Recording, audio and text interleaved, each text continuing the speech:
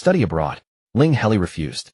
A child without a mother is like a blade of grass. I won't go. Mother, he snorted coldly. Can you get into a top 985 or 211 university on your own? Ling Heli said aggrievely, what's wrong with an ordinary undergraduate degree? It's not shameful. Father Ling gently persuaded, it's a top 10 university. If it weren't for your sister's connections, you couldn't even get in.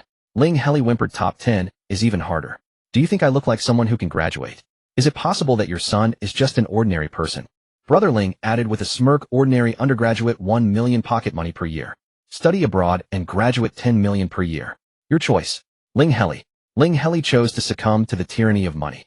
Sister Ling, who was abroad, didn't make it to the persuasion scene. She only sent a message telling her little brother to absolutely bring hot pot-based various sauces, tea, pastries, and instant food to find her. Ling Heli thought, no way. I'll bring even more. Ling Heli immediately started searching what can represent Dragon Kingdom culture and amaze everyone. The Book of Changes. Since he was bringing the Book of Changes, he might as well quickly learn the coin divination method. Perfect. But when he was packed up with his luggage and transported to a strange scene, Ling Heli was still dumbfounded. One moment, he was in the Blue Planet airport lobby, listening to Brother Ling's nagging. The next moment, he stood alone in a corner of a giant station, bustling with people coming and going. A pink-furred fox giggled, its fluffy tail brushing against the bare purple waist of a nearby lizard man. A 5-meter-tall tree man was stopped in front of a passageway, shaking off dozens of lively little saplings. When Ling Heli saw a rabbit lady walking over in high heels, he took the initiative to step forward. Excuse me, can I speak Chinese here? A claw-wearing lace gloves handed over an earplug-shaped device. Ling Heli put it on and turned it on. A thought that was not a language, but clearly conveyed meaning appeared in his mind. Hello, this is the interstellar public passenger station of planet Z73219. Please do not keep blocking the exit of the shuttle wormhole. Ling Heli. When did he go through the wormhole? How did he end up in interstellar space? Could it be that the study abroad his parents mentioned was actually interstellar study abroad? He had never heard of aliens on Blue Planet. Could his family really have that much power? Brother Ling had gone too far, throwing him over here without any prior explanation. Good thing he was bold, otherwise he would have been scared. Brother Ling on Blue Planet, no? Where's my brother? Where did my big brother go? A passing alien lost a micro wormhole device. What? No retrieval service for areas not connected to the star network. My 10 million interstellar credits. Realizing he was actually an interstellar student, Ling Heli instantly changed his expression to the most perfect smile. No choice, he was representing Blue Planet abroad, and now he had a heavy image burden. Hello, I'm here to study abroad. Can you tell me how to get to this school? Ling Heli said, taking out his phone and finding the school introduction his parents had given him. Sorry, the mind communication device cannot translate this kind of text, and I don't recognize this text either. The rabbit lady replied politely. Ling Heli thought for a moment and said, this school, it should be in the top 10. Oh, you mean Zhanhuan Academy? This is the only academy in our galaxy that ranks in the top 10 across the entire interstellar region. It's the start of the semester, and I didn't expect to receive a new student from Zhanhuan Academy. The rabbit lady's smile instantly became much warmer and her tone much lighter. Because our planet has Zhanhuan Academy, it's visa-free for the entire interstellar region. You just need to register your identity information. There's a registration point in the station. Let me take you there. The registration point is fully prepared. Normal currency exchange is available. Even for remote areas not connected to the star network, short-term loans can be provided. Amid the rabbit lady's chatter, Ling Heli was led to the registration point. The staff at the registration point, like the rabbit lady, had a highly approachable appearance and sweet smiles. There were also some burly aliens averaging over 2 meters tall, uniformly dressed in unknown soft metal uniforms, patrolling the area. Ling Heli at 183 meters was not short on Blue Planet, but in front of the average large-sized aliens, he looked like a child. Even the rabbit lady was probably about 1.8 meters, and with her high heels, she was slightly taller than Ling Heli. Hello, I'm a new student coming to study at Zhanhuan Academy. Ling Heli's image burden was still there, and his every move was quite polite. Okay, do you have a holographic optical brain? It's fine if you don't. There's a free one here you can use, but you need to return it after registering. Ling Heli took the optical brain. It was a thin film that could be easily attached to the skin. The next moment, holographic buttons appeared before his eyes. Before he could figure out what the buttons meant, the staff operated it, and a pop-up window appeared in front of him. Although he didn't recognize the text under the effect of the interstellar black technology, Ling Heli could understand the meaning. It was probably asking whether to register identity, yes or no. He chose yes, and then filled in the form. There was no high school in the education list, so he chose graduated from Intermediate Academy. There was no Blue Planet for home planet, so he chose other under the Laniakau supercluster. Race, genetic profile, psychic power, physical ability, and various other items he didn't understand. The registration point was indeed well prepared. Didn't know his own information. There was a physical examination instrument right next to him, measure and fill in on the spot. After coming out of the instrument, Ling Heli saw that his information had been filled in. Race hominidae, primitive species. Genetic profile omitted. Psychic power, F grade. Physical ability, F grade. The rabbit lady couldn't see Ling Heli's optical brain, but she could see the test results on the instrument. The smile on her face froze instantly. Are you really a new student at Zhanhuan Academy? The last person with double F ability to enter Zhanhuan Academy was probably a living specimen for dissection. Ling Heli immediately understood the level of his ability and felt a bit embarrassed. While my sister has some connections. The rabbit lady's gaze switched to contempt. Okay. Shortly after the registration was completed and holographic text appeared before Ling Heli. Registration successful, all information bound to genetic profile. Next step, currency exchange. This mobile phone, right? Never heard of it. Sorry, cannot interface with this device. The staff member spoke while skillfully sending Ling Heli a loan contract. Then Ling Heli obtained a short-term loan of 100 interstellar credits, but needed to repay 110 within a month. With the staff's kind reminder, Ling Heli used the newly acquired interstellar credits to buy a brain computer with mind-reading function, a month of unlimited data traffic, and a week of navigation for planet Z73219. He left the interstellar public passenger station with the remaining 7700 interstellar credits. The navigation function, costing 300 interstellar credits, was remarkably practical. While transferring to his third vehicle, Ling Heli discovered a pattern. Every time the hoverpod was about to perform a spatial fold, the emergency motion sickness bags inside the armrests would automatically pop open. Don't ask him how he knew they were motion sickness bags. While acknowledging his own combat power of a pathetic grade, Ling Heli couldn't fathom why his family had sent him to the battle-crazed Academy. The school emblem shaped like a sharp weapon, the gate constructed from wreckage, and the statues exuding a brutal aesthetic. All of them declared that the battle-crazed Academy specialized in combat. Before his eyes still flickered the red warning from the navigation function: danger. The energy fluctuations in the current area exceed your capability range. Please choose a suitable route to detour. But since he had already promised his brother to graduate from the exchange program, Ling Heli could only grit his teeth and step through the school gate.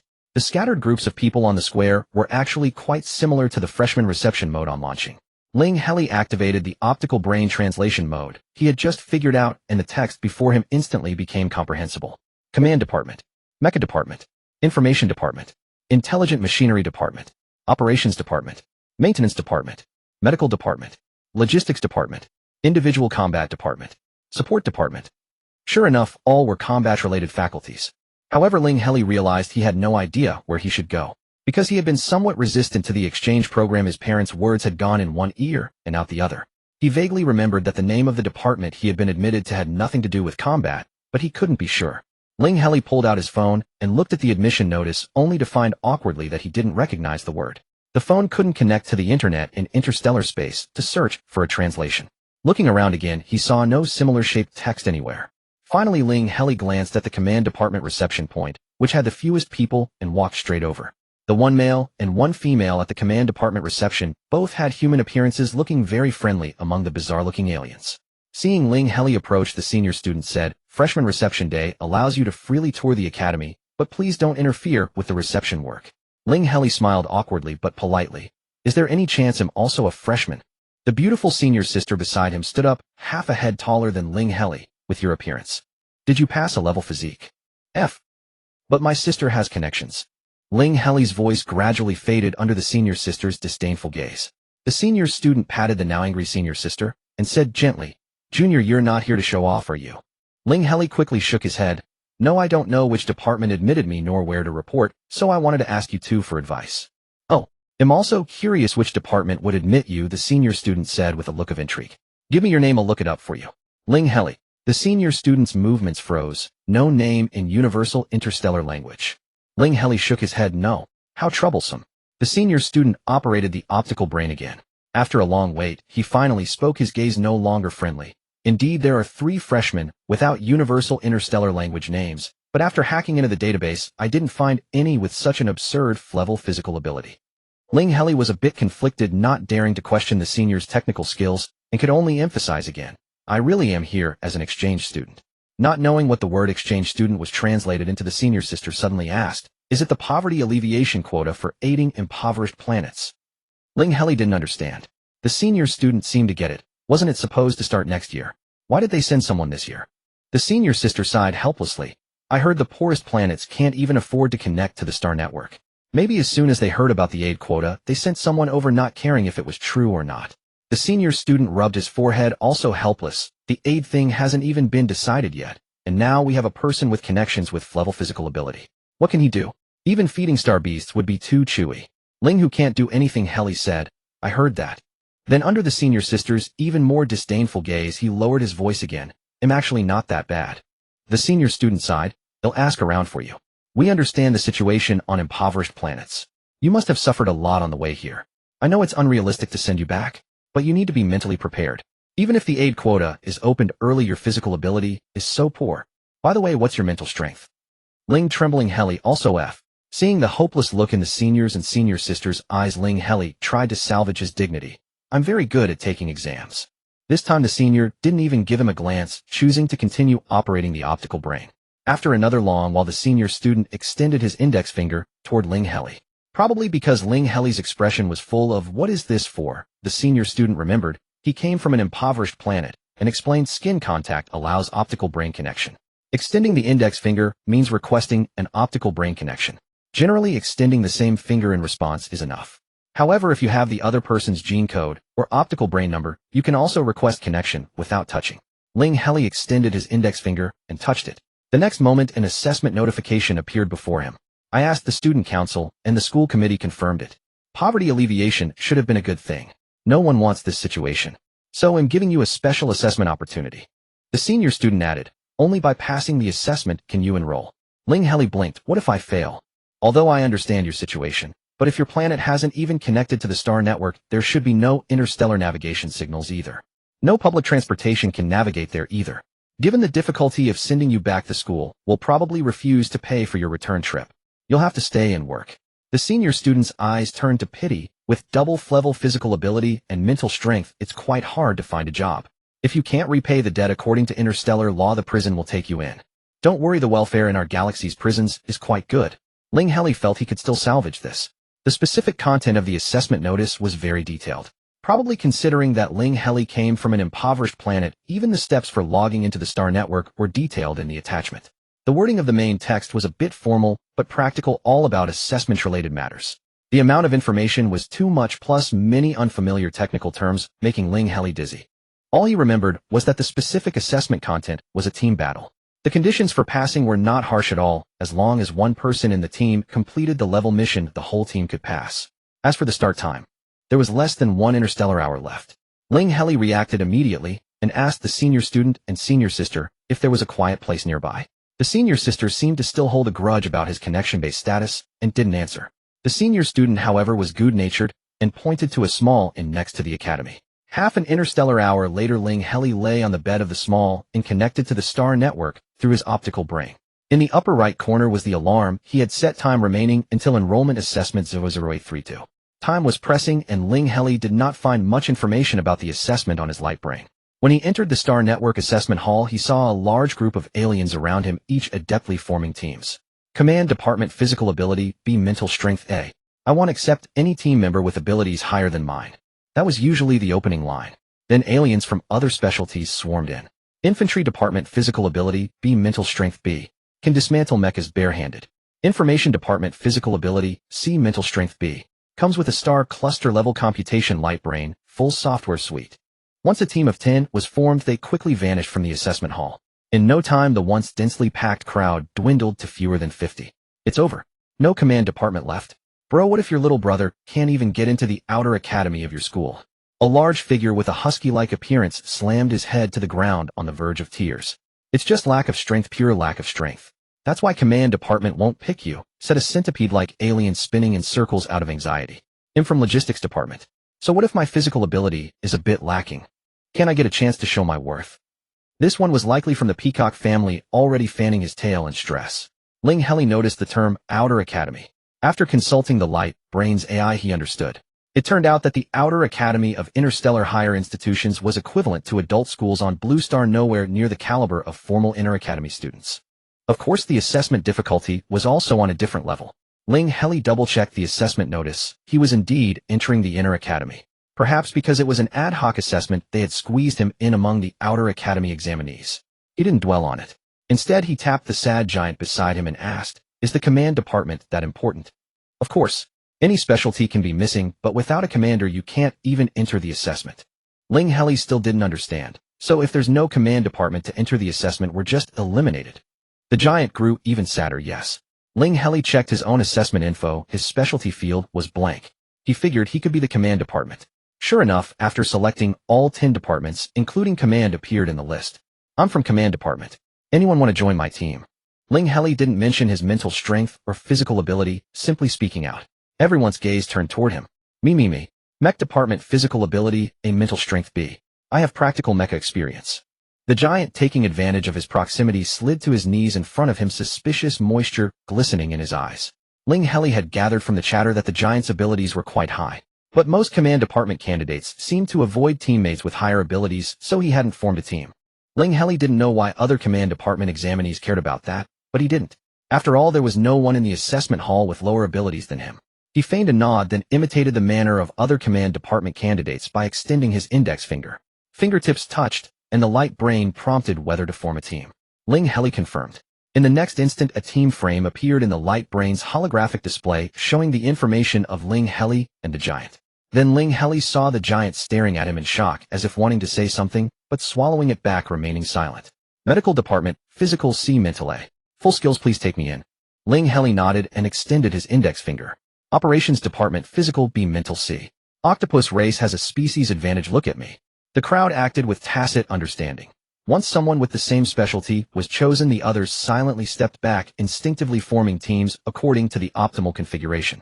Those who joined the team looked at Ling Heli's double F values. Silence was the default, most added a stiff body debuff, and a few suffered severe loss of control over their expressions and movements. At least we can participate in the assessment, said the mech giant, scratching his head. Even if we don't pass, if we perform, well, maybe some mentor will take notice of us. Those quick-witted nodded with fake smiles. Exactly. Getting into the assessment means there's a chance. Ling Heli thought. Maybe we should try to pass first. Someone unnoticed muttered. Try to give the enemy some warmth.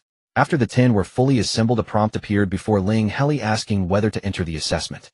After exchanging greetings with the team, Ling Heli decisively clicked yes. The next moment, everyone appeared inside a small starship, and the system task was issued. Assessment objective: under the pursuit of space pirates, successfully navigate through the meteorite belt to reach the target planet. I'm familiar with this. Our operations department's piloting skills are crucial. Rest assured, my average starship damage rate through the meteorite belt is below 30, said the octopus alien, his eyes sparkling. The tree-like alien from the maintenance department chimed in. With that damage rate, I guarantee I can complete the repair tasks. It'll handle harassment operations to prevent the space pirates from catching up and increasing the piloting difficulty, the mech giant said. For non-combat stages, I'm absolutely fine, the medical department said. Seeing all team members had spoken, Ling Heli, who was completely clueless about the mission, nodded. Then let's begin. Operations, take your positions immediately. Mech, prepare for sortie. Everyone else, start your own preparations. The team exchanged glances. Finally, the operations examinee spoke on behalf of all. Commander, what about your mental link? Also, aren't you going to follow the standard sky chart protocol? Ling Heli paused one moment. He had noticed earlier that even inside the assessment, the light brain's various functions were still usable. Under everyone's watchful eyes, Ling Heli, expressionless but quick, asked the light brain's AI, what do mental link and standard sky chart protocol mean? The light brain replied, the former is a mandatory skill for command department. Depending on mental strength level, one can link with different numbers of teammates and maintain the link for varying durations. Each person's mental imprint is unique. After joining, the mental link members can easily locate themselves and others using the imprint or communicate mentally. Ling Heli understood a human land. He thought everyone should understand, since you've seen my mental strength level, the mental link. You get it right. Well, use physical communication. If you need positioning, report your coordinates voluntarily. As for the standard sky chart protocol, it was a set format for team communication. For example, the operations examinee ranked third in the team interface would be called 03, not by name or as operations classmate. There were many other norms. Ling Heli skimmed them briefly, planning to study them later. 03, take your position immediately. 01, check the mecha and prepare for action. Everyone else, start your own preparations. Ling Heli repeated the command. The octopus alien, though resigned, had to speak. 03 asks the commander, am I to switch the starship from intelligent navigation mode to manual navigation mode by myself? Ling Heli quickly turned to the light brain. It turned out that switching the starship's navigation mode required mental control. Usually the commander would assist in the process. If the commander's mental strength was insufficient, others would need to help. Ling Heli glanced at the team interface locked onto the 3 with the highest mental strength 02, 06, 07. Assist 03 in switching navigation mode. Receive. In terms of obeying orders, these interstellar examinees were flawless. Even though Ling Heli's actions had shown no commander's professionalism, they still took orders and began. Then the husky giant asked, 01 asked the commander, could you specify the exact timing, target expectations, and retreat conditions for the harassment operation in the previous order? Ling Heli thought for a moment and asked, can we improvise?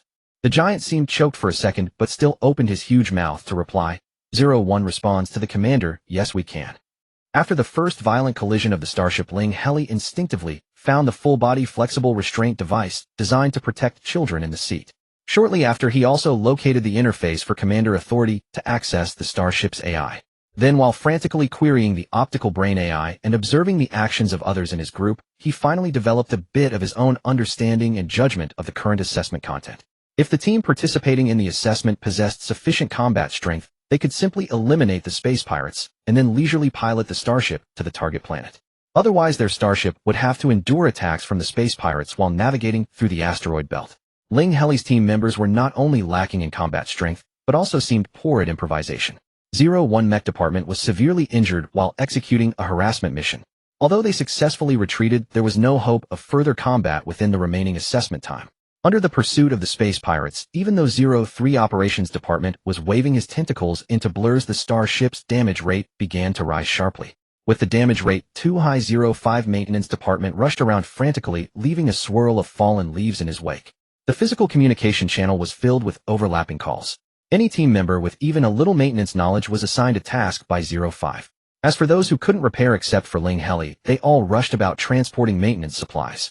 Ling Heli thought for a moment and decided to first confirm the current situation. Commander inquires of 03 Operations Department, how far is the destination? In percentage, how much of the journey remains? 03 replies to Commander, the destination is 317 standard distance units away. In percentage, 68 of the journey remains. That is to say, they had traveled 32 of the journey. Meanwhile, the holographic screen of starship information in front of Ling Heli showed a damage rate of 35. The standard for complete starship destruction was a damage rate of 90. Following this trend, passing the assessment seemed hopeless. Ling Heli felt that his teammates might have been busy with the wrong approach. For instance, there should be a third way to clear this level. By pushing the starship to its maximum speed and leaving the space pirates far behind, they could reach the target planet without being attacked.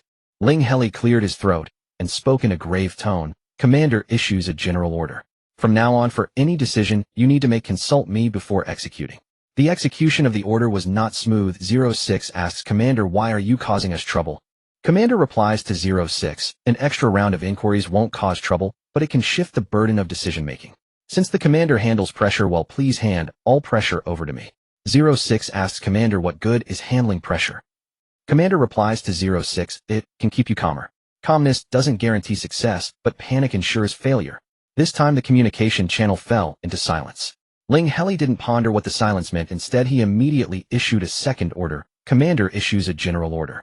Everyone start thinking of ways to increase the starship's speed and tell me the detailed steps. Don't worry about feasibility or success rate. They'll tell you whether to do it or not. Immediately someone spoke. 01 Mech Department replies to Commander. Using a mech suicide charge before my death, I can clear 10 of the journey's asteroids. Commander replies to 01, await my orders. Be ready to execute the mech suicide charge at any time. 08 Logistics Department replies to Commander. Discarding all logistics supplies including weapons and ammunition can increase the starship's speed by at least 30. Commander issues a general order. Discard all logistics supplies including weapons and ammunition. Retain only the minimum repair resources and the requirements for the mech suicide charge. 02 Medical Department replies to Commander. Switching the starship's power to biofuel can increase speed by 10 at the cost of consuming one team member's life every 5 minutes. Commander issues a general order. Switch the starship's power to biofuel. The consumption order is 06, a 04, a 08, a 07, 09, 02, myself 05. 04 replies to Commander. Although Ling Heli had said not to consider feasibility or success rate, as he listened through, he felt that all the suggestions were quite practical and feasible.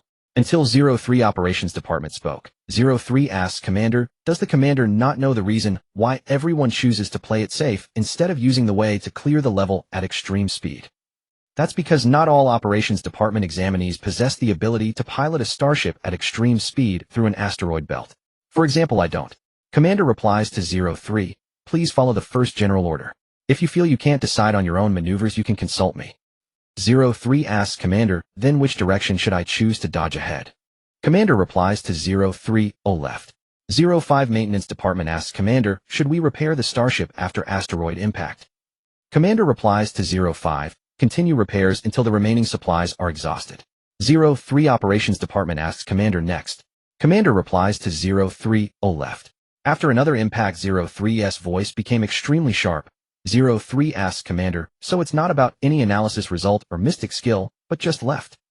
It certainly wasn't based on analysis, and Ling Heli had no idea what mystic skill referred to. Did his hastily learned Cohen divination method count?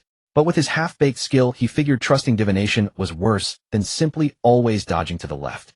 However, he showed no trace of his thoughts and replied calmly. Commander replies to 03, please strictly follow the first group order. I don't need to answer meaningless questions. After repeatedly choosing left, everyone knew that Ling Heli had no reason for choosing left. But from start to finish, Ling Heli's voice showed no sign of impatience. Even as the starship's damage rate kept climbing, his tone remained as steady as ever. Commander replies to 03, left. Ling Heli's emotions were extremely stable. As an ordinary person constantly overshadowed by his outstanding elder brother and academically brilliant sister, emotional stability had always been his greatest strength. Indeed, he couldn't provide any professional support to his companions. What he could do was maximize their calmness buff. After all, not to mention that the Outer Academy assessment was theoretically not very difficult, the fact that there was still a chance to salvage the situation showed that the assessment had a fairly high tolerance for error. And so it was. The octopus-like operations department examinee in the cockpit felt that he should have been extremely anxious, and the sudden increase in the starship's damage rate seemed to prove it. But at Ling Heli's replies, he found himself not all that anxious. Perhaps because whenever he felt anxious, he would ask a question and then gradually calm down at Ling Heli's responses. The starship kept accelerating. After acceleration, the probability of hitting asteroids increased significantly, but this was the first time the octopus examinee had piloted at high speed so calmly. If it hit, it hit. His hands didn't tremble, his heart didn't race. The next time it would hit again anyway, since it was Ling Heli who chose the direction. Strangely, after shaking off the space pirates, the increase in the starship's damage rate slowed down significantly, far surpassing the octopus examinee's historical record. The subsequent journey unfolded exactly as Ling Heli had decided. The Mecha Department's Husky launched a suicidal charge during the final leg, its brilliant burst of energy blinding Ling Heli for a long time. One by one, the other team members turned into biofuel. The moment Ling Heli, clinging to the railing, managed to leap into the fuel tank amidst the turbulence, the starship's voyage was 95 complete, with a damage rate of 86. 6 minutes later, with the damage rate reaching the critical 89, the starship successfully passed the checkpoint, leaving only the operator 03 alive. The assessment ended, and everyone was ejected from the simulation space. Figures bustled about. I passed, ha. Bro, I got into your college. The Mecha Department's Husky roared with laughter, running on all fours without stopping. The treeman from the maintenance department, now restored to its lush state, spun rapidly, its leaves drifting through the space like confetti. The salted fish from the medical department was flopping on the floor, emitting a peculiar odor. According to the rule that if one person succeeds in the task, the entire team passes, Ling Heli figured he had likely passed the assessment. However, his optical brain messages remained silent. Ling Heli noticed that although the simulation assessment had taken at least 2 hours, the actual time on his optical brain had only passed less than 2 minutes. Of course, he didn't think it was, because the examiner hadn't finished reviewing his performance. He suspected that the Warsoul Academy might not have considered the possibility of him passing the preliminary test, hence no follow-up measures were in place. Could it be that his performance was so abysmal that the examiner couldn't bring themselves to send him an admission letter? 20 minutes later, Ling Heli finally received the re-examination notice. The gist was that the preliminary test was only at the Outer Academy level, and he still needed to pass the re-examination to receive the admission letter. The re-examination was scheduled for the afternoon, 3 days later. Ling Heli was now brimming with confidence. Although the re-examination would be harder, he now had 3 extra days to cram. He could still salvage his status as a retained student. For the next 2 days and nights, he didn't close his eyes, timing even his trips to the restroom down to the second. Meals were out of the question. Fortunately, in the interstellar era, meals were replaced by nutrient supplements. Though tasteless, they could be gulped down in 10 seconds. Then he was horrified to discover that Commander's Common Knowledge was a textbook from intermediate academies. It turned out that in the interstellar realm, specialized branching occurred at the intermediate academy level. No wonder the Warsaw Academy only tested his practical combat skills. It seemed that eligibility for higher academies required passing intermediate academy professional courses. So when exactly had he been deemed to have graduated from an intermediate academy? It seemed to have been based on what he initially filled in. Ling Heli quickly asked the Optical Brains AI for impoverished planets without access to the star network, how was the authenticity of intermediate academy graduation qualifications verified? Optical brain information obtained through thought reading cannot be falsified. However, educational resources vary across planets, and the value of intermediate academy diplomas differs accordingly. This is normal. Ling, extremely wealthy Heli, silently consoled himself. It seemed that Blue Star, being a poor planet, had its advantages. If the diploma's value were normal, he might not even have been qualified to apply for the Warsaw Academy. In 2 days, Ling Heli only managed to read the table of contents of the professional textbooks. Nevertheless, he had memorized some relevant common knowledge, such as the Tianyu standard pronunciation and the Inlon division of labor model, the latter mainly concerning the allocation of team responsibilities and obligations. As for the mental link skill, after spending a minute reading its prerequisites, he chose to give up. There was no helping it. He couldn't even understand the prerequisites. On the final day, after using the BioBed's built-in sonic lullaby function, he fell asleep in less than 10 minutes. He woke up in the afternoon and entered the Star Network assessment hall on time. This time the assessment seemed to adopt a private room mode, with exactly 10 people, including Ling Heli. After confirming the headcount, Ling Heli spoke calmly. I am the command department. The other 9, though puzzled that he introduced himself without stating his ability values, began their self-introductions one by one as per protocol. Information Department Physical Ability Value B, Mental Power SS, Optical Brain, Computing Power at Galactic Level. Support Department Physical Ability Value S, Mental Power A, Combat Oriented. Mech Technician Physical Ability Value A, Mental Power SSS, Proficient in all types of mechs. Mecha Pilot Physical Ability Value SSS, Mental Power S, ranked 74th on the school's Combat Power Leaderboard. Ling Heli's gaze shifted to the last 2 who spoke. It wasn't just because of their ability values, but also because both claimed to be masters. Sure. In the interstellar era, this meant they had obtained relevant professional certifications. Among the 2, the mecha pilot was still humanoid, but had furry wolf ears. Noticing Ling Heli's gaze, he spoke with a smirk. We're senior students randomly assigned to fill the team. Commander, you're not going to fail to lead us, are you? The mech technician also chimed in with serious provocation. With the commander's frail build, it seems you can't control anyone here. What if a team member's energy goes out of control? Out of control? Ling Heli didn't realize he had blurted out the question. You don't know what out of control means. The mecha pilot was taken aback. Wait, I was just joking. But you really don't know? How low can your ability values be? Ling Heli silently consulted his optical brain. Both mental power and physical ability values were practical applications of energy. Where there is energy, there is the possibility of energy going out of control. Overdosing on medication could cause it. Gene contamination could cause it. Even incorrect cultivation methods for physical ability and mental power could lead to energy loss of control. Once out of control, a person would lose rationality and enter a berserk state. Then the body would collapse until death.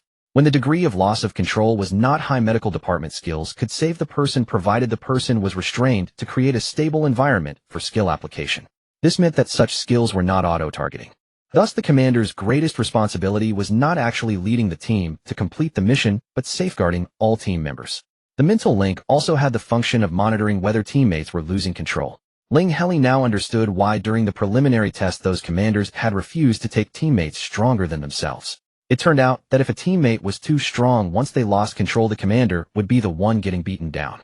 Ling Heli did not directly respond to the mech technician, but turned to the others. And you are? The information department girl, curious, took the initiative to answer. We are second-year students at the Warsaw Academy, without a fixed team.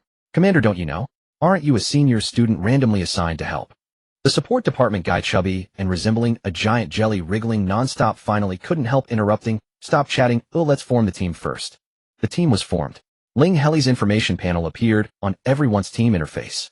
The others' exteriors showed no visible emotional fluctuations, but the support guy's body color changed more than 20 times in 10 seconds, never returning to its original luster. Ling Heli's daily emotions were remarkably stable. Let me take a few minutes to explain. First, I cannot perform mental links, so once we enter, everyone will use physical communication. I hope you can understand. Second, if you need me to make a decision, please provide me with clear options rather than letting me improvise. In this regard, I trust your expertise more. Lastly, I know very little about the assessment itself. After entering, I hope those familiar with the trial can brief me on the background difficulties and previous strategies for passing. Sensing the group's distrustful gazes, Ling Heli added, you might wonder what my strengths are. Allow me to introduce myself. My strengths are emotional stability and being receptive to advice. Ling Heli's weaknesses were easy to understand, but his strengths were far from obvious. So what exactly are you here for? The intelligent mechanic asked, puzzled. To pass the assessment, of course. The information department girl looked bewildered. Is there any team in our academy's practical course that hasn't passed? The support department guy was utterly disheartened. Maybe we'll be the first. Commander asks 07 Support Department, what is the first general rule of the enrollment division model? Ling Heli suddenly turned serious. 07, whose eyes flickered with various colors, replied loudly, as if by reflex. 07 replies to Commander, the first general rule of the enrollment division model is to always obey any order from the commander. Commander asks 07, do you still have any doubts now? The jelly-like young man paused for a moment, then replied loudly again. 07 replies to Commander, no. Then everyone enters the assessment. The next instant, the 10-person team appeared on a habitable planet. Assessment objective: survive on this habitable planet for 10 days and establish a small camp. In the interstellar era, a habitable planet did not necessarily mean a populous one. Any planet where carbon-based life could survive was considered habitable. In fact, the geographical environment where Ling Heli and the others found themselves was filled with wind-blown sand and yellow earth, with almost no greenery visible. It was closer to a Gobi Desert on Earth, far from habitable. 09 Mecha Pilot informs the commander this trial falls under the survival category. The trial has no special background. The difficulty lies in surviving 10 days and building a camp. During the 10 days, we will likely face attacks from native creatures, with a small chance of sudden natural disasters. As for camp construction, as long as resources are sufficient, we can trust 08 Intelligent Mechanic's capabilities. According to previous strategies, we first need to gather information about the planet. Then, based on the specifics, devise a defense system and a resource collection plan. However, the most urgent matter is that the commander has not prepared an emergency protocol for team member loss of control. Ling Heli forwarded all unfamiliar terms to his optical brain.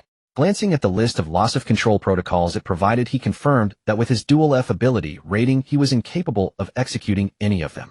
Commander replies to 09, no protocol.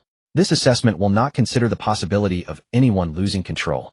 Having said that, without waiting for a reaction, Ling Heli swiftly shifted to a serious mode. Commander asks everyone, does anyone have suggestions for information gathering and analysis?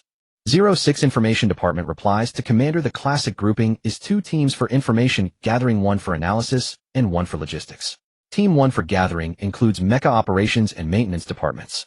Team 2 includes infantry support and medical departments. The analysis team consists of information and command departments, while the logistics team comprises logistics and intelligent mechanic departments. The analysis team and logistics team together form the command center. Ling Heli found the grouping highly logical and adopted it immediately. Commander issues an order to all follow the classic grouping. The 2 information gathering teams should coordinate their search areas without overlap or omission. Since he had already asked, he decided to address other questions as well. Commander asks 08 Intelligent Mechanic what resources are needed to build a small camp. 08 replies to Commander, any resources will do. However, according to the elemental accumulation theorem, resources composed of the same type of element are best. 09 informs the commander, blindly trusting the elemental accumulation theorem can lead to failure. If you build an ice element camp, you might be wiped out by fire beetles. 08 informs the commander, a true professional does not fail due to absurd niche reasons. War Soul Academy truly lived up to its reputation as one of the top 10 interstellar academies. All its students were prodigies among prodigies. Although none of them were from the command department, the 9 brilliant minds together compensated for Ling Heli's lack of expertise in command. Perhaps no commander in history had relied on consulting their team members as much as Ling Heli did. However, Ling Heli believed this was his path to an effortless victory. As long as he was receptive enough to advice, he would surely pass the assessment. The only problem was that due to the constant need to consult his team, his command speed was significantly slower than that of a normal commander. For instance, after analyzing the planet's information and concluding that the native creatures specialized in physical attacks, and that the probability of natural disasters within 10 days was low, 06 Information Department added a grim conclusion. In summary, based on the speed of the captured creatures, by the time they detected our presence, they would have had enough time to form an encirclement around the command center. Combat simulation results under the scenario of holding the position and waiting for reinforcements. The command center can hold out for at most 30 minutes. The nearest information gathering team 1 would need at least 50 minutes to return. 06's voice carried undisguised dismay, clearly at a loss for the current situation. 09 Mecha Pilot informs the commander, my mecha's power module has been modified. If I return alone, without waiting for the rest of the team, I can arrive in about 35 minutes. However, that still isn't enough time. Alternatively, the command center could attempt a breakout. Ling Heli understood 09's implication. He was suggesting sacrificing some team members to have a chance later. However, Ling Heli did not make a decision immediately. He still had a senior student beside him. Commander asks 08 Intelligent Mechanic, is there any machinery you can currently produce that could handle this situation? 08 replies to Commander, I can manufacture a 3E class attack weapon or a 3R class defense weapon within 15 minutes. However, rapid manufacturing places a heavy burden on mental strength, and you haven't prepared a loss of control protocol. Ling Heli hesitated for a rare moment before speaking. The commander inquires of 09 mech pilot, if 08 loses control, can you suppress him? 09 replies to the commander, affirmative. But you're asking a mech pilot to babysit a technomancer. Never seen that before. Upon hearing the affirmative answer, Ling Heli breathed a sigh of relief and returned to his rhythm. The commander inquires of 06 Information Specialist, derive the combat outcomes of manufacturing 3E attack weapons versus 3R defense weapons. 06's voice perked up this time. 06 replies to the commander, according to the Talmiri model, if we build 3E attack weapons, there's a 10 probability of annihilating all incoming native creatures and a 100 probability of holding out for 35 minutes. If we build 3R defense weapons, there's a 100 probability of holding out for 35 minutes and a 35 probability of annihilating all incoming native creatures after Information Collection Group 1 returns. The commander commands all 08 build 3R defense weapons on site. The rest of the command post hold position and await reinforcements. Information Collection Group 1 return immediately.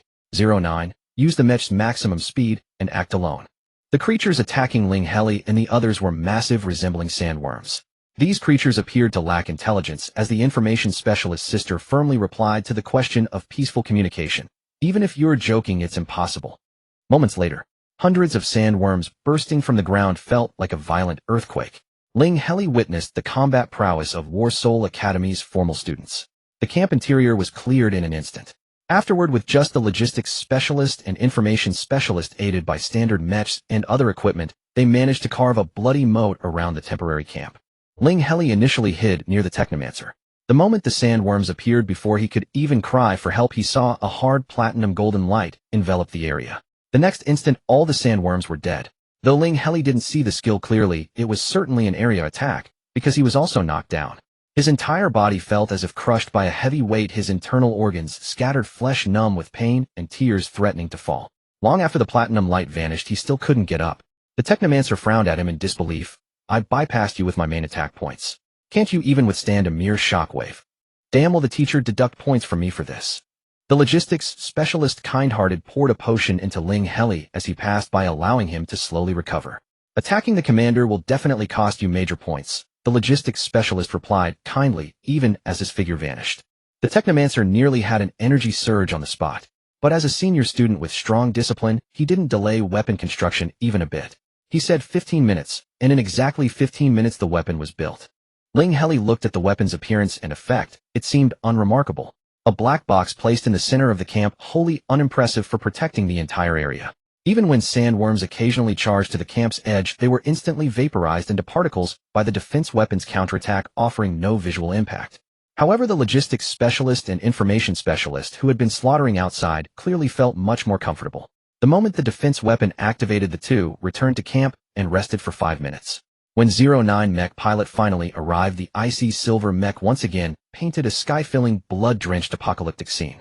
Particle streams plowed furrows of flesh and blood, while dark energy annihilation cannons reduced the very air to nothingness. One person outmatched 1,000 troops. Frighteningly powerful. Ling Heli had thought that by this point the energy surge 08 had warned him about wouldn't happen. But the communication device suddenly relayed a message no one wanted to hear.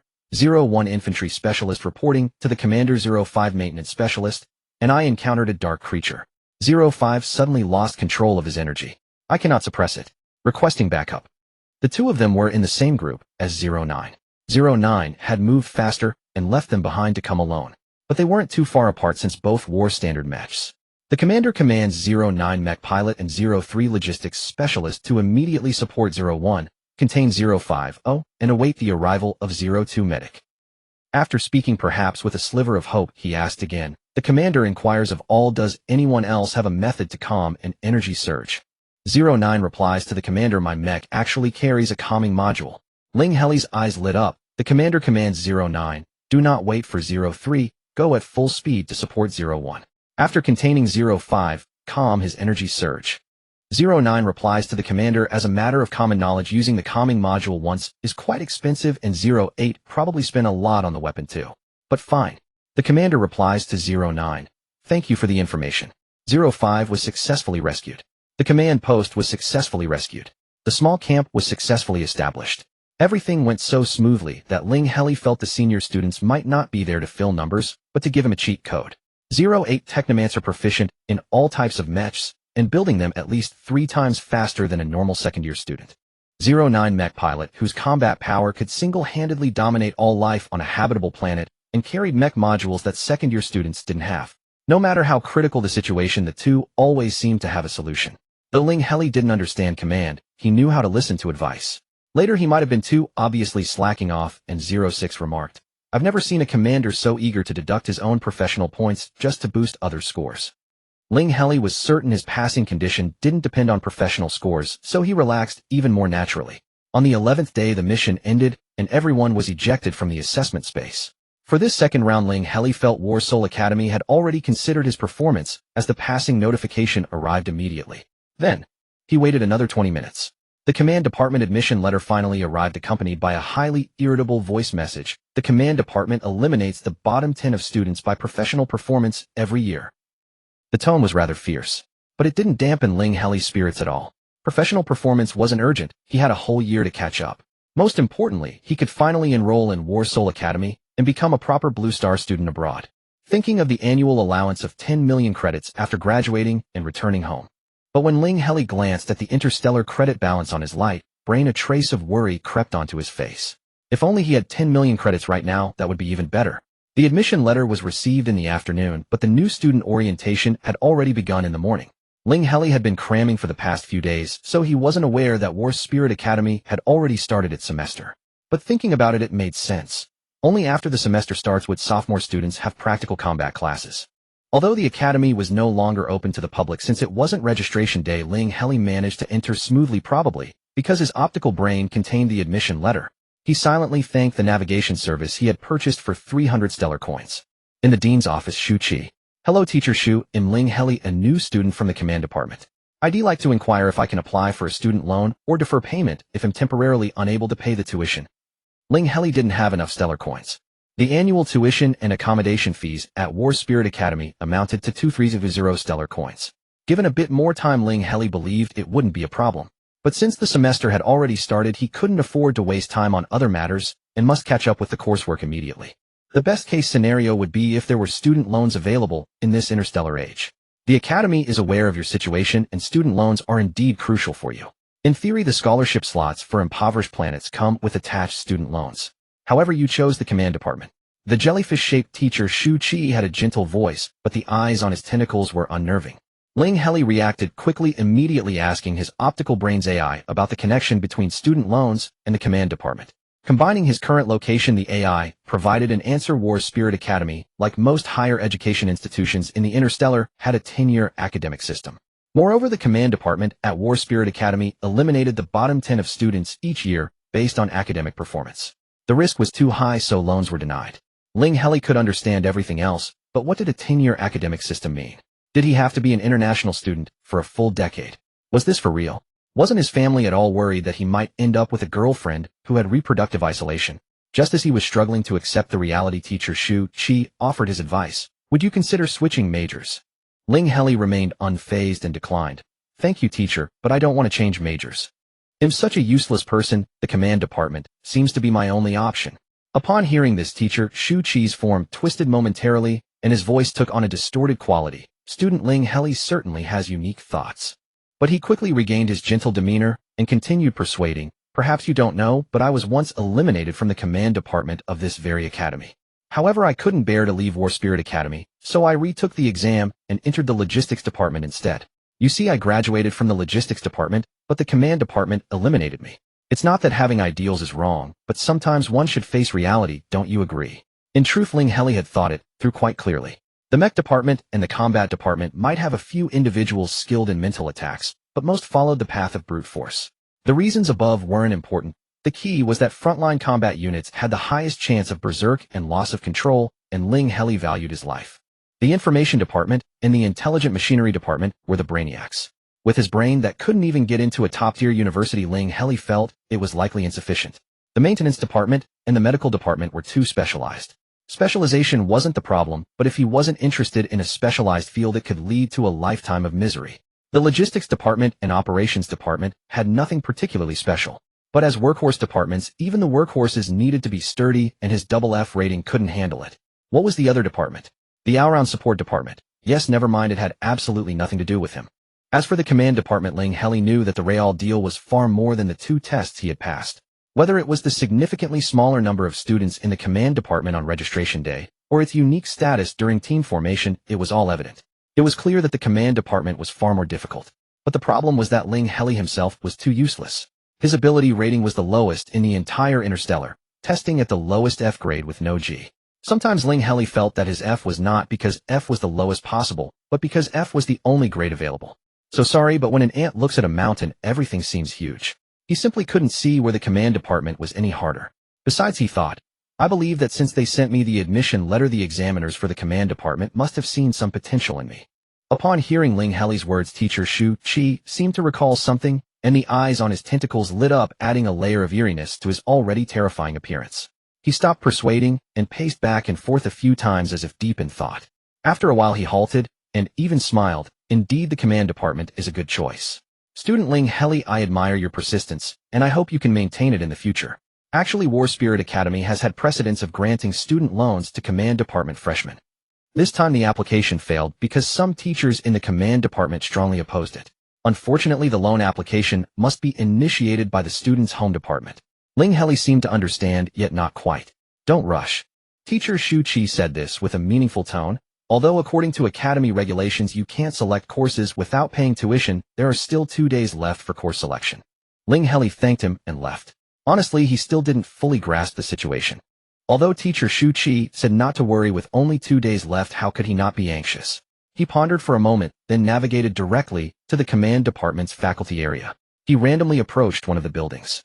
From the sealed nature of the door and the visible space behind it, he guessed the door wasn't meant for knocking, but likely required identity verification to open.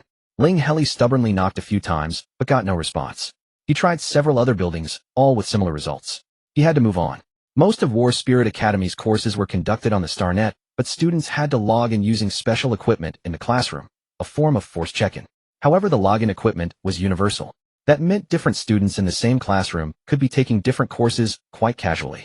Only courses related to mental strength and physical ability required in-person attendance. Ling Heli quickly found the command department's physical training ground. It was class time. As the students trained, their movements occasionally rendered dreamlike, blue-purple interwoven colors. A smile curled at the corners of Ling Heli's mouth. Not because it was his first time witnessing such a scene, but because he spotted familiar faces, the senior students he had met on registration day. At the same time, in front of him, the navigation kept flashing warning words in various patterns: extreme danger. The energy fluctuations in the current area far exceed your ability range. Please leave at the fastest possible speed.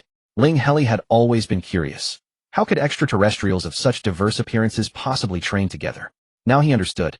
They poured every ounce of their strength into a single ultimate strike, using limbs or their entire bodies as weapons. Race and form mattered not. As long as the goal was achieved, anything was permissible. Ling Heli wasn't entirely sure what the current physical training exercise was, but he guessed it was explosive power. Every trainee, regardless of their attack method, repeatedly unleashed that same supreme strike, the high-frequency energy fluctuations rippling the very air in the training ground into visible layers. Perhaps Supreme Strike failed to capture the attack's sheer momentum and oppressive force. A better term might be Peak Strike, one that sacrificed everything to deliver the absolute best one could muster. Ling Heli thought that if he were to attempt the same training with enough adjustments, he might manage one such frenzied attack, but never a second. When everything had already been staked, what remained to be wagered a second time? Yet the second-year command department students before him performed the training over and over again, each strike brimming with overwhelming power. Ling Heli approached from their flank, not from the direction they were attacking. Even so, he was frozen for several seconds, utterly unable to move under the crushing momentum. Once he endured it, he found himself drenched in cold sweat, muscles stiff and slow to recover. In truth, Ling Heli had witnessed battles during his 2 assessments in the Star Network. Particularly in the second assessment when the command post was holding out for reinforcements, he had cheered from the sidelines. But the holographic virtual world after all remained virtual. It could not replicate the real world's imposing aura. During the assessments, watching mecha pilots soar through the skies and emerge victorious, Ling Heli had simply concluded that the seniors were incredibly capable, and he could never match them. But facing these real second-year command department students, Ling Heli felt their strength and his own weakness with piercing clarity. Once aware of his own frailty, a person inevitably displays involuntary reactions, like a rabbit bolting at the sight of a wolf. And when the senior approached him, Ling Heli's demeanor became nothing but obedient. "Little junior, you actually came," the senior said, his expression quite meaningful. "Coming to see me, have you realized you shouldn't have chosen the command department? I do have a natural tendency to beautify races with humanoid appearances. But with your strength, you're not worth another favor from me." Ling Heli wasn't surprised the senior knew he had chosen command. After all, this was a powerhouse who could hack into the school's freshman database. However, when Ling Heli received his admission letter, the senior was probably still in class. So the senior might have misunderstood the reason for his visit. Ling Heli chose to be straightforward yet polite. "I think command is a good choice. If I hadn't chosen it, I might not have passed the assessment." The senior was taken aback. "You passed?" Ling Heli nodded. "I came to complete the enrollment procedures as soon as I got the admission letter. But the student loan couldn't be processed. Apparently one of the command department instructors has a strong bias against me, though I don't even know which one. This may be presumptuous, but I'd like to ask you which instructor it is. They'll treat you to a meal." Instead of answering, the senior operated his light brain again, then looked at Ling Heli with a strange expression. Actually, the senior deliberated on how to phrase it, then abandoned subtlety. "No matter which instructor, as long as they're in command, they probably want to approve of you." Ling Heli felt wronged, but said nothing. After a moment, the senior spoke plainly. "You're simply not suited for command. You'll be eliminated eventually. Why bother?" Ling Heli murmured. "Then which department do you think I could join and keep up?" The senior chose to stare at the sky. "Why do we even have poverty relief slots? Perhaps because impoverished planet dwellers like me still want to learn." Ling Heli thought he made a fair point, and continued, "Even if my ability is poor, as long as I'm willing and still learning, there's hope. The poverty relief slots can leverage that tiny hope." But the senior's expression was not moved as Ling Heli had hoped. "You think the instructors dislike you because of your poor ability?" The senior leaned back, shifting to a comfortable posture. Ling Heli sensed he was missing something and hesitated. "Is it because I used my sister's connections?" The senior let out a scornful laugh, his cold demeanor somewhat theatrical, yet quite handsome. He stared at Ling Heli and continued, "You say you want to learn?" Ling Heli, true to his heart, nodded firmly. "I want to learn. I didn't check your retake records, but out of curiosity, I looked at your initial assessment. You lack professional knowledge, so your mess was understandable. But no command instructor would tolerate you treating life as a game." Life. Ling Heli recalled the initial assessment. He remembered making two decisions to increase the starship's speed. One was to have the mecha department examinees clear a meteorite field at the cost of their lives. The other to boost the starship's speed by 10. He turned everyone except the operations and mecha departments, including himself, into biofuel. The senior continued, "Needing to sacrifice mecha department classmates to win means the commander is severely incompetent. And you didn't stop there. To increase the starship's speed by 10.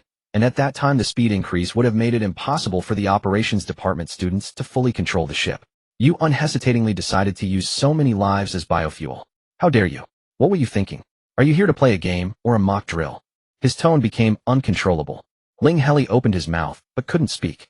He remembered the moment he was incinerated in the fuel furnace, the most painful experience of his life. What had he thought then? Something like, does it have to be this realistic? But the truth was he hadn't understood how real it was. The senior slowly exhaled and regained his composure, though his face remained cold. "Now can you still say you want to learn?"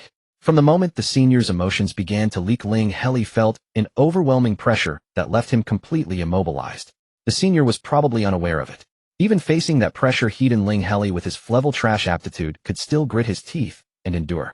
It felt as if the senior simply didn't realize how weak and Flevel waste was, how fragile with no resilience at all. Ling Heli struggled to breathe, and earlier when he tried to speak, he couldn't make a sound. Now that the senior's emotions had calmed, the pressure receded. Ling Heli finally managed to speak, his voice hoarse and startling. "I want to learn. I was wrong not to treat the assessment as a real scenario. Thank you for your lesson, senior. Now I understand. I've learned a great deal." "You?" The senior's words were already out, yet he failed to find the right phrase to continue. Ling Heli, however, spoke again. "I'm sorry, I was terribly wrong, but I still want to make amends." The senior, perhaps never having encountered such brazen shamelessness, was met with a deafening silence. Ling Heli pressed his advantage. "Senior, could you take another look at my re-examination? I know it must be full of errors, but I want to know where I went wrong." That way I can first recognize my mistakes, and then explain to that teacher.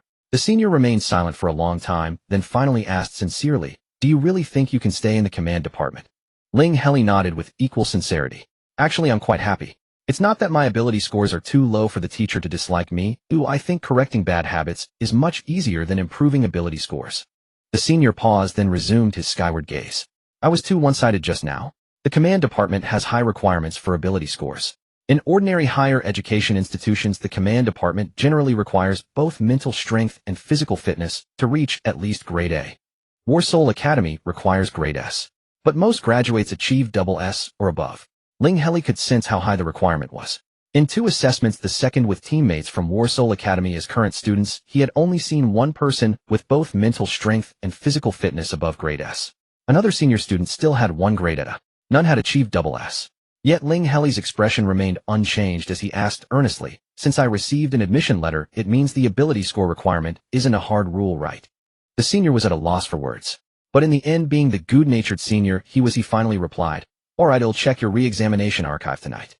With that, he extended his index finger. Ling Heli quickly tapped it. The next moment, Ling Heli saw the prompt, "Add Hightower as friend," and immediately confirmed. Before turning away, the senior couldn't help but ask, "Have you never thought of giving up?" Ling Heli was quite frank. "Yes, I have. But if I go back like this, my family would be disappointed. Besides, the situation isn't that bad." The senior found it hard to comment. "Junior, your personality is truly rare in a century." Back in the small, and Ling Heli finally had time to explore other aspects of the interstellar world. For example, how to earn money. He had to prepare for the worst. Moreover, even if the student loan came through, Ling Heli still had a short-term loan to repay. With a 1-month deadline, he had borrowed 100 interstellar credits. After deducting travel and accommodation expenses, he had 5176 left and needed to repay 11000. Ling Heli first searched for art and entertainment industries. In his view, art and entertainment should have little to do with physical fitness and mental strength, making them suitable for him. Then he realized he was wrong. For instance, writing novels. Interstellar people didn't really associate it with ability scores. Who didn't effortlessly produce several QS a day. Interstellar novels weren't measured by word count, but by the capacity unit Q, which stored thoughts. Ling Heli calculated 1 Q was about 100,000 words. But thought-based writing required a high mental strength level, otherwise one would get headaches after a short time. So it was not for him. Furthermore, the interstellar art industry was highly developed. The main issue was that many artists on Blue Star suffered from a lack of inspiration, but the interstellar world had solutions. A day without inspiration was normal, a year without inspiration was also normal, but a decade, a century. The Star Network's variable time flow feature could help one quickly get through creative droughts. For instance, when Ling Heli had taken his re-examination, the 10 days of assessment had passed in less than 10 minutes of real time. Of course, the time flow was a paid feature. Ling Heli had used it for free before because Warsaw Academy was rather generous. After checking other industries, Ling Heli confirmed that what Senior Gao had said about double F making it hard to find a job was true. Even the live streaming industry, which had no barriers on Blue Star, had high thresholds in the interstellar world. No professional skill certificates. Sorry, you can't choose a category and can't start streaming. Streaming games. You're not a professional player or a professional commentator, and you dare to stream. A beauty streamer. Actually, even virtual world avatar creation required relevant skill certificates. Outdoor scenery. Please obtain certification from the relevant planet owner before streaming. The interstellar world respects property rights. However, Ling Heli did find a way he could stream. In all the professional skill certificates required for live streaming categories, he noticed the civilization promoter qualification. Clicking on it brought up related searches. One of them was a piece of gossip, a speculation on why the civilization promoter certificate was so valuable. First, the value was enumerated. For civilization promoter registered streaming accounts, the Stellar Alliance allocated special funds, giving each account traffic worth millions of interstellar credits. Virtual stores registered by civilization promoters were permanently tax-exempt when selling related civilization items. Civilization promoters had the right to propose the standardization of professional skills, and so on. Ling Heli was intrigued. High value didn't necessarily mean it was hard to obtain. For a famous interstellar civilization, obtaining this certificate was hellishly difficult, with the bar raised every year. But for a civilization newly integrated into the interstellar community, it was very simple. The newer, the easier. Ling Heli's interest grew. Blue Star hadn't even connected to the Star Network yet, so it was definitely a new civilization, right? As an open secret, the Stellar Alliance's understanding of new civilizations wasn't obtained through normal means. It forcibly installed civilization detection plugins on all thought-reading optical computers, uploading any civilization-related information without notification to the cloud. This practice was quite unfriendly to newly integrated civilizations. It was practically a declaration of "I'm going to rob you." So the gossip's conclusion was that the Civilization Promoter Certificate was a compensation measure from the Stellar Alliance for new civilizations. Ling Heli didn't fully believe the gossip. The speculation lacked a crucial premise: were civilizations important to the Stellar Alliance? The Stellar Alliance or Stellar Union was organized similarly to the Blue Star United Nations, but its status and power crushed all other interstellar forces. It also had its own subordinate military force, which similarly crushed all other interstellar military forces. However, the members of the Stellar Alliance were planets or star systems, not civilizations. Apart from the Civilization Promoter Certificate, there was no other evidence of the Alliance treating civilizations with special regard. Ling Heli didn't understand the reason for favoring civilization promoters. Although he didn't fully believe it, he didn't completely dismiss it either. So he didn't rashly take the Civilization Promoter Qualification exam. What if the leaders on Blue Star had other ideas about the certificate distribution? Time was pressing, and Ling Heli dared not waste it. With no clear path to earning money, yet he searched for ways to improve his ability scores. Finally, there was good news. His identity as a double F waste could still be salvaged. So it turned out that the physical ability and mental power levels on the information interface only represented the current actual levels, not the potential. Enhancing ability values in the interstellar realm was not difficult. Ability centers specializing in tailor-made enhancement plans were everywhere. With sufficient time and money, raising the actual level to match the potential level was not difficult. Therefore, as long as Ling Heli's potential was normal, not necessarily too high, just at the level of an ordinary interstellar citizen, then he still had a good chance of catching up with others. Even if his potential value was also low, there were related potential enhancement potions to break through the limits. Starting at 100 million interstellar credits, priceless and exclusive to the wealthy. Ling Heli immediately booked an appointment for a potential test at the nearest hospital. Only 998, offering self-service testing all day, available anytime. The interstellar medical equipment was all idiot-proof, requiring no effort at all. Hence, the hospitals essentially had no medical staff, emphasizing a fully self-service experience. Perhaps because of this, all the precautions were written very conspicuously. After Ling Heli stepped into the lobby, he saw a notice on his light brain vision that began to glow brightly, completely capturing his attention. That primitive species with zero drug resistance. Remember to add the primitive species variable to all dosage judgment conditions. Ling Heli didn't quite understand the meaning of this prompt at first. After confirming the test appointment through his light brain, he entered a machine under holographic guidance, felt a prick on the side of his neck, and upon exiting received the test results on his light brain. Physical ability, potential X, mental power, potential X. The text on the light brain sparkled, accompanied by a shower of flowers, and even music played, a rare occurrence, as if celebrating a universal triumph. The X level was a grade above 3S, just like the F level was the bottom, it was the topmost grade. Ling Heli had seen it before when searching for ability value information.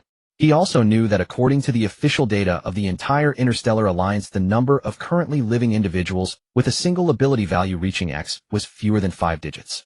Those with both ability values reaching X were said to be only 11 people. Among them, 5 were privileged Star Alliance observers. Even though Ling Heli was usually emotionally stable, he couldn't help feeling ecstatic at this moment.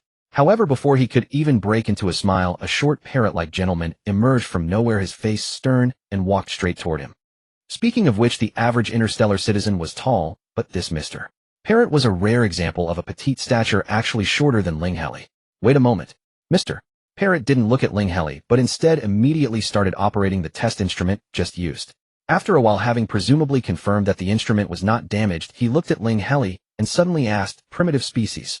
Ling Heli, not suspecting anything, nodded and replied, "Spiritual human family, primitive species. I knew it was you, primitive species." Mr. Parrot smoothed the feathers on his forehead, looking displeased. "Didn't you see the prompt?"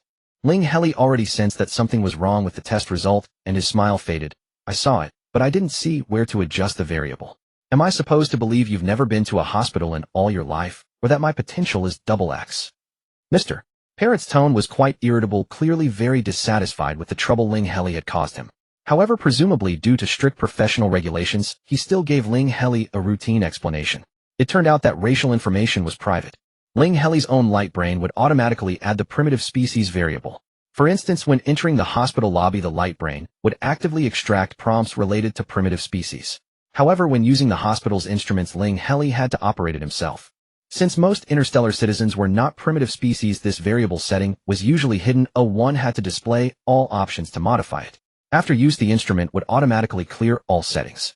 However, the improper operation was Ling Heli's own fault, and since his previously booked test had been completed, the 998 interstellar credits were non-refundable. If he wanted to test again, he would have to pay another 998. Ling Heli was a bit reluctant to spend the money, so he decided to ask Mr. Parrot first, can you reverse engineer from the X result to approximate what my original test result was? Mr. Parrot ignored him completely. Ling Heli then consulted his LightBrain's AI. This time he received a very detailed response. Theoretically, the lowest was C grade and the highest was X grade. Based on actual interstellar statistical data, the A grade range was the most probable area. This range was acceptable to Ling Heli. In fact, as long as it was an F, he could accept it. After all, if it was still F grade, the potential enhancement potion would be too expensive and difficult to obtain. Now Ling Heli could put aside thoughts of the potion until he improved his actual ability value to C grade. On the way back, his light brain suddenly signaled a new message. Ling Heli opened it. It was a friend request. Junior and Mu 2, a mecha pilot. We teamed up during today's assessment. Ling Heli immediately realized it was the senior student from the re-examination who had physical ability SSS mental power S and had obtained the mecha pilot professional certification. A super carry. Most importantly, aside from having a pair of wolf ears, this senior looked very similar to a human and was quite pleasant to the eye. He quickly accepted. Mu 2, hello Junior. Want to hang out tonight? Senior Mu seemed a bit too familiar. Ling Heli hesitated for a moment and didn't reply immediately, only to find that the senior's next message had already arrived. Mu 2, forget it, I won't bother using my brain with you command department folks. Let me be direct, that teacher asked me to pass a message to you. Actually, Ling Heli had been wondering earlier, how did Senior Mu obtain his genetic profile information? Without the genetic profile, one could only add friends through direct face-to-face contact. Ling Heli carefully chose his words. Thank you, Senior. What is the message? Mu 2, I only tell friends. Ling Heli, which teacher is that? Mu 2, if I tell you we're still not friends. Ling Heli, hang out tonight. Mu 2 Jr. is straightforward. Meet at the East School Gate before 7 p.m. After dinner. Ling Heli silently deleted his intended offer to treat dinner and retyped okay, they'll be there on time. He had just finished chatting and walked a few steps when several more messages came in. Gao Tali, the rule that one person clearing the level clears the whole group, is meant to protect the rights of non-command departments, preventing command departments from suppressing individuals due to personal style or other factors. Gao Tali, however, in actual application, it didn't specifically exclude the command department. Gao Tali, are you trying to single-handedly amend the scope of this rule? Wasn't Senior Gao Tali the second-year command department senior who helped me review the re-examination questions? Without a second thought, Ling Heli typed, Senior, hear me out. Gao Tali, go ahead. Upon careful thought, Ling Heli really felt he had nothing to justify. He had been carried from start to finish. His double F level abilities simply couldn't carry. Ling Heli, maybe you should just scold me. The senior sent over a thought file. Ling Heli opened it and found that half of its content was indeed criticizing him. It could even be called scolding. The senior listed a total of 79 issues. In summary, he had made mistakes at every step. Ling Heli, thank you, Senior Gao. 3 meals are not enough to express my gratitude. Gao Tali, mind your manners. My surname is Gao Tali, not Gao. And what strange custom is this? Why are you always so eager to treat me to meals? Ling Heli, okay, Senior Gao, got it, Senior Gao. Let's still have that meal, Senior Gao. After persistent coaxing, he finally got Senior Gao to agree to have lunch together tomorrow. Then contentedly Ling Heli opened his light brain notes. Right. Deduction point 1. A commander may indeed adopt different command styles, but only on the premise of fulfilling the responsibilities of a commander. Ling Heli skillfully consulted the light brain AI. What are the responsibilities of a commander? Light brain, exploration, protection, and inheritance. The responsibilities were immense, and so was the headache, but Ling Heli felt they had little to do with him. However, since the senior had written this point, it must mean he had done something wrong somewhere. Ling Heli shifted his focus to the first half of the sentence. Command style. Before he could figure it out, the alarm rang. It was almost time for the outing he had arranged with Senior Mu. He tidied himself up and headed to the school's east gate. From a distance, he saw Mu 2 at the school gate. His towering stature and wild muscular build made his figure even more exaggerated than the statue beside him. Just standing there, he could block a third of the gate.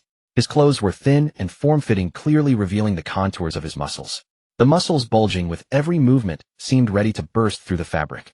Even if Ling Heli hadn't known that Mu 2 had an SS-level physical fitness rating, he wouldn't have guessed it low. Mu 2 also spotted Ling Heli, strode over in a few steps, and raised his hand to pat him on the shoulder. Suddenly, he caught himself and withdrew his hand mid-motion. Ling Heli was grateful that Mu 2 remembered he was in level physical fitness weakling. If that slap had actually landed, he was afraid he'd end up in the hospital. Senior Mu, where are we heading? Ling Heli took the initiative to ask. He was quite curious about the nightlife of starfarers. Mu 2 raised his hand and snapped his fingers. Today the teacher told me to accompany the junior. As the snap ended, a cluster of illusory light dots suddenly appeared before them. 3 seconds later, the dots converged into a star-spatial hovercraft that Ling Heli had seen before. Mutu opened the hatch, strode over in 2 steps, and whistled, "Junior, follow me." The hovercraft didn't travel long, but it passed through 3 space folds in succession. Ling Heli vomited until his face turned green, unable to say a single word to Mutu. Mutu felt a bit embarrassed, fished a candy from his pocket and handed it over. Anti-beating candy. It also works against motion sickness. Want to try it? Anti-beating. Ling Heli found the Candice name quite peculiar. Oh, the manufacturer's name is Feel Better Candy. It temporarily enhances flesh strength. When I was young, I used to pop one before taking a beating from my parents. But now I just chew it for the taste. Ling Heli put it in his mouth. It was sweet, but it was also numbing, and it had a medicinal taste. Ling Heli absolutely could not accept the Starfarer's definition of candy. At that moment, the hovercraft had already landed on a terrace over 30 stories high. Through the glass door, he could see a magnificent hall inside with small groups of people chatting together. However, unlike the style of Blue Star, the hall was surrounded by tightly closed small doors. These doors stood in stark contrast to the hall's splendid decoration. Pure black as a base covered with lines that were either bright or dim, converging into mysterious patterns. Staring at these patterns for a long time gave a faint illusion of the soul being deeply drawn in. Ling Heli hadn't noticed the patterns on the small doors at first glance, but he felt that the hall and the crowd inside looked familiar, like scenes he often saw on Blue Star. He asked directly, "Is it a social dance?" Mutu wagged his finger, continuing to tease, "Junior can guess. If you get it right, it might mean I really brought you to the right place." Now Ling Heli was also intrigued. But he didn't rush to guess. Instead, he observed his surroundings. Inside the terrace door, a young person with the appearance of a black cat was crouching, so dark that it was hard to tell their gender. But their eyes were extremely sharp, and they looked quite young. Mutu entered first, extended his index finger toward the black cat, and said generously, "My friend's expenses for today's themed event are on me." The black cat looked up at Ling Heli, and spoke, their voice soft and pleasant, but still androgynous. "He doesn't need to pay.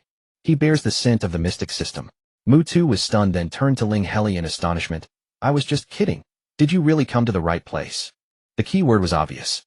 Ling Heli immediately asked the Light Brain AI. Light Brain, the mystic system, is the most mysterious of the 9 skill categories. Although interstellar technology is advanced, there are still many skills whose principles cannot be analyzed. They are all uniformly classified under the mystic system. For example, divination, curses, soul-related skills, etc. Ling Heli was thoughtful. The only skill on him that could be considered mystic system was the coin divination art. However, he didn't reveal it voluntarily, but instead answered Mutu's previous question. "I guess this is a mystic system skill club." Before Mutu could speak, the black cat cut in, "Correct. Interested in joining the club?" Ling Heli didn't answer immediately. He looked at Mutu, hoping for some hint. But to his surprise, he found that Mutu seemed to be frozen in place, completely motionless. He couldn't even respond, let alone control himself. "Follow your heart, my friend." The black cat's voice was still soft, but Ling Heli found the situation a bit frightening. "It seems you've made your choice." The black cat sighed, its dark green claw tips touching Mutu's index finger. "All right, you may go in." In the next moment, Mutu regained movement, seemingly completely unaware of what had just happened. Then he noticed that everyone in the hall was in different positions from a moment ago, and his expression changed instantly. But he did nothing, only casting a wary glance at the black cat before walking straight into the hall. A few people in the hall nodded friendly to Mutu, probably acquaintances. But Mutu's expression was so terrible that even his friends didn't come over to bother him. Ling Heli quickly caught up and asked worriedly, "Senior, are you alright? Should we go back?" Mutu's expression hadn't recovered yet, but he firmly refused. "No, I have to wait for someone to come and pass a message to you." Ling Heli was extremely curious. "Then Senior Mu, can you tell me who asked you to pass the message?" Mutu thought carefully and finally replied, "It seems there really wasn't any prohibition for me to speak. But don't you know, Junior? It's the Dean of Discipline. Teacher Shu Qi." Ling Heli immediately recalled the jellyfish-shaped Dean of Discipline.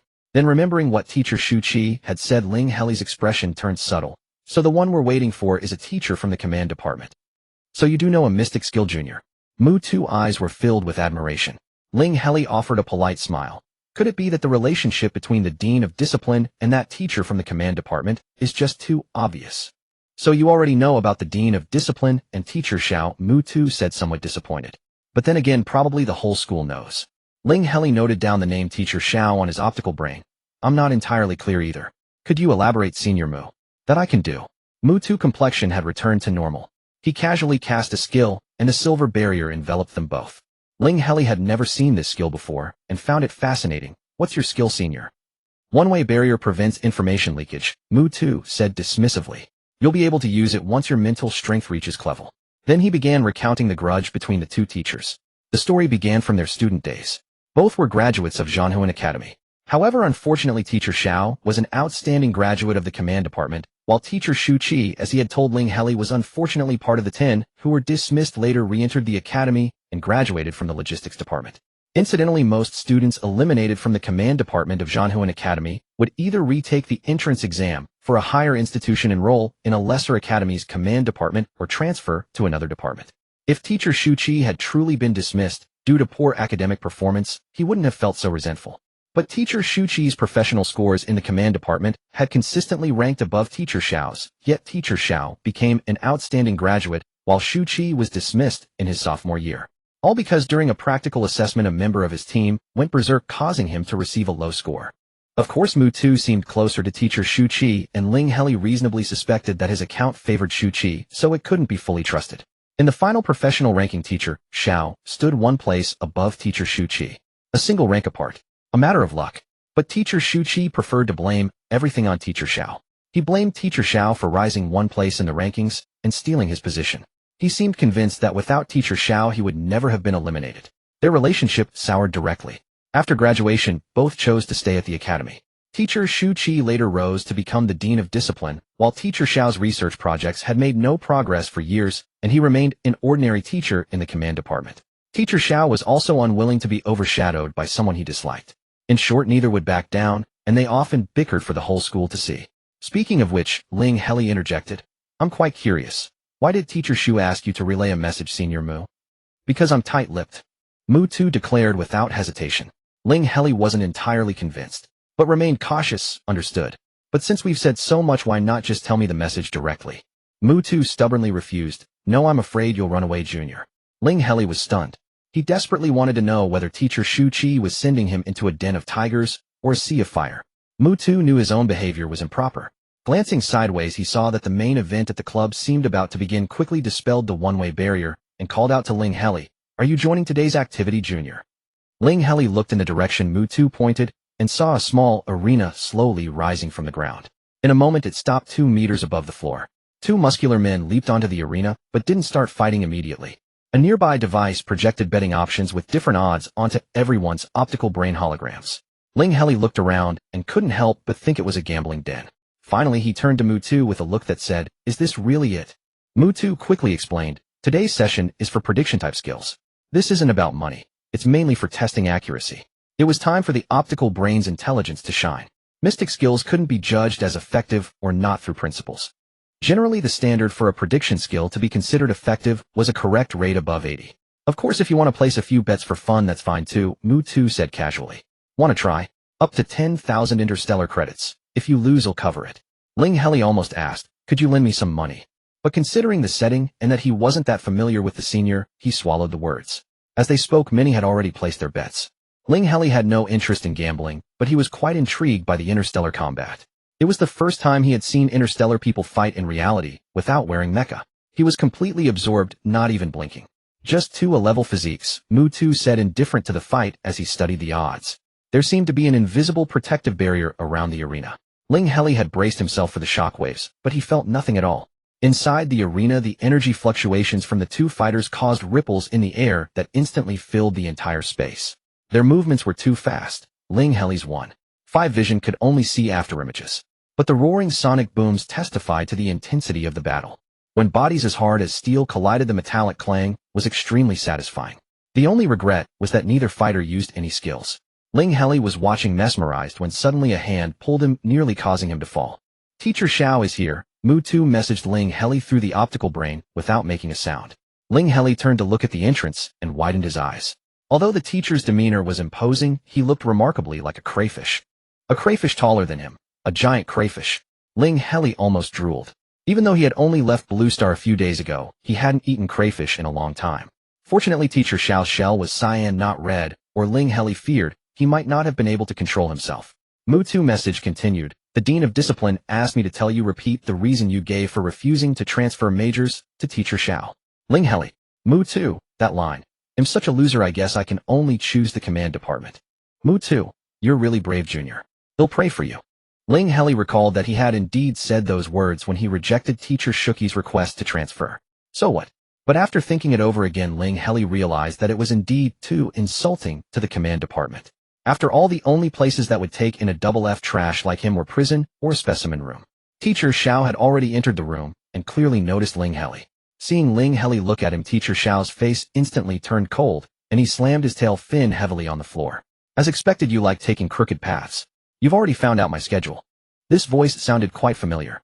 It seemed that Teacher Xiao was the one who told him after the re-examination that the bottom 10 of professional scores would be eliminated. Ling Heli was puzzled. If Teacher Xiao had passed his assessment, there was no reason to dislike him so much. Otherwise, why not just fail him directly? Another message from Mu2 came. Junior, say something. Ling Heli with a wooden face spoke word by word. I'm such a useless piece of trash, it seems I can only choose the command department. As the words fell, Teacher Xiao's green shell instantly turned red as fire, and a crimson halo even spread beyond his body, dyeing a large area red. He scolded sternly. Is the command department something a piece of trash like you can judge? I should never have agreed to issue you an admission letter. Ling Heli swallowed. The green crayfish suddenly turned into a cooked color complete with flames, which was such a shock that he almost lost control of his composure. By the way, which is tastier, spicy or 13 spice? The crowd around Teacher Xiao had retreated 10 meters. Mu2 flashed and shielded Ling Heli behind him, but seeing him standing motionless, a flicker of surprise crossed his eyes. Ling Heli only felt that the anti-beating candy his senior had given him was really effective. As in Flevel trash, he only felt a bit dizzy. Also, his nose felt warm. Ling Heli wiped it, and his hand was full of blood. Waste. With another roar from Teacher Xiao, the people around retreated another 10 meters. He had already reached the position of the black cat. You've crossed the line, the black cat licked its paw. This is the territory of the mystic department. However, the next moment as Teacher Xiao turned around, the black cat suddenly curled up, and then a mouthful of blood sprayed out. So what? Even if it's you, you're no match for me. Teacher Xiao looked at him also, as if looking at trash. The black cat forced a smile, and suddenly turned to Ling Heli. How about we team up? Ling Heli was stunned. What can I do? The territory of the mystic department should be resolved in the mystic way. The black cat licked its lips. The scent on you, what skill is it? Ling Heli hesitated for a moment, and said, a prediction type skill, it needs time to prepare. The black cat, upon getting his answer, turned to Teacher Xiao. Give us some time to prepare the skill. Teacher Xiao snorted and folded his claws. Fine, I can give trash time. Seeing the situation ease, the black cat stepped gracefully toward Ling Heli without making a sound. If it's prediction, then calculate how I can win. Once its feet settled, the black cat asked softly again. To be honest, Ling Heli had little confidence in his divination results. It wasn't that he lacked confidence in the coin-tossing method, but rather in his own half-baked abilities. Moreover, he awkwardly touched his head. I didn't bring any props. I need 3 coins with distinguishable heads and tails. The black cat drew an unknown symbol in the air, then tossed 3 silver-white coins that suddenly appeared in midair to Ling Heli. Will these do? Ling Heli looked at them. Although he didn't know the material since they had heads and tails, they should work. Ling Heli explained the use of the coin-tossing divination method to the black cat. The seeker tosses the coins 6 times to obtain a hexagram, and what Ling Heli needed to do was interpret it according to the Book of Changes. No wonder with such weak spiritual power you can still have a mystic skill. After listening, the black cat's eyes deepened. So you're using my spiritual power. Ling Heli felt that the amount of information in this sentence was overwhelming. And the black cat had already taken out another 3 coins and tossed them up. The 3 tossed coins shimmered with transparent golden light. Golden light as expected of Lord Yu with damaged origins still possessing S-level spiritual power. Mu2 blurted out from the side. Ling Heli realized. So these colors he had been seeing in the interstellar were the embodiment of ability values. The red glow on Teacher Xiao was probably also the embodiment of ability values, but he didn't know what level it was. Although Ling Heli had questions, he dared not be distracted and quickly recorded the hexagram. After 6 tosses, Ling Heli thought for a moment and spoke solemnly. The key to victory lies in the skill you have forgotten. And this skill is related to the memory you carry. The black cat pressed its paw on the pendant of its necklace. Yes. I understand. We can start now, Teacher Xiao said impatiently. I've already given your mystic department enough face. Without another word, the black cat leaped onto the now empty arena. The moment Teacher Xiao stepped onto the arena, the black cat rushed forward swiftly, leaving claw marks on the ground. Then it was swept away without hesitation by Teacher Xiao's tail fin, as if effortlessly. 2 pieces of trash teaming up are still trash. The black cat flipped in midair, and after landing charged forward silently again, but this time its claws shimmered with a dark blue glow.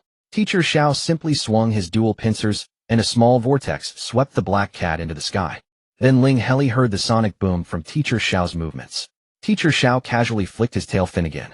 Perhaps he was still holding back, because although the black cat spat out another mouthful of blood, it was still able to quickly stand up. It seems the skill was wrong.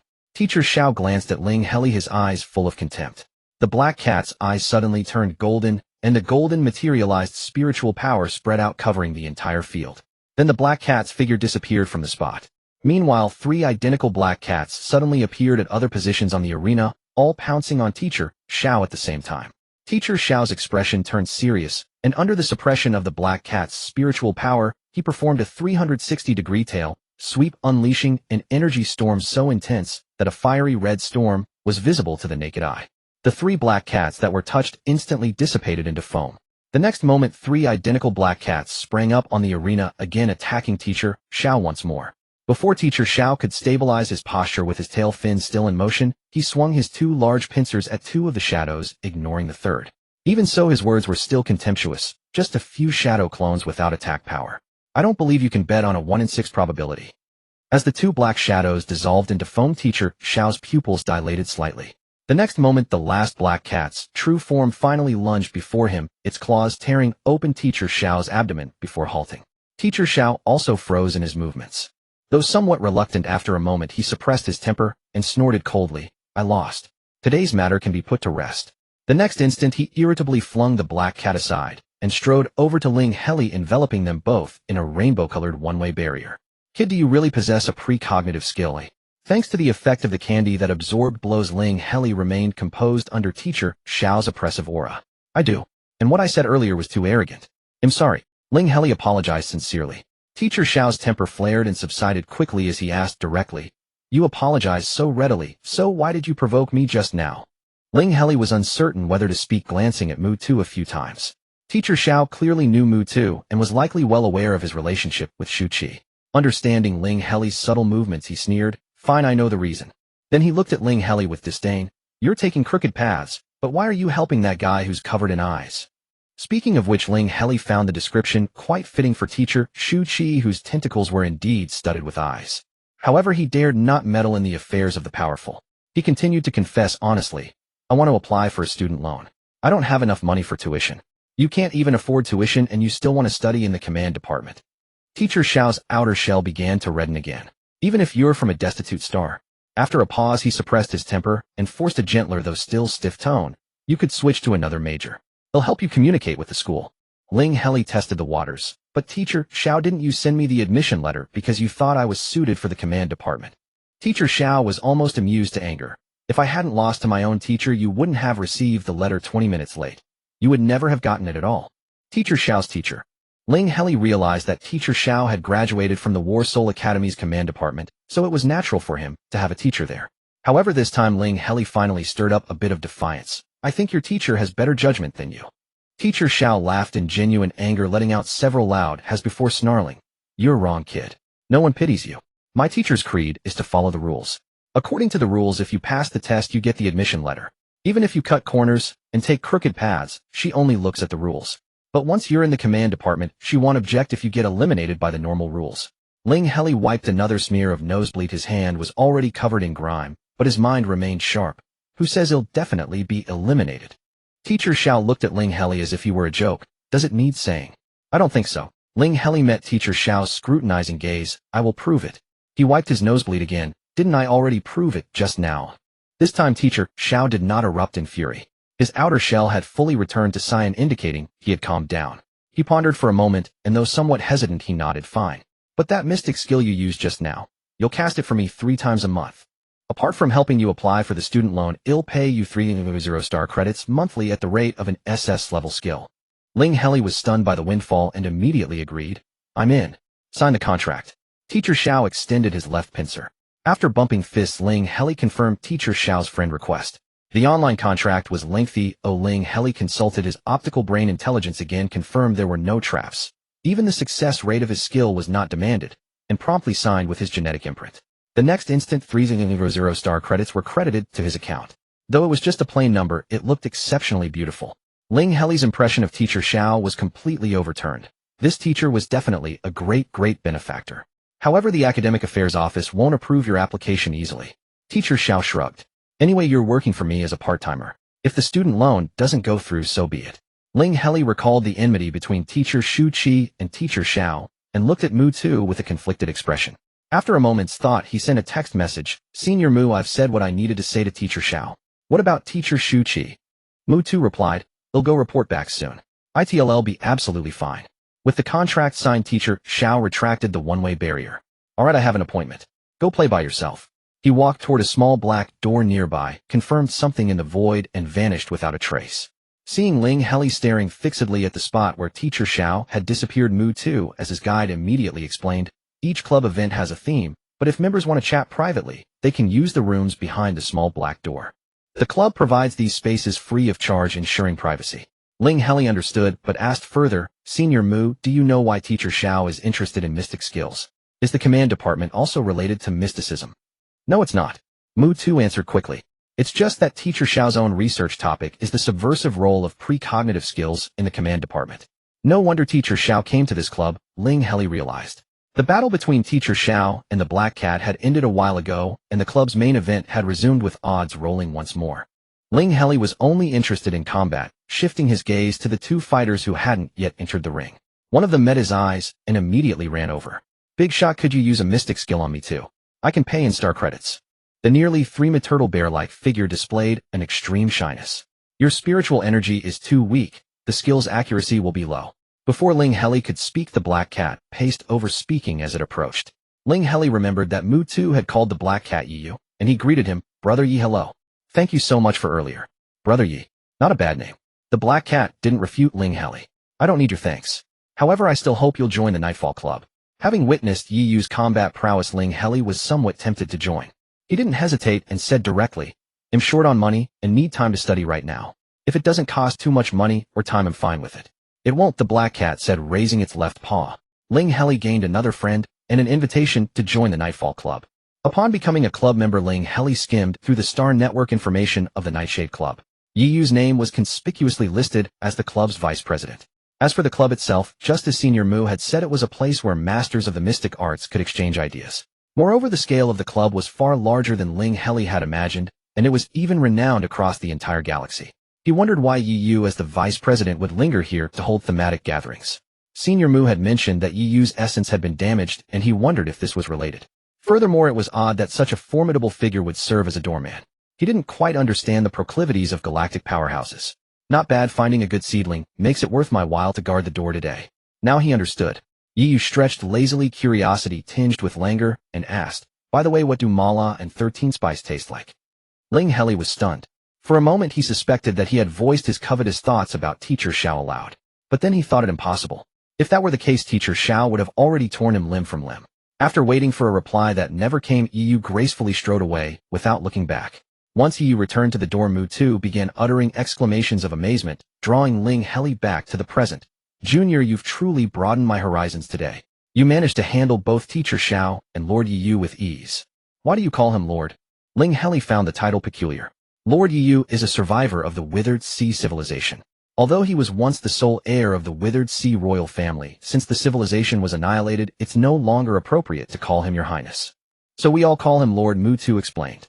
Ling Heli understood, but the title didn't matter. By the way, do you know what Yi Yu's mystic art skill is? Mind reading, Mu Tu replied openly as if it were no secret. Ling Heli was stunned. He knew it. So he had been gossiping about the man right in front of him. Mu Tu noticed his discomfort and proactively suggested they leave early. Junior, were you injured by the energy teacher Xiao leaked? The resistance candy only works against parents' spankings. It's useless against someone of teacher Xiao's SS level physical ability. If you're feeling unwell, I'll take you to the hospital directly. Just drop me off at the school gate. There's a hospital nearby, Ling Heli said, not refusing. However, he felt that aside from a nosebleed, there was nothing wrong with him. As for the reason, he immediately thought of the primordial species' lack of drug resistance. Because he had no drug resistance, the effect of the resistance candy was particularly strong. With teacher Xiao's 3 galactic credits in hand, Ling Heli was now flush with cash. After bidding farewell to Mu Tu, he went to the hospital for a full body checkup, remembering to adjust the primordial species variable. The bad news was that the results listed several hundred issues. The good news was that all of them could be immediately resolved in the galaxy. Ling Heli followed the doctor's orders and purchased a treatment pod service. After coming out, he felt as if he had become a different person. His mind had never been so sharp. Memories that had once been hazy suddenly became crystal clear. Ling Heli recalled his past self in exam halls, even able to clearly see the text on the exam papers. If he could return to Blue Star now, his parents would never complain about him not getting into a 985,211 university again. His body seemed reborn light and strong. Moreover, with his five senses enhanced, the world seemed clearer. Ling Heli suddenly understood why he had found the nutritional supplements of the galaxy tasteless. It was because their sense of taste was extremely acute. Even a hint of flavor could be detected. Furthermore, before this, Ling Heli's concept of ability values had merely been based on grades. But now he seemed to actually feel a strange surge within his own body. The virtual prompt flashed gently, full body repair complete. A total of 371 lesions eliminated. It is recommended to retest ability values and undergo regular maintenance. Ling Heli was taken aback. Had his ability values really improved? Since he was already at the hospital, and the checkup items were not expensive, he unhesitatingly purchased the basic health checkup. After some thought, he added the potential test as well. Physical ability, mental ability. Seeing the result, even the usually composed Ling Heli felt his heart surge with excitement. He had originally thought he would be burdened with the label of double F waste for a long time. But now improving ability values seemed so simple. Easy. Nothing extraordinary. It probably wouldn't be difficult from here on. Perhaps improvement would be even faster. Potential test results, physical ability potential A, mental ability potential B. Ling Heli was also satisfied with this. He had never had unreasonable expectations of himself. Double X ability values were more suited to his excellent older brother and his studious sister. He was just an ordinary person. However, a red warning suddenly popped up on the virtual interface. Current test results show a significant discrepancy from historical potential values. This matter has been reported to the relevant planetary authorities. Click here to submit an appeal. Ling Heli quickly submitted an appeal citing the first-time error in operating the primordial species, and finally the light brain quieted down. The appeal process was swift. Within a few minutes, Ling Heli received a message, reason accepted. Planetary alert lifted. This was the first time Ling Heli had encountered the galaxy's efficient bureaucracy, but he was completely baffled by the need for such caution. Wasn't a change in potential private information. Why would it trigger a planetary alert? He didn't dwell on it, and went to check the Nightshade Club's homepage. The homepage was a feature almost everyone on the Star Network had, encompassing all aspects of the network. Groups and organizations could also apply for a Star Network homepage to publish their information, host events, or share databases. Information display was easy to understand. However, Ling Heli unexpectedly discovered that the Nightshade Club's Star Network homepage also had practical features like a mission wall and mutual aid for members. Additionally, there was a member group chat. No notifications upon joining, newcomers could lurk without discomfort. Astrology Master, don't let me find out which bastard. They completely annihilated the dark matter of the G93758 star. I just finished my astrology chart, and now I have to redo it. Blessings be with me. Oh, good luck with the revision. Astrology Master, shut up, you jinx. Soft newbie, don't you have level military system access? All planetary actions are reported to the Star Alliance. Read more often. The group chat mainly revolved around mystic art skills interspersed with common knowledge of the galaxy. Ling Heli found it amusing, and before he knew it, half the night had passed. The next day, he arrived at the dean's office according to the teacher's attendance time. In the open office, instructor Shuchi was using his tentacles to tease the little fish in the tank. Seeing Ling Heli arrive, Shuchi wiped his hands and sat down. Ah, Ling Heli, is there something you need? Ling Heli immediately labeled Senior Mu as unreliable in his mind. Was this the message he had passed on? Professor Shu's current demeanor clearly indicated a complete denial of their previous agreement. Nevertheless, Ling Heli responded normally. I came to inquire about the student loan. May I ask when the application will be approved? Shuchi remained composed. This definitely requires following procedures. I understand classmate Ling Heli is anxious, but the process cannot be omitted. I heard that classmate Ling Heli. Professor. Ling Heli interrupted him, speaking bluntly. If it truly takes that long, I don't mind urging each teacher one by one. The principal, the Education Bureau, the Planetary Governor hotline. After all, I'm nothing but a penniless waste from a poor planet. What do I have to fear? Ling Heli's personality wasn't particularly assertive, but with the Ling family's protection, he had never suffered grievances. He could understand the first mishap, but if Professor Shu Qi tried to manipulate him a second time, he had definitely picked the wrong person. Ling Heli simply didn't want trouble, not that he was afraid of it. Professor Shu Qi's face darkened. Classmate Ling Heli, you are something else. Ling Heli remained expressionless. Thank you for the compliment, Professor. Though the atmosphere between them seemed tense moments later, Ling Heli's optical brain received a notification. Your student loan application has been approved. Your enrollment procedures have been completed. Your student ID number is KK9153, and you are assigned to Class 02, Command Department Cohort 77. Your student ID has been automatically added to your virtual card wallet. You have obtained level access at Warsoul Academy. Tap to view specific benefits. Tip detected that you are currently not in the classroom area. Please strictly abide by the school rules. Click here for current course navigation. Warsaw Academy truly is a wealthy institution. Ling Heli didn't thoroughly browse all the benefits, but the campus navigation was quite useful, automatically integrating with current course information. This was also his first glimpse of the command department freshman's intensive training schedule. It seemed to consist entirely of specialized courses, and he wondered how it differed from regular classes. Through his optical brain, he learned that although this freshman intensive training resembled military training on Blue Star's Dragon Nation, Warsaw Academy's program was primarily designed to balance the freshman's abilities. Specifically, it reviewed all specialized course knowledge from Intermediate Academy over 5 days. Mainly aimed at helping struggling students catch up, top students could skip it. Ling Heli suddenly felt he had missed a golden opportunity. Perhaps even worse, this was exactly the course he needed most. And today was the final day of the intensive training with no afternoon classes. He hurried off to the last session's spiritual meditation. Still far from the meditation room, a red warning appeared in Ling Heli's vision. The energy fluctuation in this area far exceeds your tolerance. Yet true to the Academy's combat-oriented nature, the class reminder remained firmly centered, pushing the energy fluctuation warning to the corner of his sight. Inside the meditation room before him, dozens of command department freshmen sat cross-legged, with closed eyes, their spiritual energy interwoven into an invisible tide. Gold and silver energy radiance enveloped them, emitting a soft halo. Ling Heli stood at the boundary, sensing the energy fluctuations of the stray, spiritual energy drenched in cold sweat. The earlier excitement of being upgraded from Frank Waste to a rank had vanished completely. He tried to step forward, but the mere energy fluctuations from the stray, spiritual energy weighed down like 1,000 pounds, rendering him utterly immobile. Although meditation theoretically required intense concentration, most of these command department freshmen had just entered maturity and were energetic and restless. Soon someone noticed Ling Heli at the entrance. Who is he? What's he doing in our command department area? No idea. He's so weak he can't even enter the meditation room. Is he trying to cause trouble? I know. I'm from class 2, and we have a new student. It's him. What? A new student? Didn't participate in the training before. Such a weak newcomer. If you're curious, just ask him directly, a small mermaid suddenly said loudly. The chatter instantly ceased. So weak. Someone seemed to snort disdainfully, but no one asked Ling Heli anything. Seeing no one backing her up, the little mermaid strode over to Ling Heli herself and asked from a distance, "Are you the new student in our class? Why haven't you joined the class group?"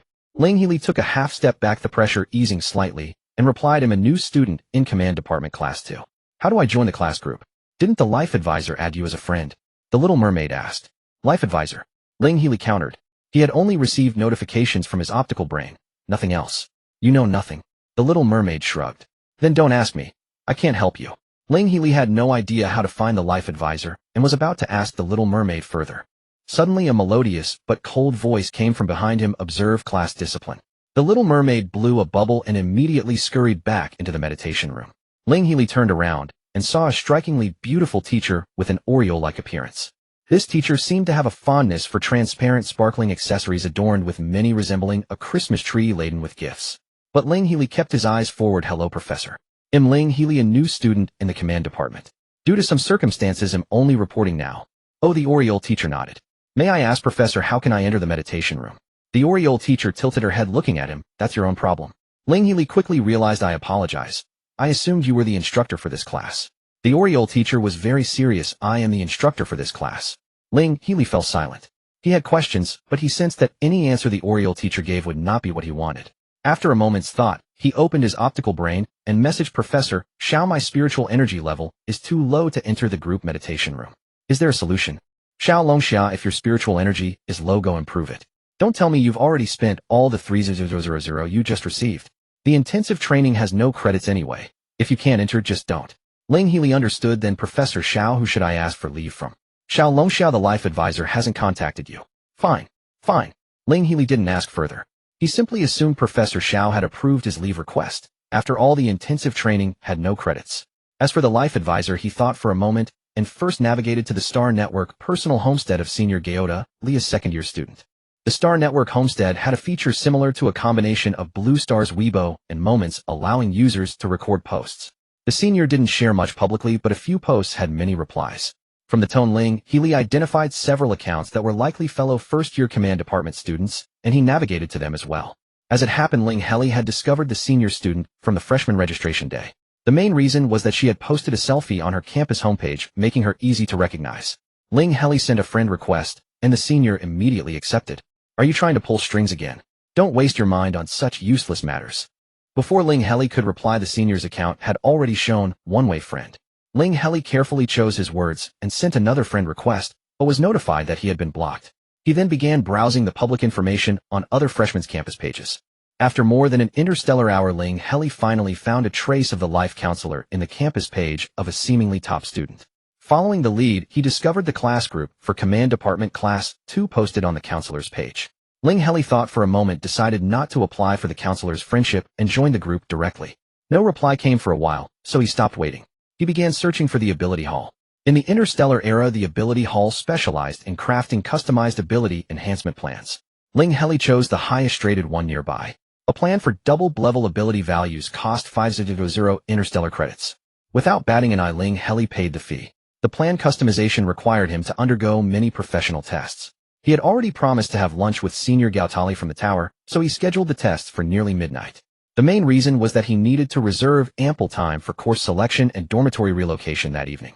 They met at a restaurant reputed to offer the best value for money, averaging 500 interstellar credits per person, which was no problem for Ling Heli now. Gaotali arrived at the restaurant before him. When he saw Ling Heli alighting from a public hovercar, he hesitated for a moment before finally speaking. Actually, the command department is quite expensive. Whenever in doubt, consult the photon brain. The command major was indeed very costly. Compared to the expenses required to nurture a commander, tuition was merely the most trivial part. The basic professional knowledge for the command department was about 10 times the content of other departments. But even a genius at the SSS level couldn't guarantee learning 10 times faster than an ordinary person. Therefore, for the time acceleration function of the Star Network, command department students almost always purchase annual subscriptions. If one truly couldn't afford it, they could choose not to major in command.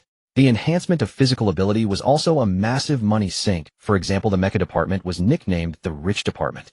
As for the command department, do you know why in the classic battle formation the command post didn't have strong combat units stationed? Because in the conventional power division, the mecha pilots weren't the strongest combat unit. The commander was. Moreover, mental strength training and all-around training in other specialties required money to pile up. This even included investments in supporting fixed teammates. Of course, that was harder to calculate. If the teammate happened to be even richer, it might be the teammate investing in you. My family drained all the education funds of this generation's younger members to support my expenses in the command department. Gaotali said, a rare melancholy in his tone. Cross-referencing this with known information, Ling Heli couldn't help but marvel that Senior Gao was actually from a wealthy family. In fact, the command department's expenses were so enormous that many newly joined Star Alliance planets could only afford to support 1 or 2 students with all their resources.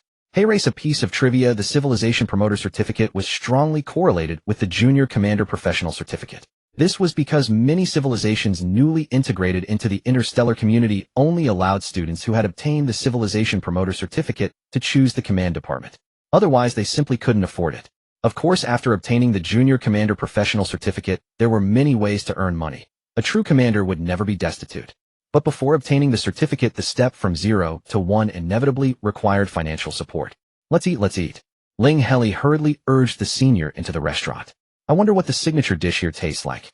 Taste doesn't matter, it's just a waste of time, Gaotali frowned.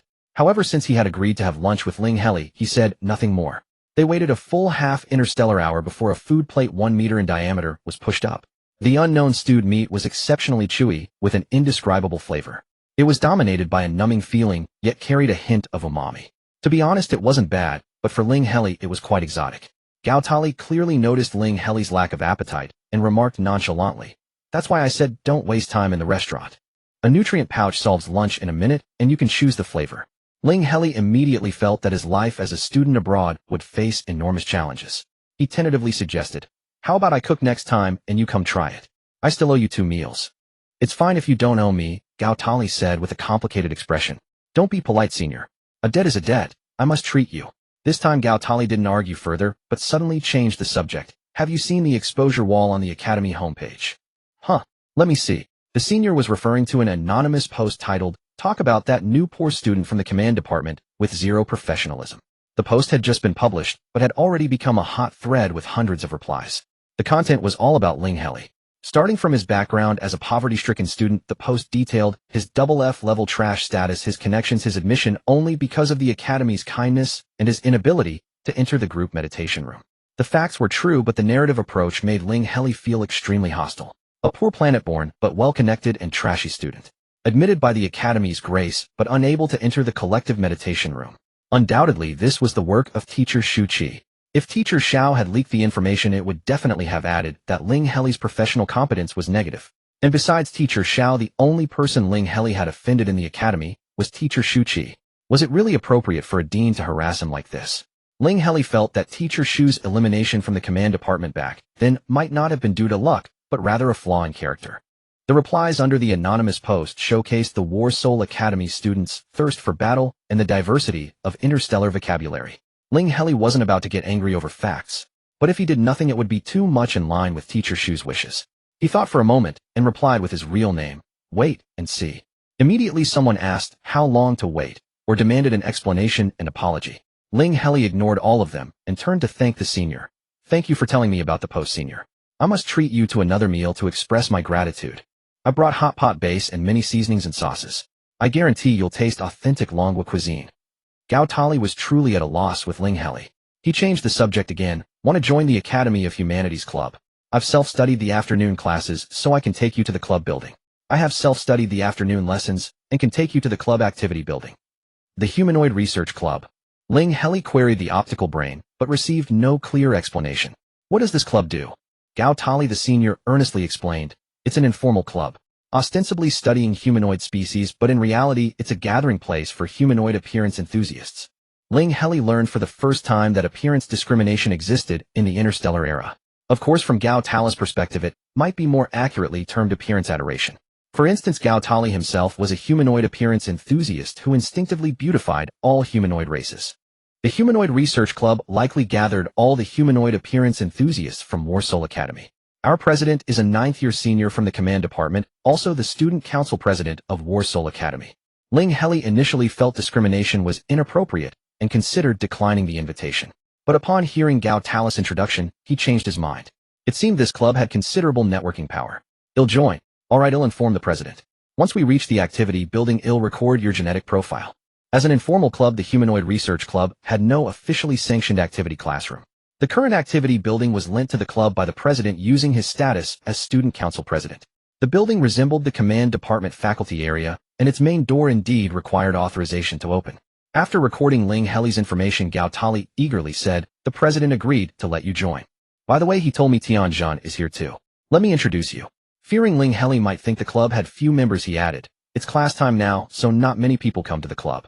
Tianjun is here probably because her germophobia flared up again. She doesn't want to use public equipment to access the StarNet for class. So she's skipping class." Ling Heli, a good student, found this behavior hard to understand. "No," Gao Tali chuckled. "It's self-study. Most command department courses require self-study. You'll need to get used to it, junior." Ling Heli remained puzzled. If it's self-study, does that mean no need to attend class? No need to clock in at public classrooms, but the price is that the passing standard is raised by 30. Gao Tali smiled wryly. "Get used to it. Everyone in the command department goes through this." Entering the activity building, they reached the largest room on the 7th floor. Inside were many mechanical pods of unknown purpose resembling medical pods requiring one to lie inside to use. Except for a silver-white pod in the corner, all other pods were empty. Inside the silver-white pod lay a woman with white hair and violet eyes. Since arriving in the interstellar world, Ling Heli had only seen 3 fully humanoid aliens. Gao Tali, who looked somewhat like a Dragon Kingdom native, was as handsome as a movie star. The 2nd-year senior he met on registration day had a mixed-race appearance, exquisitely beautiful, instantly recognizable in a crowd. But the woman before him with her white hair and violet eyes resembled an ethereal fantasy elf, elusive and intangible. Gao Tali glanced at the pod's info. "Wait a moment, she hasn't finished yet. If I pull her offline now, she'll go berserk." "Berserk?" Ling Heli found the term unusual. "She's fine if you don't provoke her," Gao Tali warned seriously.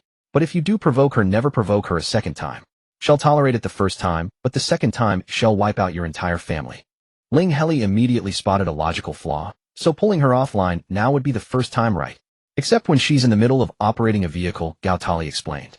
"In that situation, she goes berserk, even the first time." "I can hear you bad-mouthing me." A hoarse female voice came through. Tianjun had already pushed open the pod's door. The voice combined with her appearance felt like an ethereal elf suddenly crashing to the ground face first. Ling Heli barely managed to keep his composure. Gao Tali long accustomed laughed. Let me introduce you. This is my junior from the command department, Ling Heli. Then turning to Ling Heli, Tianjun is a third year from the operations department. I must call her senior too. Hello Senior Tian, Ling Heli said politely. Command department. Tianjun mused. How about a round of rapid starship? The optical brain informed him that Rapid Starship was a starship piloting training software used internally at Warsaw Academy. There was also a paid version available across the Interstellar playable as a game.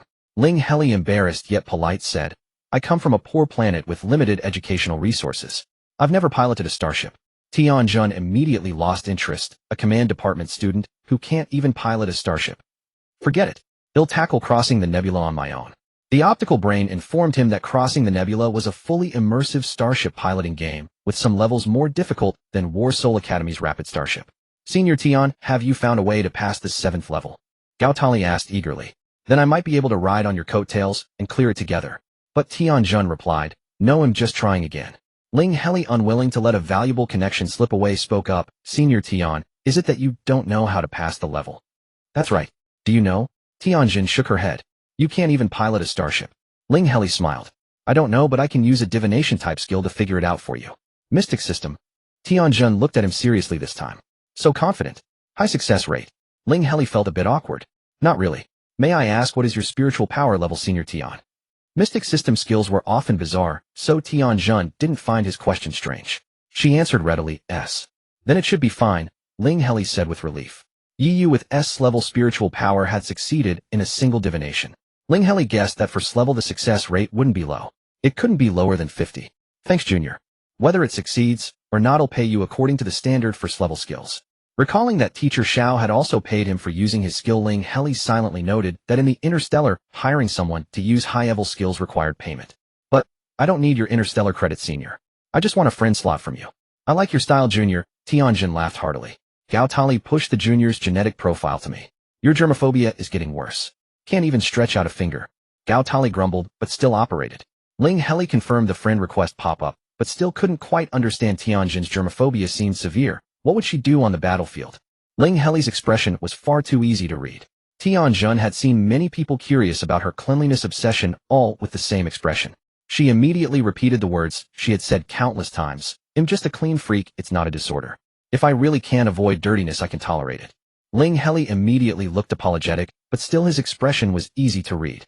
All right, no need to apologize. Tianjun waved her hand. How do you use precognition type skills? Yesterday at the Nightfall Club, you had given Ling Heli 3 coins, and ultimately didn't take them back. Ling Heli had kept them on him, and coincidentally, he hadn't changed clothes yesterday, so he had them with him now. So Ling Heli handed the coins to Tianjun and taught her how to toss them. When Tianjun tossed the coins, silver light gathered around them. It seemed that S-level spiritual power manifested as silver light. Senior sister, perhaps you should consider a different approach. Maybe the most dangerous place is the safest place. Ling Heli quickly finished interpreting the hexagram. So that's it. Tianjun was greatly surprised and delighted upon hearing the explanation of the hexagram. He'll go try it right away. Before she was even fully out of the mechanical pod, she turned around and climbed back in, closing the hatch. Gao Tali watched Tianjun's actions and couldn't help but laugh. Senior Tian hasn't purchased the time flow function of the StarNet, so it won't be over for a while. Junior, you can go back and wait for news. Alright, I need to move dormitories anyway, so we'll be going.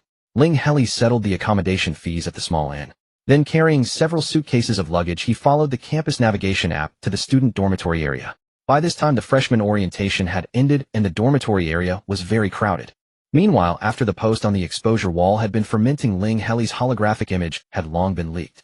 As Ling Heli appeared, many freshmen began whispering among themselves. That command department freshman with abysmal abilities, low ability scores, and despicable character too. Some even directly blocked his way. How do you still have the face to stay here? Ling Heli calmly replied. I said wait, and see a little longer. Wait. How long? Until the end of time. Ling Heli thought for a moment. Maybe 10 days, maybe 20, at most no more than a month. Don't ask why Ling Heli set the deadline to 1 month. Because he had already checked the course selection information. The shortest course would end in a month and have an assessment. And for the command department courses, if the assessment was failed, the current course's specialization points would be zeroed. If Warsaw Academy was a top 10 interstellar academy with all students being the cream of the crop, then the command department was the cube of the cream. No one ever failed an assessment. In other words, if Ling Heli failed the assessment in the first month, he would be reserving a spot in the annual 10 elimination quota. Therefore, within 1 month, he had to do something to improve his grades. With Ling Heli's own guarantee, no one blocked him from entering the dormitory anymore. Ling Heli successfully arrived at his own bed spot. All dormitories at Warsaw Academy were double rooms. To be honest, given the Academy's lavish wealth, single rooms wouldn't have been a problem. However, in real combat, everyone inevitably spends day and night together. If one gets used to living alone in school, they might not handle relationships with comrades well in the future. So as a compromise, all dormitories at Warsaw Academy were double rooms. At this moment, Ling Heli stood by his bed and saw that it was piled with luggage. The other roommate, a student with a shell-like appearance, stared coldly at Ling Heli without any intention of getting up. "Excuse me, classmate, is this your luggage?" Ling Heli turned to look at the shell-shaped classmate, his expression a bit cold. "So what if it is, eh? Do you need me to help you throw it away, eh?" Ling Heli continued to ask politely, but without warmth. The shell-shaped classmate jumped up. "You despicable fellow, how dare you do that? And you have the nerve to pile your luggage on my bed, eh?" Ling Heli retorted without hesitation. "You, what right do you have to stay in the command department?" The shell-shaped classmate angrily approached Ling Heli, a soft silver-white light emanating from his body. Level spiritual power. It wasn't an attack technique, but with the energy fully released, Ling Heli couldn't bear it, fell to one knee, and then spat out a mouthful of blood. Before the bright red blood even hit the ground, the shell-shaped classmate had already walked in front of him, flapping his shell, and said angrily, "Trash like you dare to look down on the command department. You can't even withstand my overflowing spiritual power." Ling Heli clenched his teeth to keep from falling to the ground, completely unable to muster the strength to retort. But his mind was still very clear. If he had looked down on the command department, it had only happened twice, but with the same words. "A useless person like me could only choose the command department, right? That time at Nightfall Club, aside from Teacher Xiao and Senior Mu too, there should have been no other Warsaw Academy teachers or students. Or perhaps it was Teacher Shu. Fortunately, the optical brain could be operated by thought." Ling Heli immediately found his friend Senior Mu's contact and sent a message through gritted teeth. "Senior Mu, is this how you delivered my message?" Mu's reply came instantly. "What's wrong, Junior? Haven't you already enrolled? I saw the post on the exposure wall too, but I don't know who posted it." With Mu's words, Ling Heli pieced things together. He didn't know if it was because he had successfully performed the coin toss divination twice, but he now trusted his intuition very much. And his intuition told him that Teacher Shu was vengeful, holding a grudge against him because of the enrollment matter, and had instigated the shell-shaped classmate to post an anonymous post on the exposure wall. He sent another message to Senior Mu. "Teacher Shu didn't approve my student loan, and I had to break with him to enroll." Shouldn't Senior Mu explain? "Ling Heli, by the way, I also know who posted the anonymous post on the exposure wall. He's currently bullying me on campus. Senior Mu, I'm giving you a chance to come to my dormitory and deal with him, and then I won't hold it against you for not delivering my message properly." "Mu too, Junior, are you being beaten? He'll come right away, send me your location." After sending Mu to the location, Ling Heli's thoughts returned to reality. The shell-shaped classmate was still cursing, "Trash, if you have no ability, stay in your own poor star. Why must you come into the command department? Why, after entering the command department, can you still so casually look down on it?" From the moment the shell-shaped classmate actively released his spiritual power, only 2 or 3 minutes had passed. But Ling Heli felt that his whole body was numb with pain, and he had even spat out several mouthfuls of blood. His internal organs were severely damaged under the pressure. His consciousness was also becoming a bit hazy, but he had to wait for Mu to arrive. He didn't know how long it would take. In fact, it wasn't long. In the next moment, the dormitory door was kicked open with a bang. "Ling Heli is under my protection. Who dares to beat him?" An even stronger oppressive force came, and Ling Heli was finally completely pressed to the ground. However, at the same time, the shell-shaped classmate was heavily kicked into the wall. In the next instant, all pressure vanished. "Who are you?" Beak gasped as he scrambled to his feet, but the imposing figure of Mu left him too intimidated to retaliate. Mu, 4th year in the mecha department, ranked 74th on the Academy's combat power list. With that, Mu stepped onto Bake's hard shell.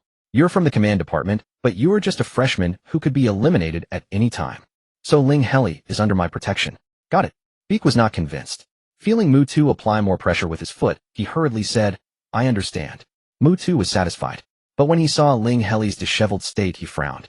After a moment's thought, he grabbed Beak. "Come on, let's go have a nice chat outside. I love making friends. Junior Ling, I've sorted things out for you. Don't ruin my reputation, alright? Senior Mu is so loyal, how could I ever tarnish your reputation?" Ling Heli tried to force a smile, but his whole body felt so numb that it came out more like a grimace. Once Mu left with Beak, Ling Heli finally collapsed onto the bed. Blood still seeped from the corner of his mouth, and his internal organs churned violently. The Battle Soul Academy was wealthy enough to equip every dormitory building with self-service medical pods, fearing that these hot-blooded students might lose control of their impulses. Ling Heli had 3 free uses of the self-service medical pod each month, so, without hesitation, he dragged himself to the pod and began the healing process. This time in the pod lasted longer than when both of Ling Heli's ability values had been elevated to a level. But the effect was truly miraculous. His body was restored to perfect condition. With less than 10 minutes left before course selection, Ling Heli sprinted back to the dormitory. For the same course, different teachers had different teaching styles. Ling Heli had no idea which teacher was better. However, the teachers' profiles included student ratings, so Ling Heli simply chose the ones with the highest scores. The command department's first-year curriculum included 78 compulsory courses and 192 elective courses. Don't doubt it, this is why the command department offered so many self-study courses. With too many scheduling conflicts aside from courses that required physical attendance, most had to be self-studied. Ling Heli had previously consulted the Lightbrain AI about which electives would be most helpful for obtaining the Junior Commander certification. The Lightbrain replied that all of them were helpful, and considering Ling Heli's status as a freshman in the command department, it recommended purchasing the Star Network's TimeFlow monthly subscription service. It was quite expensive, $3,000 for a month, $3.5 million for a year. Not to mention that Ling Heli currently had less than 3,000 credits. Even if he did, he would only choose the yearly plan. Ling Heli resolutely selected all compulsory and elective courses. Given his reaction speed, he didn't manage to snag any of his first-choice courses, so he had to settle for the remaining teachers who still had openings. But selecting all courses was indeed a necessary move in the command department. As Ling Heli went through the elective list, he found that self-energy stabilization method was so popular that not a single slot remained. He had no choice but to submit 269 courses with regret. Yet the Lightbrain warned him that the command department's specialty score was the sum of all courses, not the average, and advised him to reconsider dropping that course. What else could Ling Heli do? He frantically refreshed the selection interface. Fortunately, someone did drop out, freeing a spot. Ling Heli's hand speed exploded as he selected and confirmed in one fluid motion. Another 2,700 interstellar credits were deducted. Only after calming down did Ling Heli realize. At some point, Senior Tianjin from the Human Sciences College had sent him a message. "I cleared it. Thanks, Junior. Hey, race, a gift for you. Room 376 of the club activity building password." A string of numbers. Ling Heli replied, "Thanks, Senior. He'll go tomorrow." He couldn't go today because he had an appointment at the Ability Center. He needed to obtain a plan to elevate his ability values to double rank. While packing his belongings, Beak returned to the dormitory. He must have been taught a lesson by Mu Tu, as he looked dejected and didn't provoke Ling Heli. Though his gaze at Ling Heli still held resentment, he averted his eyes when Ling Heli looked back. Ignoring him was his last act of defiance. Ling Heli felt he still needed to address the post on the exposure wall, so he took the initiative. "Classmate, I still don't know your name." Beak didn't expect Ling Heli to approach him. He wanted to retort, but remembering Mu Tu's warning, he dared not make any trouble and stiffly replied, "Bei Chiao." "Classmate Bei." Ling Heli's voice was calm. "Could you delete the anonymous post on the exposure wall?" "How did you know I posted it?" Bei Chiao blurted out.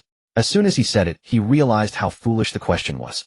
But it was too late to take it back. He averted his gaze, not daring to look at Ling Heli. "So what if I posted it?" "I'm not deleting it. Are you going to have your senior threaten me into deleting it?" He glared at Ling Heli angrily. "Did I say anything wrong? You don't deserve to be in the command department. That's none of your concern, classmate Bei." Ling Heli thought for a moment and repeated what he had said earlier in the dormitory hallway. "Maybe 10 days, maybe 20 days, but no more than a month. He'll show you that I can make it." Bei Chiao still refused. "Then let my post stay as a witness. I'll make my own post when the time comes." Ling Heli really didn't want to see that annoying post. Seeing that Bei Chiao was still unconvinced, he casually asked, "Aren't you curious, classmate Bei, how I knew it was you who posted?" Bei Chiao fell for it. "How did you know?" "Because aside from 2 teachers, I won't tell you who. Only 2 students knew that I complained about joining the command department. One is you and the other is Senior Mu." At the mention of Mu Tu, Bei Chiao flinched reflexively and immediately backed down. "He'll delete it." But he still insisted stubbornly, "If you can't prove yourself within a month, he'll post again." Cowardly yet stubborn, weak but boastful. Baikyo's combat power overwhelmed Ling Heli, but his psychological maturity was far inferior.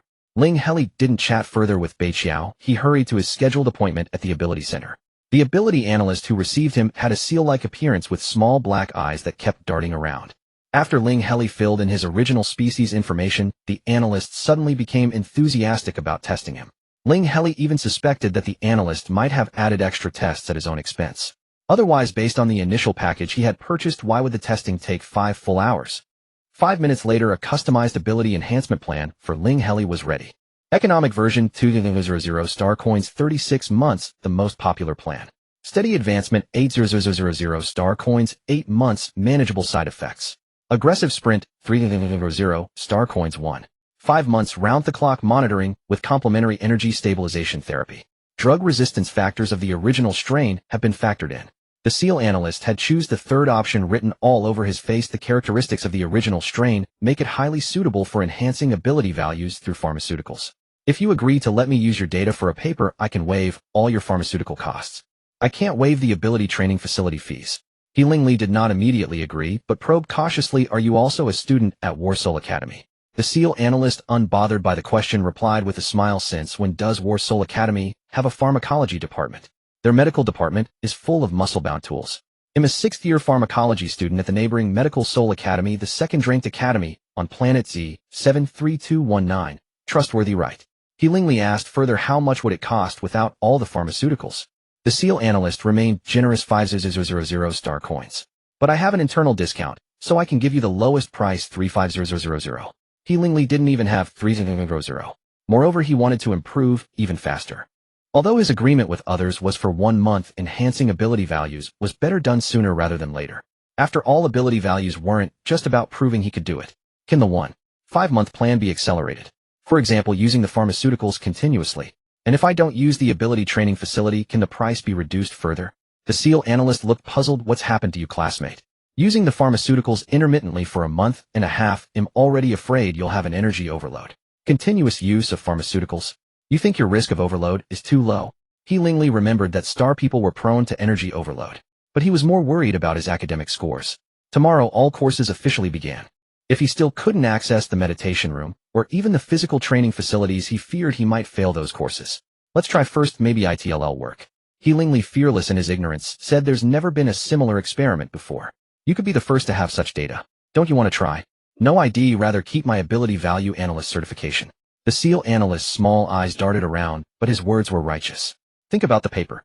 Ling Heli tempted logically, "You can use my experimental data and possibly create a miracle in pharmaceutical history. An unrepeatable miracle." The SEAL analyst was torn, muttering to himself, "With 24-hour monitoring, I can detect any sign of loss of control immediately. Even if the risk is high, if I nip it in the bud." Ling Heli continued to tempt. "I'll sign a statement taking full responsibility." Done. The SEAL analyst quickly operated on his optical brain. Soon the responsibility-free version of the plan was ready. Continuous use of pharmaceuticals expected to reach double-grade ability in 3 days, costing 2,000 star coins with no complementary items. Ling Heli blinked. "Didn't you say the pharmaceuticals were free?" The SEAL analyst's face fell. "Classmate, I have my motives, but I'm not stupid. The 20 million was far too much. According to Teacher Xiao, performing an SS-level skill once was worth about 1,000 star coins." Ling Heli thought it over and paid a 1,000 deposit first. Back in the dormitory, he prepared to take the certificate for being a civilization promoter, a goal he had long coveted. According to the optical brain, 99 of the exam consisted of questions related to the corresponding civilization. Each civilization was different, so questions from other civilizations were useless for reference. The remaining 1 were freebies, usually essays on attitude and motivation. So there was no need to prepare in advance. Ling Heli clicked the exam button on the star network, and the target civilization was automatically set to Blue Star. Other options were available, but Ling Heli didn't know any other civilizations, so he left it unchanged. The exam went smoothly. In fact, out of 100 essay questions, Ling Heli scored 99. The only point deducted was from the legendary freebie question. State your attitude towards civilization plunderers and support it with actual cases. Ling Heli could roughly infer the meaning of civilization plunderers from the literal words, but the mind-reading mechanism would not allow falsehood. If he didn't know, he simply didn't know. Any guessed content would not be written on the paper. Fortunately, the exam for the new civilization was truly easy. The passing score for the civilization promoter certificate was 98, meaning at most 2 wrong answers. With Ling Heli's knowledge, he could only pass because the exam was a generous C. He even wondered if the star network only tested what was in his mind. After passing, Ling Heli's personal information automatically added the civilization promoter certification. It could be hidden, but there was no need. However, he did not start the plan live streaming to earn money. He asked the optical brain what exactly a civilization plunderer was. It turned out that not everyone in the star system had their own civilization behind them. Most were simply star people with no civilization behind them. Civilization plunderers were a type of people who craved civilization, but would stop at nothing. First they would learn all the content of a civilization, then slaughter all its inheritors. Finally, the only inheritor of the plundered civilization would be the plunderer himself. Ling Heli felt a chill down his spine. The Blue Star Civilization exam was too easy, and now he no longer wanted to promote Blue Star Civilization. What if some civilization plunderer took a fancy to Blue Star Civilization, passed the exam, and then came back to kill him? Though his mind was a bit unsettled, Ling Heli still remembered he needed to earn money. He opened the nightclub's Star Network home and found the mission board. According to Ling Heli's copper coin divination method borrowed the diviner's mental energy, and its accuracy was tied to the diviner's mental energy level. So he filtered out all clients with hidden or low mental energy levels, removed all non-predictive skill missions, and was left with over a dozen. Finally, he sorted them by reward amount from high to low. Good heavens, the first one was directly 30 star coins, 10 million more than what Ling Heli needed. The client was a star system commander from beyond 2 or 3 superclusters, demanding 100 accuracy in the prediction result. This commander held a senior commander professional certificate with physical ability SS and mental energy X. Ling Heli thought that with its level mental energy, 100 accuracy should be guaranteed. He resolutely clicked to accept the mission. The next moment, the optical brain notified him that he did not have a valid predictive skill and did not meet the acceptance conditions. Ling Heli. It turned out that interstellar skills still required certification. Of course, most of the time, as long as the principle could be clearly analyzed and the skill was actually demonstrated on the Star Network, the AI would immediately judge it as passed. Mystic skills were more complex and required a live human assessment. The passing standard for precognitive skills was to successfully predict more than 4 out of 5 questions.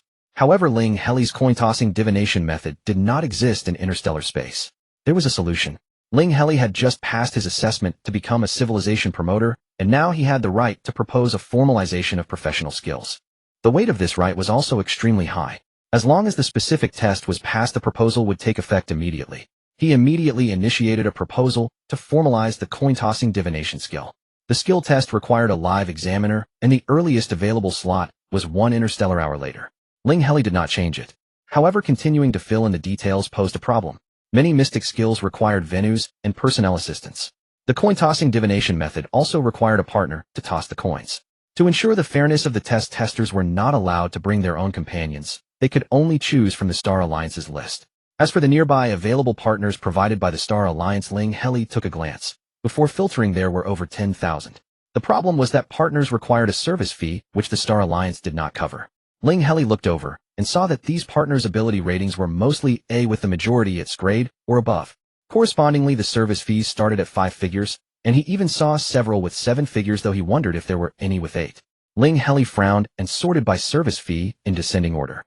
This time the lowest fee was 4 figures, but the spiritual power level was only B. After adding the filter for spiritual power level S, and above, the minimum service fee was 5,000. Ling Heli truly could not understand why the Star Alliance, which treated civilization promoters with such favor, did not cover this fee. The optical brain the Star Alliance used to not charge this fee. But during actual assessments, applicants always chose partners with higher ability values. To save manpower for high-ability individuals, the fee subsidy was later cancelled. Ling Heli thought for a long time without finding a suitable solution, and finally felt that he might have to think of another method. However, just then the list of partners flickered suddenly. The minimum fee slot became 1 interstellar coin. Ling Heli clicked on the information page of this merciful savior and found it quite coincidental. It was the Star System Commander who had issued the 30 million interstellar coin mission at the Nightfall Club. He noted that he only cooperated with tests for precognitive skills. Additionally, there was no need to worry about travel. He came with an ultra-long-distance shuttle wormhole and could definitely arrive at the test site on time. Even a bodhisattva could not describe him. Only the Buddha, who cut his flesh to feed the eagle, could compare. Without even guessing, Ling Heli knew that this Star System Commander was absolutely carrying a huge trouble. But if it came to trouble for himself, having no money was the biggest trouble right now. Ling Heli ultimately could not resist the temptation. He chose the 1 interstellar coin Star System Commander and submitted the test application. During the 1 interstellar wait, Ling Heli scrolled through the Nightfall Club member group again. The group messages were quite active. Blessings, have me any newbies. Any newbies? It's always the same few people when no one wants to accept my blessings anymore. Soft and cute newbie me. Blessings, have me go away. High-level commanders are banned from group chat. Blessings, have me really no newbies. I'll send a red packet. Red packet. It was snatched up instantly. The real newbie Ling Heli's hand speed was not fast enough. The red packet was quite large, a total of 3 interstellar coins. Ling Heli was a little drool. He immediately spoke up, big shot, I'm a real newbie, I didn't get the red packet. The group chat content began to flood instantly, with many lurkers surfacing. Farming do not disturb, a real newbie. Mech parts for skills newbie, look at me, I'll sell mech parts cheap, can be exchanged for mystic skills. Regularly out of contact newbie, post a photo, those with two strange races can be exempted. Void Wanderer, what skills does the newbie have? And there was a designated red packet from Blessings, have me with the cover reading, everything goes well today. Ling Heli happily received 500 interstellar coins. Soft and cute newbie, too late to say it newbie, don't take his red packets in the future, that guy has a passive curse skill. Everything he says nicely should be interpreted the opposite way. You're probably going to have bad luck today. Ling Heli, is it too late to return the red packet now? Blessings, have me too late, haha, finally completed today's daily curse. This passive skill is too hard to level up. Ling Heli, I just scheduled a skill formalization test in 1 interstellar hour. Soft and cute newbie, suggest canceling. Mech parts for skills, suggest canceling. Void Wanderer, suggest canceling. Ling Heli felt quite uneasy. He continued to ask what would be the consequences if I cancel the test. Soft and cute newbie, just unable to apply again for 1 interstellar month, no effect on personal credit. Ling Heli, that won't work, I'm in a hurry. Ling Heli, is there any other way? Ling Heli, I saw that everyone just took the red packet. Soft and cute newbie, high enough spiritual power can break it. A counteracting mystic skill can break it. Night Shadow, you checked mission 93,019. Did you apply for the skill formalization test to take the mission? The problems behind the Callister Nebula are very serious, not something you can handle. Soft and cute newbie, Lord Night Shadow, long time no see. How have you been? Mech parts for skills, big shot appears. Void Wanderer, it's been a long time since we saw Lord Night Shadow appear. This appearance, is it for the newbie? Ling Heli directly closed the group chat, found Night Shadow from his friends, and sent a series of messages. Ling Heli, Brother Night, save me. Ling Heli, Brother Night, the partner for my skill test is the client of mission 93,019. Ling Heli, but I really can't wait for the 1-month reapplication. Night Shadow, the skill test is a standard procedure of the Star Alliance, you don't need to worry. Nima, going to the skill test is like a desperate remedy. After all, everyone in the Nightfall Club knows about his messy situation and no one will take it on. Ling Heli understood, but there's still the curse. Night Shadow, the crow's mouth has only S-level spiritual power. Find someone with S-level or above who I'll send you a spell and have them recite it over you. Ling Heli, thanks Brother Night. Ling Heli had few friends. Teacher Zhao's spiritual power was definitely above SS, but he didn't dare to disturb him. He sent a message to Senior Gao, Senior, save me. I need someone with S-level or above spiritual power to recite a spell for me, or I'll have bad luck. In the tower, I have S-level spiritual power. I'll recommend a friend for you. The senior you met on freshman orientation day, she has S-level spiritual power. Ling Heli, well, she already blocked me before. Ling Heli felt that the bad luck debuff seemed to have already taken effect. In the tower, well, your reputation in the command department is indeed not very good. Why don't you ask the duty teacher for help? Today our department's duty officer should be Director Lee, who has SS-level mental power. You can use the emergency call function on your student card. But remember, it can only be used once a month. Ling Heli, thanks Senior. He'll treat you to dinner tomorrow. Gao Tali, changed the way you thank me. Ling Heli entered the school gate and immediately pressed the emergency call. In less than a minute, Teacher Huang Li, adorned with sparkling decorations, appeared before him as if by teleportation. Ling Heli had a fairly good impression of Teacher Huang Li. Although she was a bit irresponsible, it seemed to be just a personality issue, not specifically targeting him. Time was pressing, so Ling Heli immediately spoke up. Teacher, I've been cursed. Can you help me remove it? Mental power above SS level, recite this spell. Teacher Huang Li nodded. Indeed, okay. The spell took effect and Ling Heli was enveloped in a platinum-colored glow of mental power. When the light faded, Ling Heli saw that the clock had less than 3 minutes left. He only had time to thank Teacher Li, then quickly pressed the test teleport button. This action should have triggered the wormhole device high above the planet. The next moment, Ling Heli was sent to the examination site by a black beam descending from the sky. It was a room of over 20 square meters in minimalist white decor. Apart from a staff member who seemed to be the examiner, 3 silver coins on the table, and some props that might be used for testing the room also had. And at the same time Ling Heli arrived, another participant teleported into the room. An extremely burly figure oppressing Ling Heli so much that he could hardly breathe. He gritted his teeth and endured the opponent's ability fluctuations, barely managing to speak. Please tone it down a bit. My mental power and physical fitness are both only a rank. Upon hearing this, the burly rhinoceros restrained the aura he had inadvertently emitted, but could not hide the disappointment on his face. Alright, everyone is here. Then I have 5 questions. Successfully predicting 4 will allow you to pass the assessment. First, the assistant will need to play a small scoring game. During the game, he cannot see his own score. Please predict his final score. As long as the deviation is within 1,000 points, it counts as success. Nia Mo had already learned the steps of the coin divination method in advance. Without hesitation, he immediately picked up the coins on the table and tossed them. This time the coins were wrapped in rainbow-colored mental power. After 6 tosses, Ling Heli interpreted the hexagram. The score will definitely exceed the previous highest record. You can refer to the information sent by your friend. Niemo operated his light brain and said, the most recent message is a battle report. If we need to exceed the existing record, the number should be 391,829. Under the examiner's witness, Niemo began the game. Completely correct. The examiner's expression was one of shock and uncertainty. Not a single point more or less. In the mystic department, this must be a top-tier skill. At least SS level, and X is not impossible. In fact, this question had a tolerance range of 1,000 points. Because most prediction-type skills yield results with a slight deviation. For Ling Heli, with only a level mental power to predict such a precise number, only shows how astonishing this skill's effect is. Of course, the coin divination method actually borrowed Niemo's level mental power. However, Ling Heli had also searched and found that there was no such prediction-type skill in the interstellar that borrowed someone else's mental power. Ordinary people could not imagine it. At most, they would think it required the mental power of both the diviner and Ling Heli. After the result was obtained, even Niemo looked at Ling Heli with a serious expression, as if his confidence in him had been restored. Second, the assistant will draw 1 card from 1,000 cards. Please predict what the card's content is. Any description related to the card's content is acceptable. A mechanist swallowed by a black hole. Completely correct. Third, the assistant drops a ball from the top. Please predict which channel it will fall into among 1,000 channels. A deviation of up to 10 channels to the left or right is allowed. 97. Completely correct. Fourth. Completely correct. Fifth. Completely correct. Wait a moment, can I add you as a friend? Seeing that the examiner was about to announce the end of the test, Niemo quickly extended his hoof toward Ling Heli. With Yiyu's warning fresh in mind, how could Ling Heli dare to add him as a friend? Instead, he stepped back. Seeing Ling Heli's action, the examiner announced, test passed. The examination hall will close soon. Please teleport back to your original locations as quickly as possible. Without waiting for Niemo to say anything else, Ling Heli quickly pressed the teleport button on his light brain, and the next moment, he was back in the War Spirit Academy. Ling Heli breathed a sigh of relief, glad he hadn't gotten entangled in trouble. Now he definitely would not accept Niemo's tasks anymore. The big shot said he couldn't get involved, it was better for him to cherish his life.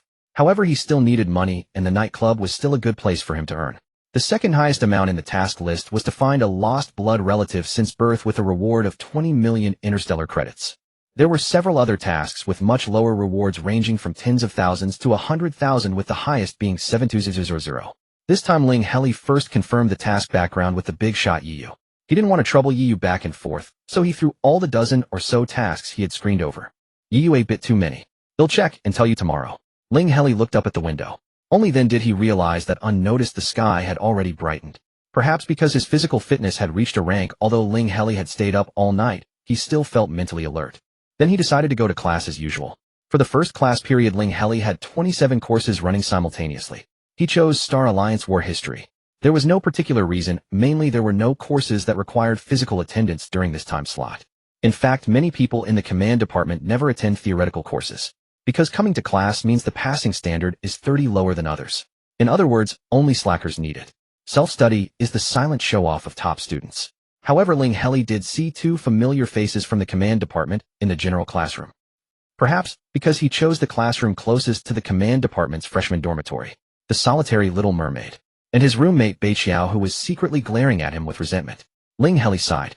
It seemed the command department also had its slackers. He just didn't expect that Bei Qiao, who had always looked down on his low ability scores, was also a slacker. Why should slackers make things difficult for each other? After listening to the first class, Ling Heli felt no pressure at all, because the teacher didn't cover the textbook content at all, but kept telling them gossip stories. Ling Heli finally understood why he was able to snatch the seat for this teacher's class. This kind of lecture was worse than self-study. The second class, Void Meditation Method, a compulsory course. The meditation room was the same one used during the freshman training. Ling Heli did not go. He would not stand in a place where others' spiritual pressure could not reach to attend class. Even if that allowed him to meet attendance requirements, he could not hear the teacher's lecture clearly. Having nothing better to do, he decided to go to the Humanities and Sciences Activity Building to pick up the gift from senior sister Tian. It was an immersive learning and perception device. Of course, what Tianjin gave him was not the device belonged to the club. What Tianjin gave him was her own knowledge archive. Through this device, Ling Heli could quickly experience the knowledge and insights recorded in Tianjin's archive, a common supplementary learning method in the interstellar age. So senior sister Tian was the one who treated him best. Even senior brother Gao had never thought of helping Ling Heli with tutoring. Senior sister Tian was truly considerate. Ling Heli immediately sent a message to Gao Tali. Senior brother Gao, is there a knowledge archive with relatively low cost that can be used for tutoring a junior? Gao Tali replied instantly, I don't usually record such things. Have you memorized the 79 problem points I analyzed for you? Have you obtained teacher Xiao's understanding? Ling Heli had not even figured out the first deduction point yet. Ling Heli, I'm working hard to correct these issues, and I'll go find teacher Xiao later. Next, Ling Heli indeed sent a message to teacher Xiao. Of course, it was not to analyze his own mistakes, but to ask for help. Ling Heli, teacher Xiao, is it possible to exchange my work-study stipend for a knowledge archive next month? Xiao Longxia, whose knowledge archive are you planning to use? I know Gao Tali is investigating your matter, and you have a good relationship with him. Did he give you the archive? He's a scrub himself, how dare he teach others? Xiao Longxia, the contract has been signed, it cannot be changed. Ling Heli, no, it's not senior brother Gao, I was just asking. Ling Heli quickly ended the conversation with teacher Xiao. However, he didn't expect that the big shot senior brother Gao, who could hack into the school's freshman database, was also a scrub in the command department. Indeed, the command department was a place where strong individuals thrived. Ling Heli now understood why senior brother Gao hadn't sent him a knowledge archive. Senior brother still cared for him. He began to prepare to use senior sister Tianjin's knowledge archive. Although he didn't know whether senior sister Tianjin was a top student or a poor one, he had to use this archive for the sake of her kindness. After logging in, Ling Heli was immersed in a pure onslaught of knowledge. He could not feel his own body, even forgot his identity and name, and only frantically absorbed the knowledge being poured into his mind. Large starship piloting techniques, small starship piloting techniques, cargo ferry piloting techniques, orbital emergency manual piloting techniques, pulse shuttle piloting techniques, and others. When Ling Heli finally finished the supplementary learning and came out of the machine, he had to exclaim that senior sister Tian truly loved driving. However, he found that the big shot Yiyu had already sent him a message. Yiyu, I sent you a compressed file. The backgrounds of these tasks are all fine. Especially the one about finding a relative. Building good relations with the Mobius family will be very helpful for your future development. To be honest, among the people he knew in the interstellar, Yiyu was the one Ling Heli understood the least. When it came to Yiyu's kindness, what Ling Heli felt most was actually trepidation. However, he was willing to respond with kindness. Ling Heli, thank you brother Yi. What do you like to eat? My treat. Yiyu, crayfish. I want to try both spicy and 13 spice flavors. Ling Heli, I will try to find the ingredients. Ling Heli didn't dare to fully promise. He planned to look for a similar creature to crayfish in the interstellar when he had time. Of course, one without intelligence. With Yiyu's confirmation, Ling Heli immediately accepted the 20 million credit mission to find a relative. The difficulty of this mission was that what was lost was an egg, and it had been lost for nearly 1,000 years. Recently, the parents of this egg suddenly sensed that they had a child that had hatched. After thinking it over, it must be the egg lost 1,000 years ago. Too much time had passed, and there was no other helpful information for searching except that it had just hatched. Moreover, the form that this race hatched into was related to the first intelligent creature it saw upon opening its eyes. So even the appearance could not be confirmed. However, Ling Heli was not someone who relied on clues to find people. Even with very few clues, it was fine. However, the client's spiritual power was level. Ling Heli mentioned that the higher the spiritual power, the more accurate the test results would be. Then the client immediately switched to a blood relative with SS level spiritual power for divination. Ling Heli was quite anxious, and the other party was also anxious. Reaching an agreement immediately, the other party teleported to Ling Heli's location within minutes. This was a Mr. Eel with an astonishingly large head. Ling Heli's first impression of him was nothing but rich. Because although the eel was not wearing a mecha, his body was covered with various fashionable mechanical devices. Ling Heli recognized one of them similar to the 3-level defensive weapon made by the intelligence engineer during the previous re-examination, but the text displayed extra level. Converted, it was a weapon capable of defending against level energy fluctuations. But this was not the reason Ling Heli thought he was rich. Mainly, Ling Heli actually felt a sense of artistic beauty from the mechanical equipment covering his body. Being able to turn combat gear into art, Ling Heli believed he must be very wealthy. The divination shows that the relative you are looking for is actually right beside you. You even saw her today, a very kind-hearted lady. After hearing Ling Heli's description, the eel immediately confirmed who he was referring to. He paced back and forth excitedly, his voice very agitated. Is it really her? They'll go ask right away. Oh my, when she broke out of the shell, the first thing she saw was me. No wonder she has the same eel race appearance as me. They'll go right away. Don't worry, once confirmed, the commission will be paid immediately. The Mobius family will remember your friendship. With that, the eel hurriedly activated the wormhole teleportation device and left. Half an interstellar hour later, the 20 million commission was credited along with the client's enthusiastic thanks. However, at this moment, Ling Heli was in his own dormitory listening to the teacher's reprimand. Bei Qiao also stood by, but his eyes were full of confusion. Fighting even before the official start of school. Think you're very capable. The capability of a doubly grade trash. If you're weak, stay out of trouble. Why pick a fight?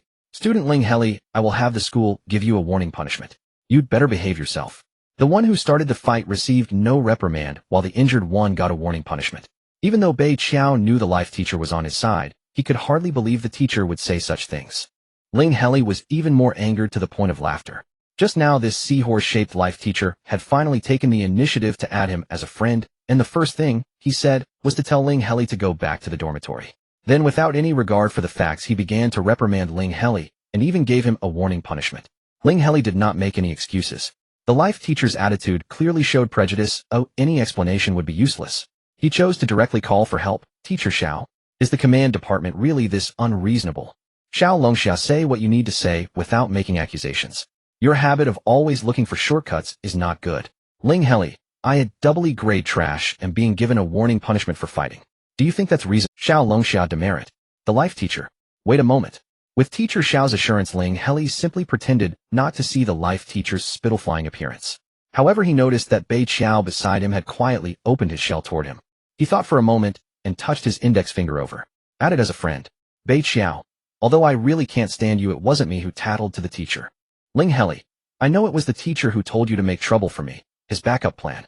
Bei Qiao, no one ordered me. I just can't stand you. Ling Heli really wanted to know how that silly kid Bei Qiao managed to get into the command department.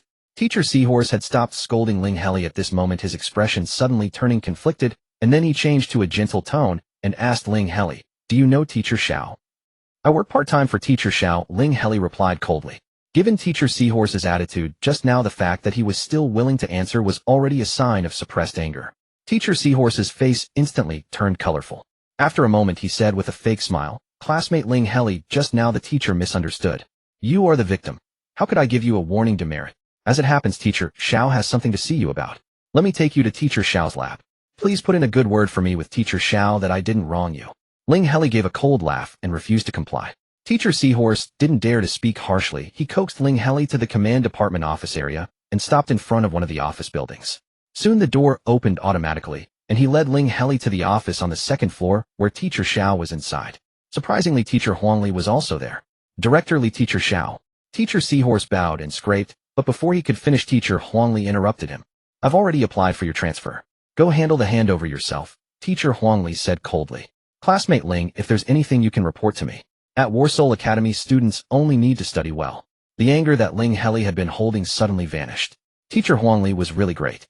Got it, Teacher Li. Ling Heli added Teacher Li as a friend, then suddenly remembered he needed to boost his ability stats and quickly asked, can I take 3 days off? I had someone design an ability enhancement plan, it needs 3 days. Teacher Huangli nodded. You can. In the future you can discuss such matters with the life teacher. The new life teacher has already been decided and will contact you soon. However, 3 days from now is the freshman's first practical combat class. Don't miss it. Understood. As he spoke, Ling Heli had already accepted the new life teacher's friend request and was then added to the class group chat. There were many messages, but Ling Heli had no time to look at them. After the dejected Teacher Seahorse left, Teacher Xiao, who had been watching the drama, suddenly spoke up. Ling boy, weren't you asking who sent you the admission notice? Here, my teacher. He pointed at Teacher Huangli. Ling Heli looked at Teacher Li up and down several times. He couldn't tell at all that she was actually that old. Alright, I called you over because there's real business. Previously we agreed that you would use the precognition skill 3 times a month. Given your condition today, can you still use the skill 3 times? Teacher Xiao asked seriously. Ling Heli had stayed up all night yesterday and hadn't changed clothes, but the coins he carried close to his body were still there. No problem. Come to think of it, should he always carry these coins on his person from now on? Yes, I can, Teacher Xiao. Xiao Longxia asked Ling Heli to foresee the content of his next military network simulation battle. What was the opponent's main attack direction? What backup plans had the opponent prepared? What were the key nodes of the simulation battle? The main attack direction is waterway. The backup plan is a hidden squad. The key node is at low tide. Teacher Xiao immediately recorded this. Good, I'll verify. I've already given you all the lab permissions. In the future, come on your own. No need to be escorted. This room is my lounge. You can rest here if you're tired. The password posted over there is for connecting to my lab's Star Network exit. After saying this, he exchanged a few words with teacher Huangli, then left Ling Heli alone, and both of them departed together. Ling Heli felt that teacher Xiao trusted him quite a bit, but he quickly realized that teacher Xiao meant he could already move freely in the lab. He didn't dare to wander around recklessly, so he followed teacher Xiao's instructions and connected his optical brain to the star network interface, switching to the lab's network. Then he was surprised to find that using the lab's star network exit allowed him to access the lab's purchased star network features for free. For example, the time acceleration annual subscription he had been dreaming of. This was even better than the knowledge archive. After all, the knowledge archive was based on others' knowledge, and the insights might not suit him. And under time acceleration, he could comprehend and learn on his own. It seemed teacher Xiao was cold on the outside, but warm on the inside. The matter of the knowledge archive that he had previously asked teacher Xiao for help with, teacher Xiao had truly taken it to heart. Ling Heli suppressed his gratitude and immediately purchased several highly recommended Intermediate Academy lecture archives on the Star Network, then adjusted the time acceleration. This was an extremely remarkable function, for an individual years could pass in an instant within the virtual space. Moreover, after returning to reality, although the virtual memories still existed, they would not impact real memories in any way nor cause any memory disorder. Ling Heli studied for a full 10 years in the optical brain world, but he still hadn't finished all the courses of the Intermediate Academy's command department. He guessed that the command department starting from Intermediate Academy simply had to purchase the annual time acceleration subscription. Of course, this wasn't what he was emotional about. What moved him was that after returning to reality, he could still clearly remember what had just happened in reality. The care and concern that Director Li and teacher Xiao had shown him, and his own anticipation of using time acceleration. At this moment, Ling Heli really wanted to go to the classroom for a professional course to see if he could truly understand the knowledge that connected to the Intermediate Academy. However, he had good self-control and didn't act on it. Instead, he immediately left the lab building and headed to the Ability Pavilion. He also called over the SEAL analyst who was still in class. 3 days of continuously using potions to boost ability stats. Are you really sure? The SEAL analyst was still a bit hesitant. Yes, Ling Heli confirmed firmly. But it must not cause any harm to my potential. It won't. The potions I use are absolutely up to the highest interstellar safety standards. However, using too many potions will definitely increase the chance of energy loss of control. Since it won't, then let's begin. In order to monitor Ling Heli's condition at all times, the SEAL analyst set the execution location in the Ability Pavilion. In the first hour, Ling Heli felt his body brimming with power. In the 5th hour, Ling Heli felt the pain of being burned by fire. In the 8th hour, Ling Heli's consciousness became hazy. In the 10th hour, Ling Heli lost consciousness. When Ling Heli awoke, he felt that his entire strength had ascended to a new level. His mind had never been so clear. Previously in teacher Xiao's laboratory, he had spent 10 years memorizing by rote, yet failed to integrate the knowledge seamlessly. Looking back now, he distinctly sensed that these knowledge points were actually well-structured and interconnected. Moreover, he truly felt the energy fluctuations within his body. It was a very mysterious sensation. Energy was not a physical entity. It was neither the sensation of rising qi nor the feeling of flowing water. But just now, as he organized his knowledge, he could perceive that every movement he made triggered something, and something gradually dispersed, overflowing out of his body. The fluctuations of physical ability were different from those of mental power. When he expanded his thoughts, the sensation of fluctuation was more supple. When he moved his body, the fluctuation felt more rigid. Ling Heli noticed that he was inside a medical pod. Outside, the SEAL analyst was packing up things. Brother Hai, has my ability level upgraded to double B so quickly? Wasn't it supposed to take 3 days? Ling Heli opened the hatch and asked eagerly. Are you out of your mind from the uncontrolled energy? The SEAL analyst said with a bit of worry, but more sadness. They'll refund your money later, but I can't do anything about the cut taken by the Ability Center. Let me clarify, I want refund that. Ling Heli was stunned. Did it fail? Can I still improve my ability level? The SEAL analyst looked at him with a pitying gaze. What nonsense are you talking? Aren't you perfectly fine? But you just improved a little and already lost control of your energy. If you continue, you'll be done for. I was too impulsive to agree to it before. I didn't consider it carefully. Since there's no problem, let's proceed with the plan, Ling Heli interrupted. Continue my foot. The SEAL analyst's small eyes widened. Do you want me to get my ability level analyst license revoked? Think about your thesis, Ling Heli said calmly. If we stop now, all the previous efforts will be wasted. At the 12th hour, Ling Heli again began to feel a burning pain. At the 15th hour, his consciousness became blurred once more. At the 17th hour, Ling Heli lost consciousness again. When he woke up this time, he felt a bit lightheaded. He had never experienced such a powerful sensation. He didn't know what it felt like to lose control of energy. Anyway, whenever he lost control, he was already unconscious. But he had tasted the feeling of ability level improvement. Things that had seemed difficult before were now nothing special. He felt as if he could accomplish anything. The people of Lanqing would regard moving mountains and overturning seas as myths. But now Ling Heli felt that he himself was a myth. However, seeing the gloomy expression on the SEAL analyst's face, Ling Heli knew that his ability level had probably not yet reached B grade. I'll continue. You still want to continue? Do you believe he'll just abandon you? Think about your thesis. After waking up from the fifth loss of consciousness, Ling Heli noticed a new wound on the SEAL analyst's body. It seemed that Ling Heli's ability level was indeed improving very rapidly. The SEAL analyst was finding it somewhat difficult to suppress him. The SEAL analyst didn't even bother about his own wound. He just muttered, "The effect is even better than expected. The energy fluctuation is already approaching B. Maybe it won't take 3 days. No, I shouldn't have helped you continue. What was I thinking to agree to you? You must be crazy. I don't want to go crazy. Spare me." The SEAL analyst was already incoherent. Ling Heli ignored the seemingly insane SEAL analyst. He glanced at the time. It was around 9 in the morning. If he hurried, he might be able to make it to the afternoon meditation class. That was what he thought, and that was what he asked. "I think my ability level can be raised to double B before 1430, right?" The meditation class started at 1430, but Ling Heli still had to travel. The SEAL analyst's face contorted. "No, you don't think so. Think about the thesis." "I don't want the damn thesis anymore. I still have 4 years before graduation." Ling Heli thought for a moment, and then said, "Think about the 20 million. The SEAL analyst's small eyes lost their luster. Then he mechanically nodded. "Now I think it's possible."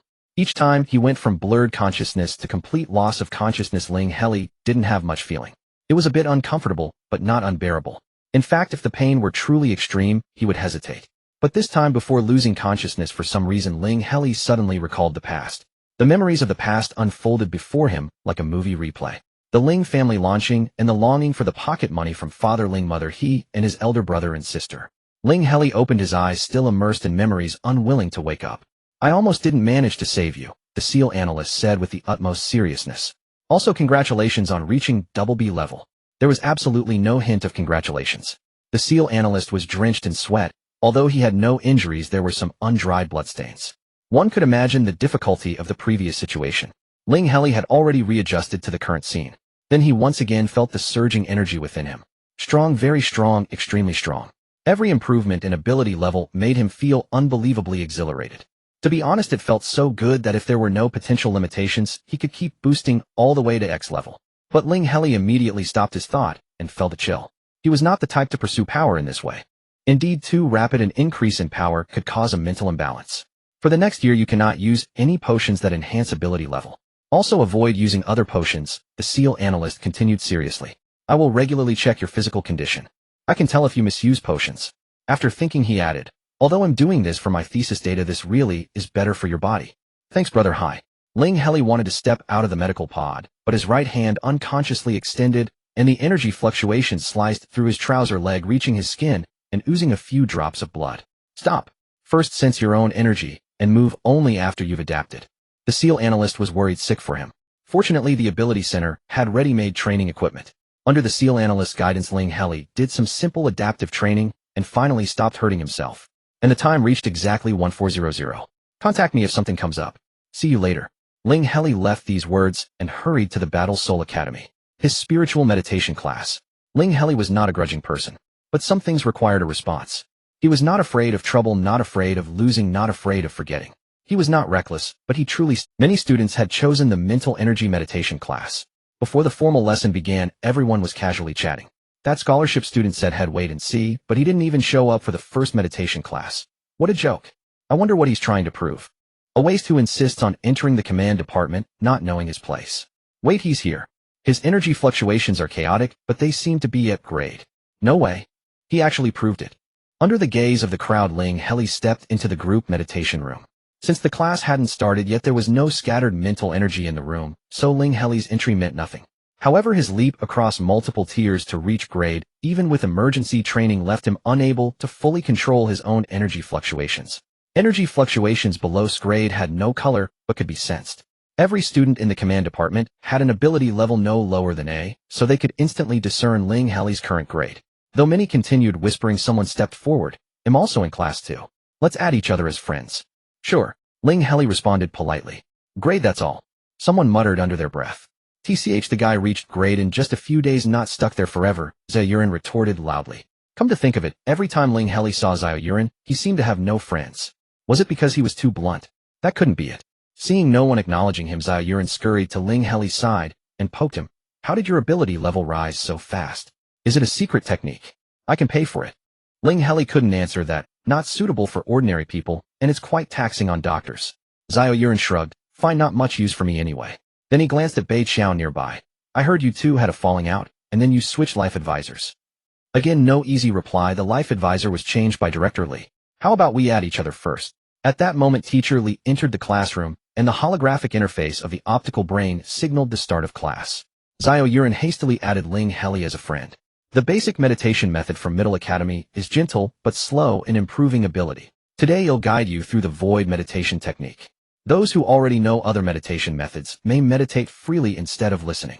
After Teacher Li's words, many students entered a meditative state. Instantly, streaks of golden and silver mental energy fluctuations arose across the meditation room.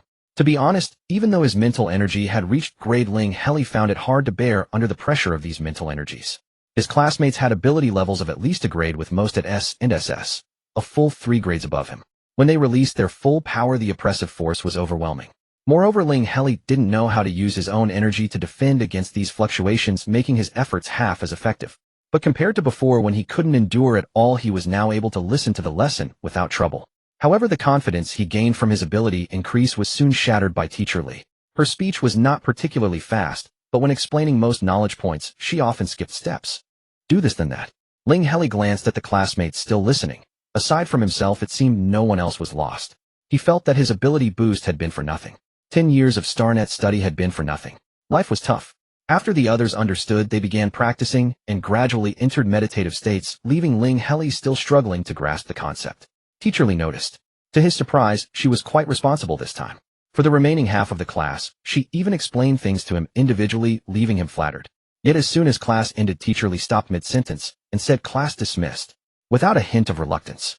Ling Heli realized then that she was still the same aloof Teacher Li. But Teacher Li didn't leave immediately. She approached Ling Heli and asked, "Classmate Ling, you have no attendance record for the first meditation class. Are you giving up the first attendance score or switching to self-study?" Ling Heli chose, or neither option was right. He looked at Teacher Li with a face full of protest. "I asked for leave. Leave is leave. Professional score is professional score." After much deliberation, Ling Heli made up his mind. He'll give up the first attendance score. Fortunately, the other teachers weren't as unyielding as Teacher Li. He had also missed one session of the next course, but the teacher had no issue with making up the attendance score. That evening, Ling Heli continued to attend Teacher Xiao's lab for Middle Academy lessons. Again, 10 years. This time he felt much more comfortable. In fact, many Middle Academy students had ability levels below double grade when learning. In this respect, Ling Heli could finally dominate the kindergarten level. And the Interstellar Middle Academy was also a 10-year system. Of course, the command department still required learning more than 10 times the knowledge of other departments. Thus, Ling Heli felt that with just a few more sessions he could catch up to the average level of freshmen, except for skills. The StarNet couldn't fully simulate ability values, and many skills couldn't be learned there. For example, the spiritual link skill that every command department student possessed. Ling Heli couldn't practice this skill alone, he needed a teammate. He set his sights on his roommate Bei Qiao. Bei Qiao looked at him, his inner conflict evident. On his face it showed as a mix of hostility and a desire to get close, stealing glances at him every few seconds. What is it, because I'm handsome? Ling Heli couldn't resist teasing him. This time Bei Qiao didn't bristle. He stammered. "You've indeed proven your improvement. I saw it. I won't post that thread anymore." Ling Heli hadn't expected that bonus, but said, "Wait until a month is up. Let's see after a month." Realizing what that meant, Bei Qiao's eyes widened. "How about helping me learn the spiritual link skill, eh?" Ling Heli continued, ignoring his shock. The improvement of his ability was inevitable. His classmates would have to get used to it sooner or later. "You don't even know spiritual link." Bei Qiao instinctively wanted to mock, but stopped himself. Spiritual link was essentially a use of mental energy. The prerequisite for using it was control. Right now, Ling Heli hadn't even fully controlled the energy surging through his own body. However, he had studied the principle of this skill. First, the commander needed to model the mental energy precisely according to the skill's requirements. Then the commander used mental energy to maintain the model. In fact, members connected to the link could also use their mental energy to help sustain the model. Normally, commanders wouldn't grant this permission, as another's mental energy might attack them, causing accidents. In other words, if Bei Qiao initiated the spiritual link, Ling Heli joined, and Bei Qiao gave him permission, then Ling Heli could observe on-site how Bei Qiao's skill used mental energy. "Why should I give you permission? It's dangerous for me." Bei Qiao saw the problem immediately. "But if you don't, I can't improve quickly. If I don't improve quickly, it'll remain the shame of the command department. You care about that, don't you, classmate Bei? Bei Qiao was cornered. What Ling Heli said wasn't entirely accurate, but Bei Qiao didn't want to refute with the real reason, so he silently granted permission. Ling Heli carefully observed the skill modeling of Bei Qiao. The transition from 0 to 1 is the hardest step, but imitation is far easier. After more than an hour, Ling Heli gleefully executed his own spiritual link, leaving Bei Qiao utterly dumbfounded. His appearance was so dejected that it was impossible to ignore. Ling Heli asked directly, stunned by my learning speed. Not at all. Bei Qiao bristled again. You're just cutting corners. Who learns skills like this? As long as I can learn it, it's fine. Bei Qiao was silent for a moment, but still stubbornly insisted. I'm far better than you when I comprehend on my own. Even if it took a week. Damn it, I won't fall behind you. When he realized he had misspoken, it was already too late to take it back. Even the flesh inside his shell stiffened. Finally, he closed his shell, pretending not to exist. Ling Heli held back his laughter. He was quite pleased to have learned spiritual link. To share his joy, he unhesitatingly sent messages to Gao Tali Mu Tu and Tian Jun. Senior brother, senior sister, I'll treat you to dinner tomorrow night. Blue Star Hot Pot. As for the ingredients, the meat from the restaurant he last visited was quite good. There were also other edible plants and beast meat, a dazzling array in the interstellar world. Ling Heli wasn't picky. He chose moderately priced items, pre-ordered one portion of each, and scheduled delivery for tomorrow evening. Gao Tali, before I agree, little junior, how about you tell me your progress on the 79 problem points? This. Senior Gao has learned to hurt each other now. Ling Heli thought for a moment and decided to strike back. But teacher Xiao told me that you senior are nothing but trash. Gao Tali, forget it, don't say another word. I'm coming. Mu too. Great, I've never tried Blue Star food. By the way, I have a friend who's a foodie, the mecha engineer I teamed up with last time. Can he join us? Ling Heli, of course. Welcome. Tian Jun, forget it. I don't like using other people's cookware. Ling Heli. Alright, I'll treat you to something else next time, senior. The next day finally arrived. The first practical class for freshmen. In Warsoul Academy, practical classes for all grades were held at the same time. Those with fixed teams started directly, solo players were randomly grouped. This was also the time for senior students to earn bonus points. After completing their own practical tasks, if seniors helped lower grade students team up and clear the level, the instructors would give them extra points accordingly. Of course, if their performance was too poor, they would also lose points. The reason the first practical class for freshmen was so important was for team formation. Like-minded individuals could form fixed teams. Those who just wanted to test compatibility could form temporary teams. And those who still couldn't find teammates would be placed into random groups. The first random grouping was among same-grade students. If the team was still incomplete, it would be randomly matched with seniors. When the time came, students from all grades entered the same Star Network assessment hall. Of course, seniors with fixed teams went directly to private rooms. Before Ling Heli could even stand still, he saw Mu Tu running over from afar with the mecha engineer from the re-examination. Junior, take me. I'm ranked 74th in combat power across the entire school, and he'll even subsidize the mecha soothing module usage fee. Ling Heli now knew how expensive that function was to use. The price for a real person's skill was certainly higher than that of a device. However, the soothing skill was more expensive than other skills, even those of the mystic department. Therefore, using this module skill once cost about 100 interstellar credits. Of course, Ling Heli knew that Mu Tu words were just a joke, so he replied, "I'll work hard to earn money, so you don't have to subsidize me, senior." No problem, no problem. As long as you want me, I'm yours. Money doesn't matter. Mu Tu patted his chest magnanimously. The mecha engineer beside him was stunned. You're joining a fixed team? That's right. Junior Ling is no ordinary person, Mu Tu said mysteriously. Pooh, why you should come along too. Ling Heli knew how formidable this mecha engineer was, so he followed Mu Tu lead. Senior Pooh, you are very welcome to join my team.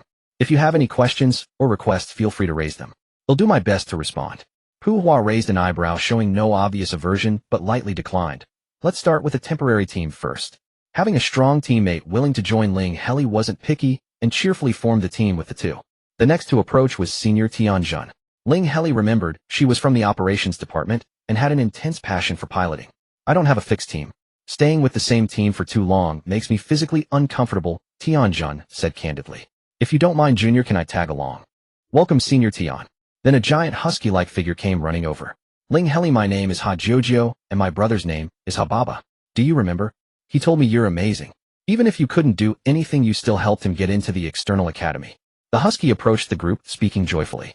Ling Heli had a vivid impression of the husky's appearance. During his initial test, there was a husky-like teammate in his team. Was this student that person's brother? Since the two were admitted to Warsoul Academy in the same year, they might be. Are you twins? Wow, Ling Heli, you guessed that. Ha Jojo became even happier squatting before Ling Heli with a blissful face. You're so sharp. I knew I came to the right person. Can I join your fixed team? I'm from the individual combat department. Physical stat, S mental power, A. Ling Heli hesitated but decided to be honest. I don't know if your brother told you about my situation. He did. Double F ability values right. Ha Jojo said nonchalantly. There's also a post about you on the Star Network exposure wall. Yesterday someone posted that both your physical and mental stats had reached level. Ling Heli extended his right hand. If you don't mind my ability values, you're welcome to join my team. Ha Jojo looked blankly at Ling Heli's right hand, then tried to extend his right paw to touch it, but nothing happened. Sorry, it's a custom from my hometown, a handshake. Ling Heli quickly grasped Ha Jojo's paw, fluffy, warm, and truly delightful. But after that no one else actively sought to team up with Ling Heli. Meanwhile, other freshmen from the command department, who hadn't yet filled their teams, were posting their information on the public channel. Command freshman physical stat, A mental power S.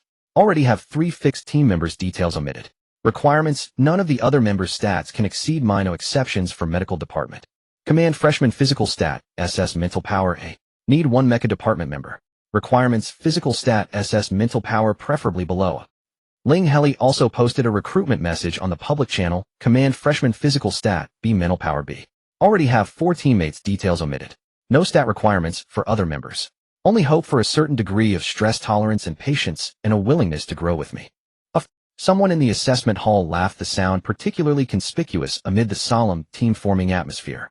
Then someone commented bluntly, is he asking us to do charity? Or gambling everything on the slim chance he becomes a commander? Ha Jojo was furious.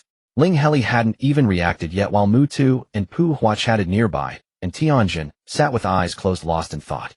But upon hearing it, Ha Jojo lifted his clothes, flexed the muscles on his arm, and was about to go over and argue. Ling Heli quickly stopped him. I'll go myself. You can follow me if you want. The freshman who had just mocked Ling Heli obviously noticed the situation and simply crossed his arms, waiting to see what Ling Heli would do. I told you before, wait and see, I will prove it. Perhaps you don't want to see my proof.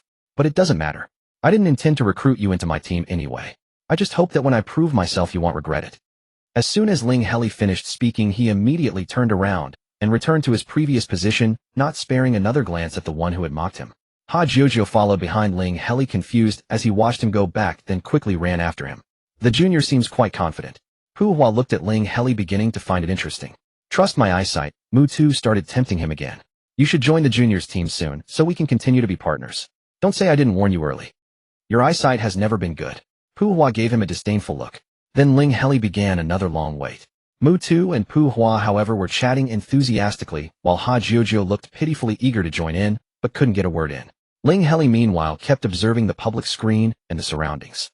At first other freshmen would point and whisper about Ling Heli, but soon everyone resumed their fervent team formation. The command department freshmen gradually formed full teams. During this time Ling Heli sent a few more messages on the public screen, but to no avail. Perhaps Ling Heli's dual level ability scores were still unremarkable, or perhaps the act of choosing Ling Heli was too risky. Not a single freshman came forward to communicate. The free team formation time still hadn't ended. Tianjin suddenly opened his eyes. Is that it? You gave up? Huh. Ling Heli didn't understand. Isn't there still random team formation? Among the remaining freshmen someone also noticed this issue. Why hasn't the random team formation started yet? Isn't that because there are still command department people whose teams aren't full A? The person next to him looked at Ling Heli with a hint of schadenfreude. Does that mean that as long as there are command department teams that haven't been fully formed, we want inter-random team formation? Ling Heli, based on the current situation, could only think. That's unreasonable. It's not just the command department. Tianjin shifted his posture and brushed off non-existent dust. Theoretically, as long as any department has students who can't form teams, random team formation will be triggered. It's just that it's usually the command department. What should we do now? Ha Jojo asked blankly. A good question, but not everyone wanted to know the answer. Under the pressure of possibly extending the free team formation time, people finally began to apply to join Ling Heli's team one after another, though all chose temporary team formation. However, Ling Heli was not picky. The 10-person team was finally formed, but 5 of them were reluctant to join. Though Ling Heli was confident he could persuade them to change their view, he had already wasted quite some time, and if he said more it might only make them complain. So he chose to enter the level directly. Their current identity was a squad of interstellar mercenaries. While passing by, they accepted an urgent commission from the commander of the starship. The starship had originally been escorting a research team to this planet to collect monster specimen data. However, after the research team landed on the planet, something happened, and they lost communication with the starship. All members were missing with no trace of life or death. Ling Heli's team's mission was to successfully bring back the research team or information about them to the starship. This was a classic rescue mission. The group appeared at the entrance of the starship's lower cabin. With a flicker of thought, Ling Heli directly deployed the mental link he had practiced countless times yesterday. 01 to Commander, not bad, already learned the mental link skill. Mu2 whistled. Puhua was also somewhat surprised. 02 to Commander, learning speed is indeed fast. Both of their words were transmitted through the mental link, so they didn't fear the NPCs hearing speaking without restraint. 07 to all, isn't this a basic skill? And the medical department freshman next to him said bluntly. Is this worth boasting about? Commander to 07, mainly I really didn't know it before. However, there's indeed no need to say more. Ling Heli said, quickly changing to a serious expression. Commander to all, this time's loss of control handling plan will fully use the general Y7 model. I will be the monitor. I will ensure that any action is carried out by at least 2 people simultaneously, and companions will serve as each other's primary suppressors. Group 1 me and 01 Mu2. Group 2 07 medical and 09 support. Distribution of Group 3 omitted. Among them, Group 1 will jointly serve as secondary suppressors, Group 2 will jointly serve as primary pacifiers, and 01 will serve as secondary pacifier. Please reply when you hear. Everyone sent back mental signals of Roger. This is a rescue mission, time is tight. Ling Heli continued. Commander orders all Group 1 searches east, all groups determine their search direction clockwise. With the starship as the center, search for any possible clues within 30 minutes travel. Including but not limited to clues about the missing team, clues about the lost communication, clues about the planet's monsters, and clues about usable resources. 06 Information Department to Commander, we are in a forested area with abundant wood and earth element resources available for collection. Given that wood element may counter earth element, it is more likely that we need to use wood element to craft equipment. 01 to Commander, things are usually not this simple. Mu2 unhesitatingly undercut. 02 to Commander, I think the same. Puhua unhesitatingly followed. If Ling Heli had raised this doubt, others might not have believed it. However, since both senior students thought so, even 06 himself had a sliver of doubt about his own judgment. But Ling Heli was not affected. Commander to all, what we are executing now is an information gathering mission. There is no need for material collection. I will decide what materials need to be collected. TCH. Someone muttered quietly. Ling Heli, with his mental link active, almost instantly pinpointed the person. But he did not rebuke. Commander to all, the practical course is related to our professional scores. I will strive to do better, and likewise I hope you won't lose points. Roger. Not all 9 replied. It seemed someone was still secretly unconvinced. However, Ling Heli didn't care. The teacher would teach them how to behave with professional scores. Though the groups scattered, their mental link allowed uninterrupted communication. The first to detect a problem with the signal was Tianjun, who operated the signal search equipment. 03 reporting to Commander, after leaving the starship for 10 kilometers, signal reception dropped by 3. Continuous departure further weakens the signal. This planet should harbor a special energy that attenuates communication waves.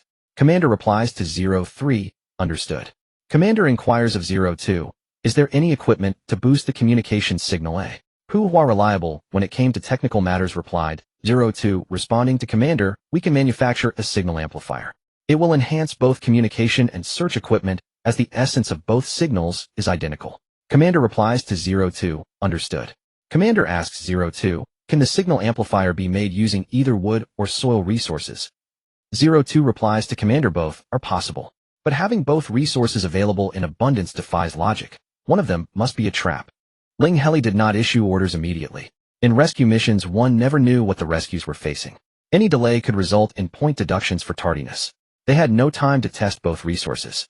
Another thought crossed Ling Heli's mind, could both be traps. 03 asks Commander, why not try the mystic system skill? Tianjun suddenly spoke. Ling Heli was already considering the same approach. Perhaps there were other reasons for judgment, but he felt divination was time-saving, effort-saving, and guaranteed accuracy. Commander replies to 03, affirmative. Commander orders Group 1 and Group 3 to return to the starship immediately. Other groups continue information gathering. 05 asks Commander, are you joking? Even if you possess the mystic system with your grade mental power, the deviation will be absurdly large. Commander replies to 05, I am not joking. And please be silent. According to the Enlon division of labor, the Commander held supreme authority within the team. Ling Heli was willing to tolerate a few classmates who looked down on him, allowing them to grumble as long as they complied. But if he chose not to, they had to follow orders unless they left the team. 03 informs Commander, well done. Tianjun had been morose since the start of the team formation, but now a hint of pleasure could be detected in her voice.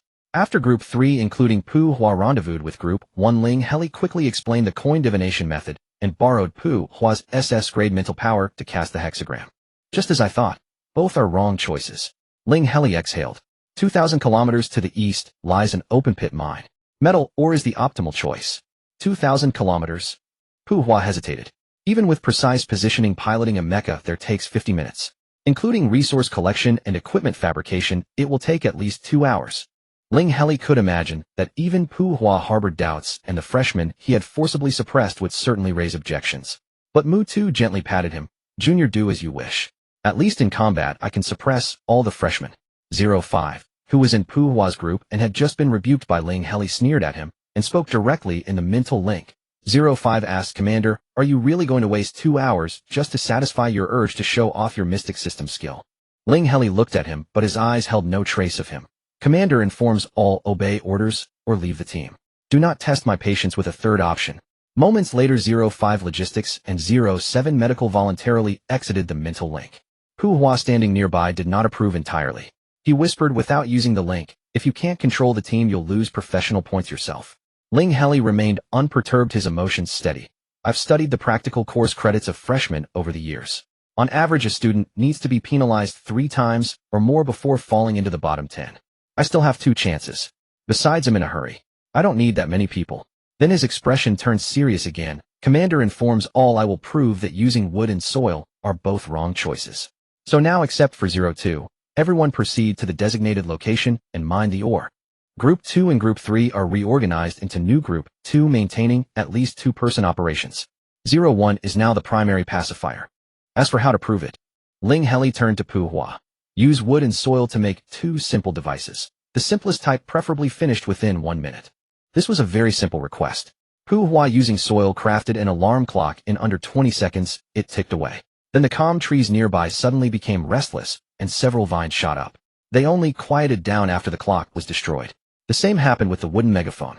At first, when in use, the surroundings remained peaceful. But as soon as Ling Heli spoke a few words through the megaphone, a swarm of sharp metal bees descended from nowhere.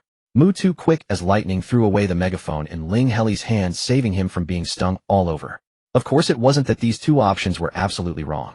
If one possessed overwhelming combat power, they could bulldoze through everything. However, for Ling Heli and his team, the metal ore was clearly the safer choice. See, my judgment this time was spot on, wasn't it? The junior is definitely fit to be commander. Mu Tu boasted to Pu Hua. For now it seems acceptable. Pu Hua nodded, but still reserved full approval. Then Tianjin's voice came through the mental link. 03 informs Commander, if using intelligent machines attracts monster attacks, then the research team's abundance of such machines is certainly a problem. Tianjin did not voice her deduction. In fact, the reasoning was simple. Time was of the essence.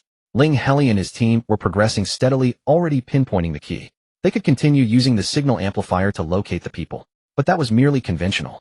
By the time they found the research team, the personnel might have been wiped out, leaving only scraps of data to bring back. That would count as clearing the mission, but at the lowest grade. Ling Heli and Tianjin shared the same thought. They needed to blaze a new trail to achieve a high score. Commander orders 02 to cooperate with me again in divining the target's location. The coin divination method was his key to breaking through. Ling Heli had exhausted his knowledge of command fundamentals. In team control, he might even incur deductions. But when it came to mission completion, he would strive for the absolute best. The Divination Institute is located over 30 kilometers to the west, half a planet away from the metal mine. The commander issues an order to all units. Group 1 now proceeds to support the research team. Other groups collect metal or resources and manufacture signal amplifiers. My mental link will fail in 1 hour. When you cannot contact me, all decisions shall be based on the orders of 03 Tianjin. After entering the mission checkpoint, Ling Heli and the others had been exploring the way to clear the level without feeling much combat pressure. However, when Mu Tu led Ling Heli to the location of the research team, they could see from afar a sky-covering swarm of demonic creatures, with even more pouring in. Holy crap, so many. Even I can't withstand this. Mu Tu's voice trembled slightly. Ling Heli was not concerned about this. These demonic creatures were clearly attracted by the research team's equipment. As long as the equipment was shut down, the creatures would naturally retreat. But if the defensive weapons were turned off, could Mu Tu withstand the siege before the creatures left? Ling Heli asked directly. Mu Tu hesitated, but not for long. Alright, I can do what you junior ask.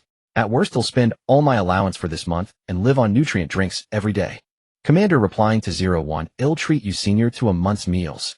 Mutu battles were always a pleasure to watch. 3 consecutive high-powered dark matter annihilation cannons directly cleared the demonic creatures within over 30 kilometers around the research team. If not for the defensive weapons, Ling Heli suspected they would have been cleared out as well. After landing at the research team's temporary camp, without waiting for their effusive gratitude, Ling Heli quickly explained the situation, shut down all defensive weapons. We will protect you until the demonic creatures retreat. Having tangled with the creatures for so long, the research team had obviously long discovered that the creatures would attack any active intelligent machines. Moreover, this was a practical course of the Combat Academy, not a debate course of the Diplomacy Academy. The NPCs were very cooperative and quickly acted according to Ling Heli's instructions. Within 3 minutes, a large number of demonic creatures once again filled the gaps around the camp. I need to save some energy. This time Mutu did not use the dark matter annihilation cannon, but instead used a particle oscillator precisely controlling the attack range, causing a rain of blood to fall instantly on the area where the creatures were. A railgun sniper rifle picked off particularly powerful individual creatures. The plasma cannon was not very accurate, but its power was sufficient to sweep large areas. The phase pulse beam provided precise strikes, and linear area attacks and manually sweeping in circles had a unique flavor. Indeed, Ling Heli smelled the aroma of barbecue. It was quite fragrant. 2 hours later, Mutu rested for a few seconds at the camp, exhausted. Only 20 energy left. It's not a matter of allowance anymore, Junior. However, the next moment, the physical communication device they had been carrying sounded. 03, calling Commander, can you hear me? Reinforcements have arrived. Commander replying to 03, I can hear you. We succeeded. After clearing the level and exiting, Ling Heli immediately received his score for this practical course. Perfect clear bonus 20 points. Lack of team control deduction 10 points. Mutu was curious about what his large allowance had achieved and immediately asked, Junior, how's the score? Ling Heli laughed. Now I have 4 chances for deductions. The 2 freshmen who left the team after being ejected from the level were also nearby and turned pale upon hearing this. They wanted to approach and say something, but Hajio quickly blocked their way. Not to mention Mutu, even Hajio, also a freshman, was intimidating enough to them. Although unwilling, the 2 left resentfully. Classmate Ling, you're really amazing. My brother, and I didn't choose the wrong person, ha. Hajio leaned in, though a head taller than Ling Heli, with a face full of expectation. Classmate Ling, if you have time, come with me to see my brother, okay? Sure, tomorrow. Great. Ling Heli's group entered the level quite late. Although there was a time flow adjustment function, it was now close to the end of class. The others said goodbye to Ling Heli one by one and left to prepare for their next class. Ling Heli's next class was Personal Energy Stability. It was not a major course, but the instructor was unexpectedly Professor Xiao from the command department. Incidentally, this course was very popular. Ling Heli only managed to enroll by picking up a vacancy left by someone who dropped out. However, having experienced energy loss of control, Ling Heli could understand why everyone praised this course. After all, no matter how powerful one's strength, it must be based on ensuring one's own safety. Personal Energy Stability was a course that taught individuals how to reduce energy loss of control. Because it involved energy, this course required physical attendance and was not conducted via the Star Network. When Ling Heli entered the classroom, Professor Xiao was already standing at the podium. Professor Xiao noticed Ling Heli almost as soon as he entered the room and asked bluntly, "This classmate's energy fluctuations are so chaotic that they are on the verge of losing control at any moment. Are you trying to demonstrate a negative example live in my class?" Ling Heli replied obediently, "Just a side effect from rapidly improving my ability score." Professor Xiao frowned. "I've told you many times, don't take crooked paths. I really can't see where you are a good prospect." Ling Heli did not retort. In front of so many classmates, winning an argument against Professor Xiao would make the professor lose face, and he didn't want to be given a hard time for 10 years. "You are. Let's start class." The class reminder from the optical brain came at just the right moment. Warsoul Academy trains combat talents. What is the requirement for combat talents? Many say it is power. Wrong. It is stability and power. In this course, what I will teach is how to make one's energy more stable. Ling Heli took notes seriously. Although Professor Xiao was irritable, his teaching style was even clearer than Professor Li's. Ling Heli could understand on the spot and even jot down his own divergent thoughts and insights. What I'm going to say is the conclusion of the mystic department. If the soul is strong, energy will be more stable. Therefore, I want you to cultivate the soul. Don't ask me why the mystic department never has principles. Ling Heli had previewed the textbook. Personal Energy Stability did mention soul-related parts, but only briefly, with most content being conventional energy training methods. He hadn't expected Professor Xiao to advocate so strongly for the mystic department. How to cultivate the soul. There is no fixed method. I am a commander, so let me use a commander as an example. Does anyone remember the responsibilities of a commander? Ling Heli remembered that this was the first question left to him among Senior Gao's 79 questions. He immediately spoke, pioneering, guarding, and inheriting. Professor Xiao looked at him still with a displeased expression but nodded. External tenacity can pioneer. Inner strength can guard. Purity of conviction can inherit. These constitute the soul of a commander. If the soul is strong enough, it can withstand any energy anomaly. To Ling Heli, teacher Xiao's words felt somewhat ethereal. Perhaps it was because he was not yet a qualified commander. Compared to combat, Ling Heli longed for early graduation and yearned for home. Perhaps the soul of a student abroad consisted of longing and concern. In truth, a terrifying thought lurked in the depths of Ling Heli's mind. Mainly, he could not contact his family, nor sister Ling, who was supposed to come for him.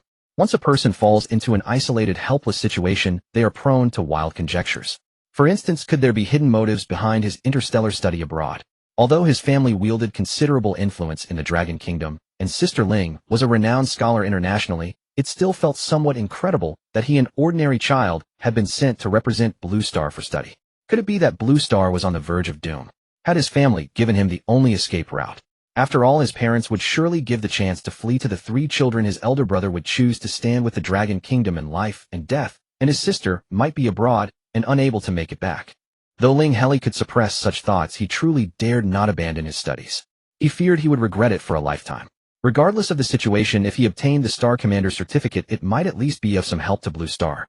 Of course, the situation was most likely not so dire. Ling Heli remained optimistic. All his wild thoughts were about low-probability events. The day passed quickly. By dinner time, the customized hot pot and ingredients had been delivered to Ling Heli's dormitory. Senior Gao, though he claimed he didn't want to come, arrived early and even helped Ling Heli with the preparations. Bei Qiao was also there. Thanks to him, Ling Heli had mastered the spiritual link skill the day before. He immediately invited Bei Qiao to join, gaining another assistant for washing and cutting vegetables. Mu Tu and Pu Hua arrived right on time for the meal. Although Pu Hua had been ambiguous about joining Ling Heli's team, he was a true gourmand. As soon as he entered and saw the ingredients on the table, he began his critique. Glowing crystal amaranth. Contains very little energy, but the taste is decent. Good choice, Junior. Don't buy light pattern pork next time. What's the use of nice-looking meat? Flavor is what matters. Nebula leaf balls. I heard they're a newly discovered species. I've never tried them before. Ling Heli instantly regarded Pu Hua as a kindred spirit. Senior Pu, have you ever had hot pot? I love eating this way back home. Try blanching these dishes in the hot pot. The flavor will be completely different. The ordered pot was a dual flavor one, and Ling Heli prepared both spicy and non-spicy soup bases. The spicy base was not too hot, at most medium spiciness. But before they even started eating, the aroma alone made the interstellar folks recoil. What is this smell? It's too intense. Can it really be eaten? Only Pu Hua picked up a leaf, carefully blanched it, and put it into his mouth. He then coughed for a full 2 minutes, and even 3 glasses of water couldn't suppress the sensation of his soul ascending to heaven. Yet after the coughing fit, he picked up another leaf, eager to try again.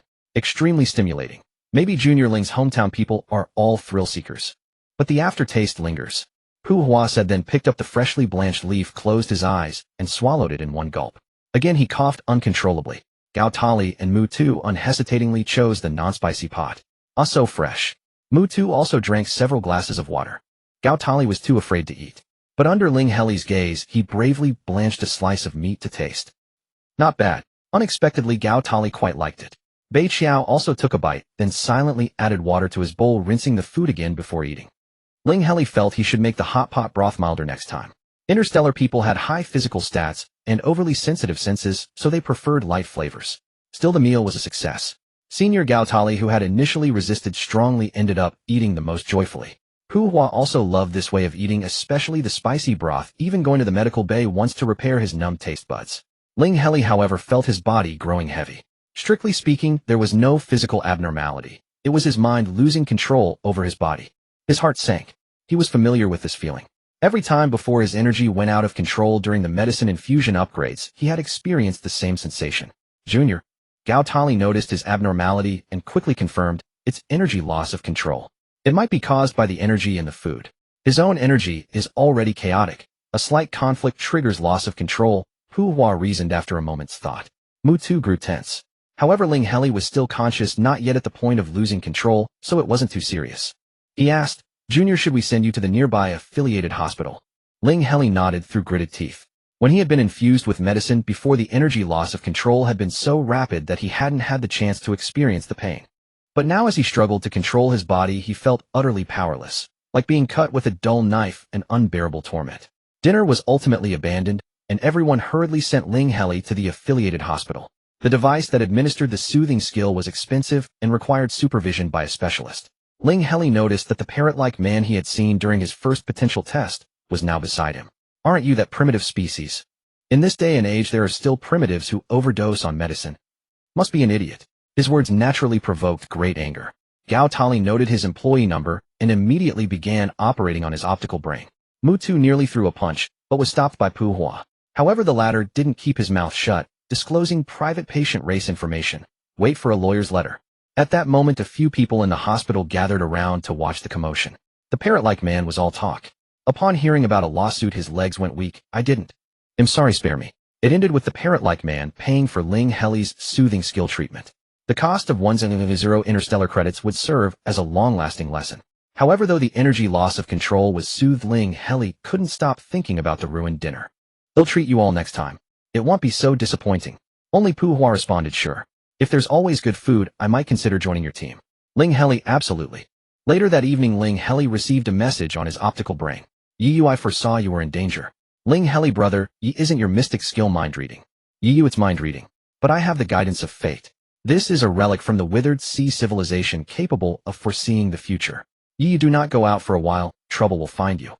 Ling Heli wanted to express his gratitude immediately, but after deleting and rewriting his words, he still turned to probing, thank you. Brother Yi, I feel like I must have saved you in a past life. Yi, I know you doubt my goodwill. Do not doubt it, it was the guidance of fate that led me to you. I have waited here for 200 years since the day the withered sea civilization was slaughtered just to find you. Ling Heli had always felt that Yi was not old, but 200 years left him completely stunned. Ling Heli, brother, you would calling you brother be a generation gap. Yi, in terms of my race, I am still a minor. Ling Heli, so there really are 200-year-old babies in the interstellar. Yi, I am not asking you to do anything. The guidance of fate tells me that by following you, I will see a future that has changed. Yi, therefore my help to you is without any ulterior motive. Ling Heli, thank you, brother Yi. Although I don't know what I will change, I hope it's the future you want to see. Ling Heli continued his studies for the day, even taking time at noon to catch up on 10 years of lessons in Professor Xiao's lab. In the evening, he felt a bit conflicted. After the practical combat class yesterday, he had agreed with Ha Jujio to go see Ha Jujia's twin brother Habata tonight. But he wasn't sure if going to the outer academy counted as leaving the institute.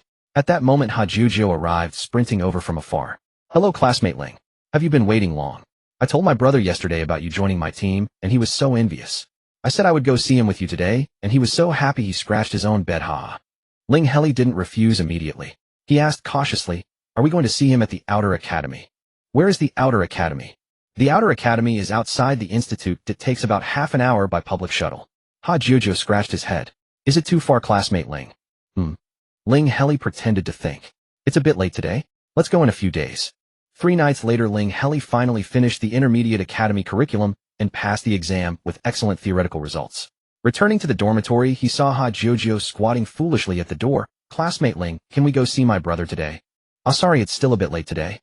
Oh, my brother said he wanted to give you a plush toy with the same number as his to thank you for helping him pass.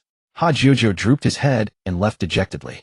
Another 3 days passed, and Ling Heli had refined his control over his own energy enough to conceal the fluctuations around him. However, seeing Ha Jujo appear before him again, with that same silly grin, he finally couldn't hold out.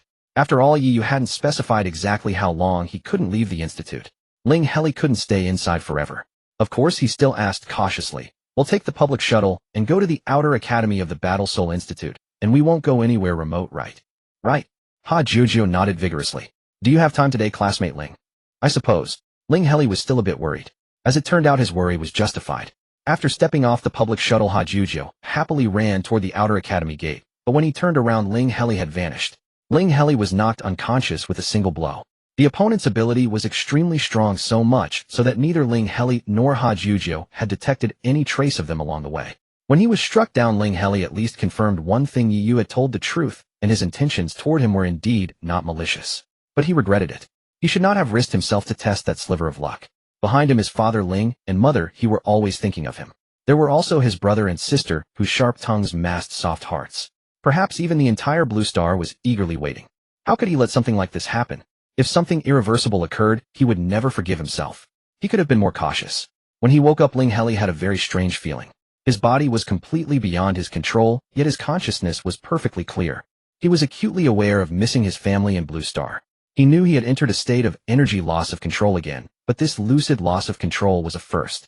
Suddenly, he tasted a hint of saltiness, tears streaming from the corners of his eyes. Before losing consciousness, his overwhelming regret had lingered until now. Not just tears, he seemed to still feel the longing and regret flooding his soul space, unable to stop. Ling Heli suddenly recalled what Professor Xiao had taught in class about the soul. He hadn't fully understood it at the time, but now he felt that his soul had entered the realm Professor Xiao had described. The strongest soul, even when facing energy collapse, does not find it terrifying. Ling Heli calmed his mind and carefully sensed his own body. He realized that with just one more insight, he could regain control of his body. But the outside world did not give him that chance. He didn't recognize his surroundings that looked like a warehouse. His hands and feet were bound, and no one was guarding him. However, a person who has lost their mind cannot be controlled simply by binding their limbs. Ling Heli watched his body rampage around, destroying many items in the warehouse. As the alarm blared, the warehouse door opened. Ling Heli's body dashed out in an instant, hopping and skipping in an ungraceful manner, but managed to evade capture and ran all the way to the street outside. There were many people on this street, most wearing masks. Ling Heli's appearance did not stop anyone. A few people glanced over, but noticing the restraints on Ling Heli, they averted their eyes. Before Ling Heli could lament the indifference of the interstellar people, the person who had opened the warehouse door came chasing after him.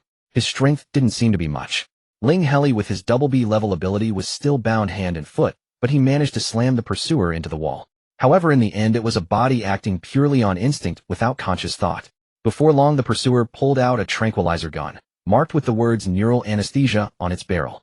Ling Heli knew that if he fainted again, he would never have such a good chance to escape. At that moment, he almost screamed the names of his family in his heart, letting the intense longing fill his soul. Sure enough, he found he could exert a little control over his body. The next moment, he activated the projection mode of his communication device and unhesitatingly projected his student ID information in front of everyone on the street. The weapon-shaped emblem of the Battle Soul Institute was cold but striking. Before plunging into darkness, once more Ling Heli saw the crowd parting to both sides, several burly figures in combat, here appearing at the edge of his vision.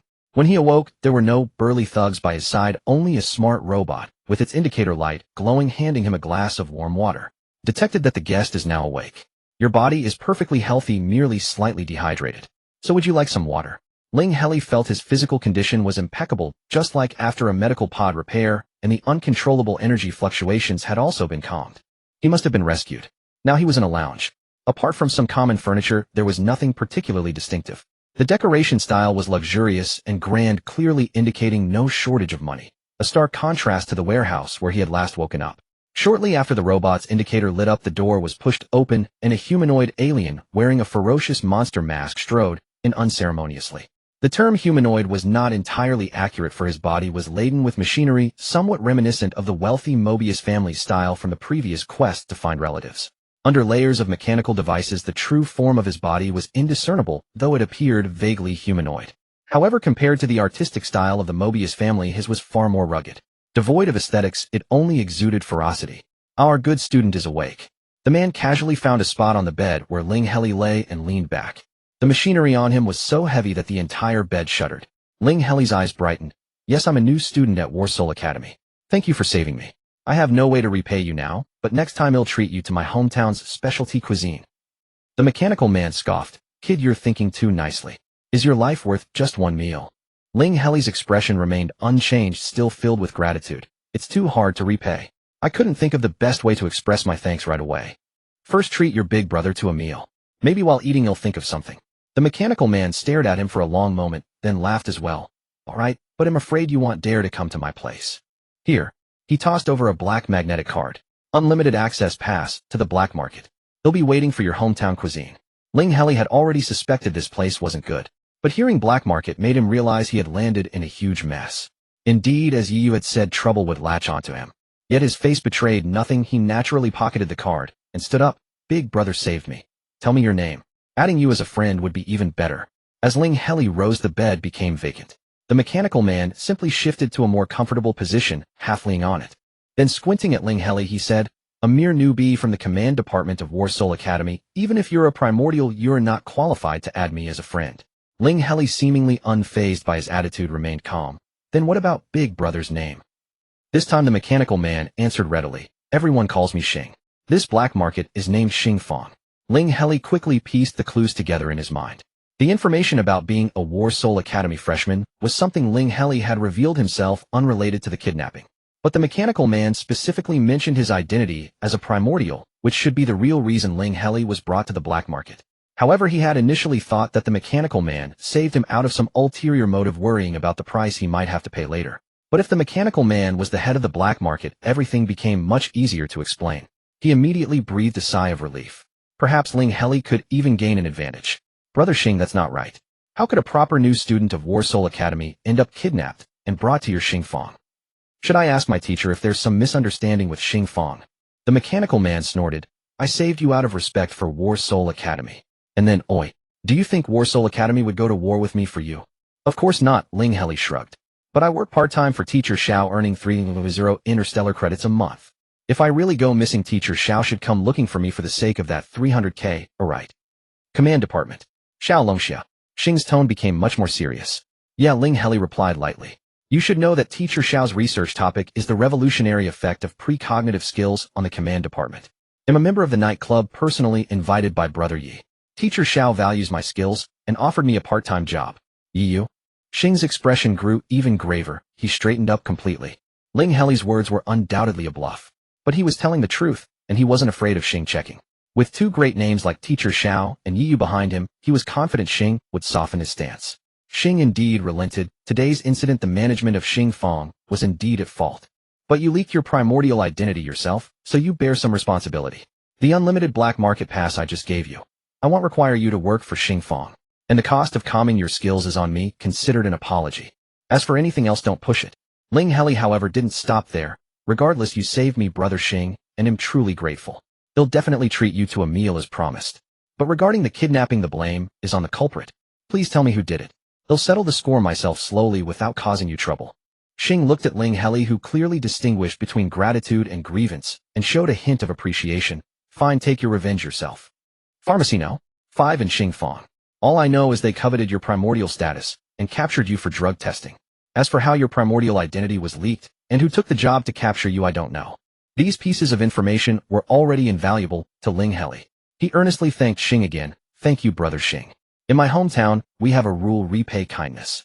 Just a meal really isn't enough. If Brother Xing has any ideas that don't violate my principles, I can do one thing for you. Even though I'm just a freshman, now I do know some mystical skills. If Brother Xing wants, I can do a precognition for you right now. Precognition. Xing looked thoughtful, then quickly, like a typical businessman, began asking about the specifics of Ling Heli's skill. What level is the skill? Have you passed the skill certification? What's the accuracy rate? The level hasn't been tested. After all, mystical skills are hard to gauge. But Teacher Xiao is paying me at the rate of an SS strength skill. I have passed the skill test. The accuracy depends on the client's mental strength level. So far, for those with S-level mental strength and above, the precognition results have been 100 accurate with no deviation. Xing was clearly intrigued. However, he remained cautious. Do you mind if I verify the skill? With that, he pulled out a black magnetic card similar to the one he had just tossed to Ling Heli, but this one was dark gold. He inserted it into an interface on his body, operated for a moment, then pinched the edge and extended it toward Ling Heli. The magnetic card can serve as a substitute for the Guangnao connection. Touch it against your own Guangnao, and you'll receive the information. Ling Heli quickly took out his own unlimited black market pass card, tapped it, then pressed it against the Guangnao film on his temple. The received thought packet required a divination-type skill permission to open. Ling Heli originally possessed the coin divination art skill, so he successfully unlocked it. The content inside was vast, but he only glanced at the file name Kalisichuor Xingyun. The name sounded familiar. If he remembered correctly, when he was at the Yesha Club earlier wanting to take on Yemo's 30 million credit commission, Yu had mentioned Kalisichuor Xingyun. Ling Heli spoke directly. Brother Xing, am a member of the Yesha Club. This thing you sent, could it be the club's 30 million bounty mission? I probably can't handle the mess of Kalisichuor Xingyun. Xing was probably surprised that he knew the danger. He gave a dry laugh and immediately assured him, I wouldn't dare to mess with a promising seedling that Lord Yi Yu has his eye on. Although the risk is high, the reward is also great. 30 million. That's equivalent to a full year's net profit from my Xingfang. How about we split it 50-50, 15 million each? Don't worry too much. He'll handle everything. You just need to use your divination skill at the critical moments. No one except Commander Niemo will know you're involved. I swear by all future income of Xingfang. Ling Heli thought for a moment. He didn't need money right now, but Xing had indeed saved him, and he was willing to repay the favor. With that in mind, he agreed, I don't need the 15 million. But after this matter is settled, I'll no longer owe Brother Xing a favor. Of course, he added with a laugh. If Brother Xing likes my hometown cuisine, I'd still be happy to treat you to a few more meals. Not today, though. I need to go back, adjust, and prepare some things. At most 3 days. They'll come to Xingfang to find Brother Xing. Of course, the preparation was a lie, but leaving a backup plan to guard against the unexpected was real. Ling Heli dared not take risks like this again. Even if he got involved in the Kalisichor Xingyun affair, he would make contingency plans to handle any trouble. Of course, what happened today must have startled you, Ling. You should rest and recuperate properly. Xing was a typical merchant. Now that he had settled the cooperation with Ling Heli, his attitude was completely different from before, extremely gentle. Ling Heli, lacking strength at the moment, did not choose to immediately seek revenge at the No. 5 pharmacy. Instead, he left the Haishi. As soon as he stepped out of the Haishi's range, his Guangnao instantly received over a dozen messages. Apparently, the Haishi area had blocked the Guanya's Xinhuang connection. Among the messages, Hajujio had sent 5 or 6, all asking what happened, and if he was okay. Bei Qiao also sent a few, seemingly, because Hajujio had gone directly to Ling Heli's dormitory. Mu Tu sent the most. He had indeed become friends with Bei Qiao and learned about the situation from him. Finally, there was also a message from Xia Yuran, a fellow slacker in the command department. Did you really disappear? There's a post about you on the Academy's Xinhuang forum, and quite a few people are discussing it in the class group. Ling Heli replied to each one with a message that he was safe. There was nothing much to say about the Academy's posts. Ever since Bei Qiao posted an anonymous message on the exposure wall, Ling Heli's popularity at school had been high, with posts about him appearing from time to time. As for the class group, there really wasn't much useful information usually. Truly useful information was directly notified to individuals by the life teacher. Ling Heli scrolled up, and sure enough, there was no shortage of sarcastic comments suggesting he couldn't bear the pressure and was running away. Come to think of it, 1/3 of the 1-month period he had unilaterally set had already passed. It was time to show a bit of his strength. Ling Heli, I'm not running away. Something happened, but I'm safe now. Also sharing my combat class 10 points result. Last combat class professional score ranked in top 50 of sharing. The freshman who had teamed up with Ling Heli in the combat class had actually already posted about his score on the forum. However, without evidence, and not from the person himself, it lacked credibility. But now that Ling Heli had shared it himself, the group immediately buzzed with discussion. Classmate A, him of all people. Classmate B, isn't this rigged? Classmate C, I heard it's thanks to a mystic-type skill. There were those who were indignant and disbelieving, as well as those who discussed neutrally. Of course, the straightforward Xia Yuran was also there. Are you guys just jealous? He got a 10-point bonus and ranked in the top 50. What's there to be unconvinced about? Every time Xia Yuran spoke, the conversation would go silent for a while. Ling Heli always found it quite magical. Before the others could react and question again, Ling Heli spoke up again. Tomorrow is another combat class. Want to compete? Classmate D, such a big mouth, don't tell me you think you can get first place. Ling Heli, that's right. I really want to try. He was not shooting in the dark. In the past 9 days, he had completed all the courses of the command department at the Intermediate Academy and passed the simulated exams with excellent scores. In terms of basic knowledge, he was now on the same level as these newly enrolled freshmen. Although his ability stats were a bit lower, his team included 3 senior students, Mu Tu Pu Hua and Tian Jun. As long as he arranged the loss of control contingency plans properly, the 3 of them could fully compensate for the ability gap between him and other commanders. After all, other commanders relied on their high ability stats to suppress others, but Ling Heli's greatest strength was metaphysical command.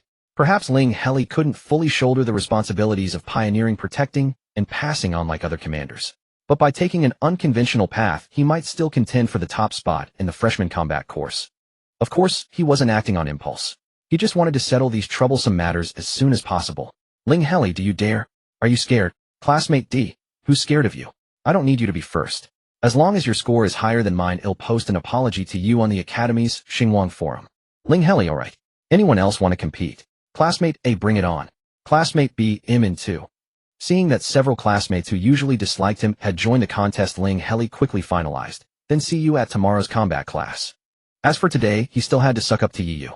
Ling Heli, you go. I was wrong, I regret it, I was bewitched. Yiyu, you went out of school and got into trouble again. Ling Heli, strictly speaking, I went looking for trouble. The thing is, the head of Xingfang saved me, and I promised to help him with one thing that doesn't violate my principles. Yiyu Xing is always profit-driven. He won't harm you, but what he asks you to do will probably be difficult. Ling Heli, he's asking me about the club's mission. the one related to Callistator Xingyun. Yiyu. So what do you want from me? Ling Heli Yiga help. Xing said he'd shield me from all the pressure of Callistator Xingyun, but I'm afraid he might go back on his word and pull a double cross. I wanted to ask for your opinion, Yigo. Yiyu as a businessman Xing is quite trustworthy. Ling Heli so I can trust him. Yiyu if this matter only involves interests. As for whether the Callister Nebula incident was merely a matter of conflicting interests, Ling Heli had no time to investigate further. He still needed to ascertain how he had been captured. Apart from the SEAL analyst who had elevated his ability values, and Mr. Parrot, no one else knew of his original species identity. Earlier it was after Mr. Parrot had publicly exposed his original species information that Nightshade had warned Ling Heli not to leave the academy. Ling Heli suspected that some observant individual present at the time had taken note of his original species status. Without even seeking confirmation from the SEAL analyst, his first instinct was to eliminate the trouble caused by Mr. Parrot.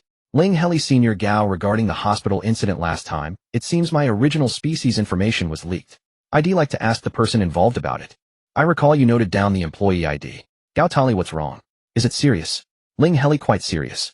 I was captured and taken to the black market, but I'm safe now. Gao Tali, the black market is a tangled web of forces.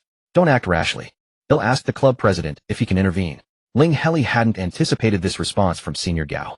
He had approached Gao Tali solely to inquire about the employee ID with no intention of seeking additional help. However, since Senior Gao mentioned the club president, Ling Heli didn't immediately decline. He was quite curious about this club president. The president of the Human Sciences Club he had only heard about from Gao Tali. He was said to be the student council president of the War Soul Academy, a 9th grade student in the command department. Clearly formidable. Yet the fact that he had founded a club like the Human Sciences Club, which discriminated based on appearance, seemed somewhat imperfect. Gao Tali, the president, said that since you've only just joined the club and he's not yet familiar with you, the matter of intervening in the black market will be discussed later. However, he can seal the lips of everyone present at the hospital, including the staff member who slipped up. Consider it a member benefit. This was rather awkward.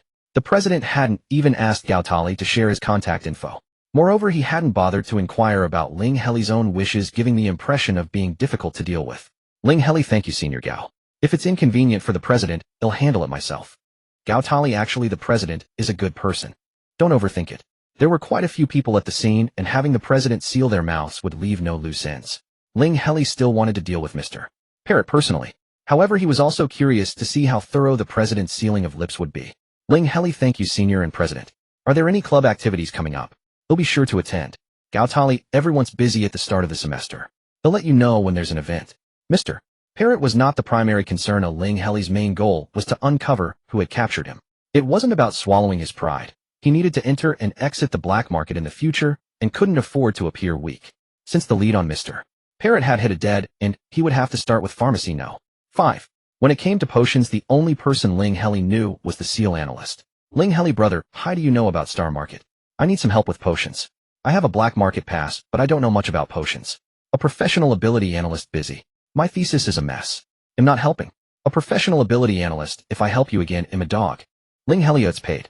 A professional ability analyst, no way. I'm swamped. Talk later. After being flatly refused by the SEAL analyst, Ling Heli pondered and decided to try posting a bounty mission when he next visited the black market. However, he recalled that while missions in the Nightshade Club had to be related to mystic skills, there was also a member assistance section. From any perspective, the Nightshade Club was more reliable than the black market. The first post in the assistance section came from blessings upon me seeking volunteers willing to be cursed. The post had been up for a long time, and the author bumped it daily with nearly 10,000 replies. Other posts sought help with skills, and some like his requested assistance with daily matters, all receiving responses from members. Overall, the atmosphere was quite friendly. This was probably because Nightshade, as the vice president, had long been stationed on planet Z73219. Ling Heli noticed several help requests related to planet Z73219.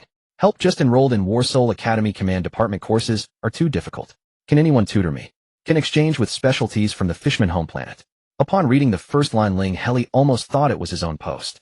But after seeing the latter half, he guessed it was probably that poor-performing little Fishman. There were many replies below.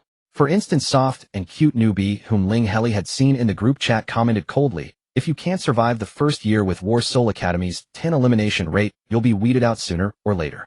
Don't waste your money. The little Fishman, though blunt, didn't argue, but replied, I came from the Fishman home planet mainly to find a mate. Dropping out is fine. If I could drop out later, that would be better. I'd have more time to search. Ling Heli was astounded. He couldn't imagine that the little fishman who usually kept to himself was such a love-struck fool. He didn't finish reading the post, clicked on a few other help requests to confirm that his intended content didn't violate any rules, and then began editing his post. If anyone knows detailed information about pharmacy now, 5 in the star market black market on planet Z73219, especially regarding black market transactions in the past 2 days, please contact me. Generous reward. The member assistance section had limited traffic, and it was limited to planet Z73219, so no one replied immediately. Ling Heli wasn't anxious. He set up reply notifications and soon drifted off to sleep. The next day's practical combat class had no team formation session. Individuals could leave early or join a team. Those without a complete team by class time would be randomly grouped. Last week, none of the freshmen in Ling Heli's group except Hajujo had stayed on. However, the others, including Tianjin, hadn't withdrawn. This time's mission was to capture a criminal wanted by the Star Alliance, the leader of a space pirate crew. The group was currently aboard a small starship. In the distance, 3 large pirate starships, compared to which the small starship was like an ant arranged in a triangular formation, sailed toward them. The pirate ships bore numerous dents and scars, silently telling tales of past battles. But they seemed to have been recently repainted, gliding through the void of starry space with a unified metallic sheen, cold and menacing. Under the shadow of dozens of menacing particle cannons, they resembled space monsters ready to devour the starship at any moment. Ling Heli read the mission again, confirming that the objective was to capture the pirate leader, not to escape the pirates. They really think highly of us. However, a high-difficulty mission meant higher bonus points for a perfect completion.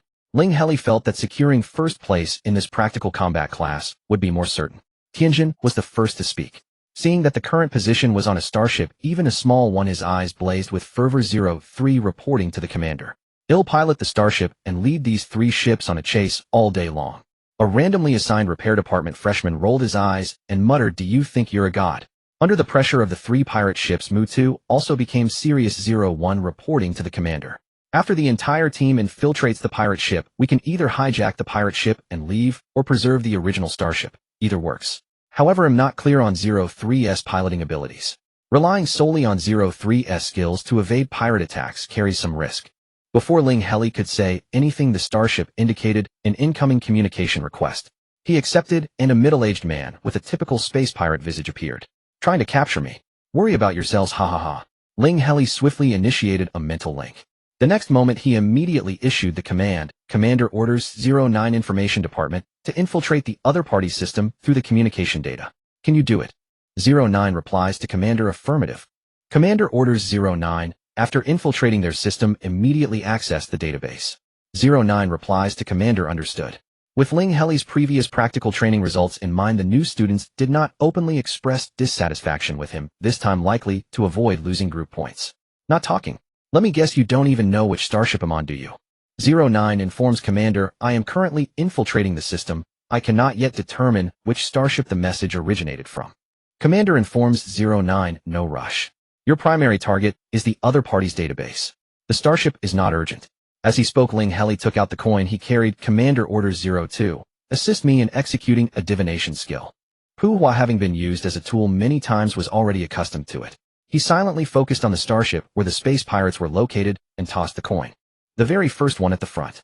Although the hexagram was resolved, Ling Heli felt a bit odd. Commander asks 02, "Were you thinking of something else when you tossed the coin just now?"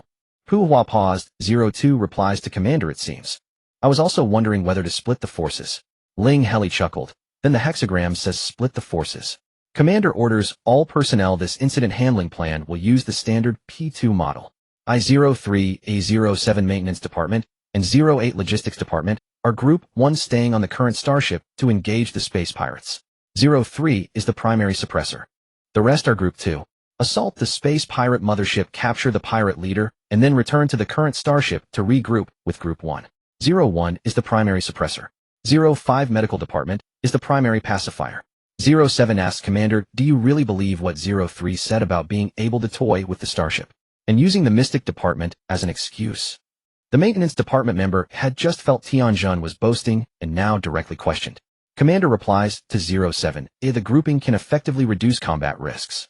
Having everyone board the space pirate mothership introduces too many uncertainties. We cannot handle it, and the chance of failure is higher. Moreover, abandoning the initial starship will definitely result in point deductions. However, the reason I made this decision is because my piloting skills were learned from her. I trust her. Is that reason enough? Though the maintenance department member raised doubts, he dared not openly oppose the commander. That would mean losing professional points. And though still somewhat dissatisfied, he ultimately accepted the tactical arrangement. Tianjun piloted the small starship toward the space pirates' location. As soon as the small starship moved, the space pirates directly deployed particle cannons, showing no hesitation in bullying the smaller vessel. Looks like you're rejecting the toast only to be forced to drink the penalty. The space pirate leader snorted coldly and ended the communication. The information department member's forehead beaded with sweat. 09 informs Commander infiltration is somewhat difficult. I might have to wait until we enter the pirate mothership to continue cracking the system. Tianjun had just dodged a few attacks and was getting into the groove. Ling Heli had initially intended to help, but she shooed him away. Observing the distance between the starships, he spoke. Commander orders Group 2 deploy mechs and board the space pirate mothership. 6 mechs, each uniquely colored, streaked across the starry sky, like shooting stars charging toward the pirate mothership's position. Mutu took the lead without hesitation. His mech, whether in combat capability or modular functions, far surpassed the others. He drew the heaviest firepower at the front, his evasive maneuvers as textbook perfect as a manual, flawlessly dodging every attack. Seeing that the starship's cannon fire was ineffective, the space pirates dispatched their own combat mechs. However, Ling Heli now understood that this mission was indeed for the new students. The enemy deployed only about 20 mechs, their performance comparable to the standard issue mechs of the new students and no match for these top-tier scholars. Mutu seemed to have tapped into a burst of power. Crimson energy fluctuations even spilled out of his mech, making his silver machine appear as if it were ablaze, leaving behind trails of magnificent combat marks. The crimson color symbolized SS-level physique, while Hajuji's physique was only S-level, represented by blue. During combat, Hajuji's usual goofy demeanor vanished completely. He was swift, fierce, and precise, always striking at vital points. Though his destructive power was far less than Mutu, it was still significantly higher than the others. Tianjun's small starship continued its frenetic tactical maneuvers just as she had said, leading the enemy on a wild goose chase, without being hit even once. However, balancing attacks so as not to draw fire toward Mutu and the others was quite challenging. Ling Heli also began to practice his own piloting skills. This time Tianjun finally didn't see him as a nuisance and silently accepted his assistance. 01 informs Commander gravity anchor has been deployed. Mutu's voice was slightly breathless, but filled with joy. Sure enough, the next moment he was pulled by the gravity anchor to rest on the hull of the starship, then used a phase-pulsed ion beam to cut an opening, successfully boarding. 01 informs Commander Group 2 has successfully boarded the pirate mothership. Commander orders Group 2 indiscriminate attack across the entire starship, locate and capture the pirate leader. 09, continue infiltrating the pirates' internal network. 09 replies to Commander, infiltration successful. Should I disable the internal defense systems? Commander replies to 09, your primary order is to infiltrate the pirate database. The information department member's voice was clearly displeased. 09 replies to Commander, understood, but I don't understand. Commander asks 09, can you make the 10 mechanical guards in front of you stop attacking within 10 seconds? 09 replies to Commander, how is that possible? Commander replies to 09, but 01 Mutu and 04 Hajujo can knock them all down within 10 seconds. 09 replies to Commander, understood. The process of locating the space pirate leader was lengthy, but not arduous. Mutu's combat prowess was at a crushing level. There was no such thing as difficulty for him. However, Ling Heli had to remain constantly focused on piloting the small starship, which was more nerve-wracking. Nevertheless, Ling Heli had learned from Tianjun's piloting experience, and their coordination was seamless. Tianjun was so delighted that she slapped him on the shoulder. You've got my style. Commander informs 03, please do not disturb others' work. Ling Heli, with his level physique, suffered a red and swollen shoulder from the slap. His hand trembled, nearly causing a particle cannon hit. Found him. This guy was trying to escape via an escape pod. Mutu's joyful voice suddenly came through. 01 asks Commander, is a half-dead space pirate leader acceptable? Commander replies to 01, I've seen the bounty, dead or alive doesn't matter. Of course alive fetches a higher price. 01 replies to Commander, understood. The next moment Tianjun's voice carried a hint of hesitation. 03 informs Commander the space pirates' movements are off. They've included the mothership in their attack range. Are they going to blow up their own leader? 09 reporting to Commander, I have breached the space pirates' database. Now I know why the other pirates attacked the flagship. The flagship holds evidence of their experiments fusing monsters with human bodies. Monsters have always been mortal enemies of the interstellar people, absolutely irreconcilable and seemingly devoid of intelligence. Conducting experiments that fuse monsters with human bodies has already crossed the legal boundaries of the Star Alliance. The current bounty for the pirate leader does not include this charge. If the charges are established in the future, the bounty is likely to rise several levels. Moreover, every pirate in this group would be placed on the Star Alliance's wanted list. Ling Heli realized it. In fact, most of the team members had already realized it. This was a hidden mission, a bonus for perfect completion. Commander orders Team 2 to thoroughly investigate all laboratories on the ship and retrieve the experimental data. Commander orders 09 to inform me every time the damage rate increases by 10. Ling Heli could not see the flagship's damage rate, but the information systems had infiltrated the flagship's internal network and could view it. 09 replies to Commander current damage rate is 2. However, the first attack from the pirates' allies soon struck the flagship. 09 replies to Commander current damage rate is 17. Ling Heli quickly issued the order he had not finished. Commander orders 09. Whether through violent interrogation or cracking the pirate leader's optical brain, I require you to obtain the information within his optical brain as fast as possible. The excitement the information systems had felt upon discovering the hidden mission instantly turned into complaint. 09 replies to Commander, the greatest contribution of the information systems should be to start from the ship's internal network and locate the laboratory information. Commander replies to 09, are you only thinking about the bonus points from the laboratory? The information systems froze. Commander informs 09, our goal is to capture all pirates, not just obtain the laboratory data. Therefore, what you are doing now is very important. Whether we can capture all pirates depends entirely on your performance. To be honest, Ling Heli was somewhat disappointed in 09. Since 09 had managed to enroll in Warsoul Academy, his abilities could not be so poor that he only succeeded in breaching the pirates' database, when Mu2 and the others were almost capturing the pirate leader. Obviously, he had always believed that Ling Heli's orders were intended to suppress him and prevent him from shining, so he had not fully devoted his mind to the task at hand. Ling Heli did not care how many professional points the information systems might lose, but he could not let it affect his own clearance. 09 reports to Commander current damage rate is 32. The flagship was hit again. Ling Heli looked at the logistics student beside him who had nothing to do. Commander asked 08. I recall that the logistics department also offers courses related to information infiltration. 08 replies to Commander, yes, and I have pretty good grades.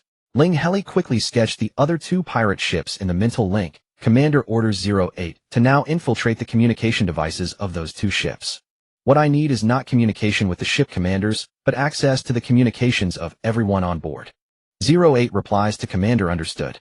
09 reports to Commander current damage rate is 56. The information system's voice was somewhat urgent, not only because the ship's damage rate was rising rapidly. More importantly, he had clearly heard Ling Heli's orders to 08. Poor performance was one thing, being outclassed by a student from a non-specialty was quite another. It was a stinging slap to his face. Somewhat angered, he could not help but speed up his actions. 09 reports to Commander current damage rate is 70. The firepower the two pirate ships used to attack their own flagship was even more ferocious than that used against Ling Heli's small ship. Of course, the flagship's larger size also played a role. After all, one would not use stellar-grade weapons against a small ship. A quasar singularity cannon, when fired, could cover an area encompassing hundreds of small ships. Meanwhile, the flagship, having been brutally cleared by Mu2 and the others, had no one piloting it. Any stragglers only thought of escape. Mecha energy cannot sustain individual travel in space for long, but escape pods can. Since Ling Heli had decided to capture all pirates, he had earlier ordered Team 2 to release all escape pods. Without escape pods, these pirates would choose to pilot mechas to flee to other ships. 08 reports to Commander successfully infiltrated the communication systems of both ships and can access anyone's communication device. 09 reports to Commander current damage rate is 81. Almost simultaneously, the information systems quickly added, have infiltrated the pirate leader's optical brain. Used some methods. He is temporarily unconscious, but still alive. Commander replies to 08, maintain the infiltration. Commander replies to 09, analyze the chat logs and identify all of the pirate leader's trusted subordinates. This time the information systems could finally prove themselves through their specialty. Not only did they compile the pirate leader's trusted followers as Ling Heli requested, but they also clearly sorted out the different factions within the pirate group. Commander replies to 09, the mission was executed very well. Ling Heli finally smiled. Commander orders 08, coordinate with 09 to send the pirate leader's distress signal to all his trusted subordinates, instructing them not to attack the flagship. At the same time, gather incriminating information on the commanders of the two ships and the details of the monster experiments and broadcast it to all pirates. With this move, Ling Heli intended to incite a full-scale internal conflict among the pirates. Although he had previously spoken of capturing all remaining pirates, it was not actually feasible. Internal conflict would lead to some pirates' deaths, but it would greatly reduce the difficulty of capturing the pirates and also ease Team 2's task. Therefore, Ling Heli chose this method. 09 reports to Commander current damage rate is 92. The flagship will completely disintegrate in 30 seconds. Mu-2 and the others had not yet reported back on the laboratory data. Ling Heli silently counted down 30 seconds. He still hoped Mu-2 would succeed, but if this part of the hidden mission could not be completed, he could accept it. As long as the remaining pirates were captured, there would likely be other ways. However, in the last 10 seconds, good news finally came. 01 reports to Commander successfully obtained the laboratory data, which can serve as evidence against the pirates. First bonus point secured. 03 reports to Commander the left ship's trajectory is irregular. I suspect a fierce internal struggle has occurred on board, and the pilot has met with an accident. Tianjun reported another piece of good news. Commander replies to 03, received. Commander orders Team 2 board the left ship with the pirate leader as hostage. If necessary, use the pirate leader's life to negotiate with the other pirates. The subsequent progress went more smoothly than Ling Heli had imagined. After Team 2 boarded the left ship, they did not even need to use the pirate leader. Some pirate members who had not participated in the monster experiments voluntarily cooperated with them, jointly capturing the remaining enemies. Seeing that the two starships had already been captured, the last one panicked and tried to flee. But Tianjun was truly skilled at leading them on a wild goose chase. The small starship had no heavy weaponry. The only gravity lens was just right for obstructing the fleeing starship. The third starship could not escape, and there were internal disagreements, eventually being successfully captured by Team 2. After negotiating with the space pirates who had not participated in the monster experiments, Ling Heli's team departed in one of the starships filled with the most heinous criminals. Mission complete. Ling Heli quickly checked his score. Perfect completion 30. No other bonus points. Clearly, whether in professional knowledge or team leadership, Ling Heli was still merely average. However, the 30 bonus was sufficient. He remembered that the first place in the previous class only had 25 points.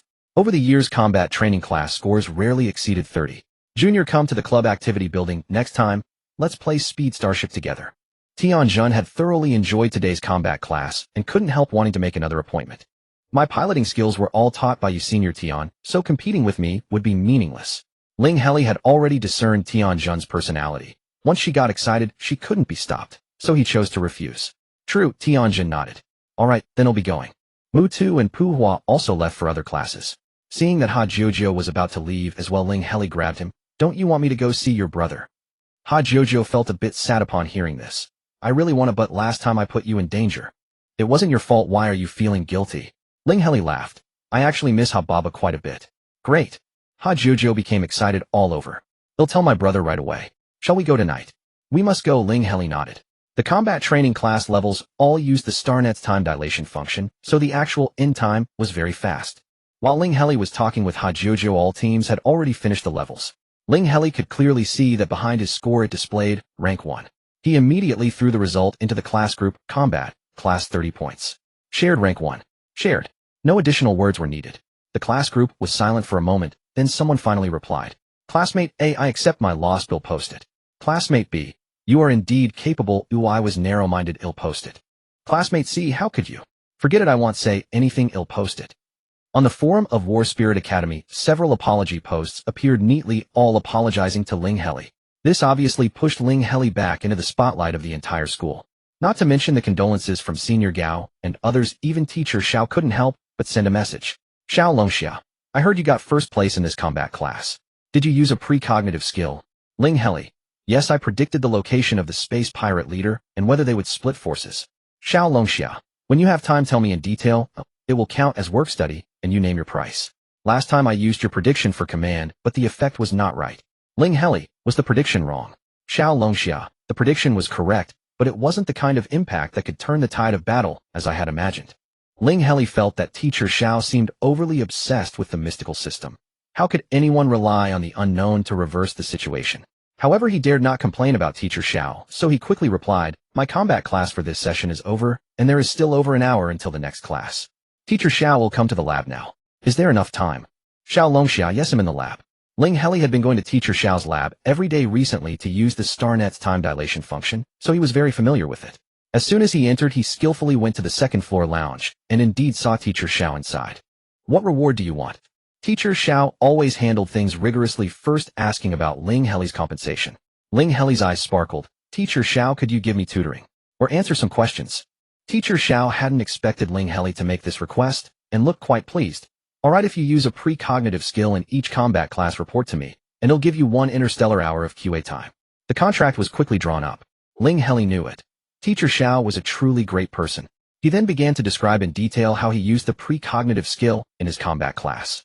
Ling Heli felt that he probably treated the copper coin divination method as a cheat code. There was no systematic application method, he just used it whenever appropriate. Teacher Xiao frowned again, another unorthodox method. You should consider using the skill more methodically rather than relying on it for everything.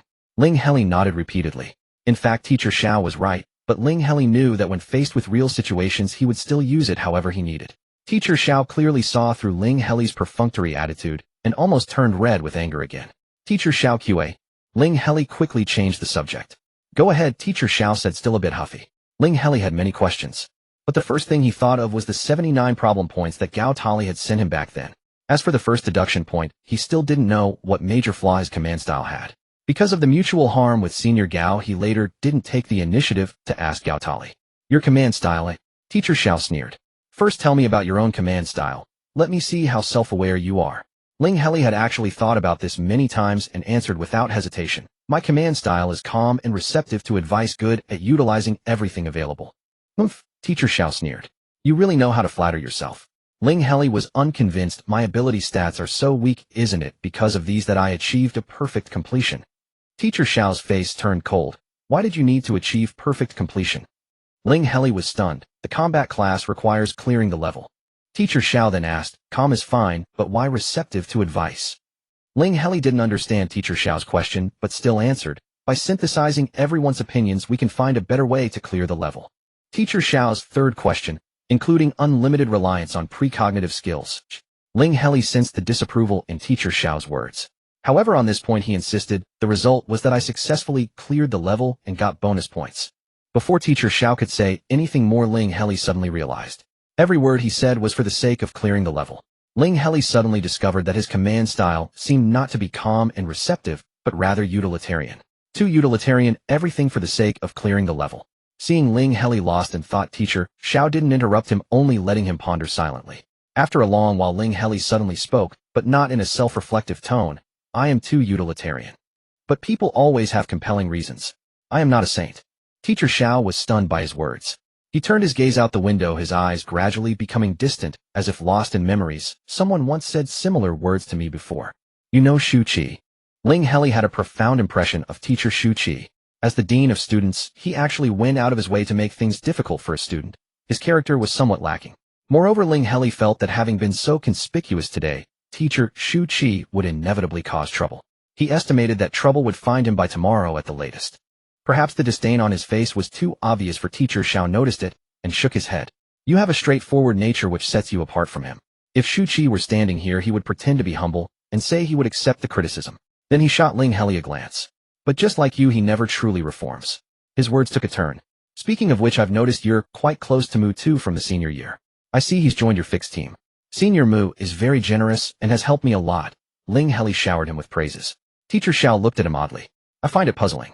You have a conflict with Shu Qi, yet you are so close to Mu Tu. Ling Heli indeed knew that Mu Tu and Teacher Shu Qi had a good relationship. Otherwise, Shu Qi would not have asked him to deliver a message to Ling Heli.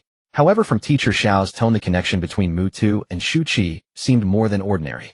He asked directly, Teacher Xiao, could you tell me what relationship Mu Senior and Teacher Shu have? This matter. Teacher Xiao pondered for a moment, then shook his head. You are a student, you don't need to know such complicated things. Ling Heli's gaze turned reproachful. Teacher Xiao, you were the one who brought it up. Fine, Teacher Xiao relented. He'll make it brief. Shu Qi's position as dean came from representing the Miyuan star. Mu Tu is a native of Miyuan star. Teacher Xiao's brevity carried a heavy load of information. Ling Heli pieced it together logically. So Teacher Shu became the dean by aligning with Miyuan star. He grew excited. If I go through Mu Tu, can he help me resolve Teacher Shu's troubles? The dean of War Soul Academy carries considerable weight. Teacher Xiao rolled his eyes. Then recalling Shu Qi's connections, he snorted. That Shu Qi, even if he is allied with Miyuan Star, is not someone a junior branch member like Mu Tu can command. Saying this, he once again found Ling Heli irritating. Your straightforwardness is fine, but never imitate Shu Qi's crooked methods. Ling Heli nodded. Teacher Shu's schemes against me are all underhanded. If it were me, I would use open strategies. Teacher Xiao's calm was again disrupted, and his tail fin flapped wildly. You are just like Shu Qi. Get out.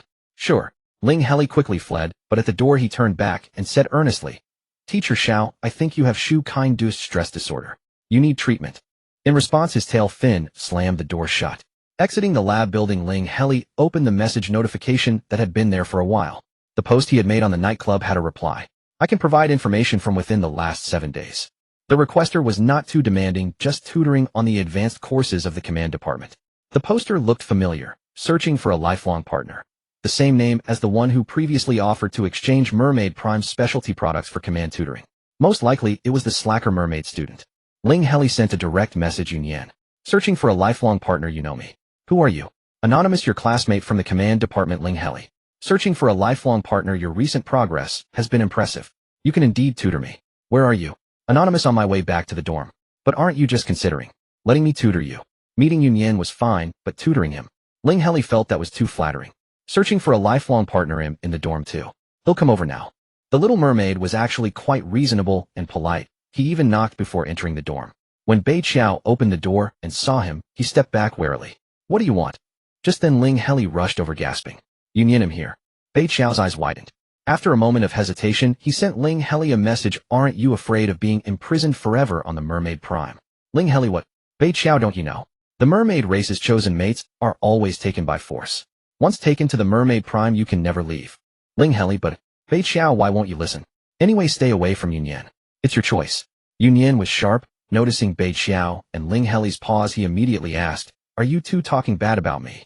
No, Bei Qiao was just telling me about your customs, Ling Heli quickly explained. Good, the little mermaid said haughtily to Bei Qiao. I prefer soft, delicate girls. I'm not interested in a hard-shell freak like you.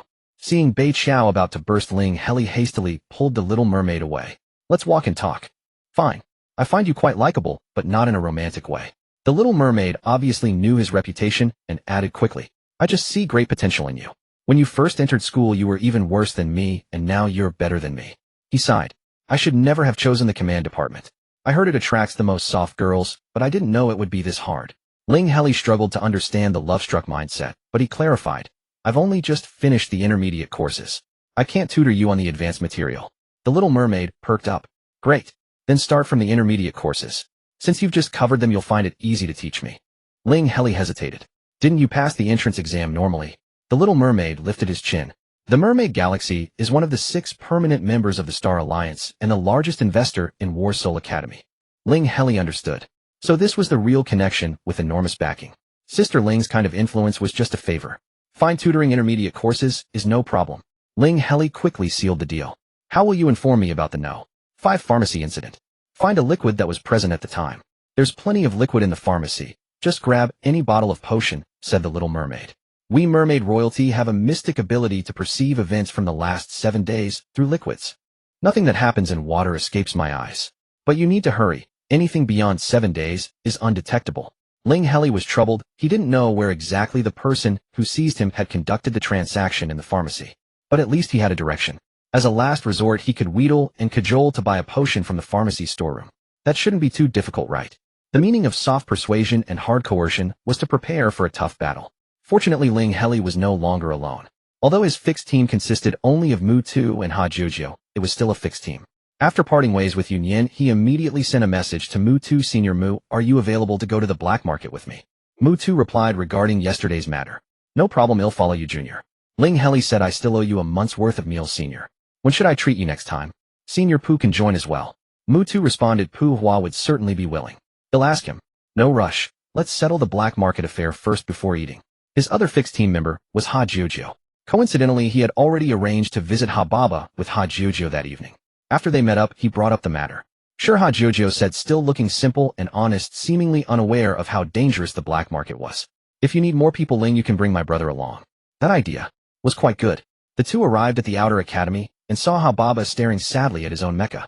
It was said that the practical combat courses at the Soul of War Academy provided standard-issue mechas for students who didn't have their own.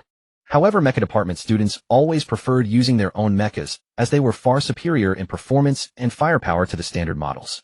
Ha Baba was from the mecha department. Even though he was only in the outer academy, he had his own mecha. But now that mecha was battered and in need of repair. Brother. Ha Jiujiu ran over on all fours from afar. Brother. Baba turned around looking like a wronged child. I have no money to repair the mecha. Jujo stopped mid-run and broke too. Baba was miserable. This time he ran toward Jujo instead. Brother, your brother can't be without a mecha.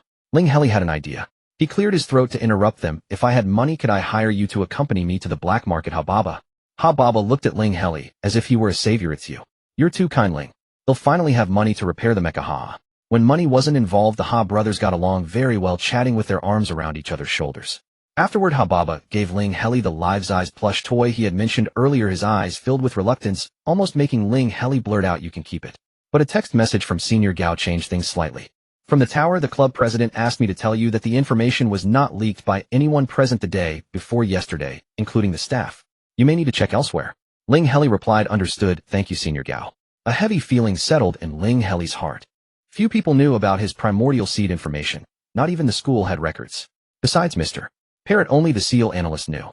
To be honest, the SEAL analyst had repeatedly saved him from energy loss states, and Ling Heli was unwilling to believe that the SEAL analyst had deliberately leaked the information. He thought it over and decided to consult Little Fishman first. So he needed to obtain some liquid from the SEAL analyst. That shouldn't be too difficult. After bidding farewell to the Ha brothers, Ling Heli sent a message. "Brother Ha, you mentioned you wanted the data from me.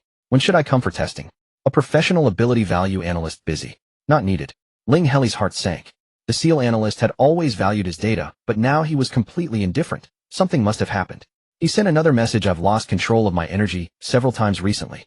I'd like to ask you to take a look, Brother Hai. He'll pay." This time the SEAL analyst thought for a while before replying, "Fine. Come to the Soul of Medicine Academy. They'll send you the lab address. Call me when you arrive, and he'll open the door." The Soul of Medicine Academy had a completely different style from the Soul of War Academy. The entrance exuded a warm atmosphere, and inside was a rainbow fountain. Moreover, unlike the Soul of War Academy, which strictly prohibited outsiders, Ling Heli entered easily, without any obstruction. After finding the address the SEAL analyst had given him, Ling Heli sent a text, and the door quickly opened. A professional ability value analyst, room 307. The SEAL analyst wasn't lying about being busy. He looked disheveled, as if he hadn't bathed in days, with deeply sunken eyes and dark pupils devoid of spirit. Ling Heli had recently become much more proficient at controlling his energy and no longer leaked energy fluctuations. When the SEAL analyst saw him, he couldn't discern anything at a glance, so he said, "Go for testing." Ling Heli swiftly followed the SEAL analyst's instructions and entered various instruments. While the SEAL analyst operated the optical brain to analyze the data, Ling Heli had already spotted a box of open nutritional supplements in the corner. The production date was 3 to 4 months ago, meaning they had likely been sitting in the lab for a long time. "Brother Hai, I haven't had dinner yet. Can I grab a bottle of nutritional supplement?" The SEAL analyst didn't even lift his head. "Help yourself, don't bother me." When he finally looked up, his expression was quite serious. "You've lost control twice more recently. That frequency is unusually high. I might have made a mistake by rapidly boosting your abilities. If we don't find a solution, soon the situation will only worsen." Ling Heli took this to heart and nodded. "I understand. Thank you, Brother Hai." Just as he was about to leave, the SEAL analyst asked, "You mentioned you needed my help with the black market last time." Ling Heli's heart tightened. He observed the SEAL analyst's expression as he spoke. "Yes, the no. 5 potion shop. Do you know it, Brother Hai?" "I'm not familiar with the black market." The SEAL analyst waved his hand. "But my teacher knows it. You can tell me your requirements, and I'll ask him for you." He paused. "Consider it my compensation."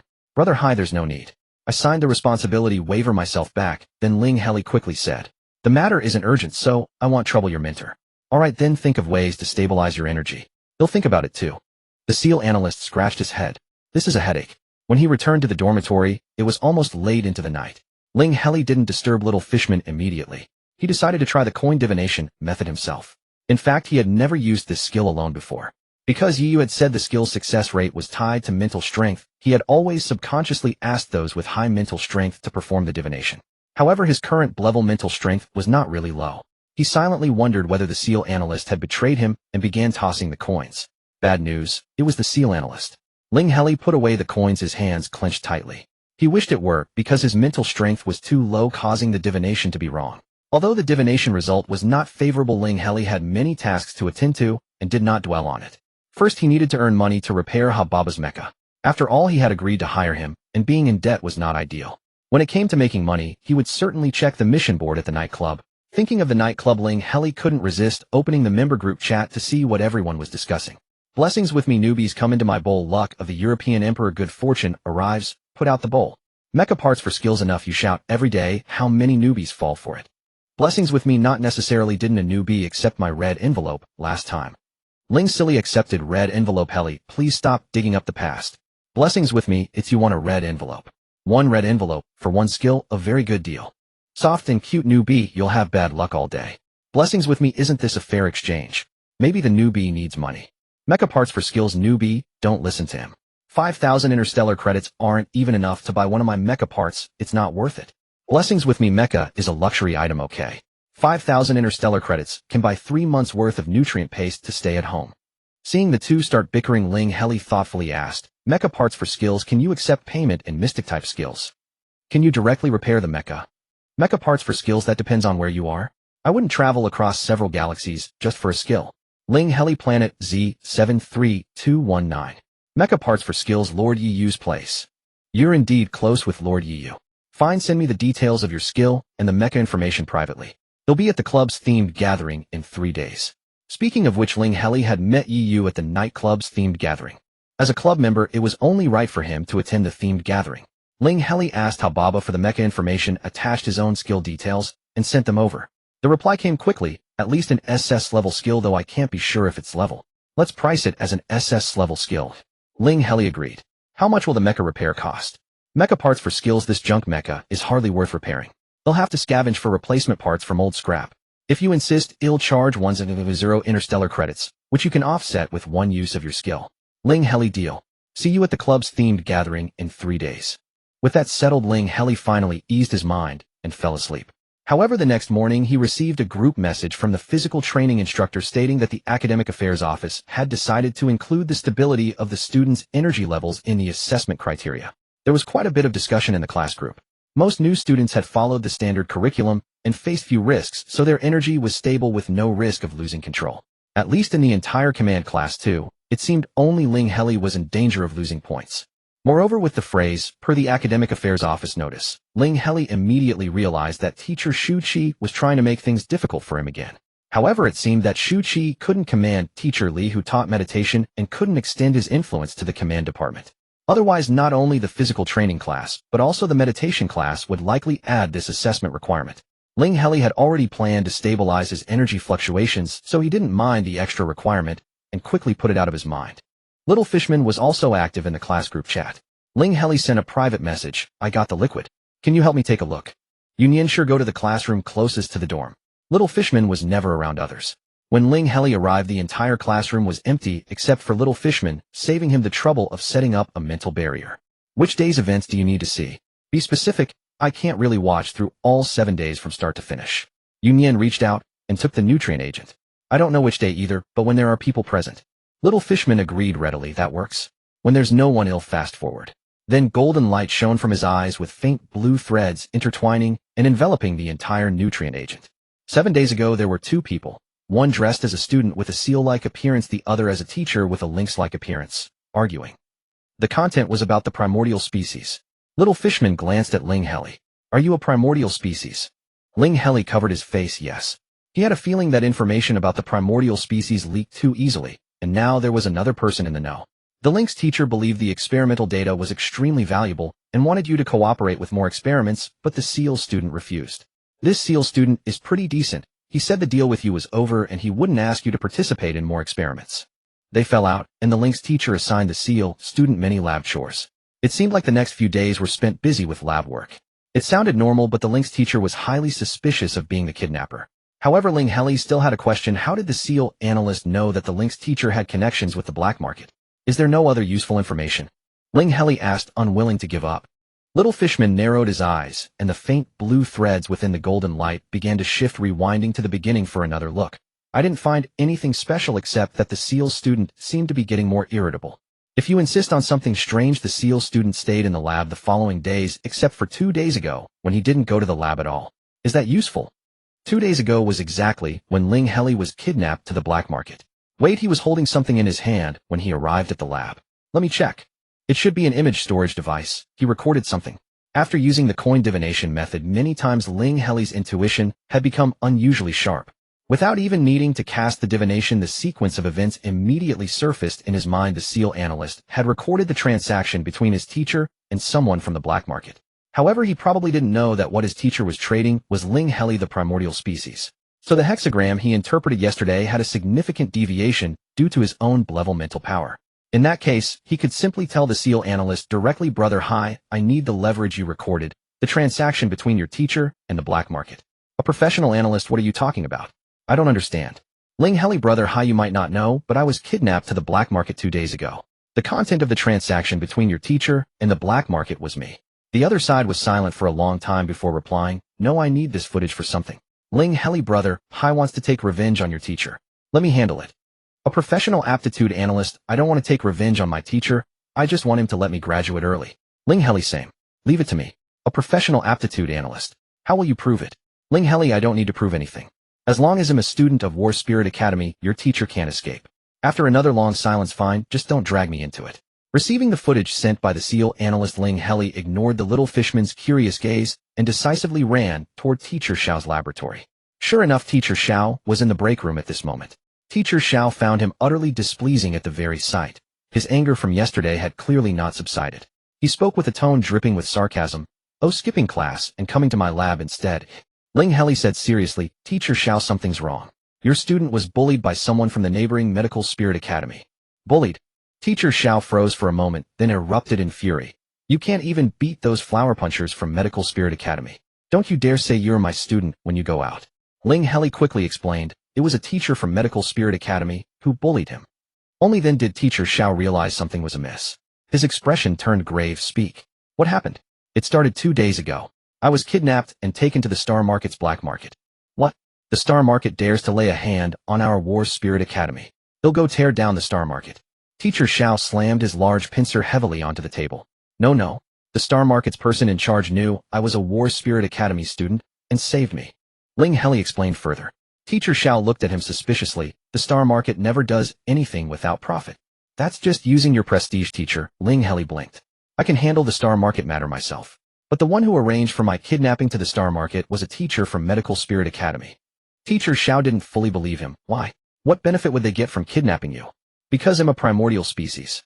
That teacher wanted to capture me for drug testing." Ling Heli no longer cared how many people now knew about his primordial species identity. When you have too many fleas, you stop itching. Anyway, it had to be said. A primordial species. That is indeed possible, Teacher Xiao muttered to himself. "I have evidence." Ling Heli quickly extended his left hand. "And there's classmate Yunyan. He can testify that the teacher from Medical Spirit Academy had designs on me." Teacher Xiao received the footage. Although the footage did not directly prove the other party intended to kidnap Ling Heli, since Ling Heli had come to him, it must be true. Xiao Longxiao was also well aware of Yunyan's mystic ability. Most importantly, when had War Spirit Academy ever needed to tolerate oppression from Medical Spirit Academy? Teacher Xiao stood up abruptly. "Come with me. We're going to see Shu Qi." "What? Teacher Shu?" Ling Heli, who had been elated moments ago, was suddenly dumbfounded. Teacher Xiao looked at him with a half-smile. "What, afraid he'll throw you to Shu Qi to be tormented?" No, Ling Heli quickly shook his head. "I just don't quite understand. Matters of War Spirit Academy are better handled by him. After all, I'm just an ordinary teacher, not as intimidating as he is. Don't worry. This is about the face of War Spirit Academy. Shu Qi won't lose sight of the big picture. Your feud with him is purely personal. But since it involves the Academy, even if he wanted to kill you, he'd still protect you and smash the gates of Medical Spirit Academy first." Early in the morning, Teacher Shu Qi was in a good mood, humming a tune while teasing the small fish in his tank. Turning around to see Teacher Xiao arriving with Ling Heli, he immediately broke into a smile. "Ling Heli, do you have a question about the regular curriculum adjustments? Why did you bring Teacher Xiao along?" "Spare me the scheming. There's no horn for you to lock onto," Teacher Xiao said impatiently. "Business." Teacher Shu Qi's smile faded. "What business?" "Going to smash some faces." Teacher Shu Qi's gaze turned disdainful. "Barbarian." Teacher Xiao gave a cold laugh. "A teacher from Medical Spirit Academy dared to collude with the black market to kidnap a War Spirit Academy student, and you want go smash their faces?" Teacher Shu Qi's expression immediately turned serious. "Tell me the details." "Here." Teacher Xiao pushed Ling Heli forward. "He's a primordial species. The news leaked. A teacher from Medical Spirit Academy found out and hired the black market to kidnap him." Speaking of which, Ling Heli couldn't understand. He had tried so hard to prevent the leak of his primordial species information, yet somehow more and more people were learning about it. Ling Heli quickly extended his left hand. "Teacher Shu, this is evidence." "No need." Teacher Shu Qi waved a tentacle. "War Spirit Academy doesn't need evidence to do things. I am the evidence. Let's go smash some faces." He casually straightened his clothes and strode out first. Teacher Xiao nudged Ling Heli, follow him. I won't come. Just point out the person for Shu Qi. Teacher Shu Qi's private hovercar was quite distinctive. Its shell was crystal clear, radiating a blue glow with a profound oceanic depth, very beautiful. But this hovercar was clearly more than just good-looking. Ling Heli watched as Shu Qi drove the hovercar straight toward the gates of Medical Spirit Academy. A deep blue energy shield suddenly appeared, protecting the vehicle as it crashed into the wall, smashing the one swarm school gate and wall into a dark gaping hole. His mouth hung wide open, unable to close. So they really did smash the gate. After the gate was destroyed, students inside ran around in chaos, and none of the teachers capable of restoring order had arrived yet. You lead the way. Shu Qi extended a tentacle and pulled Ling Heli to the front. Ling Heli quickly guided the hovercar to the laboratory where the SEAL analyst had been. The door was locked tight. But that was no problem for Teacher Shu Qi. He reversed the hovercar slightly, then rammed it heavily into the door. Protected by the light shield, it blasted another large hole. This time Teacher Shu Qi leisurely stepped out of the hovercar, with Ling Heli looking at the terrified teachers and students in the building, and said unhurriedly, identify him. Ling Heli had seen the footage from the SEAL analyst and remembered the Lynx teacher's appearance well. His gaze swept around, and he quickly found the panicked Lynx teacher. It's him. The next moment, before the Lynx teacher could say anything, Shu Qi used a tentacle to coil him up, without even sparing him a glance, saying to Ling Heli, get in the hovercar. Now it's time to have a proper talk with the person in charge of Medical Spirit Academy. Oh, okay. Ling Heli had experienced more shock in the past 10 years than he had all day today. He was already numb with astonishment and obediently followed Shu Qi into the hovercar. Outside, the students of Medical Spirit Academy looked as if the sky was falling. The SEAL analyst was also there, staring at Ling Heli in equal shock. Ling Heli remembered his promise to the analyst and quickly approached Shu Qi. Teacher Shu, the students who were with this teacher are quite innocent. Shu Qi saw through Ling Heli's little scheme at a glance and asked lazily, who do you want to help? That SEAL student. Haha, Shu Qi laughed. Why should I agree to that? Ling Heli glanced at the Lynx teacher beside him, saying nothing. Shu Qi extended a tentacle, striking the Lynx teacher unconscious with a heavy blow. Only then did Ling Heli feel safe enough to speak. Teacher Shu, I have my own selfish motives, and you do too, don't you? Regarding the incident of smashing the school gate, I believe you acted solely for the honor of War Soul Academy. However, when it comes to the matter of meeting the head of Medical Soul Academy, I find it hard to believe there was no personal agenda. The intent was too clear. Who to find, where to go? Even someone who had rehearsed wouldn't be as smooth as you were. Shu Qi still smiled. What if Ling Heli doesn't believe me? Even if you were to back down today, I would still storm the Medical Soul Academy principal's office. Ling Heli reasoned word by word. Teacher Shu, I may not necessarily succeed in my endeavors, but I can certainly make things difficult for you. You must have felt that deeply, haven't you? Shu Qi's tentacle shot toward Ling Heli. It was not too fast. Ling Heli could still react. However, he did not dodge, standing calmly in place. I'm not threatening you, Teacher Shu. There is no deep-seated hatred between us. In fact, we might even become allies right through Senior Mu too.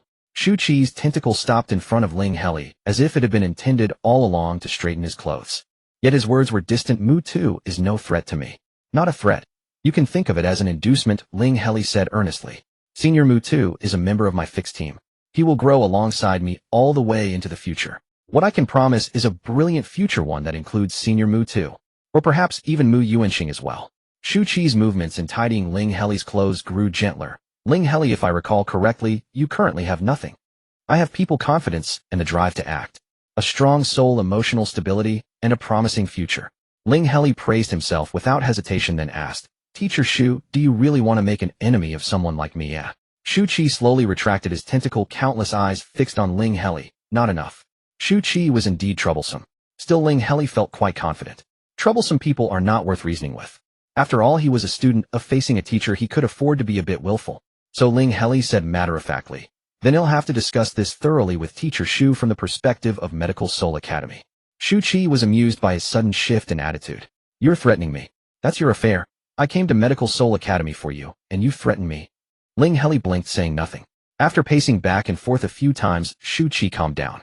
To be honest, he had no way to deal with Ling Heli's shameless behavior. Suppressing his anger, he asked gently, Ling Heli, what do you want me to do? That student Hai just now, he wants to graduate early. Ling Heli's eyes lit up, and he said immediately, fine. Shu Qi nodded. I also want to catch the person who directly targeted me, which should be connected to the No. 5 pharmacy in Xingfang Black Market. This time Shu Qi did not agree immediately. His expression turned strange. Don't you know who stands behind Medical Soul University and the No. 5 pharmacy? Ling Heli naturally shook his head. Who? Shu Qi pointed to the ground. Medical Soul Academy is a public university on planet Z73219. Ling Heli only knew that War Soul University was a private academy backed by the Fishman Galaxy. He had no idea that Medical Soul University was public. But he quickly responded, my original species identity is registered. If the authorities wanted to arrest me, they wouldn't go through such trouble. It's just Teacher Shelley's own doing. Saying this, he looked at Shu Qi suspiciously. Teacher Shu, you're not incapable, are you? Shu Qi continued to smile, but his voice was gritting. Fine, Ling Heli, remember this, if my affairs don't succeed today, I'll make sure yours don't either. Thank you, Teacher Shu. Ling Heli accepted gratefully. The main door of the Medical Soul Academy administrative building was wide open, so Shu Qi didn't need to break it down again. He grabbed Teacher Shelley with a tentacle and led Ling Heli unhurriedly toward the top floor office. No one dared to stop them. Medical Soul Academy was truly not adept at fighting. Although Shu Qi graduated from the logistics department of War Soul Academy, he had originally been admitted to the command department, the king of combat. A young teacher tried to argue with Shu Qi, questioning his act of ramming the school gate. Shu Qi smiled and patted the young teacher's shoulder with a tentacle. You have guts.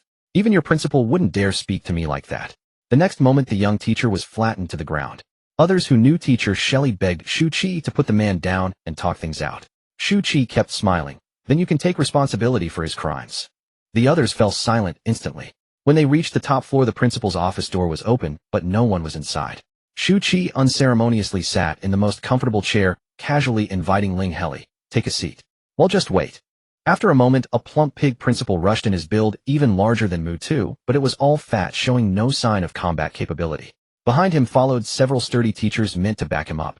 However, they clearly lacked the confidence to confront Teacher Shu Qi, trailing behind in silence. Teacher Shu Qi, the pig principal exclaimed indignantly. What do you think you're doing? Don't think that just because you're from War Soul Academy, you can act with impunity. Shu Qi interrupted him. A teacher from Medical Soul Academy bullies a student from War Soul Academy. Am I not allowed to intervene? The pig principal was clearly taken aback, glancing suspiciously at the unconscious Teacher Shelley and Ling Heli beside him. He coughed. How about letting Teacher Shi speak first? You mean I'm lying? Shu Qi raised all his tentacles, countless eyes fixed on the pig principal. The pig principal dared not contradict him directly, his face flushed with frustration. Finally, he managed, we need to know the extent of the apology. Shu Qi was quite satisfied with the pig principal's humble attitude, so he slapped Teacher Shelley with another tentacle, waking him up. As soon as Teacher Shelley woke up, he saw Shu Qi's tentacle and was filled with terror. It wasn't me. The pig principal cleared his throat to draw his attention. Teacher Shi, what happened? How did you get involved with War Soul Academy? Seeing Ling Heli, Teacher Shelley already knew the game was up. Now that War Soul Academy was involved, his last shred of hope vanished, and he became utterly dejected. Yet he still insisted stubbornly. I wanted to invite this student to help me with a few experiments. Neither Ling Heli nor Shu Qi could stomach that excuse. Under Teacher Shelley's terrified gaze, Shu Qi's tentacle reached out again, stopping at a measured distance. Then he asked gently, are you done explaining? Teacher Shelley dared not explain further, hurriedly admitting his mistake. I am willing to compensate this student. However, he was interrupted by Shu Qi. Extending one of his tentacles and waving at Shu Qi, said, first hand over the direct perpetrator of the kidnapping. I know it's the people from pharmacy now. 5. Teacher Shelley, who had already given in, changed color at these words. Are you joking? Don't you know who's behind pharmacy now? 5. Are you trying to get me killed? Shu Qi's voice was gentle yet cold. What does your life or death have to do with me?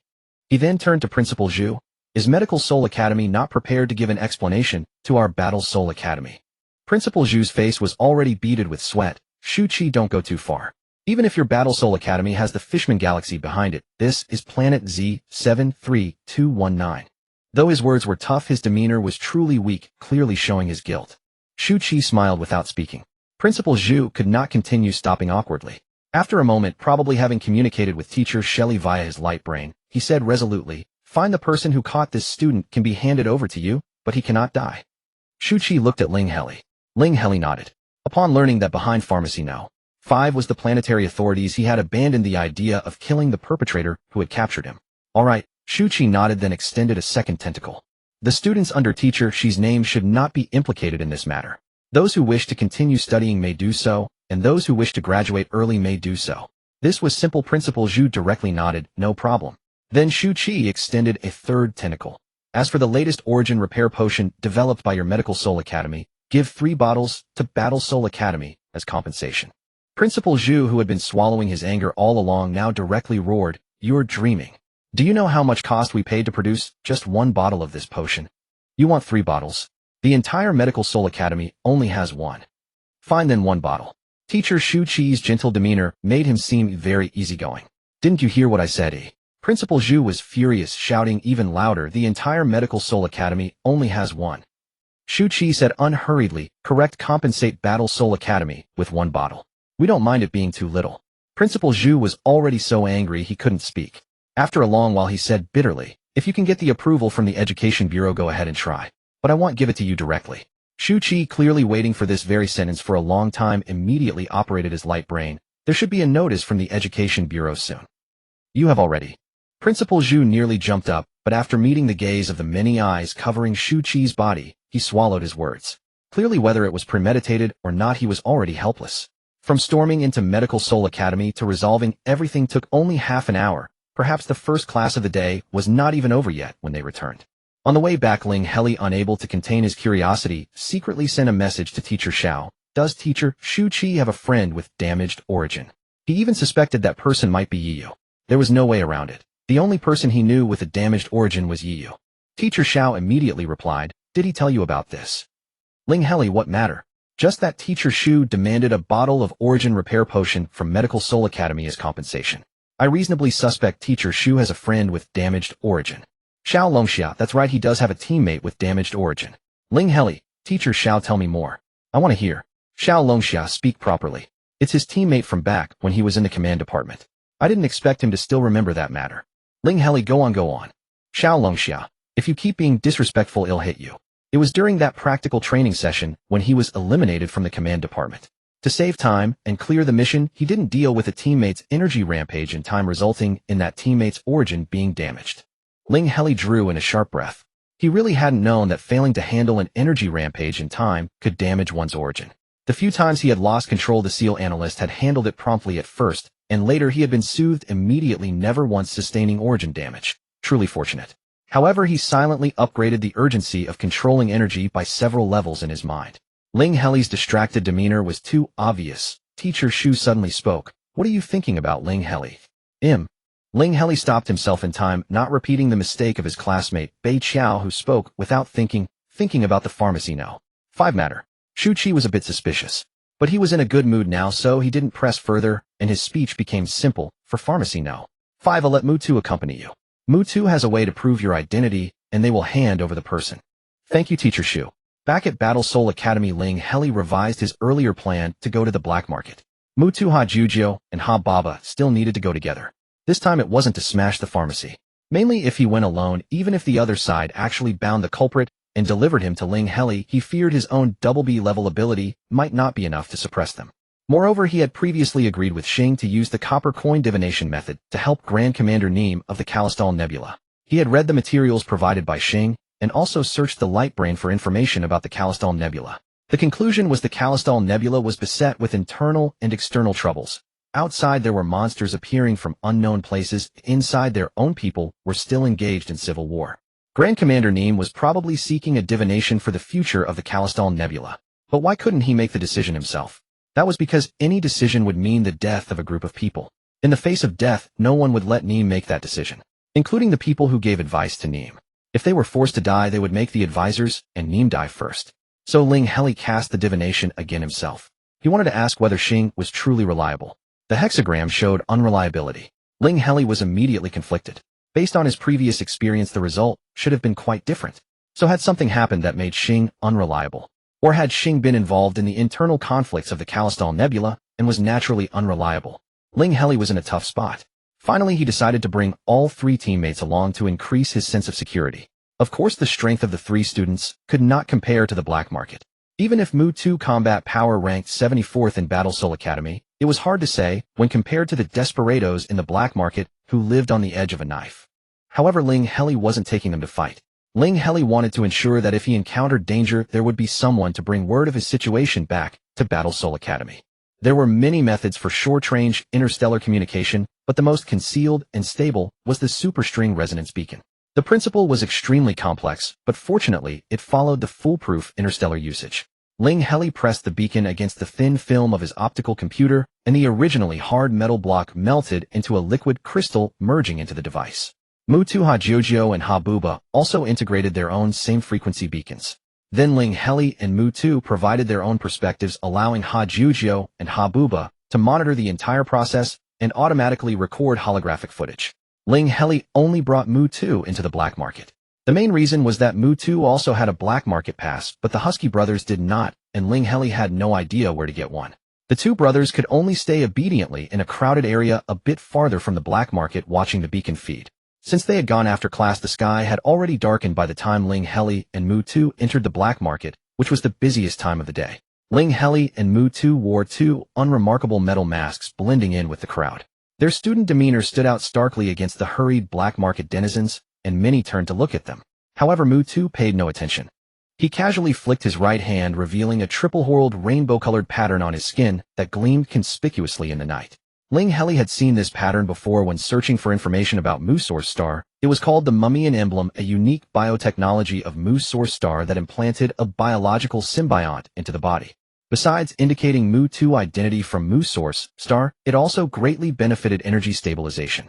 Many people from Mu Source Star followed a combat path, completely unafraid of the danger of energy loss of control thanks to the Mummian Emblem's formidable ability to stabilize energy.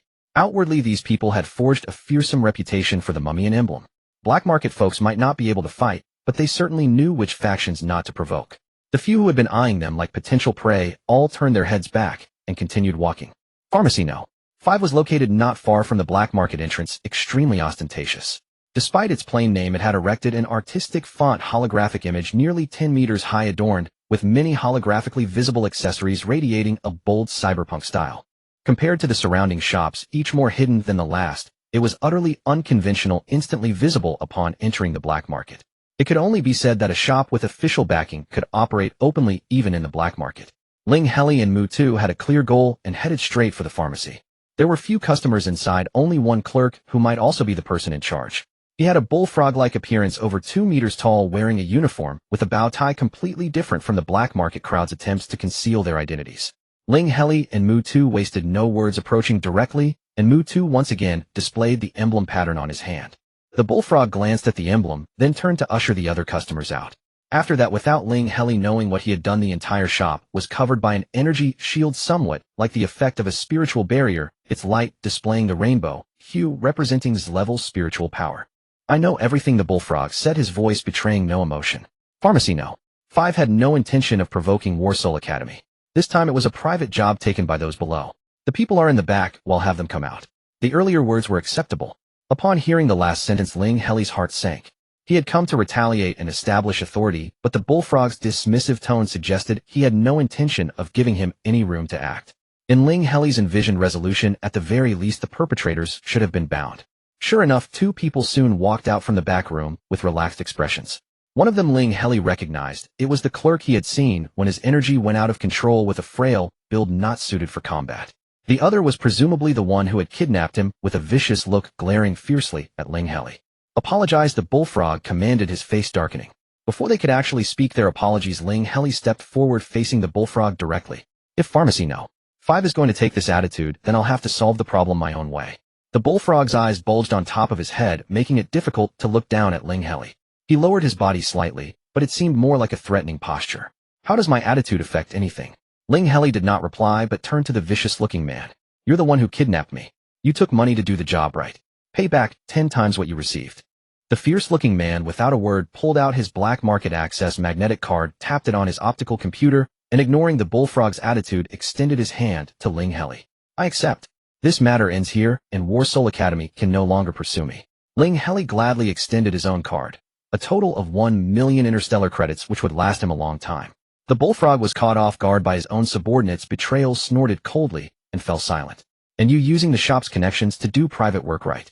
Ling Heli appraised the clerk. "Your reach is quite long. Then let's crush your hand." Ling Heli hadn't originally planned to be so bloody. Of course, even if he crushed the hand, interstellar medical technology could repair it, but it would take a long time to readapt. He had merely come to seek an attitude. However, the bullfrog had refused to give him that attitude. He had no choice but to use Pharmacy No. 5 to establish his authority. The clerk's face changed, and he looked at the bullfrog in panic, pleading, "Shopkeeper, save me. Shut up, the bullfrog snapped, glaring at him, then turned his unfriendly gaze to Ling Heli. This is planet Z73219. Even the black market has rules that must be followed. What you say doesn't count. Black market rules. Winner takes all right. Ling Heli did not refute, but followed his words. A fight. If I lose, I leave. If I win according to my rules, you personally crush his hand. The bullfrog seemed taken aback by this turn of events, frozen for a moment. After a long pause, he spoke, his voice somewhat dry. He's not a combatant for the shop. He's only had basic combat training, physical level D. Ling Heli smiled. I haven't even had training. I'm purely self-taught with only theoretical knowledge. The two of us fighting is quite appropriate. He wasn't exaggerating. The Star Network's time dilation feature could only be used to learn theoretical knowledge. Basic combat required muscle memory, and even if one memorized the moves in the Star Network, they couldn't actually execute them. Mutu beside him covered his mask, probably recalling how Ling Heli had cheered him on during the admission test. Junior, can I go instead? I have to fight at some point, Ling Heli said, trying to sound indifferent, but his eyes sparkled. The situation is perfect now, and besides. He looked at the bullfrog, speaking calmly. I came to solve the problem, not to make enemies. I'm going in myself. That's my sincerity. The bullfrog was startled. He clearly knew Ling Heli's background as a War Soul Academy command student, and his expression was highly skeptical. He extended his right hand. A handshake. Ling Heli didn't understand the jargon, but guessed he wanted to test his mettle, so he extended his right hand as well. The next moment, before he could react, he was pinned to the ground by the bullfrog. Immediately, Mutu kicked out, and the bullfrog quickly released Ling Heli and stepped back. Aren't you from the command department? You really have no experience. The bullfrog looked at Ling Heli in astonishment, thought for a moment, then nodded. All right, let's go to the black market's conflict arena. We'll do it your way. If you lose, you leave. If you win, I'll personally crush his hand. Ling Heli did not immediately step onto the grudge stage. He pulled Mutu aside and asked softly, Senior Mu, do you have any defensive weapon to lend me? Mutu wanted to cover his face again. So this is a Spuro-Femid decision. Junior, you're truly one of a kind. Even so, he said, taking out a gray dagger with sleek lines exuding a high-tech aesthetic. Zero energy annihilation dagger. With a single swing, it can attack a wide area. Perfect for a novice like you. Ling Heli excitedly put it away. Thank you, Senior. Watch me. The grudge stage was at the center of the black market. As soon as someone stepped onto the stage, many onlookers gathered, and the impatient ones directly shouted things like, kill him. However, the actual fight turned out to be a battle of rookies. Seeing that neither could surpass the speed of sound, exchanging punches and palm strikes like children playing house, the crowd almost burst into laughter. Haha, are kids allowed on the grudge stage now? Are you here to fight for a milk bottle? I haven't seen such a fight in centuries. When did Xingfang sink to this level? Put some strength into it. Are you putting on a comedy show? Mutu stepped back a few paces, desperately wanting to hide where no one could see him, completely unwilling to be recognized as Ling Heli's companion. Before long, the battle on stage reached a climax. The theoretical knowledge Ling Heli had learned was proving useful. Although at first he merely mechanically applied the moves, completely clueless about how to adapt his responses, his opponent was equally weak, with a physique value of only D, so even when hit it didn't hurt much. Moreover, his opponent had only landed a few hits on Ling Heli at the beginning, and after a few repetitions Ling Heli had already figured out the pattern. Just as Ling Heli finally spotted his opponent's weakness and was about to end the fight, with one decisive move his opponent seemed to sense the danger and pulled out a neural anesthesia gun from his pocket. Since the opponent had used a weapon, Ling Heli naturally didn't hold back. With a flick of his hand, the zero-energy annihilation dagger he borrowed from Mutu traced a gray arc, and the leaked energy pointed directly at the shop assistant half a meter away. It was blocked by Nyowa. Being struck by this dagger would truly cause annihilation. You win, Nyowa said. Ling Heli cheerfully put away the dagger. This time the store owner's judgment is very fair.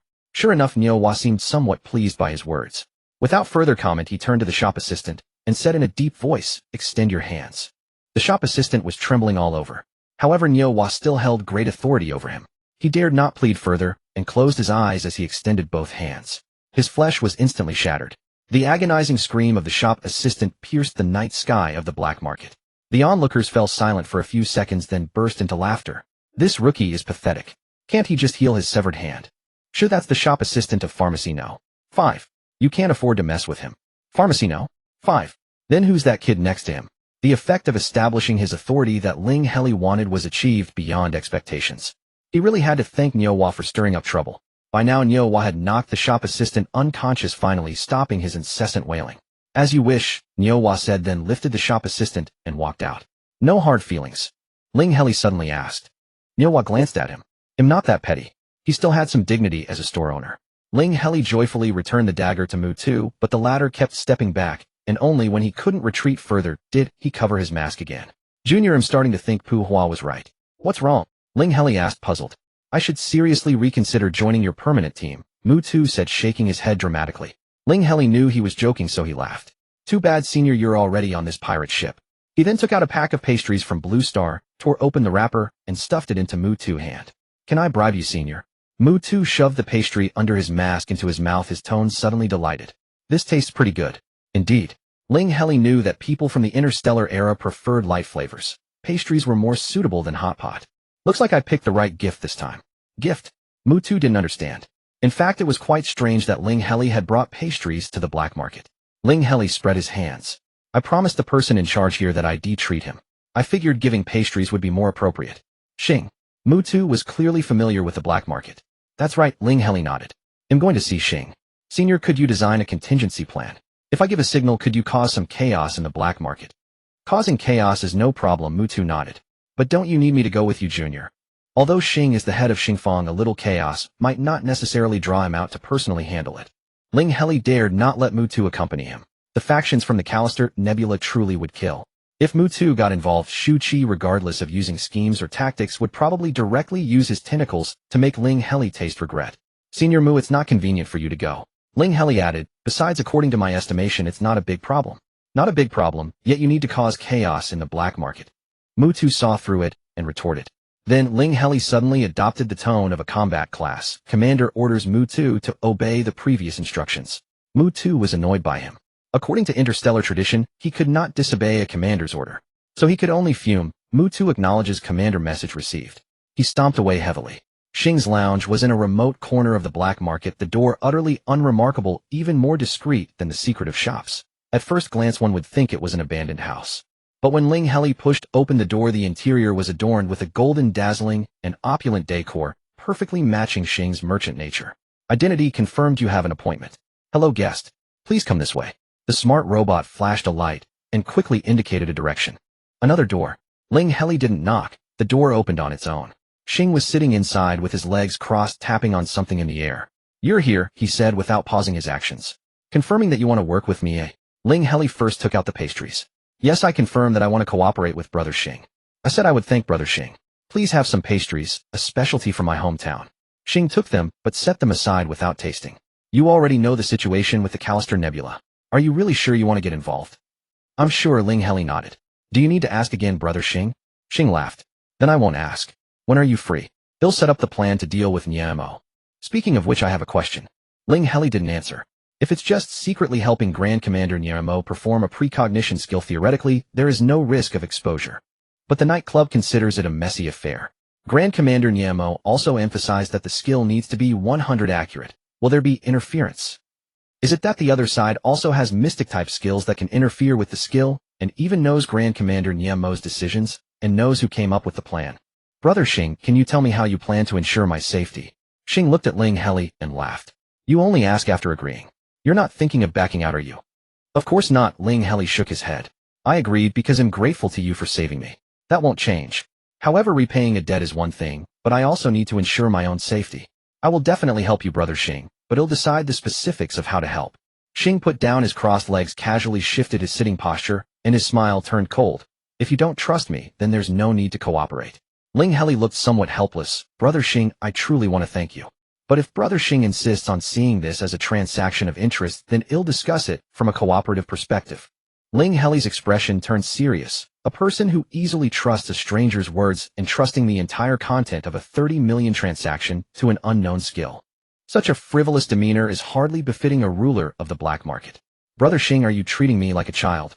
Xing stood up, his mechanical frame reaching 3 meters, the dark metallic eyes of his mask bearing down on Ling Heli with immense pressure. Ling Heli met his gaze calmly, unyielding and unhurried. There was no fluctuation of energy, no connection of external identity or power. Only a battle of attitudes between the two. Ling Heli remained emotionally stable. He felt he could hold the stare until the end of time. In the end, it was Xing who relented first. He stretched his limbs casually and sat back down. You say you wanted to repay a favor? I said I would ensure your safety. Why can't you just believe that? Why must you dissect everything so clearly? Ling Heli stood straighter, now able to look Xing in the eye. I think I'm important enough that I can't afford to get into trouble. If Brother Xing doesn't tell me the plan, he'll feel uneasy. Xing laughed. Do you think I can't do without you? Ling Heli shook his head. Brother Xing hasn't even verified my skill. That means in the deal with Commander Mo, my skill isn't really that important. It's not that I'm indispensable. I just happen to be the right person at the right time. But he added, however, finding someone who meets the conditions like me shouldn't be easy.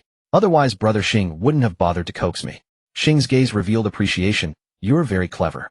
Ling Heli shook his head again. If I were clever, I would have figured out by now what Brother Xing is using me for. Am I a tool, bait, or a pawn to be discarded? He spoke while carefully observing Xing. Unfortunately, Xing was encased in machinery, revealing nothing but the luster of inorganic metal. Xing, unbothered by his probing, spread his hands. I said ID, protect your safety. If you truly don't believe me, I'll tell you what's not in the files. Ling Heli felt that his eyes must have screamed, see, there's definitely something fishy. Callisto Nebula is in a civil war. You should know that. Ling Heli nodded. This information was in the files Xing had given him and could also be found on the StarNet. Mo was born into the civilian faction, and many in his faction have close ties with the civilian faction. He himself leans more toward the civilians. But he can't move against the conservative faction. Because what the conservative faction possesses can not only pry into his thoughts, but when necessary directly control his actions. Ling Heli was astounded. The secrets of interstellar space were indeed fascinating. Such mystic abilities were utterly dominating. Prying into thoughts, even controlling others' actions. Ling Heli felt that it was remarkable that Mo could still hold the position of Supreme Commander. He even hesitated, thinking that with his own mental strength, he would certainly be unable to resist such a skill. However, he was in front of Xing, so he controlled himself, showing only astonishment and no other expression of surprise. Xing glanced at him and continued, but controlling others comes at a great cost. As long as the conservative faction is forced to use their control opportunity, Mo can take them down. Ling Heli understood, so am the bait. That's the real deal between you and Commander Mo. Yes, Xing nodded frankly. Mo contacted me earlier specifically asking me to find you. But you coming to me yourself was an unexpected bonus. Ling Heli's expression darkened, a pure transaction. Exactly. Xing patted his chest, asserting firmly, the other party will only act against Mo, and I will ensure your safety. Even if I'm using you as bait. But you don't have to worry about anything. Ling Heli clasped his hands behind his back, making the gesture he had agreed upon with Mutu. Then he spoke. Actually, brother, you gave me a hint. He said that if it's only a matter of interest, Brother Xing will definitely keep his word. But Brother Xing concealed the matter of mystic abilities. So Brother Xing, can you honestly tell me, beyond interest, what else is there? After so much talk with Ling Heli, Xing had grown somewhat impatient. He slammed the table. Are you here to repay a favor or to investigate me? But as soon as he finished, he paused. He must have received the news of the chaos Mutu had caused and was dealing with it. Ling Heli asserted confidently. Brother Xing, last time you already knew that I have the backing of War Soul Academy and the nightclub. This time I'm telling you that I can actually use these connections. I'm not alone. Of course, this was purely Ling Heli's bluff. Mutu was just an ordinary student at War Soul Academy, capable of causing a little chaos in the black market only through his own ability. It had nothing to do with the other forces behind Ling Heli. But Xing would certainly be cautious. Even if he didn't believe it, he wouldn't dare to outright dismiss the one possibility. Ling Heli pressed his own optical brain. This is integrated with a superstring resonance beacon. If something happens to me, everything Brother Xing just said will be known to War Soul Academy and the nightclub. Xing's people immediately sat up straight, but instead of slamming the table again, he spoke in a conciliatory tone. I said ID, ensure your safety. Why must you be like this? Before Xing could finish, Ling Heli interrupted. I have friends who are mecha engineers. I know it would take Brother Xing less than 5 minutes to crack the beacon's frequency. So time is tight for me. Brother Xing, let's keep it brief, shall we? Xing's oppressive gaze once again fell on Ling Heli. This time Ling Heli didn't hold the stare, but spoke urgently. If Brother Xing truly refuses to say, then I'll leave today and never come to Star Market again. My own life is the most important thing. Xing took a deep breath and said, fine, I'll tell you. I want the civilization inheritance of the Callisto Nebula. Ling Heli didn't understand Xing's meaning and asked hesitantly, you want to trade this with Commander Mo? Xing laughed. Why would he trade that with me? Aren't you afraid that after I obtain the civilization inheritance, I'll massacre the entire Callisto Nebula? This time Ling Heli understood and blurted out, a civilization plunderer. The words had already escaped. Xing explained, I am indeed very interested in the civilization inheritance of the Callisto Nebula. Time is short, Brother Xing. Don't talk, just listen, Ling Heli interrupted him. The timer on his holographic optical brain had already counted down to 2 minutes. I see what Xing is planning. It won't actually pose any danger to me. He'll follow through on what I said earlier. It'll be the bait for Xing. Tell me the time and place. Xing saw that his stalling tactics had been seen through, shrugged, and set the time for their next meeting, the day after tomorrow, still at Xingfang. If he had the time, Ling Heli would have argued that Xingfang was too dangerous for him and that he wanted to change the location. But time was truly running out. Ling Heli nodded quickly. All right, I'll be off then. See you the day after tomorrow. Without waiting for Xing's reply, he dashed out. No one stopped him. The black market outside was still crowded but quiet, the chaos seemingly quelled. Ling Heli quickly sent a request to Mutu via the superstring resonance beacon for a visual feed. The request was immediately approved. Mutu was at Pharmacy No. 5A chatting animatedly with Frog Shop owner.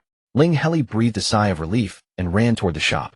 Mutu didn't come out to wait for him. Instead, he laughed as Ling Heli rushed in, panting. Junior, you're looking a bit out of shape.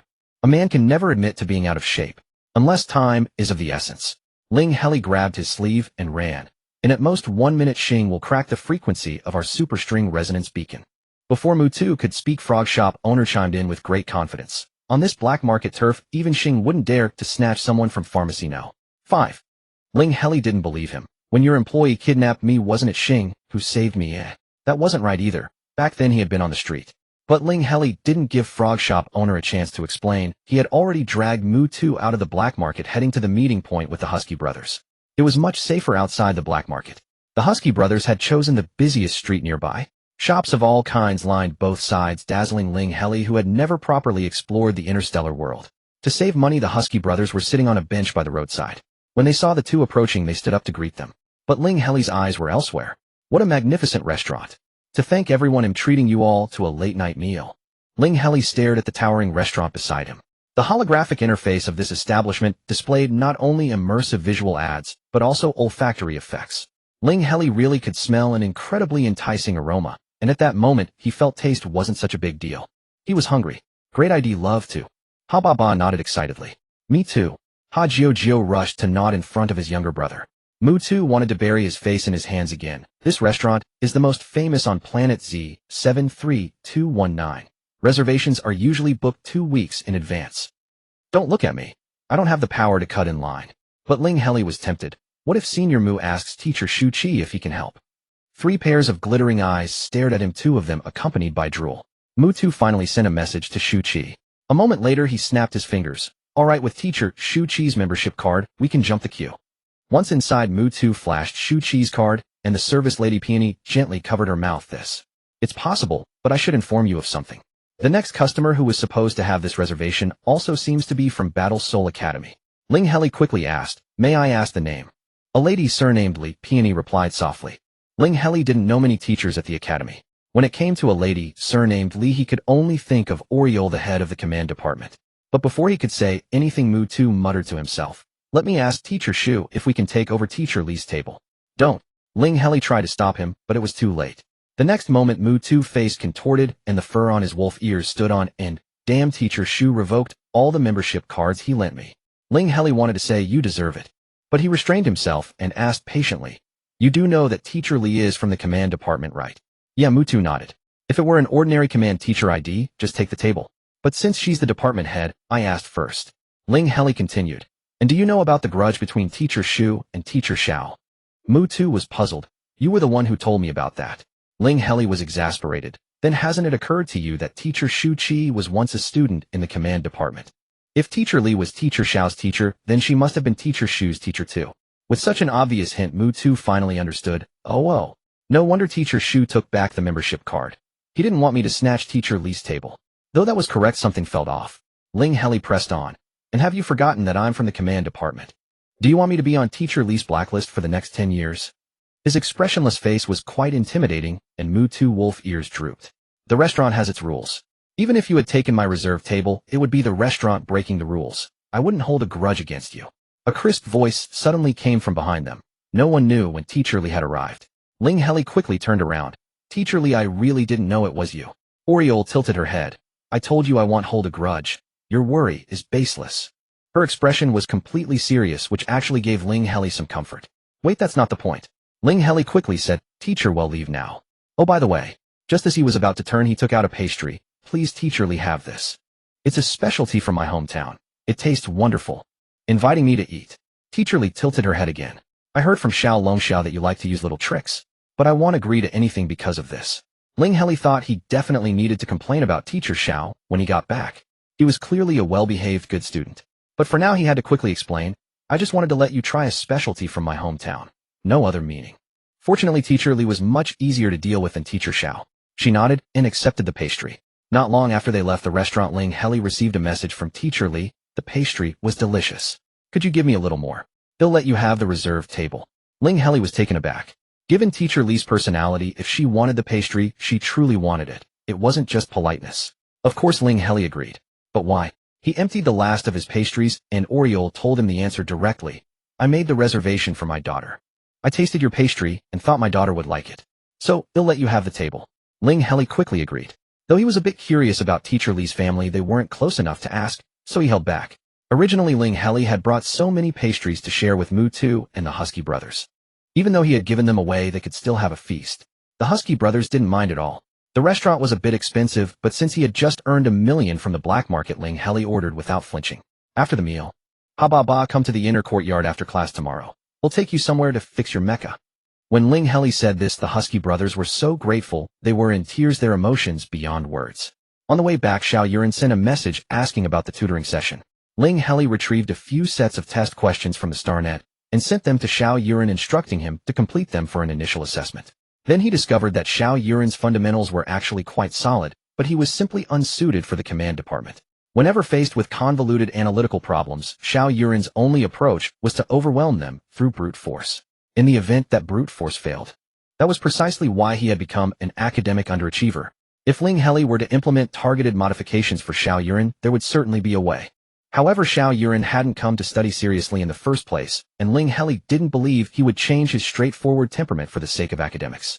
After much deliberation, he decided to design several response templates targeting Xiao Yuran's weaker courses, allowing him to directly apply them during tests. But designing the templates would require some time. Ling Heli chose to set it aside for now and first address his own energy instability issue.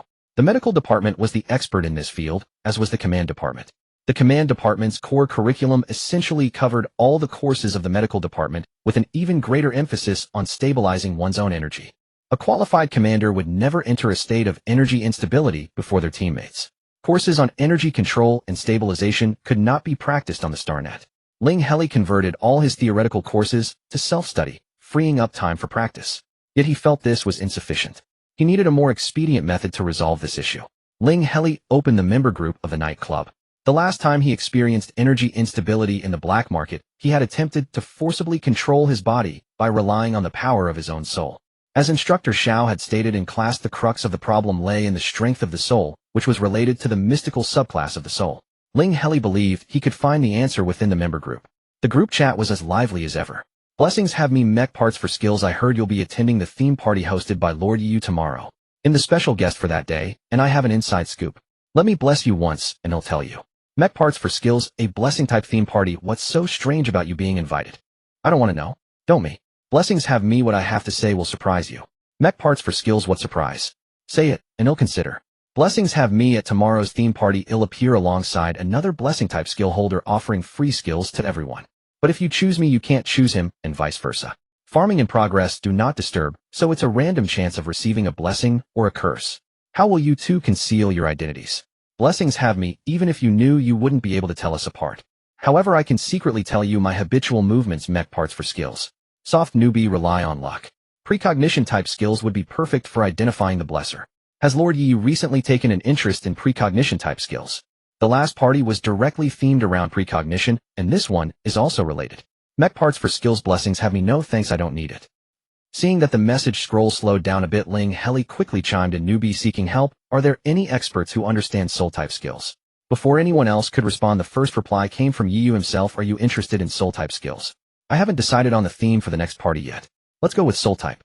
Astrology expert Lord Yi Yu and the newcomer. What's going on? Blessings have me. Such special treatment for a newcomer. Lord Yi Yu, I want that too. Can we use blessing curse as the theme next time? Soft newbie, is that newcomer the one you're looking for? Void wanderer only. I want to know, when did Lord Yi Yu start lurking? Yi Yu, since the moment blessings have me mention the arrangements for tomorrow's theme party. Blessings have me. Lord Yi Yu, I was wrong. I haven't sold my habitual movements yet. You won't replace me tomorrow, will you? Yi Yu, it's fine, I won't change you. He'll confirm in person. Mech parts for skills. Blessings have me. I was just about to ask you, are you stupid? Even if you did sell them, once you stand before Lord Yi, could you really hide it? The group's conversation was trivial, and Ling Heli watched for a while before preparing to close the chat. However, someone at him. Daily offline, I possess a soul-type skill. What do you want to ask? Ling Heli quickly replied, Senior Daily, do you know if soul-type skills help with energy instability? Daily offline, of course, I am a medical practitioner. Ling Heli's eyes lit up. But that wasn't what he wanted to know. Is there a way to cultivate the soul on one's own? Daily offline, I can't explain that clearly. If I could, it wouldn't be called a mystical system. Ling Heli felt somewhat disappointed. Previously, he had sustained his soul with the longing for his home and Blue Star. But if he had to do it again, he himself didn't know how to replicate that miracle. It seemed he could only grope forward slowly. However, soul-type skills should still be helpful for his condition, but he would have to wait until the next themed party of the nightclub.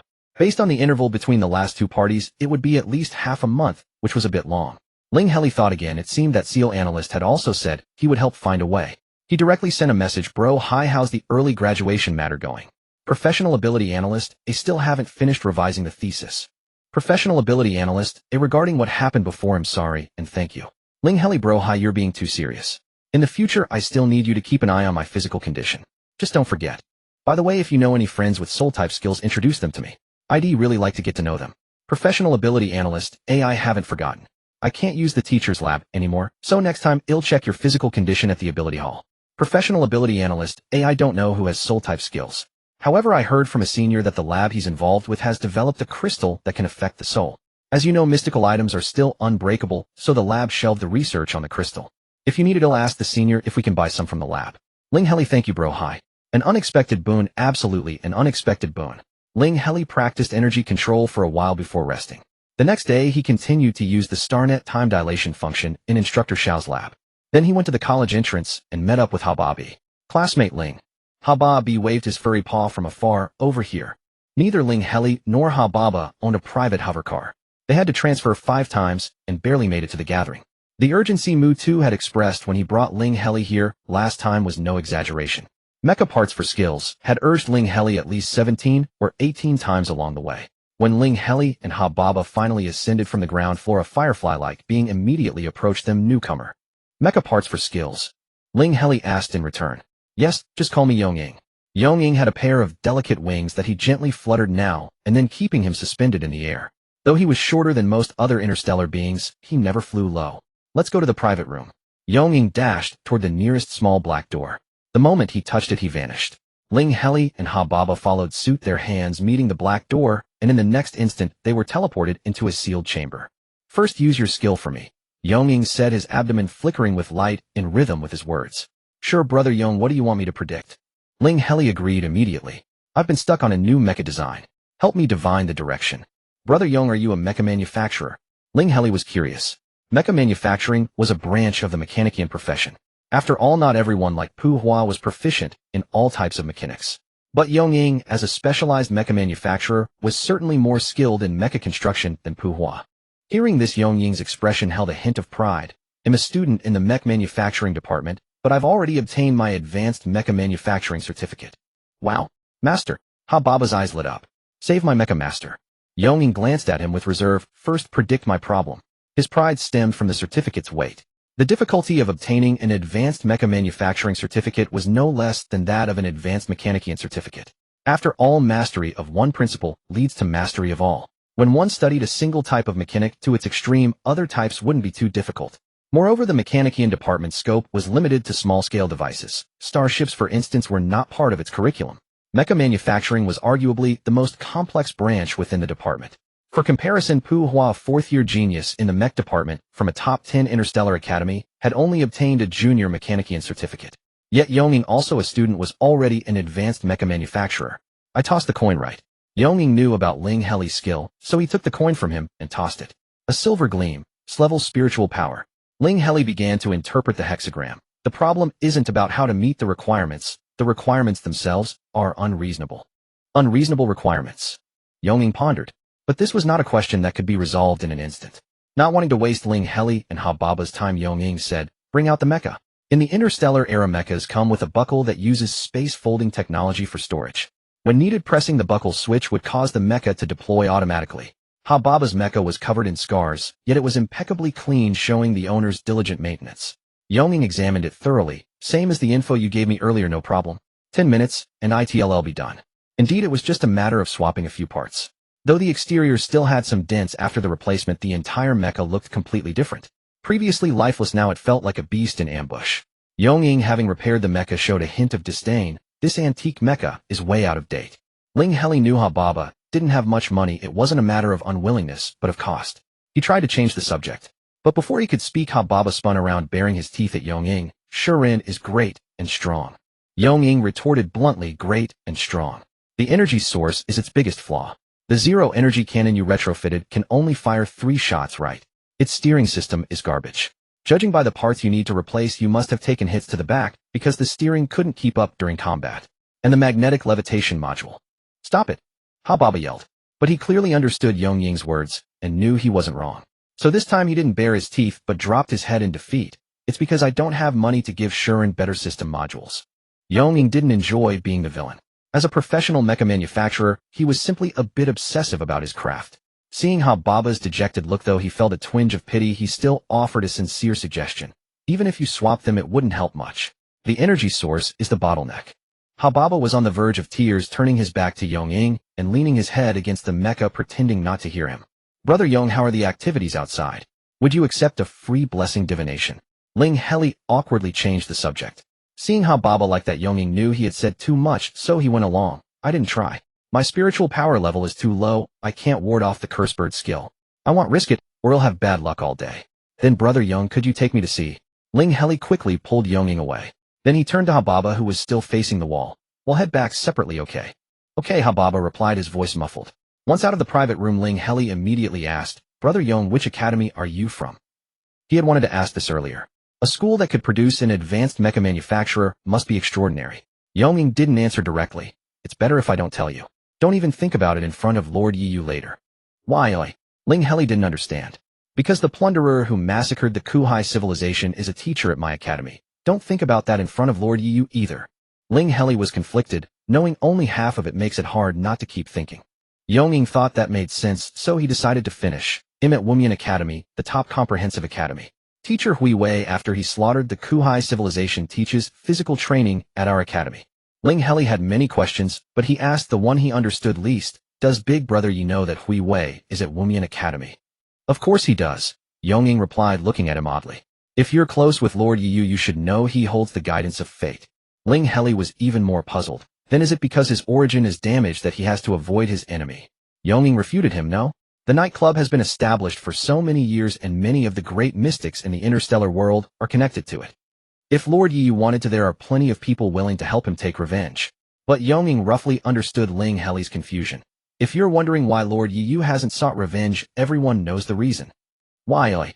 Ling Heli pressed. Because the only inheritor of the Kuhai civilization left is Hui Wei. If he were killed, the civilization's legacy would be severed. Ling Heli was silent for a moment, then asked, did that Hui Wei manage to pass on the Kuhai civilization? Yes. Ying was certain on this point. A large part of the reason Hui Wei went to teach at Wumian Academy was to spread the Kuhai civilization. But he definitely held back. No one else has ever obtained the Kuhai civilization promoter certificate. Is the main legacy of the Kuhai civilization combat. Ling Heli remembered that Ying had mentioned Hui Wei taught physical training courses. Ying continued nodding. I got to know Lord Yu because of instructor Hui Wei's class. Back then I secretly recorded the class footage, and Lord Yu heard my thoughts through his mind. He bought the recordings from me. Later, when Lord Yu realized I also knew some mystical skills, he brought me into the Night Color Club. Ling Heli grew curious again. Brother Ying, what's your mystical skill? Spirit type. I use it as an assistant when building mechas. The two had been standing by the hall entrance for a while chatting. Ling Heli now understood how to obtain the free blessing skill of the day. On the venue floated 2 orbs of soft light. Though the glow was not harsh, nothing beyond the white radiance was visible. Everyone could approach one of the orbs at random and request a blessing. After the blessing, both orbs would refresh to new locations in the hall. Then Ling Heli saw a turtle-shaped person who had just received a blessing. The creature walked steadily, then suddenly twisted into an odd pose and fell flat on its back. The drink in its hands splashed everywhere, curving around the shell of a snail-shaped person nearby, forming a hollow fan shape. The snail person grew excited. I got a blessing. Ling Heli felt tempted to try, but he did not use the coin divination method to predict. After all, his own divination was quite inaccurate, so he might as well choose randomly. Moreover, perhaps because of the coin divination method, he felt his intuition sharpening, often giving him a strange sense of knowing everything. Besides, even if he got a curse, he still had the incantation given by Yu and could find someone to dispel it. So trusting his instincts, he walked straight to one of the orbs. May all go well with you. A processed mechanical voice spoke. Then the two orbs refreshed again, leaving nothing before Ling Heli. He cautiously took a few steps. He did not fall nor bump into anyone. It felt like a blessing, not a curse. Correct. You chose a blessing. It will last for one stellar day. Yu's voice came from beside him. Brother Yi. Ling Heli had not seen Yu for a long time, so he quickly greeted him. However, the gossip he had just heard threatened to surface in his mind. Ling Heli did not want Yu to hear what he was thinking.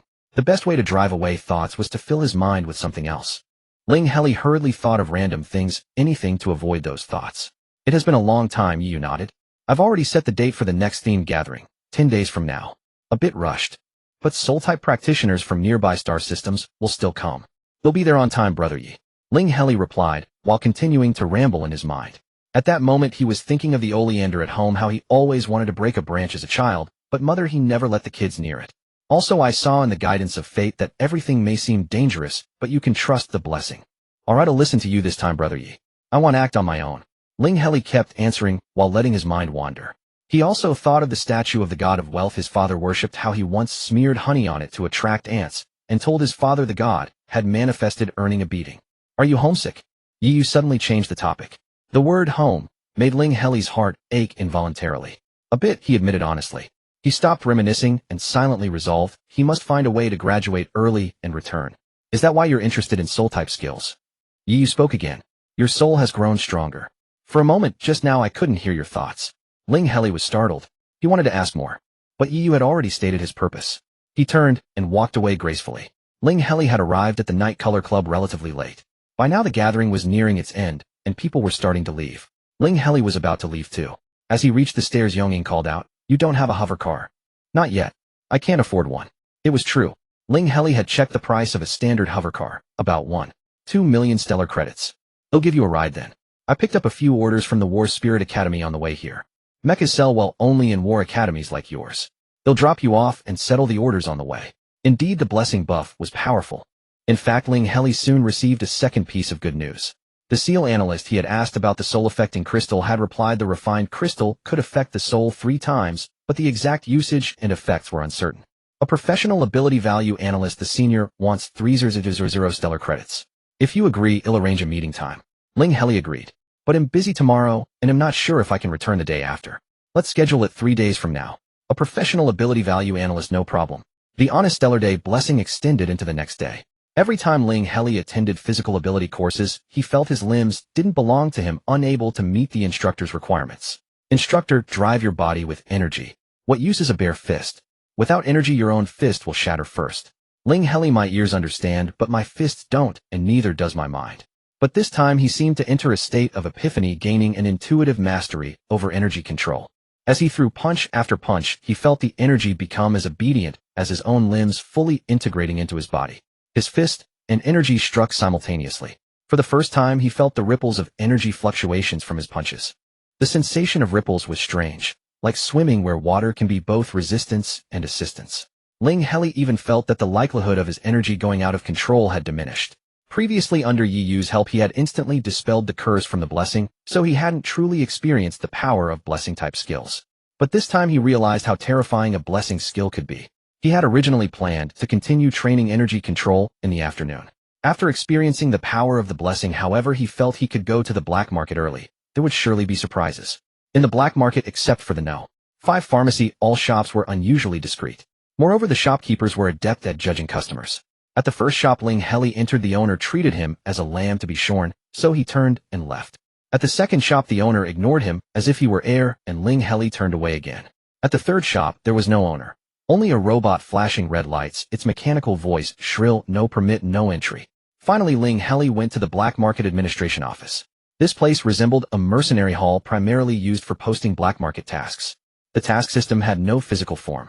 Upon entering the administration hall, one had to change the optical brain's connection to the star network via the administration's special channel to access the task system. The few people in the hall each found secluded corners to operate their optical brains. Ling Heli intended to do the same. However, just then a magma man stumbled through the door, clutching a purple plant and rushing toward the service counter. Submitting a task. The magma man's voice was hoarse as if he hadn't drunk water for days, rasping and unpleasant. Let me see. The staff member took the plant and skillfully operated a nearby detection device. Plant characteristics confirmed a root, stems, leaves intact and alive. However, the task requires a flowering kasuso. This one is not in bloom. Force it to bloom for a few more days. The magma man's voice trembled. I don't have time. I'm desperate for money. Could you ask the task issuer? No. The staff member refused flatly. Please, this task is worth 1 million. I'll take just 500,000. Please ask. The magma man forced a humble smile. But it was futile. I can't help you. The staff member gave the same answer. To be honest, Ling Heli had come to the black market administration not only because he didn't want to browse shops, but also because he truly needed to hire someone. Naturally, it was for the sake of Xing and Niemo. Niemo had a favor to ask of Ling Heli. Ling Heli came to repay Xing's kindness, and Xing had designs on Niemo. Originally, the triangle was stable, and Ling Heli thought he was safe. But once Ling Heli finished his divination for Niemo, regardless of whether the conservative faction controlled Niemo, Ling Heli would become useless to him. One corner would collapse. At that moment, the weak Ling Heli had no choice but to trust that Xing would truly protect him. Ling Heli was not one to place hope in others. Rather than finding himself isolated and helpless, he preferred to introduce other forces, shatter the triangle, and leave on his own terms. Yes, he hoped to complete the task and depart immediately. If Xing wouldn't let him go, he would prepare contingencies. However, the interstellar credits he had were insufficient to hire someone to oppose Xing, and there might not be suitable buyers for mystical skills. The magma man before him, however, seemed to fit his requirements. Moreover, the blessing buff was still in effect. Ling Heli felt that the magma man must be the trustworthy blessing you had mentioned. He walked up and patted the magma man's arm. What can 500,000 buy me to do? The magma man whirled around, his crimson eyes fixed on Ling Heli. You have 500,000. It depends on what you can do for me, Ling Heli repeated. I'll sell my life to you, the magma man said without hesitation. Deal. Ling Heli extended his left hand. In the black market, transactions were usually done with magnetic cards, but since the magma man offered his life, adding him as a contact was Ling Heli's first request. The magma man's fingers were 3 times as thick as Ling Heli's and scorching hot. He touched Ling Heli's hand briefly, then withdrew. Ling Heli felt as if his fingertips had been burned, though fortunately, they were unharmed. He transferred the credits and made his second request. Now tell me about yourself. The magma man hesitated. My essence is damaged. My current physical ability is B, mental power C. But I used to be S in physical ability and A in mental power. My mastery of skills hasn't declined. I'm a good deal. Although the black market blocked the optical brain star network functions, both were now connected through the administration's interface and could communicate. Ling Heli pointed at his optical brain and sent a message. I don't mind your ability values, but I have high demands for your execution. Can you obey my orders completely? Palonova, yes. I was a student in the single combat department of the Warsoul Academy. I absolutely follow orders. Ling Heli handed him a negative entropy waveguide encoding receiver. He had already used the hyperstring resonance beacon once, and he dared not gamble that Xing would still be unprepared. Moreover, the transaction with Niemo was not suitable for transmitting images to others. The negative entropy waveguide encoding was somewhat similar to mechanical methods on Blue Star, undetectable by any electronic instruments. Though it could only transmit the simplest information, Ling Heli only needed to send a signal to Pelonova. Any character would do, so it was actually quite suitable. After settling everything, it was nearly time for Ling Heli's meeting with Xing. He carefully confirmed with Pelonova one more time, then calmly headed to Xing's resting place. The robot was still there, but motionless because Xing was waiting at the door. Punctual, Xing praised. Is the skill ready? Ling Heli showed the coin. Good. We'll take the Star Workshop's wormhole, Xing said and strode out. This was exactly the situation Ling Heli feared most. The negative entropy waveguide encoding could only transmit signals over short distances. If they traveled to a place that was connected to the star network, he could still contact someone. But Ling Heli suspected that the destination would likely block the star network, just like the black market. In that case, even if Pelonova had a fearless heart, he couldn't find Ling Heli. Ling Heli quickly tapped out a prearranged signal. Soon Xing stopped. Someone damaged the black market's wormhole device. Why now of all times? But Xing knew complaints were useless, so he cut himself off. Then he said to Ling Heli, let's change today's plan. We'll use the official wormhole. Niemo certainly won't want to expose his private planet. We'll need to reschedule the location. Shortly after apparently having renegotiated with Niemo, Xing took out his personal hovercar and gestured to Ling Heli, let's go. Ling Heli got into the hovercar as instructed, and as soon as his optical brain received a signal, he sent a message to Pelonova, are you okay? Are you still safe? Xing didn't notice Ling Heli's small move, and even joked with him, you're quite obedient today. Not asking questions. No questions. Whatever brother Xing wants to do, I know it's none of my business, and I don't want to get involved. You know what I'm going to do. The hovercar was self-driving, so Xing had nothing else to do and asked with interest. Ling Heli spoke with certainty. The civilization legacy of the Callister Nebula cannot be in the hands of the civilian faction, it must be with the conservative faction. But the Callister Nebula is beset with internal and external troubles. If Brother Xing cooperates with the conservative faction, he can't afford the cost of pacifying the monsters and the civilian faction. So Brother Xing must have the same idea as Commander Nemo. Once the conservative faction uses mind control, they'll be powerless in the short term. Fish on the chopping block. What Brother Xing intends to do is to seize the spoils from Commander Nemo. The mechanical exoskeleton's hands applauded. The metallic clang was cold and sharp, echoing slowly but rhythmically inside the hovercar. You are very intelligent. I like intelligent people. Xing stopped clapping. I hope you remain this intelligent. Riddles were hard to comprehend. Ling Heli preferred to confirm things clearly. I understand. I only perform divination, I know nothing else. Xing's hovercar was swift, reaching the small passenger terminal in just a few minutes. The terminal had a sparse flow of people. The staff seemed to outnumber the passengers, offering what appeared to be unknown service, likely a VIP-level private travel hub. Callister Nebula Planet K, 376292 passengers. Upon hearing Xing's request, the staff immediately adjusted the wormhole data. Ling Heli had just sent a message to Pelionua when Xing pulled him, and the next moment they appeared on a strange planet. If planet Z73219 had impressed Ling Heli with stability, and prosperity, planet K, 37629 struck him with a suffocating oppression. They materialized in a crude terminal with a clear view of the outside. The streets were desolate, the occasional passerby hurried by without pausing, and no one whispered. Everyone carried weapons as if ready for battle. Xing summoned another hovercar and brought Ling Heli to a villa. There Nemo, whom he had not seen for a long time, waited alongside several robust rhinoceros-like beings with similar appearances. Since it's just a prophecy, I won't bother choosing a special location. This place is close to my army's garrison. Other factions won't come, Nemo explained. He looked at Ling Heli with notable politeness. Apologies. I couldn't add you as a friend last time, and I couldn't find you, so I issued the commission through private connections. I have not disclosed any of your information. Only Xing knows. Ling Heli nodded without speaking, leaving the lead to Xing. Xing wasted no words and cut to the chase. Since everyone is here, shall we begin? Fine, you're in charge, Junior Xing, Nemo nodded, shaking the hexagrams, interpreting them. The process was swift. Ling Heli had yet to receive a reply from Pelionua. He had originally intended to stall during the interpretation, at least until Pelionua reached planet K, 37629. But upon deciphering the hexagram, Ling Heli realized he need not worry about stalling. This very hexagram was the best delay. Moreover, its content would severely test his survival skills. What's wrong? Nemo had seen Ling Heli's divination before and knew it didn't require much time. Seeing him pause in silence, he grew puzzled. Mystic skills. No one knows what might happen, Xing said casually, though his gaze also fixed on Ling Heli. Ling Heli steadied his mind, and finally spoke using his most solemn tone, a monster invasion. The Callister Nebula has no future. What did you say? The words were so startling that Nemo showed neither shock nor anger, only pure doubt, as if he had misheard. Xing, however, understood at once, and involuntarily took a step toward Ling Heli. Aware of his lapse, he gently withdrew his foot. A monster invasion. The Callister Nebula has no future, Ling Heli repeated. This time, Nemo grasped it, yet he still could not accept it, pressing on. What do you mean, no future? Ling Heli frantically messaged Pelionua on his light brain, while answering each word deliberately. The monsters will destroy the Callister Nebula. Are you joking?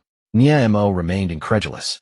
Even though he had witnessed the accuracy of Ling Heli's skill tests, he still could not believe this result. Ling Heli's face was expressionless. Commander, your persistent questioning makes me uneasy. May I ask, if you were mind-controlled, how would you ensure my safety? Ling Heli's words were lengthy.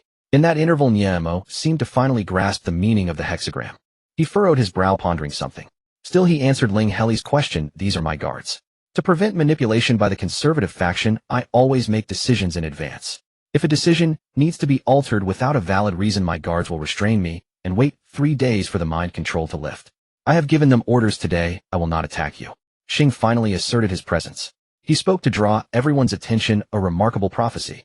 Commander, are you satisfied with this hexagram's result? Shall we settle the payment? Nemo did not answer. Instead, he questioned Ling Heli again. I don't understand. Even if the Callister Nebula renounces its own rights to seek help from the Star Alliance, still no. Ling Heli silently reviewed the hexagram and answered firmly, all paths are sealed. The Callister Nebula has no future.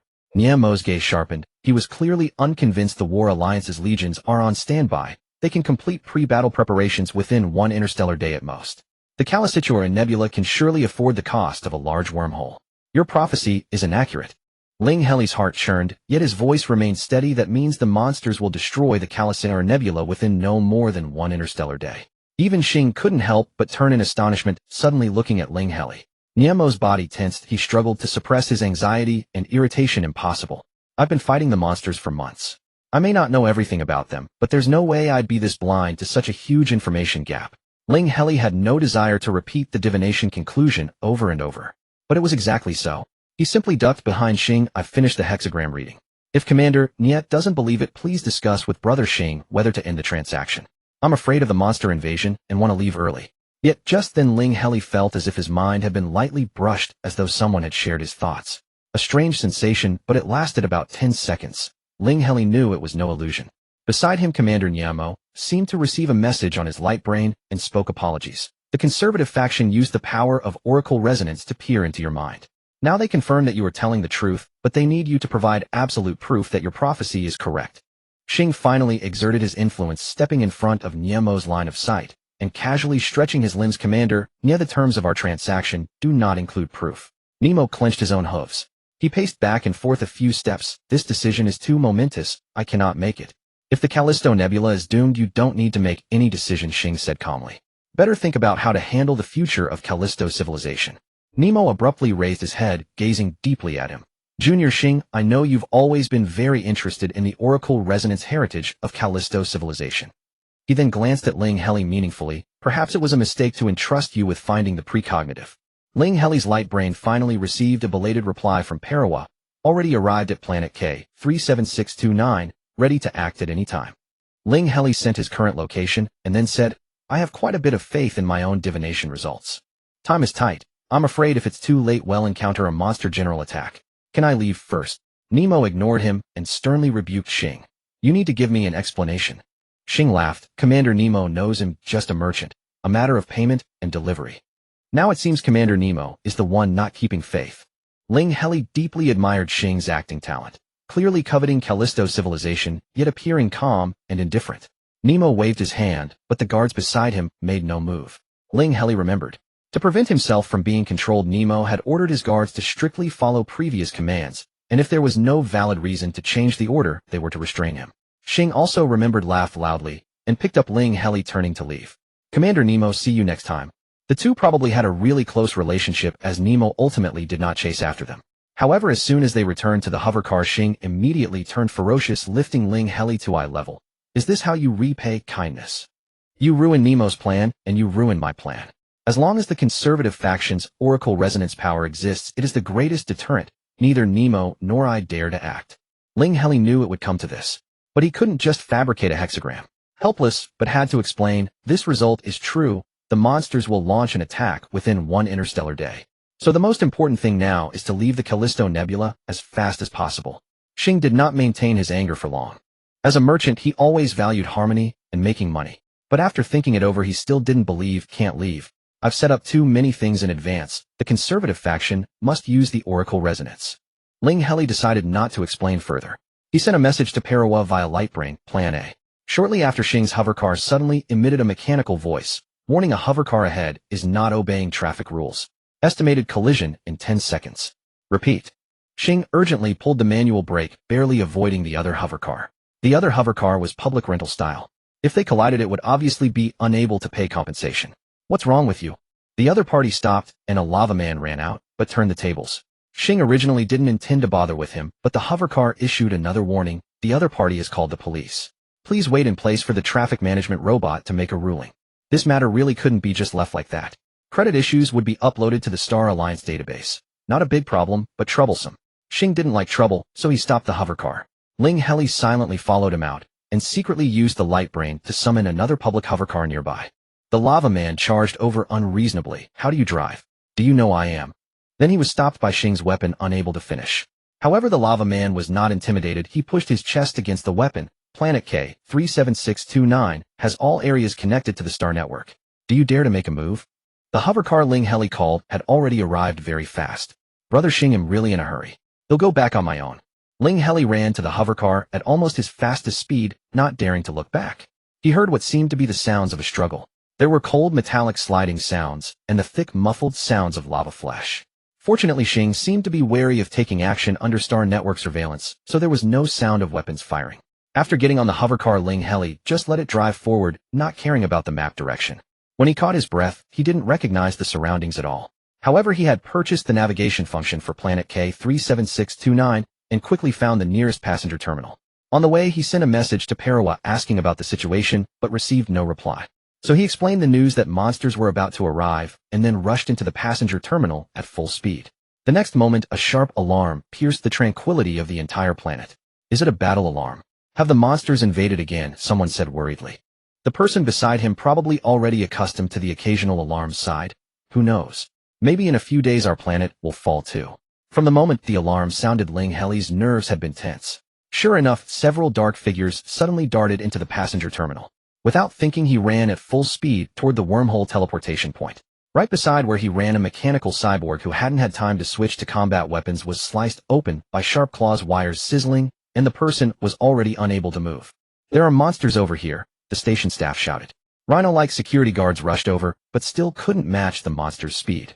In a moment, several agile small monsters had slaughtered the passengers near the entrance. One passenger resembled a tardigrade with a body mostly liquid. After being torn apart, slightly viscous droplets splattered across half the hull, even spattering onto Ling Heli. He wiped them away. Although the droplets were warm, his heart felt ice cold. The passengers near the wormhole were frantic. The staff, unable to dissuade them, directly activated the wormhole function instantly, sending a large group of passengers within the transmission range away. Ling Heli breathed a slight sigh of relief and quickened his pace, barely managing to snatch a vacated spot. The monsters at the entrance had already engaged the passenger terminal security personnel. Several fully armed Rhino security guards, seemingly not weak in ability, paired up and fought the monsters, finally stopping their slaughter. Then one of the monsters let out a sharp, long howl. Moments later, more monsters swarmed in, densely filling the extremely spacious exit of the terminal. The security personnel, who had been able to hold their own, were utterly overwhelmed by the monster horde. Their flesh was torn into shreds, not even a scream escaping. The stench of different races filled the entire hall. Just as the monsters were about to move toward the wormhole teleportation device, Ling Heli's view changed instantly. He had arrived at the passenger terminal hall of another planet. Passengers were either walking quietly alone or chatting happily in groups. Everything was peaceful and serene. He had been teleported away from planet K37629 in time. At least several hundred people were teleported together with Ling Heli, a number not particularly large for the scale of this transit hub. However, since they had not paid the wormhole travel fee and were not transported via the regular schedule, the station's alarms were immediately triggered. A mechanical voice repeated, "Passengers arriving from the Callisator Nebula, please do not wander off. You will need to undergo inspection shortly. Repeat." Ling Heli obediently followed the crowd to the inspection room. The queuing method was peculiar. Each person stood at least 3 meters apart, separated by energy barriers. As the line gradually shortened, news of the Callisator Nebula had spread far and wide, not only within the transit hub, but also across the star net, which was flooded with the name Callisator. Xingming headline: The Callisator Nebula has come under a sudden massive attack by demon creatures. All starnet connections are severed, and the situation is critical. Zhanming flash report: The 5th Legion under the Xingming Alliance is currently assembling and will arrive at the Callisator Nebula for assistance by tomorrow at the latest. GUN trending: Commander Lin Yu of the 5th Legion, resume. Seeing that the starnet was completely cut off, Ling Heli grew worried about Xing and Paleoanua. Especially Paleoanua. Xing could still seek help from Yema, and there was a good chance of escape. But Paleoanua was a stranger in a strange land, having gone to the Callisator Nebula solely for Ling Heli's sake, and had just clashed with Xing. Every possible debuff stacked against him. Ling Heli desperately wanted to know Paleoanua's situation. Even the worst outcome would be better than his wild guesses. So he took out the coins without hesitation, turning misfortune into fortune. If one disregarded the potential deviation caused by his low spiritual power level, the hexagram was favorable. Yet again, that inexplicable intuition surfaced. Ling Heli now firmly believed that the divination result would be accurate, free of any deviation. Soon it was his turn to enter the inspection room. After passing through several different instruments, a sealed door opened, revealing a room full of heavily armed personnel. To be honest, these people were even more fully equipped than the security guards, their physiques clearly indicating high physical stats, and their posture suggested they were ready to fight at any moment. Your energy chaos level is a bit high, but nothing else is wrong. Fill in your information and contact details, and you can go. One of them extended his left hand. Ling Heli received the form, filled it out quickly, and hurried out, intending to return to planet Z73219. He had not gone far when a deafening roar erupted from the inspection room, and the crowd began to stir. Few were as clueless as him. Most people had already started murmuring. I wonder if it's puppet bugs or thousand-thread vines. These demon creatures are truly insidious. Who knows? With so many people, it's normal for a few to be possessed by demon creatures. And who knows what's really happening in the Callisator Nebula? The commotion in the inspection room did not last long, soon quieting down. Then the mechanical voice prompted again next. However, as the inspection room door opened, the same faint, bloody smell that had been at the transit hub of planet K37629 began to seep out. Ling Heli was just querying his optical brain for information on puppet bugs and thousand-thread vines. Before he got the results, the orderly queue suddenly descended into chaos. Several people drew their weapons. Since the Callisator Nebula was already in a state of war, the weapons everyone carried were highly destructive, and they quickly shattered the barriers between them. Others in self-defense had no choice but to draw their weapons and retaliate, plunging the situation into utter turmoil.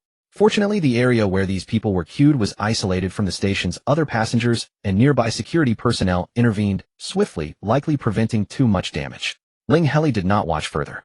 He located the wormhole device, carefully set his destination, and finally returned to planet Z73219. The duty officer at the transit hub today seemed to be Miss Rabbit again. When she saw Ling Heli, her smile instantly lost its sweetness, and she turned to another passenger struggling with too much luggage. May I help you? Even so, Ling Heli felt that everything around him was wonderful. Life was vibrant and existence was peaceful. While Commander Lin, yes, pre-battle oath, is so cool, a small chubby fish beside him kept shouting and blowing bubbles. The 5th Legion swears to defend the Callisator Nebula to the death. This is exactly what a high-level commander should look like. Watching the excited little chubby fish, Ling Heli realized once again. The Zhanhuan Academy trained students for battle. He still didn't understand what pioneering and heritage meant in a commander's responsibilities. But what protection meant, he suddenly understood. It was protecting all the beautiful things before his eyes. Back at the academy, Ling Heli organized his plans for dealing with the little fishmen while waiting for news from Xing and Pelyuna. In the early hours, he finally received a brief message from Pelyuna and back safe. Xing is also back. Be careful. Ling Heli's mind was immediately at ease. He hadn't really offended Xing, and besides, Xing wouldn't dare break into Zhanhuan Academy. At worst, he'd just stay away from the black market for a while. He fell into a deep sleep. However, early the next morning, he was awakened by a tearful husky pawing at him. What happened, Hajujo? Ling Heli asked, still groggy. Hajujo helplessly tugged at his clothes. My brother is missing. I don't know where to find him. Commander, you have to help me. The unwritten rule among the fixed team members at Zhanhuan Academy was that everyone's problems were everyone's concern. Ling Heli was now fully awake, his expression serious. How did he disappear?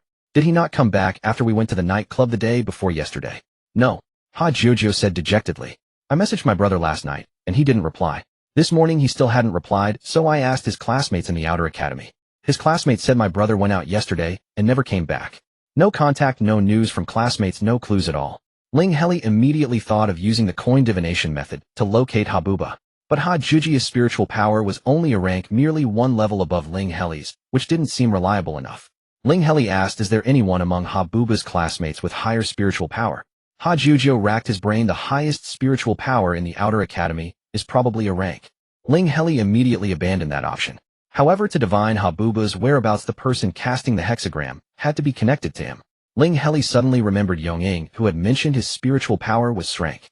He opened the nightclub member group, found mech parts for skills, and immediately sent a message. Brother Yong, are you still on planet Z73219? Urgent. Mech parts for skills, yes, what's up?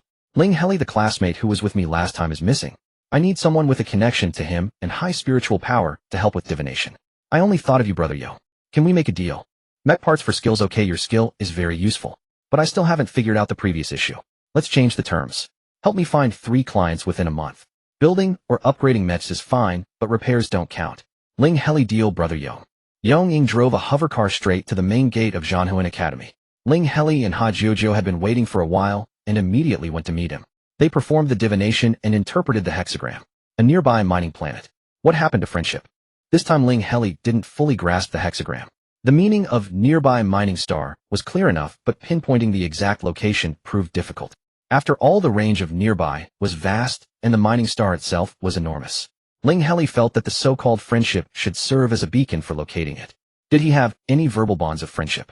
Retracing his journey after studying abroad, Ling Heli realized that he did. Once, to earn 20 million interstellar credits and boost his abilities, he had taken on a mission from the nightclub to help the Mobi's family find a blood relative. The family had promised to remember his friendship. Was that a friendship without even a friend slot? It should count. Otherwise he couldn't think of any other. Ling Heli and Hajujo immediately began scanning nearby mining stars from the closest to the farthest. Sure enough, they found one belonging to the Mobi's family rich in Dawnfire stones. Mining this was extremely dangerous. A single violent collision could unleash devastating power. A fist-sized piece could create an explosion spanning thousands of kilometers. Naturally, the price was exorbitant, making it a vital resource for many military industries. Typically, planets mining such hazardous ores were fully enclosed. The Mobi's family's mining star was no exception. Ling Heli wondered if he could ask them whether the friendship still held. Although he had already been paid for the job, the promise was theirs to make. Asking wouldn't hurt. But he had no contact information. Ling Heli turned to Yiyu. Yiyu said, the nightclub's rules must not be broken. However, the Mobi's family is well known. I can try to reach them through private channels, but it will take some time. A whole day passed. Ling Heli had already arranged with the SEAL analyst to handle the soul-related crystal trade the next day. He could only leave Hajujo to brood alone. The meeting point with the SEAL analyst was just outside the Medical Soul Academy. The senior student who was trading had initially wanted to meet inside the academy. However, due to the lingering impact of teacher Shu Qi's previous incident, Ling Heli didn't dare enter the Medical Soul Academy. The SEAL analyst now looked completely different, no longer disheveled but sleek and polished with clean clothes and a calm demeanor. Once my thesis passes in a few days, I'll take over the ability hall and become the boss myself, the SEAL analyst grandly declared. You'll have free access for life. Thank you, Brother Hai. Just seconds before the agreed time, the senior student came running over, still in his lab coat, clutching a black box tightly. Are you the one who wants to buy this crystal? The senior asked, still out of breath. Yes, it's me, Ling Heli nodded. Though the senior looked a bit unreliable at the moment, Ling Heli chose to trust the SEAL analyst. This thing is extracted from the spiny algae ball flower. You know, the lab project I'm working on is exactly about extracting energy from that plant. The senior rambled on for a long time. Ling Heli smiled politely. So this crystal has the exact same hypnotic effect as the spiny algae ball flower. Just crushing about a third of it can put a person into deep sleep for an entire day, with all vital signs exactly like when they're awake. At this point, the senior suddenly tensed up. Of course, I can't verify whether it affects the soul or not. I mean, it definitely affects the soul, don't doubt it, I'm not lying. Please don't back out of the purchase. Look, even without crushing it, just being near the crystal makes you feel sleepy and drowsy. We used to nap beside it during breaks. He continued rambling. Ling Heli's smile grew stiff. The senior still hadn't finished. Actually, we tried many methods. First simple fire and water refining, then particle analyzers. Ling Heli cast a pleading glance at the SEAL analyst. The SEAL analyst was already dozing off, completely missing Ling Heli's look. Ahem. Ling Heli had to interrupt himself. I'm feeling quite drowsy now. I believe you. The senior looked confused, but with the energy isolating case, the crystal shouldn't affect the surroundings. Let's just test it directly. Ling Heli gave the senior no chance to continue. Please take out the crystal. Once I experience the effect, I'll pay. Alright, don't worry. The crystal has no side effects other than hypnosis, won't harm the body. As he spoke, the senior opened the case. The effect was unmistakable. Ling Heli felt as if he had only blinked, yet his eyelids grew heavy, his mind fuzzy, and he yearned to sleep. However, being on guard, he managed to suppress the drowsiness well. After forcing his eyes open, the initial sleepiness passed. Aside from a slight dullness in his senses, there was no other effect. The spot they were in was not far from the Medical Soul Academy, and though there were few people around, a few were present. Under the crystal's influence, those people began to stagger, looking like they were about to collapse. Even the senior's speech slowed, as if he could barely hold on. Ling Heli quickly reached out and closed the black case. Deal. After transferring the payment with a fingertip touch, Ling Heli received a message from teacher Shu Qi. Are you at the Medical Soul Academy? Ling Heli, I had a transaction with a senior student there. What's up? Shu Qi, did you do something? The academy wants me to bring you back. Ling Heli looked at the people nearby who had just recovered. They didn't dare meet his eyes, quickly turned around and fled into the Medical Soul Academy, as if escaping a monster. They were rather timid. Ling Heli, it's just that the traded item had a hypnotic effect. I didn't do anything. Shu Qi, hypnotic effect. Mysterious system. Ling Heli, yes teacher Shu Qi, do you need it too? Shu Qi, I don't, but you could ask directly. Ling Heli actually liked Teacher Li. Even though he himself wanted soul-related items, the hypnotic crystal wasn't particularly useful. If Teacher Li needed it, he would be happy to transfer it. He asked directly, Teacher Li, I heard you need a hypnotic mysterious system item. I just traded for a crystal. Crushing a third of it can put a soul to sleep for a day. Teacher Li, I need it. It's very important to me. They'll take any amount you have, no matter the price. Ling Heli immediately grabbed the senior, who was about to leave, his eyes sparkling, an expression exaggerated. Senior, there's a big deal. Can your lab mass-produce this crystal? Mass production? How is that possible? The senior student hastily shook his head. This was extracted in the lab. It took over half a month to produce just this piece. You must understand the spiny algae sphere flower is already scarce. Ling Heli, now accustomed to interrupting him, said, if we extracted it at full capacity, how long would it take to produce one piece? The price can be set at 300 interstellar credits each. Though Teacher Lee had mentioned that price was negotiable, Ling Heli had no intention of taking advantage of her, so he kept to the original figure. Still, it was tempting enough. All at 300. Are you certain? The senior student asked, stunned into brevity. Certain, Ling Heli replied, extending his left hand. How about adding each other as friends? If you can't decide right now, ask the lab instructor and get back to me tomorrow. All right, the senior student said, his voice trembling. With additional equipment, we can extract a crystal in 3 days. 3 days for 300, a month for 3 million. And this is just a byproduct. If we can also sell the energy extraction liquid. Ling Heli left the senior student to his thoughts. Having settled that, he immediately arranged a meeting with Teacher Lee. Lee, come to my lab. I've added your access. Location. Navigation. The decor of Teacher Lee's lab was utterly unexpected for Ling Heli. He had assumed that given her fondness for sparkling accessories, her lab would be resplendent with glitter. But in reality, it was even more austere than Teacher Xiao's lab. Pure white walls, the necessary instruments, and nothing else. The break room had a few more pieces of furniture and odds and ends, but everything was arranged with meticulous order, as if cleaned by someone with OCD. Give me the crystal. It can be used 3 times right. As Teacher Lee finished speaking, the transfer of 500 interstellar credits was completed. Ling Heli was astonished by her generosity. Yet he dared not pocket such a profit, quickly refunding 1500 credits. It doesn't cost that much. But Teacher Lee did not accept it. I always pay this price for soul-related items. If the quality is good, I'll add more. Ling Heli understood and immediately retrieved the black box. The crystal is inside, but without the barrier, it induces drowsiness. As for mass production, I'll need to discuss it with the lab at the Medical Soul Academy. I've arranged a meeting for tomorrow. Good'll test it first. Teacher Lee took it. I crush it right. The moment the black box opened, Ling Heli exerted immense willpower to regain his clarity. Yet Teacher Lee's eyes remained clear, utterly unaffected. Teacher Lee, are you testing it here? Teacher Huangli saw no issue, but explained, soul-related skills below S rank have no effect on me. S rank has a slight impact, and SS rank can only make me drowsy for 30 seconds.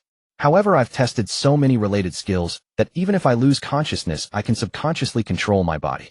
If Ling Heli remembered correctly, the senior student had mentioned an entire day of unconsciousness. That was likely relative to his own mental strength. Truly unreliable. After speaking, Teacher Lee crushed 1/3 of the crystal, showing almost no signs of being affected. About S rank. Acceptable. They'll take as many as you can produce at 500 credits each. Worried the deal might fall through, she added, we can negotiate the price if it's not enough. Ling Heli could not suppress his curiosity. May I ask what you need this crystal for, Teacher Lee? Teacher Lee, never one for obfuscation, answered directly, for my daughter. Ling Heli felt even more bewildered. Seeing that Teacher Lee didn't mind his question, he tentatively inquired. Teacher Lee, what happened to your daughter? May I know? A rare note of sorrow crept into her voice. She was possessed by a demon. I've exhausted every method to restore her body. Even frozen her soul is in agony. Hypnotic skills allow her to sleep a little longer. I'm sorry. Ling Heli quickly apologized. He was indeed curious, but he had no wish to reopen her wounds. Speaking of which, he had previously searched for information on puppet insects and thousand zilk vines. Both are demons that can possess interstellar races. Puppet insects secrete neurotoxins to paralyze their hosts, lurking within them, reading and mimicking the host until they fully replace them. Thousand zilk vines, on the other hand, feed on the host. Though they also mimic the host's behavior, once they devour the host's insides, they discard the husk and seek a new host. He wondered which one had possessed Teacher Lee's daughter. Don't apologize. I'm glad someone wants to talk about my daughter. Teacher Lee tilted her head. She is a beautiful Oriole clan member, loves sparkling accessories, and adores cuddling with me. She paused, her voice turning cool again. If you're uncomfortable with this topic, I can stop. Ling Heli spoke sincerely. I truly enjoy this topic. If possible, I'd like to meet your daughter. Hearing this, a faint smile appeared on Teacher Lee's face, and she continued, soon. In a few days, it will be the day she is unfrozen each year. I will do my best to make her feel all the joy a child should have during those days. She fluttered her wings, making her accessories tinkle. Do I look about your age like this? I'll introduce her to you then. She loves meeting new friends. Teacher Lee spoke at length about her daughter. Ling Heli saw an abundance of emotion on her face for the first time. After leaving, he couldn't help sending a private message to Teacher Xiao asking about Director Lee. Xiao Longxiao, what are you up to? Ling Heli sold some soul hypnotic items to Teacher Lee. Now I'm curious. Xiao Longxiao, you got your hands on soul items. Good. If you run into trouble, let me know. Ling Heli, no trouble. Just curious. Xiao Longxia teacher Li's husband was the former commander of the 5th Legion of the War Alliance. He fell in the defense of Muin Star. Their daughter was with the army at the time and was possessed by a puppet insect becoming semi-demonic. Though the insect was removed, she couldn't be fully restored and remains in a frozen state year-round. Xiao Longxia, speaking of which, the current commander of the 5th Legion Lin Yu was teacher Li's student and my senior. He struggled greatly to reorganize the shattered 5th Legion. Xiao Longxia, the battlefront in the Callister Nebula, is advancing with difficulty. The 5th Legion has truly suffered many misfortunes. Xiao Longxia, enough. Forget I said all that. Wait until you've actually obtained your junior commander certificate before you concern yourself with War Alliance matters. Ling Heli returned to the dormitory. Ha Jiujiu was still there, silently crouching in the corner, his tail drooping to the ground. By the way, there was another member of the fixed team, Mu2. Ling Heli thought for a moment and decided to inform him. Moreover, with Mu2 network, perhaps he might have a solution. Mu2, the Mobius family is very large. If it were the ruler of Muin Star, they could definitely get in touch, but I can't. Should I ask teacher Shu Qi for you? Ling Heli. No need, I've already asked someone. By the way, Senior Mu, how does your mecha department usually build and upgrade mechas? Ling Heli. Expensive. Mu2. The mecha department, like your command department, generally doesn't lack money. My mecha was custom made by a master commissioned by my family. Ling Heli read Mu2 words again, and suddenly realized that as a command department student, maybe he also needed a custom mecha. Ling Heli. Great, one slot is already secured. Then, would they hire students? Someone with an advanced mecha manufacturing certificate. Mu2, with an advanced certificate, they are a master. I happen to be planning to upgrade my mecha recently. What master is it? Introduce them to me. The second slot was also smoothly resolved. Ling Heli continued to ask, is there a dedicated trading place? I'll forward the master's contact to you, Senior. Mu2. Rarely. You can take a look at the bounty area on the school's home network. However, our school doesn't have a mecha manufacturing department, so few people post bounties for mecha manufacturing and upgrades. Just as Ling Heli was about to open the school's home network, a message from Yi Yu finally arrived. I've contacted someone from the Mobius family, the client from the last mission. Yi Yu, when is it convenient to meet on the Star Network? Ling Heli pondered. Since it was a friendship without a friend slot, meeting through a third party didn't seem too far-fetched. But with that attitude, it was hard to believe the other party would help him. Of course, no matter what, he still had to meet them.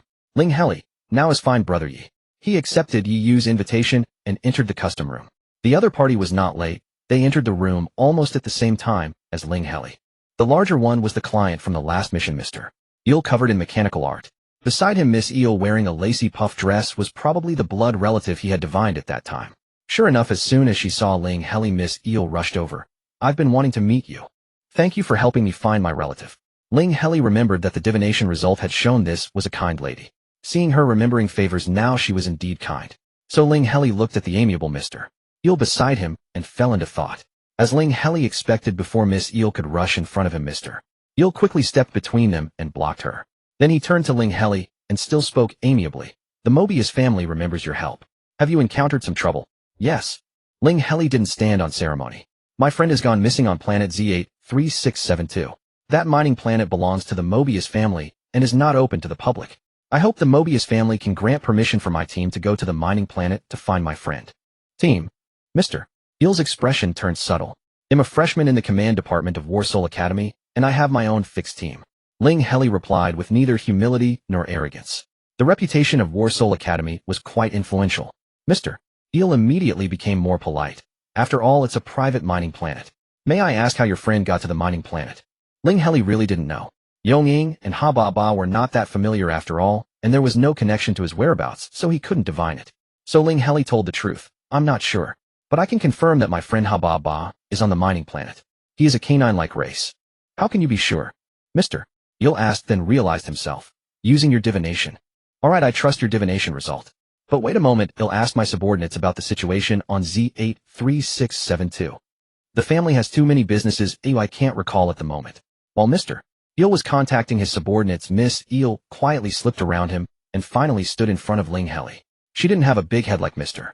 Eel, but her eyes were proportionally huge, and she looked at Ling Heli with starry eyes. Can we add each other as friends? Ling Heli wanted to say that this was the right way to start a friendship. He ignored the expression on Mr. Eel's face upon hearing that, and extended his left hand. After they added each other as friends, Mr. Eel had already finished talking with his subordinates. He squeezed between them again.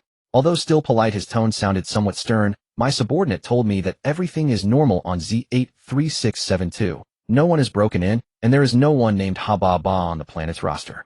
Ling Heli had thought Mr. Il didn't believe his divination. However, Mr. Il continued, it seems something is wrong on the mining planet. Perhaps my subordinate has disloyal intentions. The Dawn Firestone is very important to the Mobius family. For this matter, I will entrust Lord Yu to pay 10 million interstellar credits as a token of gratitude. Ling Heli now felt that how a friendship started didn't matter anymore. However, he remained calm and continued to ask, what about my friend? Can my team go find him? Mr. Il frowned almost imperceptibly. This involves internal affairs of the Mobius family. We need to finish our own investigation first. Don't worry, Il order that your friend be protected. No one will harm him. However, Miss Il clearly didn't think so. She hopped over again and shouted, if there's a fight, it's so dangerous. What if they can't take care of my benefactor's friend? I don't care, brother, let my benefactor and his team go. Or I'll take him myself. Seeing that Mr. Il was about to refuse, Ling Heli quickly spoke up. My team are all students from Warsoul Academy. We won't interfere with the Mobius family's operations. We just want to see with our own eyes whether our friend is safe. Brother. Miss Il threw a little tantrum. Don't tell me there's something shady on your mining planet. No. Mr. Il was troubled. He thought for a moment and said, all right, I agree. But you must follow arrangements and not act arbitrarily. But you can't keep us in the rear. Ling Heli also made a condition. Just as Mr. Il started to shake his head, Miss Il pleaded again, agree, brother, please. Fine. But he'll need some preparation time. He'll notify you then. This time Mr. Il finally condescended to extend his left hand. Friend added. Ling Heli informed Hajuju of the good news and confirmed the itinerary with Mutu. Suddenly, he noticed a message from the high tower. How are your studies lately? Are you free at the end of the month? There were about 10 days left until the end of the month. Ling Heli immediately replied, I'm free. What's up, Senior Gao? Gao Tali said, in the past month since school started, club recruitment is almost over. The president plans to hold a club activity at the end of the month. Old members will share some intelligence information for free, but new members don't. Gao Tali added. However, you should also prepare in advance. There will be an internal trading fair then. Information items include rare skills. Anything can be traded. Ling Heli replied, okay, I understand. The trading fair wouldn't start until the end of the month, so there was no rush. Ling Heli first made a note in his optical brain memo. He had already confirmed the itinerary with Hajojo and Mutu, but in fact Ling Heli also wanted to hire another person, the Lava Man Pai Loanawa. As a former cadet of the Single Soldier Department at the Soul of War Academy, Pai Loanawa had a thorough understanding of the team formation system and rich combat experience. Moreover, the previous transaction had proven his execution and integrity. Apart from his slightly weaker ability stats, hiring him had no other drawbacks. Ling Heli felt that if he could have Pai Loanawa as his personal protector, it would perfectly solve the problem of him holding the team back. He immediately sent a message. How is your rest? Did the 500 help you? Pai Loanawa replied, thank you very much. The 500 came just in time to save my father. I only suffered external injuries in the Callistal Nebula. After returning, I was healed in the medical pod and am ready to take on more missions. Ling Heli asked, then are you interested in taking another mission from me? Still 500. But this time payment will be made after the mission ends. The 10 million interstellar credits promised by the Mobius family had not yet reached Ling Heli's hands. However, the last payment of 20 million had been made very promptly, so this time should be fine. Ling Heli simply treated it as if it had already arrived. Pai Loanawa said, okay, thank you. I really need the money. If you have any hiring needs in the future, feel free to contact me. Ling Heli replied, fine. Get ready. The specific time should be within the next day or two. He'll notify you then, and we'll meet at the east gate of the Soul of War Academy. Pai Loanawa hesitated. Does it have to be the Soul of War Academy? Can we change the location? Ling Heli replied, inconvenient. After I notify you, we need to immediately head to the mining planet. Meeting elsewhere would be inconvenient. If not, I'll find someone else. Pai Loanawa agreed. Then let it be the Soul of War Academy. The next day, just as class was about to start, Ling Heli received a message from Mobius Carter. 3 interstellar hours later, my people will arrive at the Soul of War Academy to pick you up and your team. This timing was rather unfortunate. There was also a school-wide combat practical class today. If he went to the mining planet, Ling Heli would miss the class. He wasn't entirely sure whether he could still pass the final assessment if he asked for leave from the practical combat class. So he immediately asked the teacher for confirmation. The practical combat teacher said, taking leave will be calculated as a failed grade. However, you can also choose to self-study the practical combat course, which will increase the final assessment requirement by 30. Ling Heli calculated. If he sought cost-effectiveness, taking leave was more advantageous. But if he aimed for high scores, he would inevitably have to choose self-study. The 30 increase in the assessment requirement for self-study only affected the deduction of all professional points if he failed. Once he passed, the points he earned would still be accumulated without deduction. There was one catch: without attending the practical combat class, it would be harder to find fixed team members. For Ling Heli, who had been stuck at double B level for a long time, this seemed to make little difference. However, he now had a team and couldn't make this decision alone. So he sent inquiries to both Ha Jujio and Mu Tu. Ha Jujio replied, take leave. Mu Tu said self-study. Ling Heli didn't hesitate. Adding his own vote, the result was self-study. Ling Heli informed the two of the final decision, then sent a gathering message to Pai Luanawa, and quickly notified Director Li that he couldn't participate in the crystal transaction. The key point was, of course, that the transaction price was 300 interstellar credits. Even if Teacher Li was wealthy, the 200 should still belong to Ling Heli. This must be clarified and not mistaken. However, Ling Heli felt that the senior student involved in the transaction was a bit unreliable. After thinking, he sent a message to the SEAL analyst. Brother Hai, I won't be attending the negotiation with the lab today. Our academy's Teacher Li will go instead. Can you help me keep an eye on the situation? The A-grade ability value analyst replied. Okay, since I don't need to attend classes anyway, I'm free anytime. That wasn't all. Tian Jun and Pu Hua, though not fixed team members, had already teamed up with Ling Heli twice, so they had some teamwork synergy. So Ling Heli had to inform them as well. Tian Jun said, alright then, I'll just find any team. You know about the club activity at the end of the month, right? If you're short on trading items, you can check the school's home bounty zone.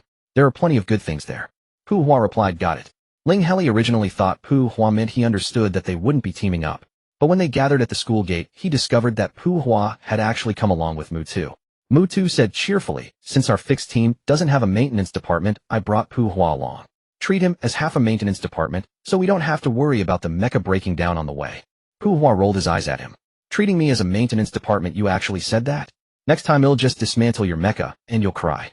The two were still bickering, but Ling Heli felt a bit moved. Not everyone could make up their mind to take leave or self-study. Ling Heli made a promise without hesitation. Thank you, Senior Mu and Senior Pu. When we get back, I'll treat you to hot pot. Senior Pu, you must have never tried the extra spicy flavor. Pu Hua recalled the taste from last time and nodded with satisfaction. Even spicier. That works. Mu Tu held his forehead. Just treat him. I still think pastries are better. Ling Heli said, this time there's a clear broth medicinal soup base. It will definitely suit your taste, Senior.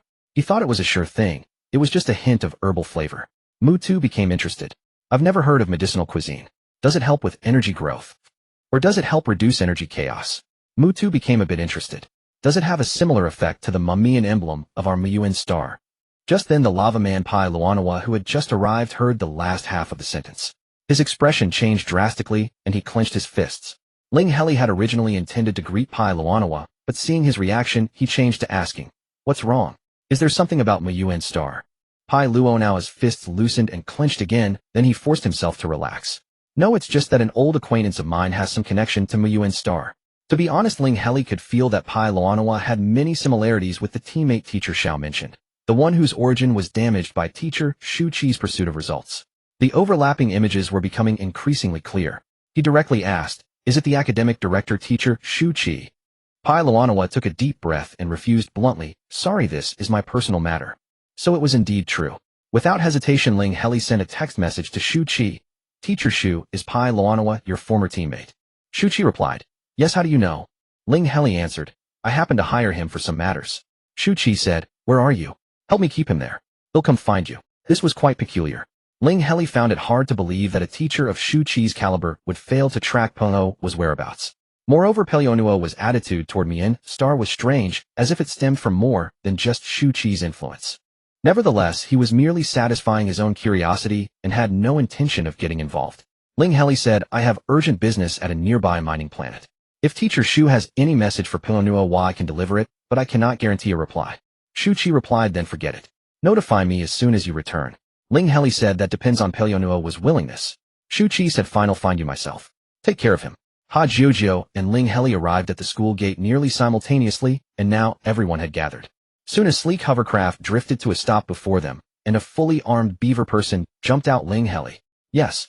I am Mobius Hun, ordered to escort you to mining planet Z83672. I have full command of this operation. Although you are not obliged to follow my orders, please do not disrupt my arrangements. Understood. Hun took them to a private spaceport where they boarded a small starship that ascended into space. Before them, arranged in precise formation, was an entire fleet of 10 dreadnoughts. This was Ling Heli's first encounter with a dreadnought. Though its sheer firepower surpassed all mechanized intelligence, every aspect of its design, both interior and exterior, was dedicated solely to combat, earning it the title of an ultimate war machine. Yet its cost was equally astronomical. The total interstellar currency required for all materials and resources would not be less than 100 billion. More importantly, there was the price in manpower. Every component of a dreadnought utilized cutting-edge technology and the latest materials and could only be crafted by hand. 100 billion people might spend their entire lives constructing just a single dreadnought. To call it the dream ship of every member under the Star Alliance's war coalition was no exaggeration. The combat courses at Warsoul Academy only used ordinary starships. Even the major legions of the war coalition possessed only single-digit numbers of dreadnoughts. The Mobius family's fleet of 10 dreadnoughts was a rarity across the entire galaxy. All of the above was conveyed by the optical brain's intelligence. In truth, Ling Heli had searched for this because Mu-Tu and Pu Hua's loss of composure was too obvious. Mu-Tu was pressed against the transparent wall of the small starship, his eyes unblinking. Pu Hua, perhaps intending to activate the optical brain's recording mode, fumbled and switched to projection mode instead. Ling Heli caught a glimpse of the half-edited home post on his screen. Who else? 10 dreadnoughts. I can die without regret. Someone kill me to celebrate. Pelyuonuo was slightly better, but equally excited. As he approached the transparent wall, he walked with a peculiar synchronized gait. Even Hajiojo had been staring at the fleet, his eyes wide open, momentarily forgetting his worry for his younger brother. Han, seeing their expressions, couldn't help but reveal a hint of pride in his usually stern face. This is the foundation of the Mobius family. He then turned to Ling Heli and praised him. You're impressive. Unmoved by joy or anger, a fine candidate for a commander. Ling Heli gazed at the cold, colossal war machines before him, barely recognizing a few stellar-level weapons mentioned in intermediate academy courses, though most were utterly unfamiliar. So he nodded calmly, just basic commander's composure. Everyone boarded the dreadnought. The dreadnought's speed was far greater than Ling Heli had imagined. They reached the target mining planet in just half a day. Han did not conceal his actions from Ling Heli and the others. He opened a communication image in their presence. I am Mobius Han. This is the planet landing authorization signed by Lord Mobius Carter. Please open the planet's energy shield and allow my fleet to land. The communication lasted less than 10 seconds. Upon seeing the authorization personally signed by Mobius Carter, the other party's expression changed drastically. Without a word, they simply cut the connection. Han, unperturbed, immediately initiated a mental link, bringing everyone, including Ling Heli's team, into the connection. Then he issued the order. Level 1 commander orders all units, all dreadnoughts, maximum firepower, break the planet's energy shield within 10 minutes. The next moment, a cosmic fireworks display that shook Ling Heli's soul erupted. Ling Heli had seen many fireworks on Blue Star, dazzling, novel, and beautiful. The dreadnought's attack was like a simultaneous eruption of countless cosmic fireworks. Different materials and energies burst into a kaleidoscope of brilliant colors. At the same time, there were all-consuming dark energy clouds, particle generators that made visual effects seem surreal, and abstract-style quasar, singularity cannons, more romantic and varied than any fireworks, utterly mesmerizing. Though war brings death and is not a beautiful thing, the scene before him possessed a peculiar cold and vast quality that was unforgettable. Ling Heli could not describe his current feelings. If he had to put it into words, it was the most profound shock of his entire life. At the 9-minute mark, the planet's energy shield was breached. Han ordered again. Level 1 commander orders all units cease fire. All dreadnoughts proceed in a wedge formation to designated coordinates and land. All mecha pilots stand by at the hatches. If there is an enemy attack, be ready to deploy at any moment. The dreadnought size was somewhat overwhelming for the Z-83672 mining planet. 10 dreadnoughts entered the planet's atmosphere in a grand procession, obscuring nearly half the sky and plunging the world into darkness. All the native creatures on the planet, sensing the danger, swiftly fled into hiding. Even as the dreadnought's landing vibrations shook the entire planet, no biological attack was triggered. Level 1 commander orders all units split into 3-man groups and spread out to search for signs of life. From now on, each group follows the orders of their respective Level 3 commanders. After assigning tasks, Han turned to Ling Heli and his companions. Will you act on your own or wait for my updates? Hold on, Ling Heli replied. Earlier, when he went to the black market to meet Star, the optical brains of him, Mu-Tu, and the Tuha brothers had all been fused with superstring resonance beacons. Later, Ling Heli hadn't removed it, and it seemed Ha Baba hadn't either. Because Ling Heli noticed that Ha Baba's beacon was lit. He immediately sent a video sharing request while alerting Mu-Tu and Hajiojo. It was accepted in an instant. Ha Baba and several others were bound in shackles, each locked in a simple cramped cell. It resembled a prison, but fortunately none of them appeared to have wounds. In the corridor outside the cells, heavily armed guards patrolled back and forth. Ha Baba dared not draw their attention and did not make a sound. But he lay on the ground and began to roll around frantically. Hajiojo exclaimed, my brother says they can't let them escape. Han, unaware of their superstring resonance beacons, asked, have you found your companion? Ling Heli intercepted a holographic image and sent it to Han. Also the beacon location of Hababa. The first-level commander orders the third-level squads within 30 kilometers of the coordinates to locate the enemy at the fastest speed with the primary objective of preventing the enemy's escape. Summary execution is permitted, but the target canine-shaped humanoid must not be harmed. However, after reviewing the holographic image, he added another command. Have the 3rd Squadron investigate the distribution of Dawnfire stones around the coordinates to prevent any violent tremors from triggering a stone energy eruption. Then he turned to Ling Heli. Are you sure you want to go? The image is located in the mineral vein. If the Dawnfire stones erupt, there's no escape with your abilities. Mu-2, who had been silent all along, suddenly laughed. That's not right. A commander of the Mobi's family, surely you can recognize the Black Alliance's emblem. Everyone knows it's the Black Alliance. Can't the Mobi's family handle it? Ling Heli was about to ask the optical brain when he suddenly remembered his mental link skill and quickly connected it to all team members.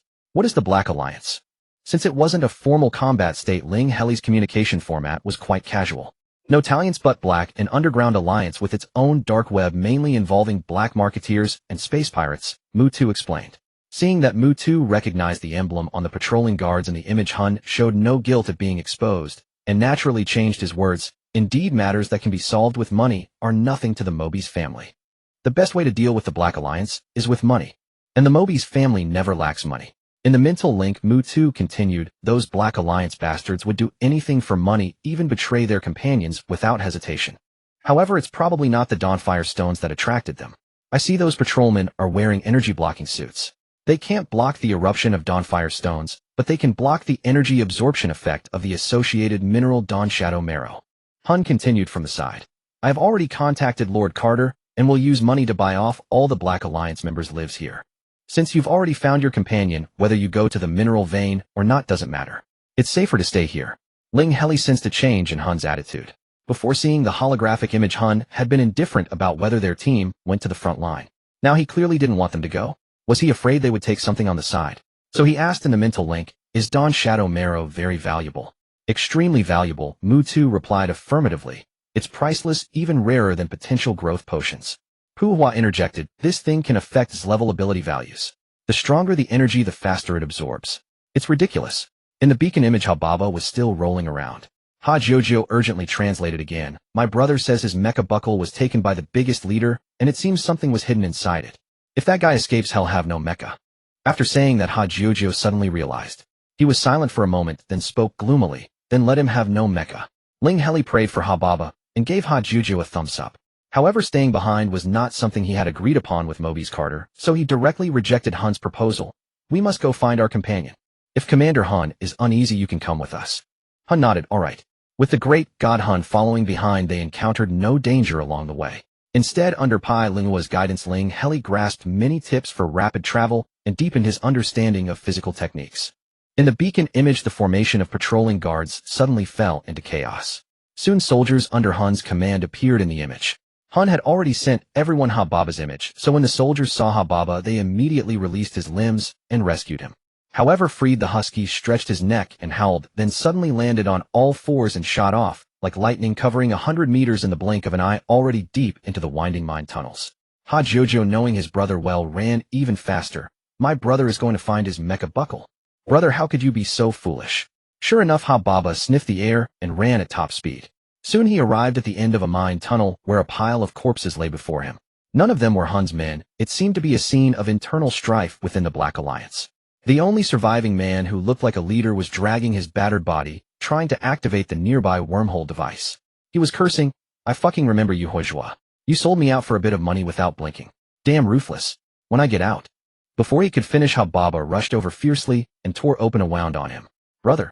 Ha Jojo, who had just arrived in time, grabbed Hababa's thigh, preventing half his body from entering the wormhole's transmission range. The next moment, the wormhole successfully activated, and the cursing leader was teleported away, leaving Hababa and Ha Jojo safe. Ha Jojo held Hababa, without letting go. Thank goodness you're okay, brother. Hababa was still stunned. Brother, my mecha buckle. Forget about the mecha buckle. Ha Jojo was really angry. How did you get caught here? Hababa lowered his head. I wanted to make money. I want to upgrade Blade Slayer. I didn't expect the recruiter was a liar who made me mine. Ha Jojo shook Hababa's head vigorously. Brother, maybe we should give up on mechas. Ling Heli didn't interfere with the brothers' affairs. However, he was curious. Commander Han, did that leader just escape?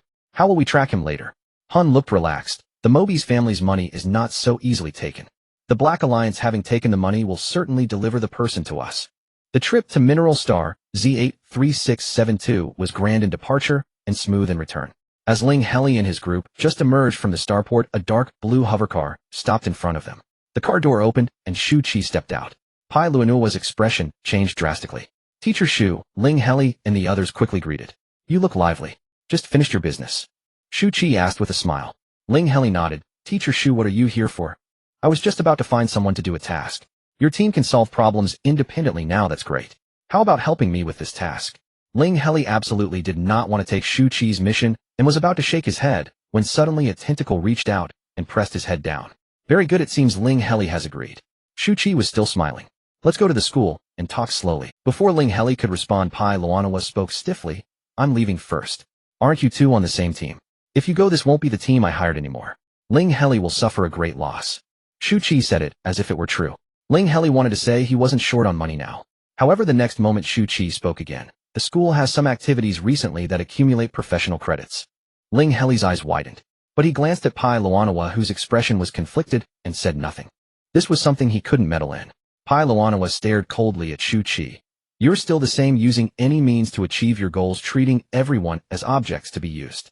Shu Qi's expression showed no apology, even a hint of incomprehension. Pai Luanua, your father's condition is already this dire. Would you rather let him die than accept my assistance? Pai Luanua kept his cold gaze on him. Assist me, and then what do you want in exchange? Shu Qi, I trusted you when I was your permanent teammate. I trusted you when you said to defect to Muyuan Star to help stabilize my origin injury. What makes you think I would trust you a third time? Ling Heli felt he didn't understand the gossip, so he quickly sent a message to Mu2. Does Pai Luanua really have a grudge with your Muyuan Star? Mu2, how would I know? My family is nothing in Muyuan Star, just a collateral branch with no connection to the core circle of power. Mu2, but he'll ask, I want to know too. Shu Qi retorted, is it because of that ridiculous pride of yours? Why bother? Such a dismissive attitude made Pai Luanua laugh. As he laughed, tears streamed down. Shu Qi, you deserve to be torn apart by monsters and turned into cosmic dust. With that, he turned and left, ignoring Ling Heli's reaction. Shu Qi stood there for a moment. Ling Heli quickly asked, Teacher Shu, about the professional credits activity you mentioned earlier, does it still count? Shu Qi was still smiling. Bring Pai Luanua, and it counts. Well, forget it then. They took Mu2 hovercar back to the academy, first going to the outer courtyard. Mu2 seemed to have already gotten the gossip, his expression exaggerated. So when Teacher Shu came to our Muyuan Star back, then the reason he gave was to borrow the Muyuan crest to stabilize Pai Luanua's origin energy. What happened next? Ling Heli asked, playing along. Joining our Muyuan Star naturally required a trial, Mu2 continued. But during Teacher Shu's trial, Pai Luanua's condition worsened. He couldn't reach Teacher Shu, borrowed from every friend he could, but it still wasn't enough for the medical expenses. In the end, his father sold his own lava core to get the money. But his father now has to replace the artificial core regularly to survive. This was a messy situation, hard to judge right or wrong. Ling Heli just listened to the gossip without commenting. Beside them, Ha Jujio was still trying to persuade Ha Babwa. Brother, you don't even have a mech anymore, so just forget about the mech department. Transfer to the individual combat department. Ha Babwa had been staring blankly at his brother's words, but at this he finally spoke. Bro, I do have a mech. Instantly, everyone except Ha Babwa had question marks written all over their faces. Ha Babwa quickly explained, before that leader teleported away, I snatched back my mech buckle. Look. Saying this, he took out the mech buckle and pressed it. A mech with a pitted surface appeared before everyone. But Pu Hua immediately cursed. Damn, it's Dawn Vein Essence, put it away quickly. The effect of Dawn Vein Essence was greater on those with higher ability values. It was practically heaven-defying. Pu Hua, with his SS-level mental power, felt his entire energy drain out. Mu2 pressed down on Hababo's hand and helped him press the buckle, retracting the mech. Ling Heli, with his low ability value, felt it less. He asked Mu2 calmly, you just said Dawn Vein Essence is very valuable. How much exactly? Mu2 was not as calm, his voice trembling. The Black Alliance once auctioned a thumb-sized piece of Dawn Vein Essence for 1.5 billion star coins. If I saw correctly, the piece in that mech's hand was bigger than my fist. Hababo was a bit dazed. What is Dawn Vein Essence? Nothing. Pu Hua looked at him with indescribable envy and jealousy. You're about to get rich. You can now buy a new mech outright. Go for the top-tier configuration. Hababwa was still bewildered. This Dawn Vein Essence isn't mine. It was put in by that leader. So you want to return it? Pu Hua questioned with soul-searing doubt. To whom? Mu2 also questioned with soul-searing doubt. Hababwa hesitated, then. It's mine. Ha Jiojio was scratching the ground. Ling Heli was the calmest, but we can't sell it. If we sell it, and the Mobius family finds out, we'll have offended them completely. Mu too came to his senses. True. Then it's useless. This thing was meant to be used against others. Keeping it ourselves serves no purpose. Ling Heli spoke again. Besides, with mystic abilities, it's hard to say whether the Mobius family can track it down. The escaped leader knows how Babwa has it, so the Mobius family might know too. However, on his optical brain, you suddenly sent a transfer of 20 million. The Mobius family thanks you for helping them find a large piece of Dawn Vein essence, adding 10 million as a thank you bonus. Ling Heli thought for a moment, then sent a message to Mobius Carter, received 20 million. If you need my team's help, just say the word. Also, there's one more thing. Mobius Carter, the payment is settled. Next time, contact my assistant. Also, though Jasmine has added you as a friend, I've restricted her optical brain, so you can't reach her. Don't do anything unnecessary. Assistant's contact card. Ling Heli's excitement faded. The chat interface still showed the last message, but the name behind Mobius Carter had turned into a one-way friend. Ling Heli looked at the others and said calmly, let's hold on to the Dawn Vein essence for a while and see. Hababwa quickly shook his head. My mech buckle needs to hold the mech, you guys take it. Speaking of which, Pu Hua wasn't a permanent member of the team, and neither Ling Heli nor Ha Jojo had personal assets to store the Dawn Vein essence, so they could only entrust it to Mu Tu. Just then Ling Heli suddenly received a message from the SEAL analyst. There's trouble. That teacher from your Battle Soul Academy has lost control of his energy. Ling Heli, the Oriole teacher covered in flashy accessories. A professional ability analyst. No, it's a Rhinoceros Clan one. A professional ability analyst. Wait, maybe I got it wrong. He's actually quite weak. Our school teachers teamed up and knocked him out. A professional ability analyst. Not sure what's going on. Ling Heli had already sent a message to Teacher Li. Teacher Li, did you not go to the trade discussion today? Li, I've been waiting for over 3 hours, and the other party hasn't arrived. As long as Teacher Li was safe, Ling Heli breathed a sigh of relief. But a rhinoceros-shaped race. Could it be from the Callister Nebula? And Senior Mu, will you keep the Dawn Vein essence? Mu Tu was quite broad-minded, never worrying about whether he might lose the Dawn Dark Marrow, and readily agreed. Alright, let it be with me. Should our team start preparing some public asset reserves, eh?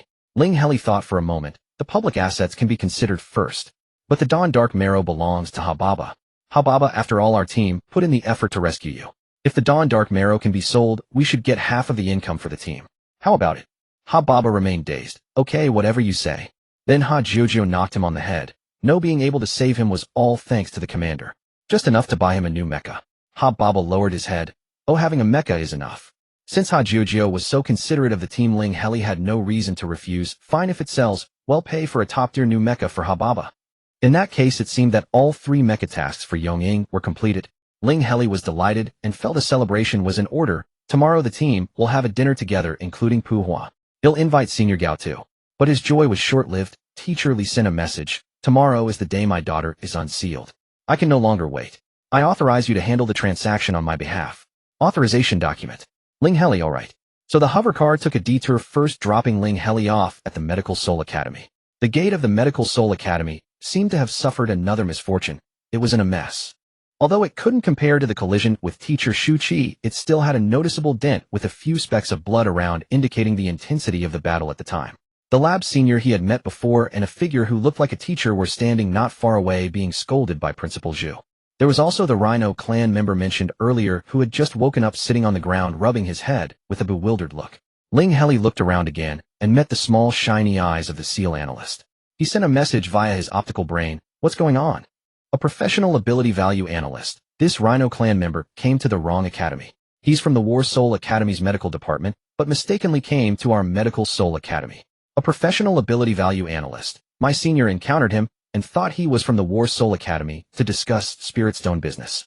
They talked for a while, but couldn't agree, and then he suddenly lost control of his energy. Ling Heli ignored the Rhino clan member and walked toward the lab senior and the teacher. The senior and teacher had their backs to him, but Principal Zhu saw him approaching first.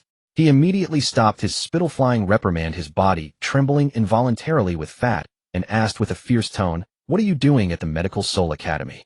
Ling Heli pointed innocently at the senior. "I have business to discuss." Principal Zhu looked at Ling Heli, then at the two of them, and said, Oh, go ahead, I'm fine. After finalizing the deal with the unreliable senior and his teacher, it was already past midnight. Ling Heli stretched and prepared to head back, only to find a Rhino clan member waiting not far away. "You don't know the way to the War Soul Academy and want me to take you there?" Ling Heli remembered him as being from the medical department of the War Soul Academy, but not knowing the way. "You are Master Ling Heli," the Rhino clan member said with absolute certainty. That's right, and you are. Since his identity was directly revealed, Ling Heli knew he was being sought. The Rhino clan member stepped forward and said with utmost sincerity, I am the last seed of the Callistal civilization, and I hope to join your permanent team. Ling Heli needed to process this. The last seed.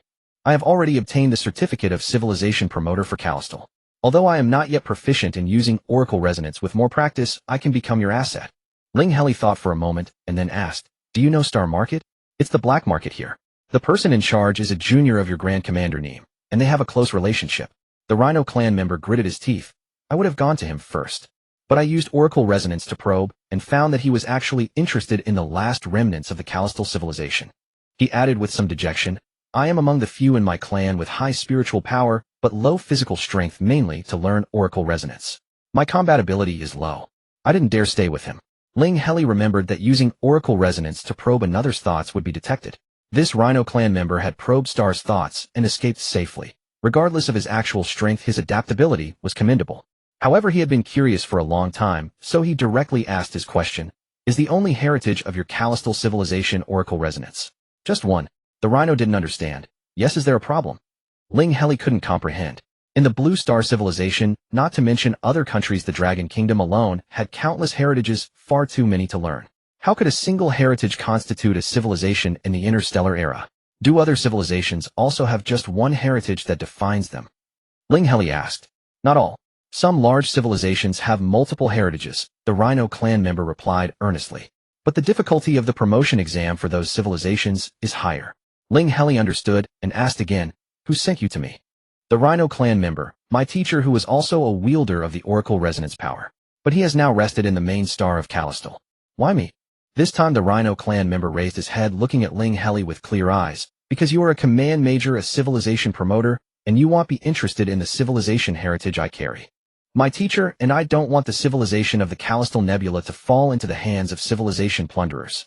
Ling Heli still didn't fully understand. Then what benefit do you get from following me?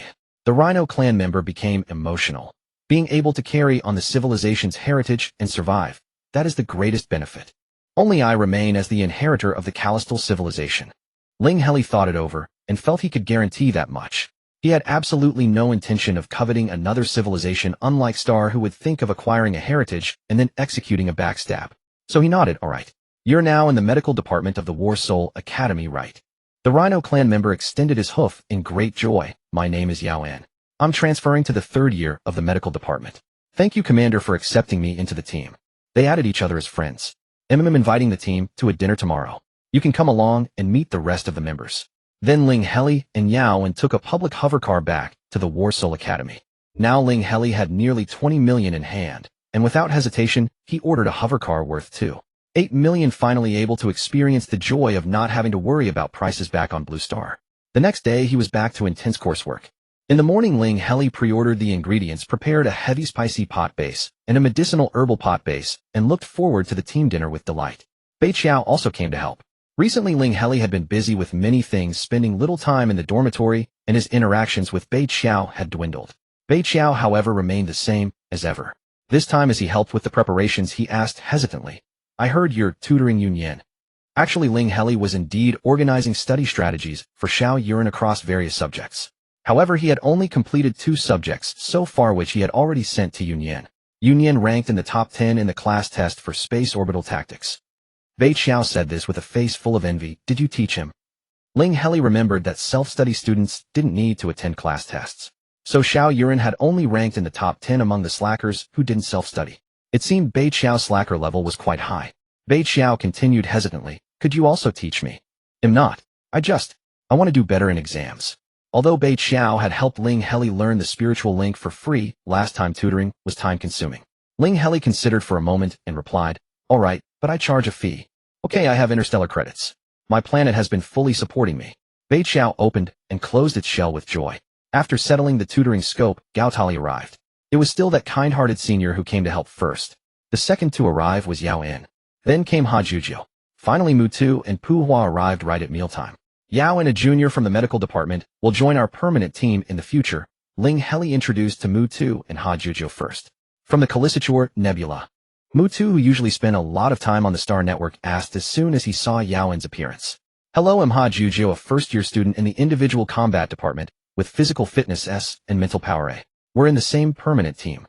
By contrast, Ha Jujio was much more enthusiastic. By the way, Senior Mu, I'm planning to buy my own mecha. What should I pay attention to? What's the typical price? Ling Heli had been considering this issue. The difference between the Star Network virtual world and the real world was quite significant. If possible, Ling Heli needed to buy his own mecha early to get familiar with real-world operations. Mu 2 answered without hesitation, a top-tier configuration requires at least 100 million interstellar credits. But at the start, you only need basic modules. Even if you want something higher, 10 million can handle it. Then you can gradually upgrade and add other modules later. Ling Heli could afford 10 million and perhaps even add a few more modules. He calculated and then asked, what about subsequent maintenance costs? Quite high. If you engage in real combat, repair costs are even higher. Mu 2 did not hide this. But you can participate in the school's individual combat power ranking. Being on the list gives you a small amount of interstellar credits and major credits as rewards. Ling Heli was immediately attracted upon hearing about major credits. However, he asked, is there only an individual combat ranking? There's also a team combat ranking. It's fine if your team isn't full, you can hire external helpers, but no more than 5. Another good news. Ling Heli had previously agreed with teacher Xiao to exchange practical cases of his precognition skill for knowledge lectures. However, since the practical class was self-study, he currently had no cases to exchange. Fortunately, participating in the ranking would also provide practical cases. But he counted himself, Mu 2, Ha Jujio, and Yao En. Only 4 people. With a maximum of 5 external helpers, he would need at least 1 more permanent team member. So he turned to Pu Hua. Senior Pu, how did you find today's extra spicy level? Pu Hua coughed incessantly from the spiciness, unable to speak. Then how about joining my permanent team, Senior Pu? I still have numbing pepper, Sichuan pepper, and various other flavors to treat you. Mu 2 leaned in. Silence means consent. No problem, Pu Hua will join our team. Welcome to my permanent team, Senior Pu. Ling Heli and Mu 2 played off each other and directly sealed the deal. Ha Jujio chewed the bone he had just picked up and quickly applauded along. Welcome, Senior Pu. Today's soup base included not only the extra spicy one, but also a medicinal broth. Mu 2 did like the taste, but was still a bit disappointed. It's useless for energy. It can't enhance energy or stabilize it. It was the usually silent Yao En who spoke. It helps with the mystic system. I feel I can perform oracle resonance more smoothly. Ling Heli's coin divination method had always been that others used the skill while he interpreted the hexagrams. He wasn't that sensitive to the mystic system. He immediately asked, if it's not energy, does it help with soul power? Yao En thought for a moment and nodded, perhaps. I only have a vague feeling since no one understands the principles of the mystic system. But my ability has definitely increased a bit. Ling Heli immediately felt that his luggage had become more valuable. Moreover, if the medicinal broth worked, he thought of the tea leaves he had brought. Could they have the effect of the legendary enlightenment tea? Act on his thought. Considering that interstellar people had light tastes, he put only 1 or 2 leaves per person and soon brewed a cup for each. Before Yao En could say anything, Gao Tali spoke first. I feel that after drinking it, my control over energy has improved. Not much, but if it accumulates like this, it's not negligible. Ling Heli's control over energy was already weak, or perhaps, because he was used to drinking it, he actually felt nothing at all. But upon hearing Senior Gao say it was really effective, his heart leaped with joy. Thank the Dragon Empire, thank Blue Star. His energy loss of control finally had a remedy. He no longer had to worry about energy outbursts damaging his core. This time the treat went without any incident. After eating and drinking to his heart's content, Ling Heli sent everyone off and opened the Star Network, finding the bounty board of the school's home. He finally had time to take a good look at this legendary section. The first hot bounty post was worth 1,000 interstellar credits. Who has information on a humanoid female sophomore from the command department? Background hologram. I fell in love at first sight. I've never seen a girl with such a personality. But I'm an octopus in appearance. I wonder if she can accept it. Reply 1. As far as I know, she has no appearance discrimination. You can try, but selling private information is not okay. Good luck. Reply 2. Can anything be bountied these days? Reported no thanks. Before Ling Heli could scroll through more replies, the post suddenly disappeared. Ling Heli suddenly felt that his anticipation for the bounty board had vanished. Fortunately, the other bounty information was relatively normal. For example, some course outlines, temporary team recruitment, including errands and such. Second-hand trades and intelligence information were more expensive. Ling Heli browsed through until he finally found a post that attracted him. Requesting information on all teams on the school's team combat power ranking. Name your price. The initial replies were inconsequential. Mostly comments like, oh, another ranking shift. Or I bet the challenger will be crying after their first attempt. After scrolling through a few posts, Ling Heli finally found what he was looking for. INSA of the intelligence agency, your business is here. He clicked into INSA's personal profile and discovered the senior was an 8th-year student in the information department. The pinned post on his profile was an intelligence sales advertisement long-term sale of the latest intel on the personal power rankings and team power rankings. 100 star credits for an individual, 0 for a team, and a 10 discount for bundles over 100. A 5 discount for orders above 500, an 8 discount for orders above 500, and a flat 800 for all rankings at once. Custom intelligence requests also accepted. Ling Heli sent a friend request which was accepted instantly. Insa the buzzworthy freshman. What intel do you need? Ling Heli information on the bottom 12 teams in the team rankings at a 5 discount. Insa so conservative. Can't find good external recruits. How about buying intel on some unattached solo players? Also 1000 star credits, each with the same bundle discount. Ling Heli first transaction. I need a bit of trust. If the intel is thorough, I'll buy again. Insa trust is easy. He'll throw in a free file on you. Ling Heli's intel. Ling Heli opened it and found it alarmingly detailed. The file included everything from his social circle to his past activities. Among them, Mutu, a 4th-year mecha department student, Pu Hua, 4th-year smart mech department student, Tianjun, a 3rd-year operations department student, Yao, a 3rd-year medical department student, Gao, Tali, a 2nd-year command department student. Even Yao, and who had only joined the team yesterday, was listed. From the Nightfall Club, he was a member under the close watch of Vice President Yu. He had long-term dealings with instructor Xiao Longxiao from the command department, some connections with Director Li of the same department, and a conflict with Dean Shu Qi that had since been resolved. He held an unrestricted pass to the black market, had ties with the head of the Star Workshop, and had dealings with Pharmacy No. 5. He was closely connected with the Mobius family. He had once reached the Callistal Nebula. Ling Heli was stunned. He had never organized these connections himself. So many factions had ties to him. Special abilities possesses a mysterious precognitive skill of immense power, once accepted, and completed a 20 million star credit precognition mission for the Nightfall Club. He had used that skill to secure first place in the practical exam for Class 2 a year, one of the command department. The medicinal soup base and tea leaves he had taken during yesterday's dinner were not mentioned, which finally gave Ling Heli a slight sigh of relief. Still, it was terrifyingly thorough. Ling Heli felt like he was completely transparent. After thinking, he sent another message. What if I only need intel on abilities and personality traits? Insa no haggling. But if you still think it's not worth it, I'll throw in a free tip. However, the transaction amount needs to reach 50000. I recommend you also purchase intel on some information analysts to help you formulate combat strategies. 500 wasn't too much for Ling Heli at the moment. And speaking of information analysts, Ling Heli remembered that his light brain was still the most basic model, barely planetary level computational power. If he were to perform information analysis himself, his computational power would definitely be insufficient. So he casually checked and found that a galaxy-level light brain cost around 10 million. He also needed to purchase a mecha, and his star credits were running low. Thus, Insa's proposal was actually quite good. Ling Heli deal. Intel on teams ranked 80,100 in the power rankings, intel on information analysts skilled in data analysis, and intel on solo players suitable as my team's external recruits. 50000. Transfer sent. Insa done. The free tip is that someone on the Black League's dark web is offering a bounty on your team. Ling Heli immediately realized that the Dawn Dark Marrow had indeed brought trouble. The escaped leader had been handed over to the Mobius family by the Black League. Clearly, the Black League had concealed the fact that Habuba's mecha buckle contained the Dawn Dark Marrow. Truly an organization that would do anything for money. They would sell out their own comrades for the Dawn Dark Marrow, not hesitating to offend the Mobius family. Ling Heli sent another message. May I ask, Senior, do you have access to the Black League's dark web? Insa yes, but I can't transfer the access. If there's something you want to know, I can look it up for you, and the fee depends on the content. Ling Heli then, Senior, could you tell me in detail about the intel related to my team on the Black League? Insa 3 million star credits, no haggling. Now wasn't the time to save money. Ling Heli transferred the amount immediately. The bad news was that someone on the Black League's dark web had indeed posted a 5 million bounty for Ling Heli's team, mentioning the racial characteristics of the members, and that they had recently visited the Z83672 mining star. The good news was that the bounty was still up on the Black League's dark web, meaning the other party hadn't yet found any leads on Ling Heli's team. Regardless of why Insa chose not to take that bounty, Ling Heli was grateful. He sent a message. Thank you, Senior. Can I pay 5 million star credits for you to keep an eye on the bounty? Notify me immediately if the bounty disappears. Insa sure, easy money. Ling Heli asked again, Senior, can you sell me intel on Huizhua from the Black League? Although he was still a bit out of breath from the chase, Ling Heli had clearly heard the fleeing leader mention the name Huizhua in the beacon footage from Habuba. Insa, one of the Black League's managers. I don't know much. 100 star credits, and I'll tell you everything I know. Ling Heli 10000. Transfer sent. Hence the first time she appeared in the Black League, she auctioned off a piece of Dawn Dark Marrow.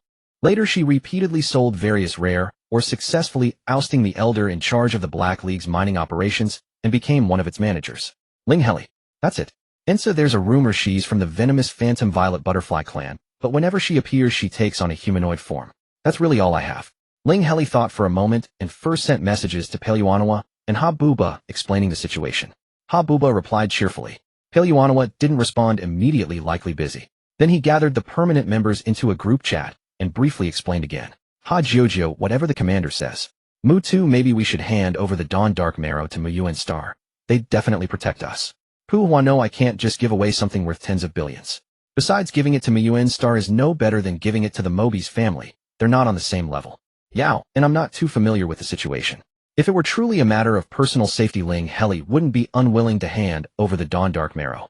But he never placed his hopes on what others might do. Would Muyuan Star protect everyone except Mutu? And would the Mobi's family truly let bygones be bygones? Perhaps it was better to trust the War Spirit Academy. Ling Heli was thinking about what he himself should do. Before they could reach a conclusion, Instructor Lee sent a message. My daughter really likes your pastries. She wants to thank you in person. Would you be available to meet? Ling Heli, alright Teacher Lee. When Lee now? We're at the mecha fighting arena near the academy. Having just learned that he was being targeted by the Black Alliance, Ling Heli dared not wander carelessly. Teacher Lee, I've been tied up with some matters recently. It's not convenient for me to leave the campus alone. Lee, then I'll bring my daughter to see you. When Ling Heli reached the school gate, he saw two Orioles adorned with sparkling trinkets. Teacher Lee's appearance gave no hint of her age. Only when she gazed at the little Oriole with tenderness overflowing in her eyes could one tell she was an elder. The little Oriole's face beamed with a smile, and her voice, though quick and eager, was clear and lovely, just like the tinkling of a xylophone. You must be Ling Heli. The little Oriole, probably having seen his image before, recognized him at once and bounced over. I heard your story is very interesting. Can you tell me about it? It wasn't hard for Ling Heli to socialize, but telling his own story to amuse a little girl seemed a bit difficult. He said simply, I'm from a poor planet, and am studying in the command department now. That's all. The little Oriole blinked. Ling Heli nodded. That's all. How stingy. It's just a story, forget it. The little Oriole flapped her wings and returned to Teacher Lee's side. Then, as if suddenly remembering her purpose, she fluttered back. Thank you for the pastries, I love them. So sweet and soft, they made my mood better. Teacher Lee also walked over, gently flapping her wing to brush the little Oriole's head. Now that you've met him, shall I take you to the mecha fighting arena for a while? The mecha fighting arena again. As if that's my only violent hobby. The little Oriole pouted. Teacher Lee wasn't angry, as she asked patiently. Then where would you like to go? The little Oriole's eyes darted, then she looked at Ling Heli. Where do you usually go for fun? Sorry, no thanks. The command department doesn't deserve to go out and play. However, Ling Heli thought Mutu would be familiar with such things, so he sought outside help. Mutu immersive escape game. High IQ club. Art workshops. The little Oriole let out a wow with full emotional reaction. I want to go to all of them. Teacher Lee nodded. They'll go with you to all of them. The change happened in an instant. One moment the little Oriole's face was full of smiles and anticipation. The next she suddenly collapsed to the ground in pain, her whole body curling up as she weakly cried out, Mom. Teacher Lee's expression instantly turned to grief. She did not panic. Instead, she took out the crystal she had traded with Ling Heli earlier and crushed half of it near the little Oriole. The little Oriole's fluttering wings immediately stilled, and she fell into a deep sleep, her expression peaceful. Teacher Lee, do you need help? Teacher Oriole carefully picked up the little Oriole. Her condition has worsened again. I need to take her back and refreeze her. If possible, please help me trade for more crystals as soon as possible. I need them desperately. They'll pay you a reward. What do you want? Though it felt a bit like taking advantage of a crisis, Ling Heli had indeed thought about making a request to Teacher Lee. Knowing Teacher Lee's personality, he didn't beat around the bush and said directly, I hope Teacher Lee can help me with combat training to improve my battle capabilities as soon as possible. Okay. Teacher Oriole nodded. Ling Heli suddenly remembered something. In 5 days, the nightclub is holding a soul-type skill-themed gathering. I wonder if it might be helpful for your daughter's condition. Alright, I'll go check it out. Teacher Oriole continued nodding. While I'm away, command department matters will be handled by Xiao Longxia. Once you trade for crystals, find him immediately to pass them to me. With that, Teacher Oriole hurried away holding the little Oriole. Ling Heli glanced at the group chat on his holographic interface. Mutu and Puhua were still chatting casually. Puhua, hundreds of billions of interstellar credits. Just slipping through my fingers like that. I'm not a tycoon like you, I can't stand it. Mutu, money is something you can't take with you when you're born or when you die, right? Puhua, I'm not planning on dying anytime soon. Mutu, just a mere 100 billion. Puhua, are you giving it to me? Ling Heli didn't speak. He first contacted Ying to finalize matters regarding his mecha. Ying. Okay, give me your complete physical and spiritual test data. Don't be careless. Last time someone was so confused they messed up their own data and I spent 3 times more effort fixing it than the customization itself. Ying, customization isn't simple. Don't think paying extra will solve everything. Ling Heli, then it'll trouble you, brother Yong. Did you solve the divination problem from last time? Ying, I've got some leads still working on it. It's fine, research is often like this, I'm used to it. Ling Heli, oh I see. Brother Yong, do you know who in the nightclub has good information? Ying, no need for the nightclub. There's one in your school. Ling Heli, Ensa. Ying, that's right. He can split himself, one person is a whole race. They have a group consciousness among themselves, making it very convenient to pass information. He's a natural intelligence merchant. Ling Heli, I'm afraid not. He doesn't know much about the Black Alliance. Ying, Black Alliance. What do you want to know about the Black Alliance? Everyone from your academy's command department is a reserve candidate for the War Alliance's Legion commanders. Something like the Black Alliance, shouldn't you just attack them directly? Ling Heli, brother Yong, tell me more. Ying, the Black Alliance has already been registered in the War Alliance. As long as you pass the Junior Commander certification, you can access the War Alliance military network and have permission to view various materials. Ying, but if you have the Junior Commander certificate, the Black Alliance would avoid you like the plague. Ying, focus on improving yourself. That's the real deal. Ling Heli, thank you, brother Yong. Ling Heli wasn't arrogant enough to think he could pass the Junior Commander certificate right now. However, he thought others might have it. For example, Senior Gao, do you have a Junior Commander certificate? Gao Tali, no, it's normal not to have it in the second year. What's up? Ling Heli, I seem to have provoked the Black Alliance. I want to ask a senior who can access the War Alliance military network. Gao Tali, let me ask the club president. After a moment, the president says to prepare the items for the end-of-month trading fair. He'll decide based on the situation. Of course, it's fine if you want to ask others as well. Ling Heli, okay, thank you, Senior Gao. Ling Heli, Senior Gao, do you know what the club president likes? Gao Tali, the president follows the orthodox War Alliance Legion route. He's already reserved the 8th Legion. Right now, he should be more concerned about Legion intelligence. Ling Heli, how about something else? Gao Tali, then it's things related to hominid appearance. All members of the president's fixed team are humanoid. Ling Heli, got it. By the way, Senior Gao, I don't think I've ever seen the members of your fixed team. This time Gao Tali took a while before replying. It's not convenient recently. We'll talk about it some other time. Ling Heli sensed the palpable rejection from the tower and did not press further. He glanced at his friend messages. Paleoanua still hadn't replied. As a mercenary, it was normal to lose connection to the Star Network when visiting the black market or going on missions. However, Ling Heli still wished to inform Paleoanua of the Black Alliance threat as soon as possible. He sent a message to Shu Qi. I can't get in touch with Paleoanua, but I have a very important message to tell him. Do you have any way, Teacher Shu? Shu Qi replied he's fine. After repairing his origin, he needs to replenish a large amount of energy and is in the medical pod. Ling Heli, okay. Please pass on the message, Teacher Shu. Be careful of the Black Alliance. Shu Qi, you sure know how to stir up trouble. The Black Alliance wouldn't dare set foot in War Soul Academy. Just lie low for a while. Ling Heli, alright, thank you, Teacher Shu. He then looked at his fixed teams group chat. Mu Tu and Pu Hua had already stopped. Ling Heli, he'll resolve this by the end of the month. Until then, everyone should stay within War Soul Academy. Ling Heli, I feel like I'm taking a loss. I'm billing 1 million interstellar credits.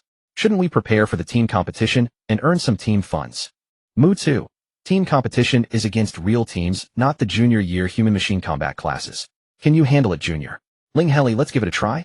Do you have any recommended practice places, Senior? Conducting information analysis for the team also requires practice data. Pu Hua, just fight directly. If you lose at most, your points reset to 0, they won't go negative. Ling Heli, then should we find an external helper first? Pu Hua, not yet. We can fight even with an incomplete team. Many point farming teams go in with missing members. Mu Tu, right, just go for it. It was already a bit late. However, the wealthy War Soul Academy also provided a time flow function for team competitions. The duration of a match was shorter than the waiting time for matching. Ling Heli was in high spirits, called all his teammates online, and directly started team matching. Entering the instance, everyone appeared on a habitable planet near a beach where they could breathe in the damp air rushing toward them. Environmental information was unknown, our opponent information was unknown. There were 2 victory conditions: either be the first to fully explore the planet's information or annihilate the opposing team. Choose one. Mu Tu's face turned a bit pale. 01 reporting to Commander, it looks like an ocean planet, mainly water world. Then Ha Jojo also said with a trembling voice, 03 reporting to Commander, I'm afraid of water. Ling Heli looked at Mu Tu suspiciously. Commander inquiring to 01, are you also afraid of water? 01 replying to Commander, just a little. The start was unfavorable.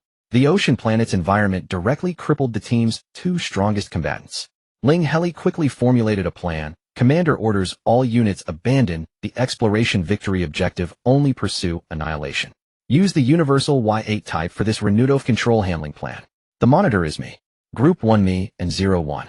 Group 20203 and 04 Yaoan. In the same group, each member is the first suppressor for the other. Group 1's pacifier 01, Group 2's pacifier 04. Then he directly asked Pu Hua to perform divination to gauge the opponent's strength and position. The casting time of the coin divination method was quite long. Before 6 casts were completed, a silver-and black mech had already glided in from the sky. Because of its incredible speed, it left a silver-black trail pointing into the distance. Mutu's reaction was relatively fast. He instantly entered his mech and rushed forward, attempting to block the silver-black mech's attack. However, it was extremely difficult. The opponent's mech modules were definitely no less powerful than Mutu, and its movements were even smoother, with uninterrupted combos and energy weapons striking Mutu from time to time. Although it didn't finish Mutu off immediately, that was only because Mutu mech had excellent defensive capabilities. Mutu movements, on the other hand, were much more fragmented. Most of the time, he was blocking, and even when he occasionally struck out, it was difficult to hit the opponent. Even from Ling Heli's perspective, it was clear that Mutu would lose sooner or later. 02 reporting to Commander, the current situation is not suitable for divination. I request permission to first manufacture a 3-level attack weapon. Commander replies to 02, approved. Commander orders 03, assist 01 in combat. The situation was critical, but aside from Mutu, Ling Heli's team only had Ha Jojo, a freshman, who could still fight. He himself was out of the question, and Yaoan was not skilled in combat either. However, Yaoan had other strengths. Commander orders 04, activate Oracle Resonance, and keep everyone informed of the opponent's combat intentions. Within the mental link, communication was conducted through thought countless times faster than spoken words. Even if Yaoan only foresaw the opponent's combat intention for the next second, he could convey the content to everyone within a fraction of a second. The battle situation instantly reversed.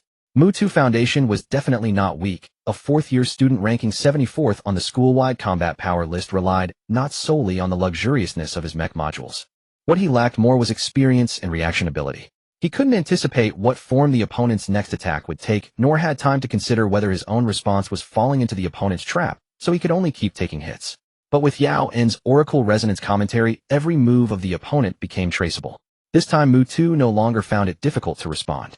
In fact, this method helped him improve even more than ordinary combat training. After all, deducing the process from the answer was much easier than pure guesswork. The silver-black mech also sensed that something was wrong.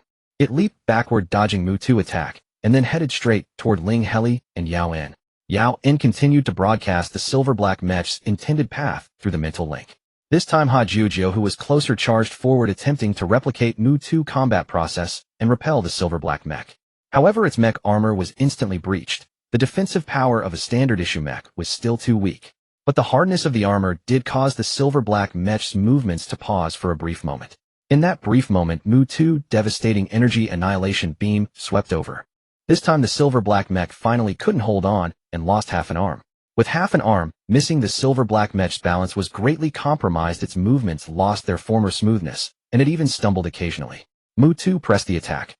Before Pu Hua had finished manufacturing the 3-level attack weapon, Mutu had already KO'd the silver-black mech.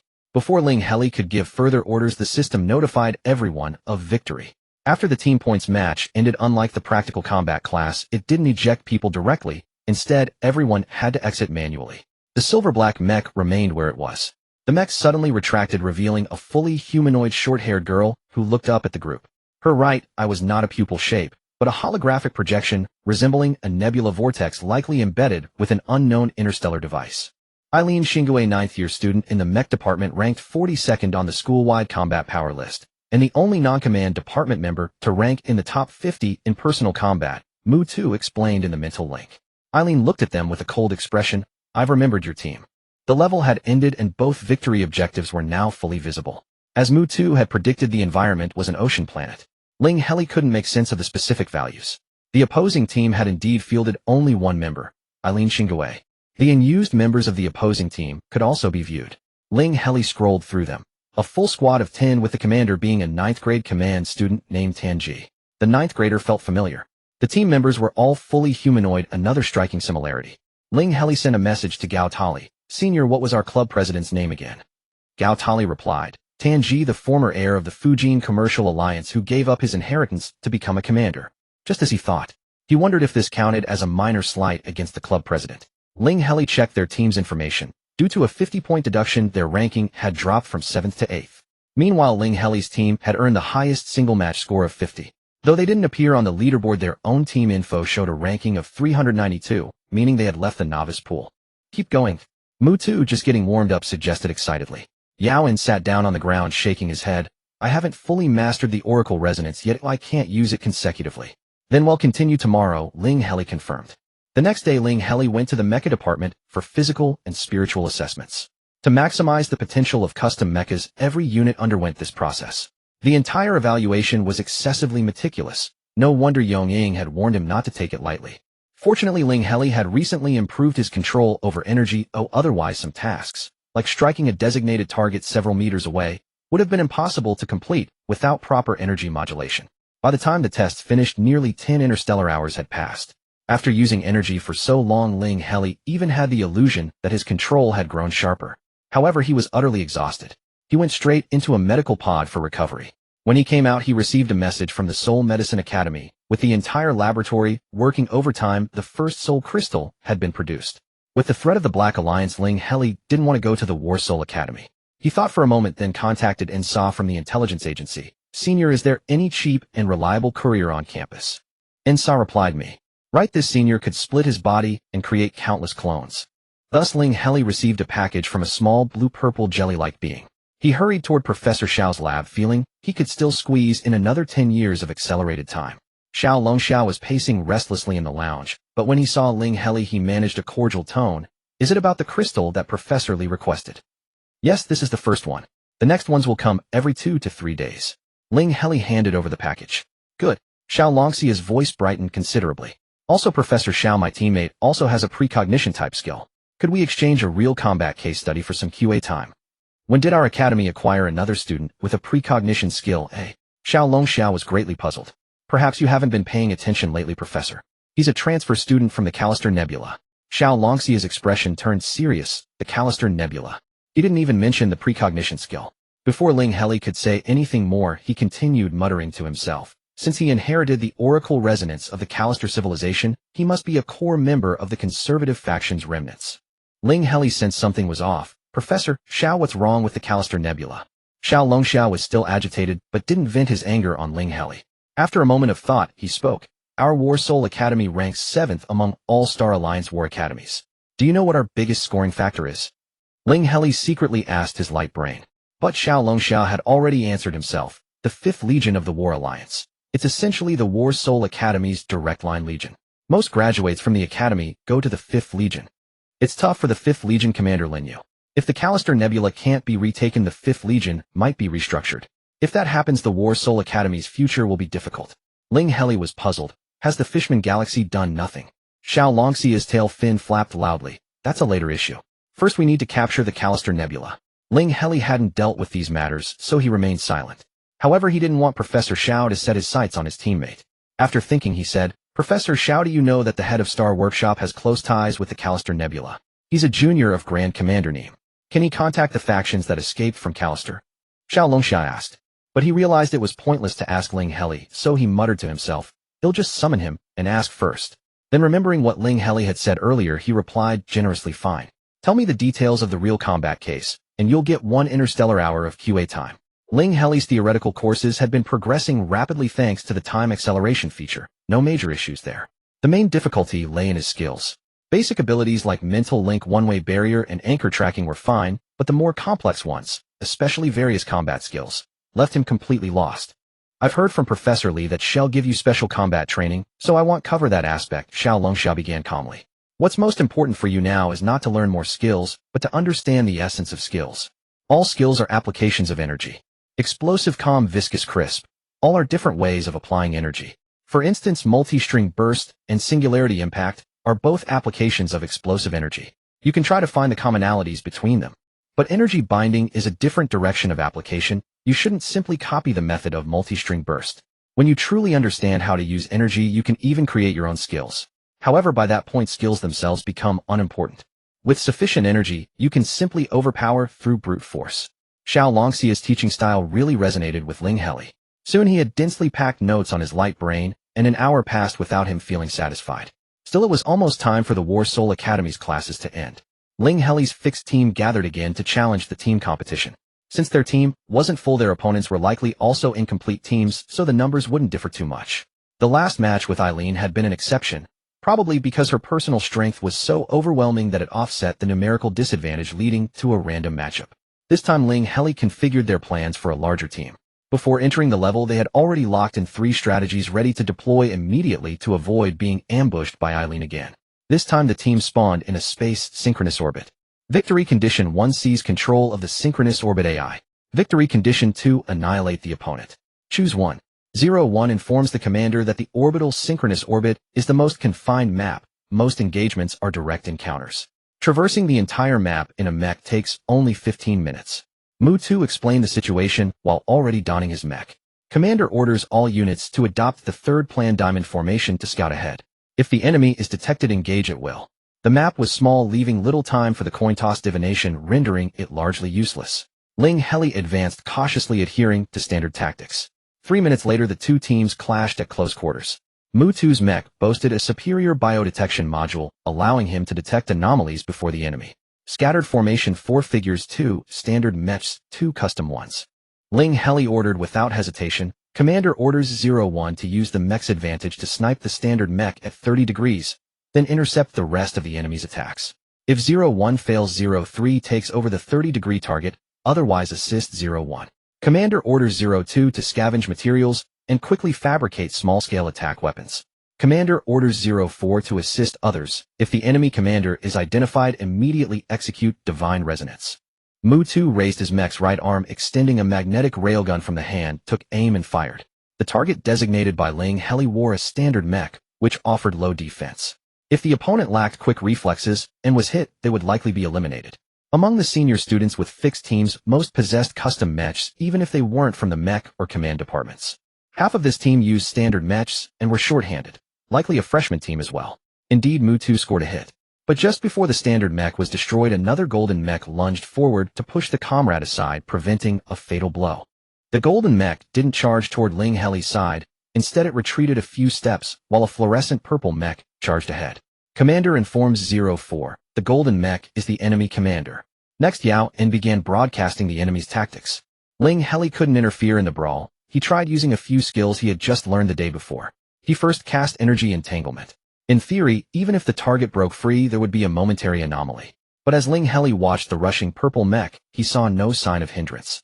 Perhaps his skill failed, or his mental strength was too weak to take effect. At the same time, Mu2 had retracted the magnetic railgun and charged at the enemy's fluorescent purple mech. Both mechs fired mid-range energy annihilation beams. The beams collided, generating violent energy fluctuations that sent both sides stumbling backward. Ling Heli took several steps back before steadying himself, though his mech didn't fall. When he looked up, Mu2 was already locked in close combat with the opponent.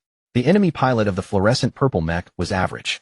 Despite fierce attacks, his combat awareness was unrefined and his experience lacking. He frequently made wide, sweeping motions, giving Mu2 opportunities to relentlessly strike. He even managed to simultaneously engage another standard mech. The enemy commander initially tried to coordinate a multi-unit assault on Mu2, but Yao En was highly effective, revealing every tactic to Mu2, who had yet to be hit so far. The enemy commander sensed his thoughts being read. He didn't know how to defend against this mystic skill. Since tactics were useless, he decided to charge directly. The golden mech plunged into the fray, its cold mechanical fist coated with energy, smashing toward Mu2. Pu Hua had already produced a gray sphere. This time he crafted a 1-level attack weapon corresponding to S-level attack power, but it took only a minute to make. He hurled the gray sphere at the damaged standard mech that Ha Jiujiu had intercepted, annihilating a large chunk of its armor and causing it to lose balance and fall. Ha Jiujiu pressed the attack, targeting the mech's power source and successfully breaching its defenses.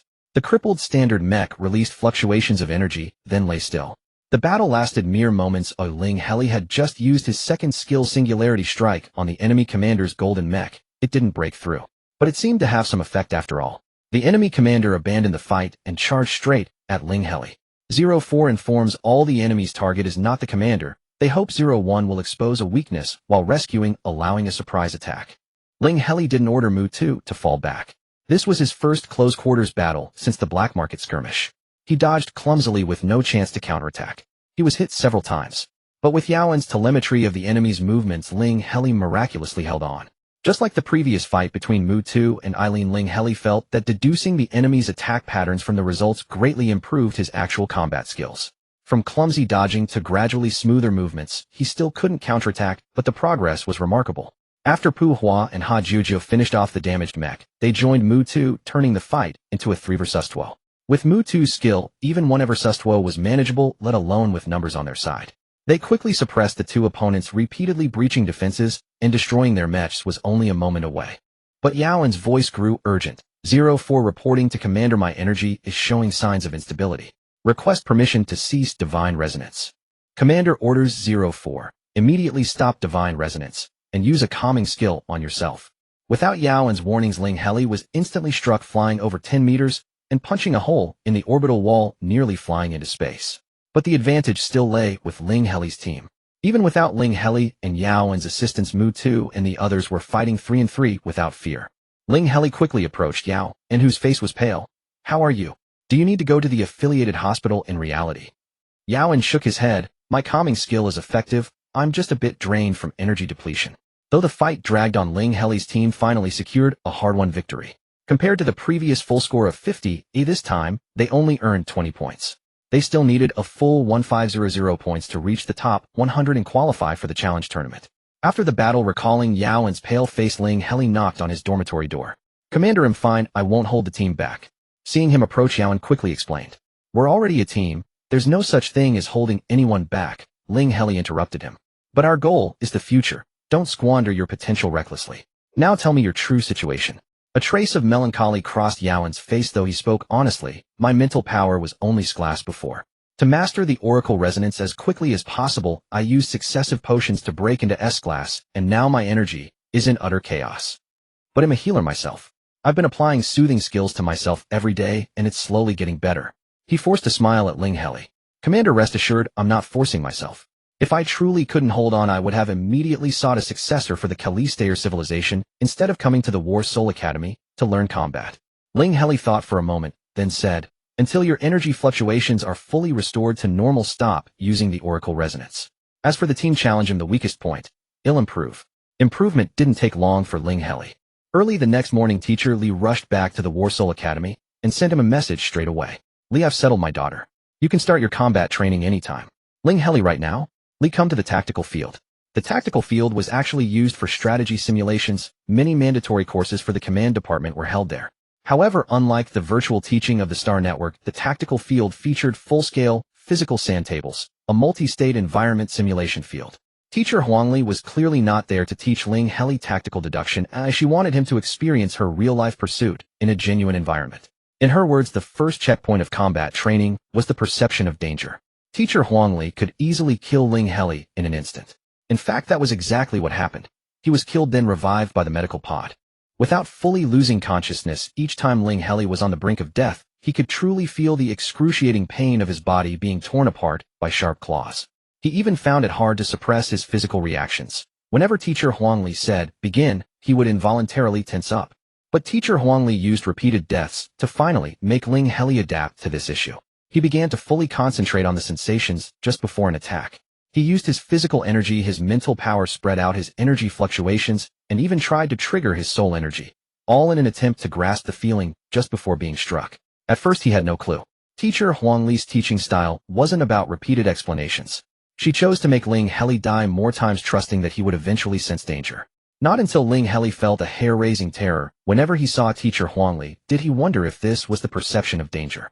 But after the first time he dodged an attack purely by his body's own reaction, Ling Heli finally understood. It was the body's instinctive resistance to injury. Wherever Teacher Huangli struck, the memory of that area's injury would unconsciously awaken, transmit to Ling Heli's brain, and he would instinctively evade. With the most basic danger perception, the next step is reaction speed for counterattack. Still, she demonstrated through repeated combat.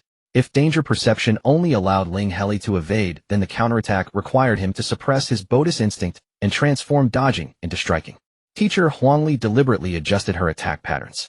If Ling Heli chose to dodge, he would be fatally wounded. But if he chose to counterattack, no matter what, teacher Huangli would grant him an extra breath of respite. It was hard for the Buddhist conditioned reflexes not to be trained. After Ling Heli was trained to execute counterattacks, teacher Huangli raised the bar. The counterattack must be the fastest, faster than thought, ideally becoming instinct. By the time of the fixed team points competition, Ling Heli had already touched the threshold of the ultimate counterattack. He asked Teacher Li for a few minutes to participate in the team match. Teacher Huangli agreed readily. Your first lesson has just barely passed. Go test the actual effect. Entering team matching. The spawn point was on a starship, a large map with low probability of an encounter battle.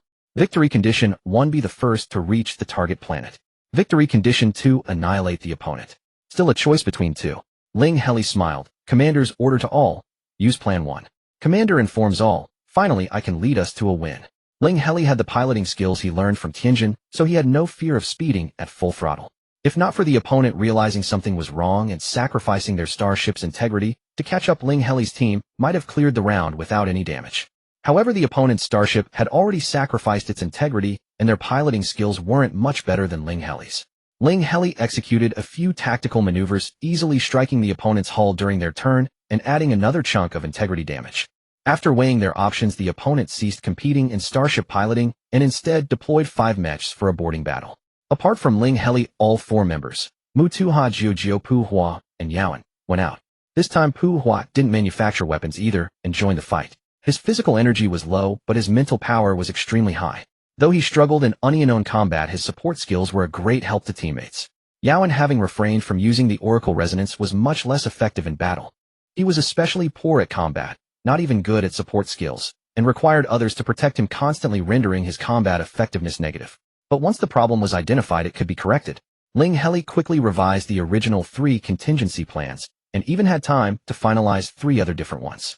This opponent was likely a senior year team. Mu 2 combat advantage wasn't obvious. Even Ha Jiu was somewhat of a burden, let alone Yaoan. Only Pu Hua could provide some support. Then Ling Heli turned the starship and rammed directly into the opponent's vessel. Mutual destruction. The opponent's integrity was already very high, instantly approaching the 90 disintegration threshold. Before the opponent's mechs could return to aid, Ling Heli activated the boost, completely crippling the opponent's starship. Then, ignoring the still fighting mechs, he sped full force toward the target planet. A narrow victory. Except for Ling Heli, all of Mu 2 team died. But the score was low, only 10 points. Ling Heli hadn't been after points anyway, he only wanted to test the effect of his combat training. So instead of announcing the end of the team match as usual, he asked, continue. In the second scene, the team's initial position was a small temporary camp on an ice-covered planet. The planet's gravity was extremely high. With Ling Heli's physical capacity, moving without a mech was a struggle, and even walking fast was difficult. Victory condition 1, successfully breached the enemy's temporary camp. Victory condition 2, annihilate the enemy. Similarly, choose one of the two. With the defense of the temporary camp providing cover, Ling Heli could finally use the coin divination method in peace. After quickly casting the coins, he deduced the location of the enemy camp. Commander orders all units follow Plan 5, with 01 as the center. Form of shaped formation and advance toward the enemy camp. Hundreds of kilometers from the enemy camp, Ling Heli's team encountered 2 members of the opposing team in a skirmish. Both enemy mechs were custom-built. The blue one had slightly faster reaction speed, with the orange one following closely. Commander orders 01 and 03 to neutralize the blue mech with maximum speed. Commander orders 02 to assist me in pinning down the orange mech. Commander orders 04 to break through the ice layer and hide, keeping watch for any enemy reinforcements. The high-gravity environment was more of a help than a hindrance to Ling Heli. After all, if both sides were slowed down, he would have more time to react to the next combat move. Pu Hua's assistance was a huge advantage. During mid-range exchanges, Ling Heli clearly felt that the enemy's movements were hampered by Pu Hua's moves, making their aim wildly off. Even without performing tactical evasions, Ling Heli could slowly aim and fire. It was a pity that he still missed. However, after engaging in close-quarters combat, Ling Heli regained his confidence. Teacher Huang Li's training had paid off. Ling Heli's combat experience had not increased, but he had developed a battle instinct. Strike back when hit. If the attack hit the head, lower the center of gravity and counterattack the lower body. If the attack was unavoidable, at the chest brace and take it hidden. With weapons that could annihilate in one hit, see who would flinch first.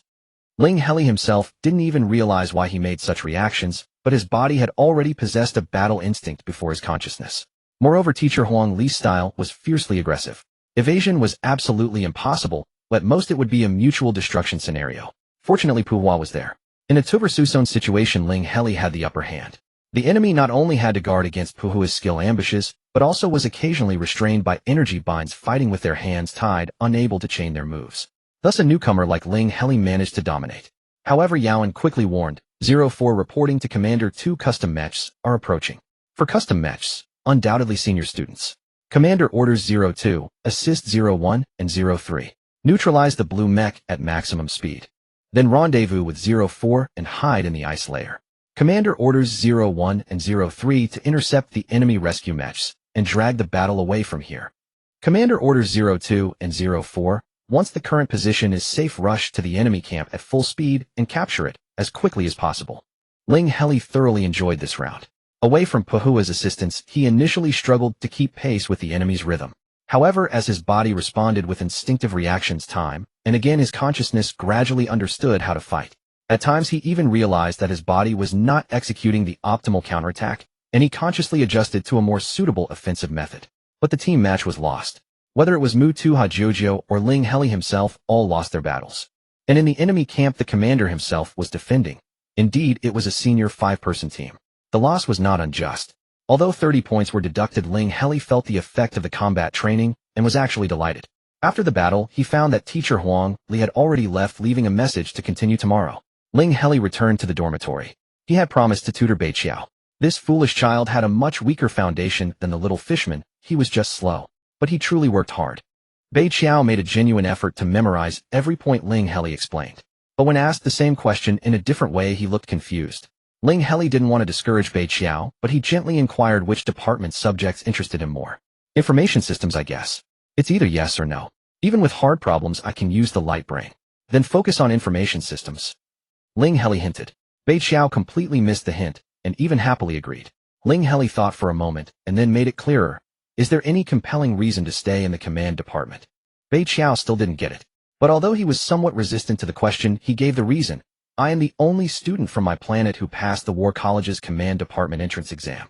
The entire planet sold many resources to support my education, and I must obtain a commander's certificate.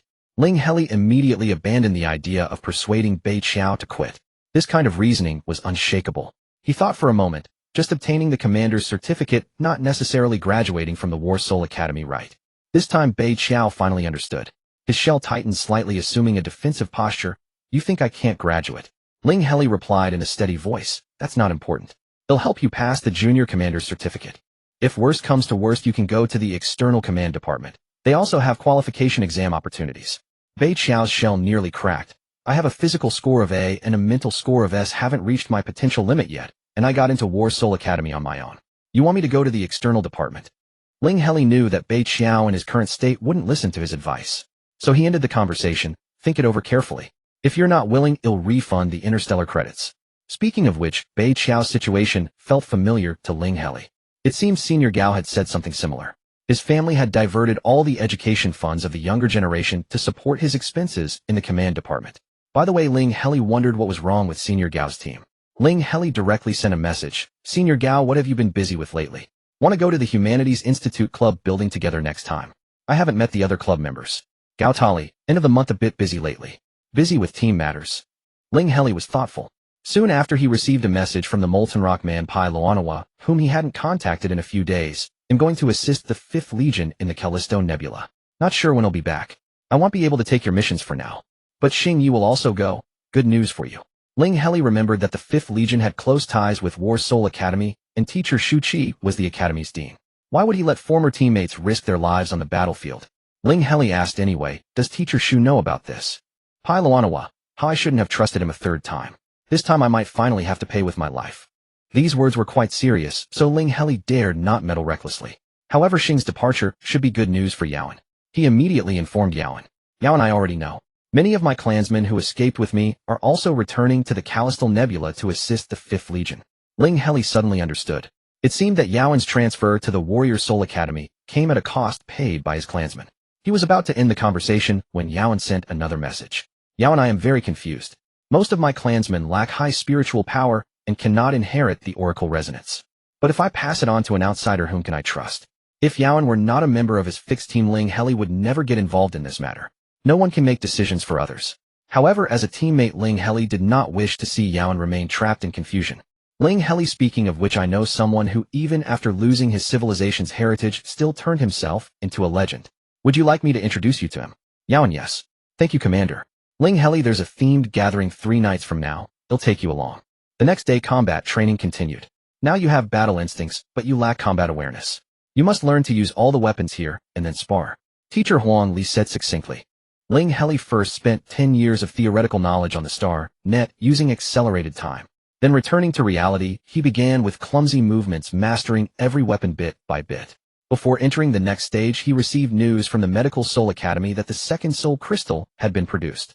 Teacher Huang Li's heart immediately grew restless. I'll go fetch the crystal. I'll entrust Xiao Longxia to continue your special training. Teacher Xiao was not as fierce as Teacher Huang Li. After understanding the situation, he said, since you've already learned how to use weapons, you now only need more experience. There's a student from the command department who's also in a bit of a state. He's quite suitable for sparring with you. I'll call him over. The senior student called over was named Anatolia, a cyborg who was almost entirely mechanical. His entire body was made of metal, gleaming with a cold luster. Yet his metallic face furrowed, its brows, lips tightly pressed together, hollow eyes fixed on Xiao Longxia. Ling Heli found it hard to imagine seeing such a pained expression on a mechanical face. Even an ordinary person of flesh and blood might not display such an emotional demeanor. Anatolia, how have you been lately?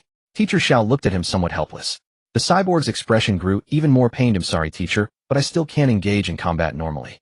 Seeing the question on Ling Heli's face, Xiao Longxia took the initiative to explain. When Anatolia's team was on an external mission, all his teammates fell, and only he survived. Afterwards, his emotional module malfunctioned, preventing him from fighting normally. Sparring with you is just right. Ling Heli was shocked by the news of the entire team's fall. He blurted out, didn't the Warrior Soul Academy do anything? This time Xiao Longxia's expression turned solemn. Do you know why only the command department has elimination quotas in the Warrior Soul Academy? Ling Heli shook his head in confusion. Because the other departments have fatality quotas.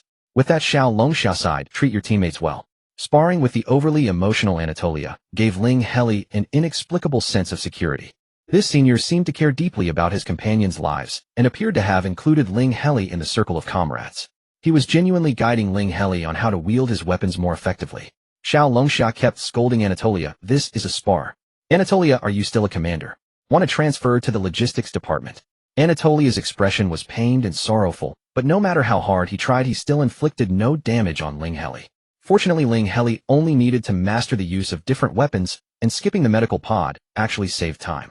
Afterward, they played several team matches. Ling Heli felt that he was gradually adapting to combat, and the team was becoming more cohesive. He informed his teammates and began searching for an information specialist to analyze the team's situation and determine the needed external reinforcements. Among ENS's intelligence, the most cost-effective option was a 7th-year information department senior named Shinfeng. Also a mid-level information specialist. Others charged 1 to 200,000 stellar credits, while this senior only asked for 80,000. When Ling Heli met him, he understood the reason.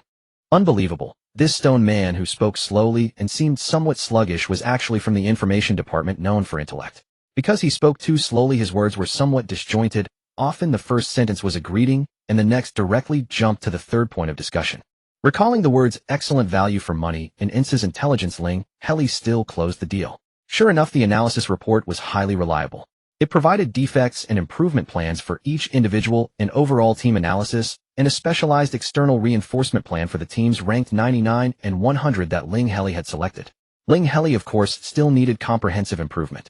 Mu 2, relying entirely on the Mu Mian emblem, had always fought fearlessly, disregarding the danger of energy loss of control. But if he ever lost control, no one could contain him, let alone calm him down. Ling Heli had a vague sense of this as well. He truly should limit Mu 2 combat frequency, or else it might lead to Mu 2 energy going out of control. Pu Hua valued his life more than Mu 2 did. Correspondingly, his fighting will was not as strong. However, as a mech master, it was normal for him to prefer being a team support. Ha Jiojio, as a freshman in the individual combat department, had qualified abilities, but he was a bit weak for team challenge matches. This could not be rushed. And Yawen. Aside from his excellent soothing skills, he had the same room for improvement as Ling Heli. Therefore, the team's weakest point was combat power. Chen Feng suggested seeking a powerful support-type external reinforcement more inclined toward fighting. This was somewhat difficult. A powerful support-type external reinforcement inclined toward combat meant extremely high ability values. and Ling Heli's ability values were only at double B level, which could not give an external reinforcement much sense of security. Even with the double soothing skills of Yaoan and Mu Tu as insurance, the few senior freelancers Ling Heli approached all refused. For the missing operator department, he immediately asked Tianjun, and the senior sister readily agreed. For the missing information department, Ling Heli tried directly asking Chen Feng, who also agreed. No candidates were found for the repair and logistics departments. Amid the busyness, it was the day of the nightclub's soul-type skills-themed gathering. Teacher Li returned on time. With Teacher Li around, Ling Heli feared no challenge in the Warrior Soul Academy. Taking Yaoan with him, he boarded Teacher Li's hovercar. The gatekeeper of the Nightfall Club tonight was not Yi Yu, but a young humanoid man clad in the intermediate officer uniform of the War Alliance. His upright posture clashed with the duties of a doorman. Moreover, despite his human form, there was something distinctly peculiar about him. For instance, when a normal person turns to look sideways, the rotation of their head rarely exceeds 90 degrees. Yet this man in the officer's uniform managed to twist his head a full 120 degrees to gaze at the trio of Ling Heli. Yunin, you've come too. Teacher Huangli nodded in greeting. Teacher Li. Yunin responded warmly. How is Qiuqiu? Whenever her daughter was mentioned, Teacher Huangli's expression grew more vivid, tinged with an involuntary softness and vulnerability. It's worsened again. I came here to seek a solution. That's true. Though the War Alliance has numbers, the mystic system is stronger at the Nightfall Club. Yunin said, extending a finger. After Teacher Li paid the entrance fee, he thoughtfully guided her inside. Both Ling Heli and Yao En possessed mystic system skills, so they entered without charge. Yet Yunin did not forget them. Once Teacher Huangli entered the main hall, he naturally walked over to the two. This way. Today's theme is soul-type skills with a free trial of the Rainbow Bloom Flower. Ling Heli found Yunin's military uniform far more intriguing than the Rainbow Bloom Flower. He asked curiously, Brother Yun, are you a War Alliance officer? Yunin did not mind answering. Just a humble medic, always traveling with the Legion, routinely out of contact. This gathering happened to coincide with my leave, so I came to have a look. Then why are you guarding the gate, Brother Yun? Ling Heli pressed on. I'm a member of the Nightfall Club, roped into being a workhorse. Yunin shrugged, then turned his head a full 180 degrees. Someone else is coming. You two go on in. Teacher Li seemed to know many people in the club. She greeted them one by one, but a trace of anxiety crept onto her face. Perhaps to her, familiar faces meant people who had already tried and failed to help her daughter. Hardly a good sign. Explore on your own. Call me if anything comes up, and I'll be right there. Teacher Huangli instructed before walking toward a few unfamiliar faces. Ling Heli and Yao En knew no one. However, recalling Yunin's introduction of today's theme, Ling Heli turned to Yao En. Want to try the Rainbow Bloom Flower? The optical brain informed him the Rainbow Bloom Flower originates from the now-vanished Tianhong planet, a nearly extinct mystic system plant. Approaching it and inhaling the rich fragrance of its bloom triggers a random illusion of one of the 7 emotions.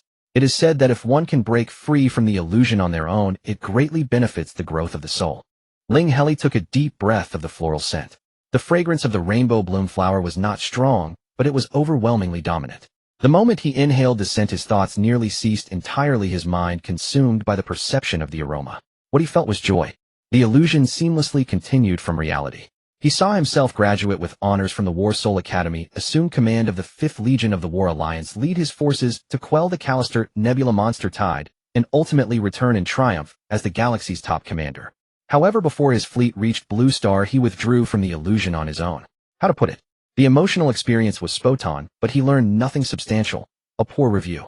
In fact, even before graduating in the illusion, Ling Heli had sensed something was off. Being first in his major was indeed cause for joy. But whenever he tried to understand the specific battle plans, the illusion automatically blurred his memories, and his mood became even more cheerful instead. Quite easy to see through. After exiting the illusion, Ling Heli felt refreshed, perhaps due to the purported benefits for the soul. As for Yao En beside him, he was still trapped in the illusion. He might have been experiencing sorrow, for Ling Heli saw tears streaming down his face, his grief uncontrollable. The emotion was so intense that it triggered an energy reaction within Yao En, and Ling Heli sensed something was amiss. Not far away, Teacher Li reacted first. She swiftly approached the two, then struck Yao En unconscious with a wing. Yunin, please help heal my student. They'll cover the fee for the soothing skill. The doorman Yunin strode over, extended his right hand, which had somehow transformed into a wing, and brushed it over Yao En's crown. The skill took effect. The energy within Yao En visibly calmed, though he remained unconscious, his face still etched with sorrow. Ling Heli watched intently as Yunin reverted to his human form. Perhaps his thoughts were too transparent, for Yunin explained, my human form is a disguise. My true race is the snowy owl. Ling Heli nodded in understanding. Race information was considered private in the galaxy, so it was natural for Yuan to keep it hidden. After receiving payment in interstellar credits from teacher Huangli, Yuan chuckled. Earning some extra cash is nice. The 9th Legion has been desperately short of funds lately. We haven't even been paid last month's salary. Our Legion commander is thinking of turning to robbery. That's not a funny joke, teacher Huangli said, shaking her head. If the 9th Legion actually goes on a robbery spree, the Arbiter War Academy will definitely purge its own ranks. Yuan's smile twisted into a wry grimace. Our alma mater is relentless. Even after graduation they demand austerity. I didn't dare change out of my uniform during leave, afraid of being seen in attire too casual. Teacher Huangli, however, was full of praise. That's precisely why the Arbiter War Academy has always held the top spot. Ling Heli stood by guarding the still unconscious Yaoan. It wasn't long before Yaoan stirred, but he was dazed as if struck by a massive blow. His first words upon waking were a lament from the depths of his soul. Teacher, was it a mistake to pass down the divine resonance heritage to me? Ling Heli sensed that Yaoan had taken the events of the illusion as truth. But he didn't know what Yaoan had experienced in the illusion, nor whether explaining his own theory of dismantling the illusion would be helpful. Just then Yi's soft voice drifted over. Running away won't solve the problem. Yaoan looked at him, seeking an answer. Yi did not continue. Instead he extended his left claw. Your mystic system skills are formidable. Would you like to join the Nightfall Club? Yaoan knew little of the Nightfall Club, and shook his head. I don't need it. You're afraid of the Nightfall Club. Yi sighed softly. The mystic system can grant you enough confidence. You should fear nothing. The wariness in Yaoan's eyes deepened, and he no longer craved the answer to his earlier question. Yi stepped closer with an elegant gait. Then why did you come here? Sensing the tension between Yi and Yao, and Ling Heli quickly interjected. Brother Yi, these are the members of my fixed team from the Callister Nebula. Yao, and this is the person I wanted you to meet. Yi nodded. Callister Nebula, no wonder you lack a sense of security. I told Yao and about you, brother Yi, Ling Heli explained. You've lived the life everyone dreams of. So, I wanted to ask if you could tell us about the power and stories of the mystic system in full. Yi licked his paw. The power of the mystic system. All the inheritors of the withered sea civilization were slaughtered. When my mother found me, my origin was damaged, and I was on the brink of death. She handed the nightclub over to me and blessed me with a lifetime of smooth sailing. Yaoan looked up instantly. Yi gazed at him, his voice still gentle. The power of the mystic system is far greater than you imagine. Then he laughed. But the power of civilization surpasses even the mystic system. You possess immense potential. Before Yaoan could digest this, Yi turned to Ling Heli. Did you find the answer you were seeking from soul-type skills? T could slowly resolve his energy control issues, so Ling Heli felt the problem was essentially solved. But since he was already at the themed gathering, he decided to ask further. Brother Yi, do you know any way to strengthen the soul? Or perhaps something that can directly control the chaos of energy? Yi's vertical pupils fixed on him. Don't you feel it? From the moment you broke through the illusion, your soul has been able to suppress the chaos of your own energy. Ling Heli opened his mind to feel it. Although the degree of chaos was still high, he could indeed suppress it and control his energy better than before. Unexpectedly, the problem was resolved so easily. Ling Heli couldn't hide his smile. Thank you, brother Yi. Is there anything I can do for you? It'll definitely make it happen. Let me treat you to some pastries first. But I still haven't found ingredients similar to the crayfish I mentioned last time. Yi didn't hide his appetite. What kind of ingredients? Let me see if I can find them. Ling Heli didn't dare say they looked like Teacher Xiao's, so he simply described it. An aquatic creature with a shell and delicious meat. Yi thought for a moment and extended his paw. Which one do you see? Tens of thousands of similar creature introductions. Ling Heli felt that Yi's obsession with food might be even deeper than Pu Hua's. He quickly agreed. He'll confirm it tonight and find you for a taste test tomorrow. Yi nodded reservedly. Alright, feel free to contact me anytime. After he left, Ling Heli remembered that Teacher Li had just advanced the cost for Yuan's calming skill. He turned to Yaoan, who was lost in thought. Do you have 100,000 star coins on you? Yes, Yaoan nodded. Then go find Teacher Li and pay back the money for saving you. Teacher Huang Li was still asking random strangers around, seemingly having arranged specific times with several people. Ling Heli and Yaoan waited nearby for Teacher Li to finish chatting with others. Yuan, who had been acting as the doorman earlier, ran over. The esteemed Yi personally seeks you out. Are you the newbie in the group? Yuan asked curiously. Yes. Ling Heli remembered that he was the only newbie active in the nightclub member group recently, so it should be correct. I'm the one who's often offline. You asked me about soul-type skills before. Yuan introduced himself. From the command department of the War Soul Academy. That's impressive. How many people are in your fixed team? 5. This question wasn't too private, so Ling Heli gave a clear answer. Only 5. Yuan seemed a bit disappointed. Looks like you're not planning to participate in the freshman tournament of the 10 Great War Academies. Ling Heli quickly asked his optical brain. There were many classifications of universities in the interstellar. Even among war academies, there were both competitive and cooperative relationships. For example, the freshman tournament of the 10 great war academies. Basically, the champion team would be considered the seed players of this cohort and could dominate the same year. However, unlike intra-school team competitions, the freshman tournament allowed at most 2 external reinforcements. That meant Ling Heli needed at least 3 more fixed team members. Oh, since you're not planning to join the freshman tournament, you probably don't need to prepare team resources either. Ling Heli was actually planning to set up a public resource pool for the team. He immediately asked, "Brother Yun, are you selling?" Yun looked a bit embarrassed. "It's just that the 9th Legion is really poor, so we have to do some side business." "Are you interested in ores? You can stock up for your team's mechanist. He'll give you the best price." "He'll stock up if the price is right," Ling Heli said firmly. Although he was a bit tight on funds, making money wasn't really difficult. The nightclub, the star market's black market, and the school's bounty board were all options. "Alright, I'll send you your prices later." Yun extended a finger. They became friends. Yaoan had already transferred the money to Teacher Li. Seeing Yun leave, he suddenly spoke solemnly. "I want to become as strong as you, Commander." Ling Heli understood. He had brought Yaoan to the nightclub hoping he would stop feeling lost and focus on improving himself. It seemed the effect was achieved. However, Ling Heli still confirmed, "Learning to fight like me. Yes, improve combatability. And I want to join the nightclub to speed up learning the oracle resonance." He felt a bit embarrassed. "I just asked the optical brain's AI. Turns out the nightclub is a mystic system club. I shouldn't have refused before." Ling Heli thought Yu wouldn't refuse Yaoan's application, so he led Yao in to find Yu. Before they found him, they walked to a secluded corner and suddenly heard 2 voices. "I just want to say a few words to you. No need to go inside the Black Gate. In the practical combat class the day after tomorrow, I'll persuade Gao Tali to fight you. If you win, he'll join your team as agreed. If you lose, pretend I never said anything. I won't admit to having sought you out." Ling Heli heard a familiar name, but showed no sign of abnormality, only slowing his pace. "I'm not a soft-hearted guy like Gao Tali. You want to play both sides and wait for a better offer. Don't you know your own worth? Just a soul-type skill that works sporadically." Yaoan also noticed Ling Heli's change, but said nothing, matching his slowed pace. "Find him not worth it. But I can bring Yin Mingling from his fixed team to you. Is that enough?" Ling Heli sent a message without hesitation. "Senior Gao, is there someone named Yin Mingling in your team, and someone with a soul-type skill?" The person in the tower always replied instantly, "Yes, what's up?"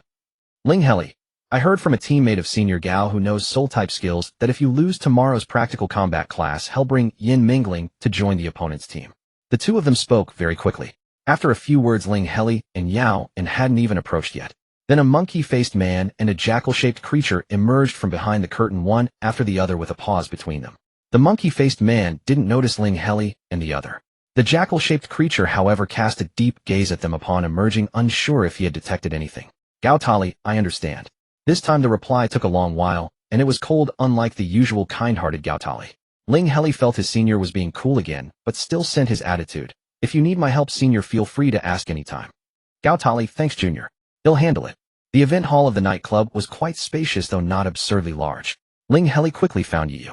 Seeing them approach, Yu extended a claw, willing to join the nightclub now. "Alright." After the exchange, he looked at Ling Heli. "Are you thinking whether he can adapt to the countless near-death combat training?" Ling Heli was indeed thinking that.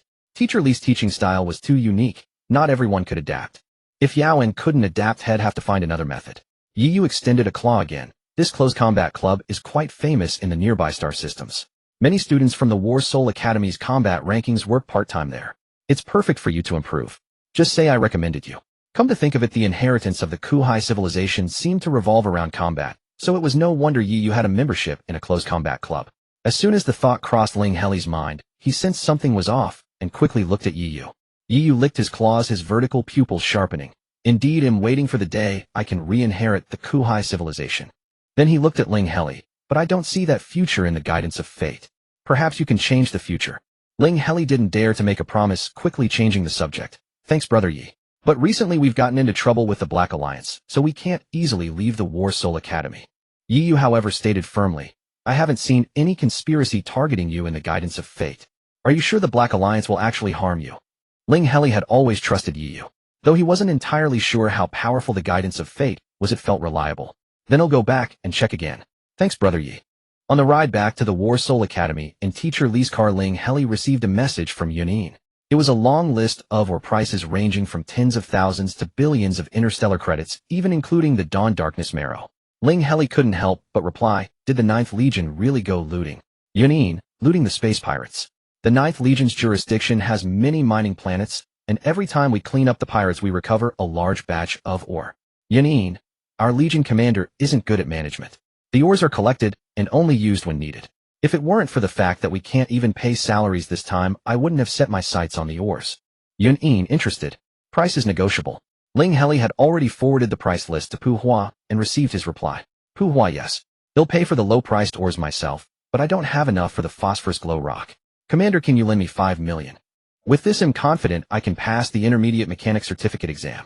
Ling Heli didn't hesitate to send Yunin all the ores Pu Hua needed, including the phosphorus glow rock. When is the latest payment? Yunin, they'll try to find a few more deals. They'll transport everything in 5 days cash on delivery. Ling Heli, alright. It was a bit difficult to make enough money from tasks in 5 days. Even for precognitive tasks, not everyone was as wealthy as the Mobius family, who paid immediately. However, Yongying had only paid a deposit, and the mecha would take another 10 days to complete, so payment could be delayed. Ling Heli wasn't in a hurry. He pulled up the contact of Ensa from the Intelligence Society. Senior, you tricked me into thinking the Black Alliance was targeting my team. Ensa, did I lie to you with a single word? Ling Heli, and to thank you for not selling our team's information, I even paid you a high price to do a task. Ensa, I've always been honest in business. You volunteered. How can you blame me? Ling Heli knew the money was probably unrecoverable, but he had to try anyway. Since Ensa wouldn't budge, he didn't press further, sending another message. Then Senior, tell me again about the 300 million worth of information I bought last time. Ensa, the Black Alliance information was correct. But if you have high enough clearance on the War Alliance military network, you can get another piece of information, also worth 300 million.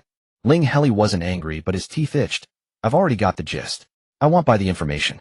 Senior, you've lost my trust. Although Ling Heli didn't know the intricacies involved, since Yi Yu said there was no conspiracy against him, he could set it aside for now.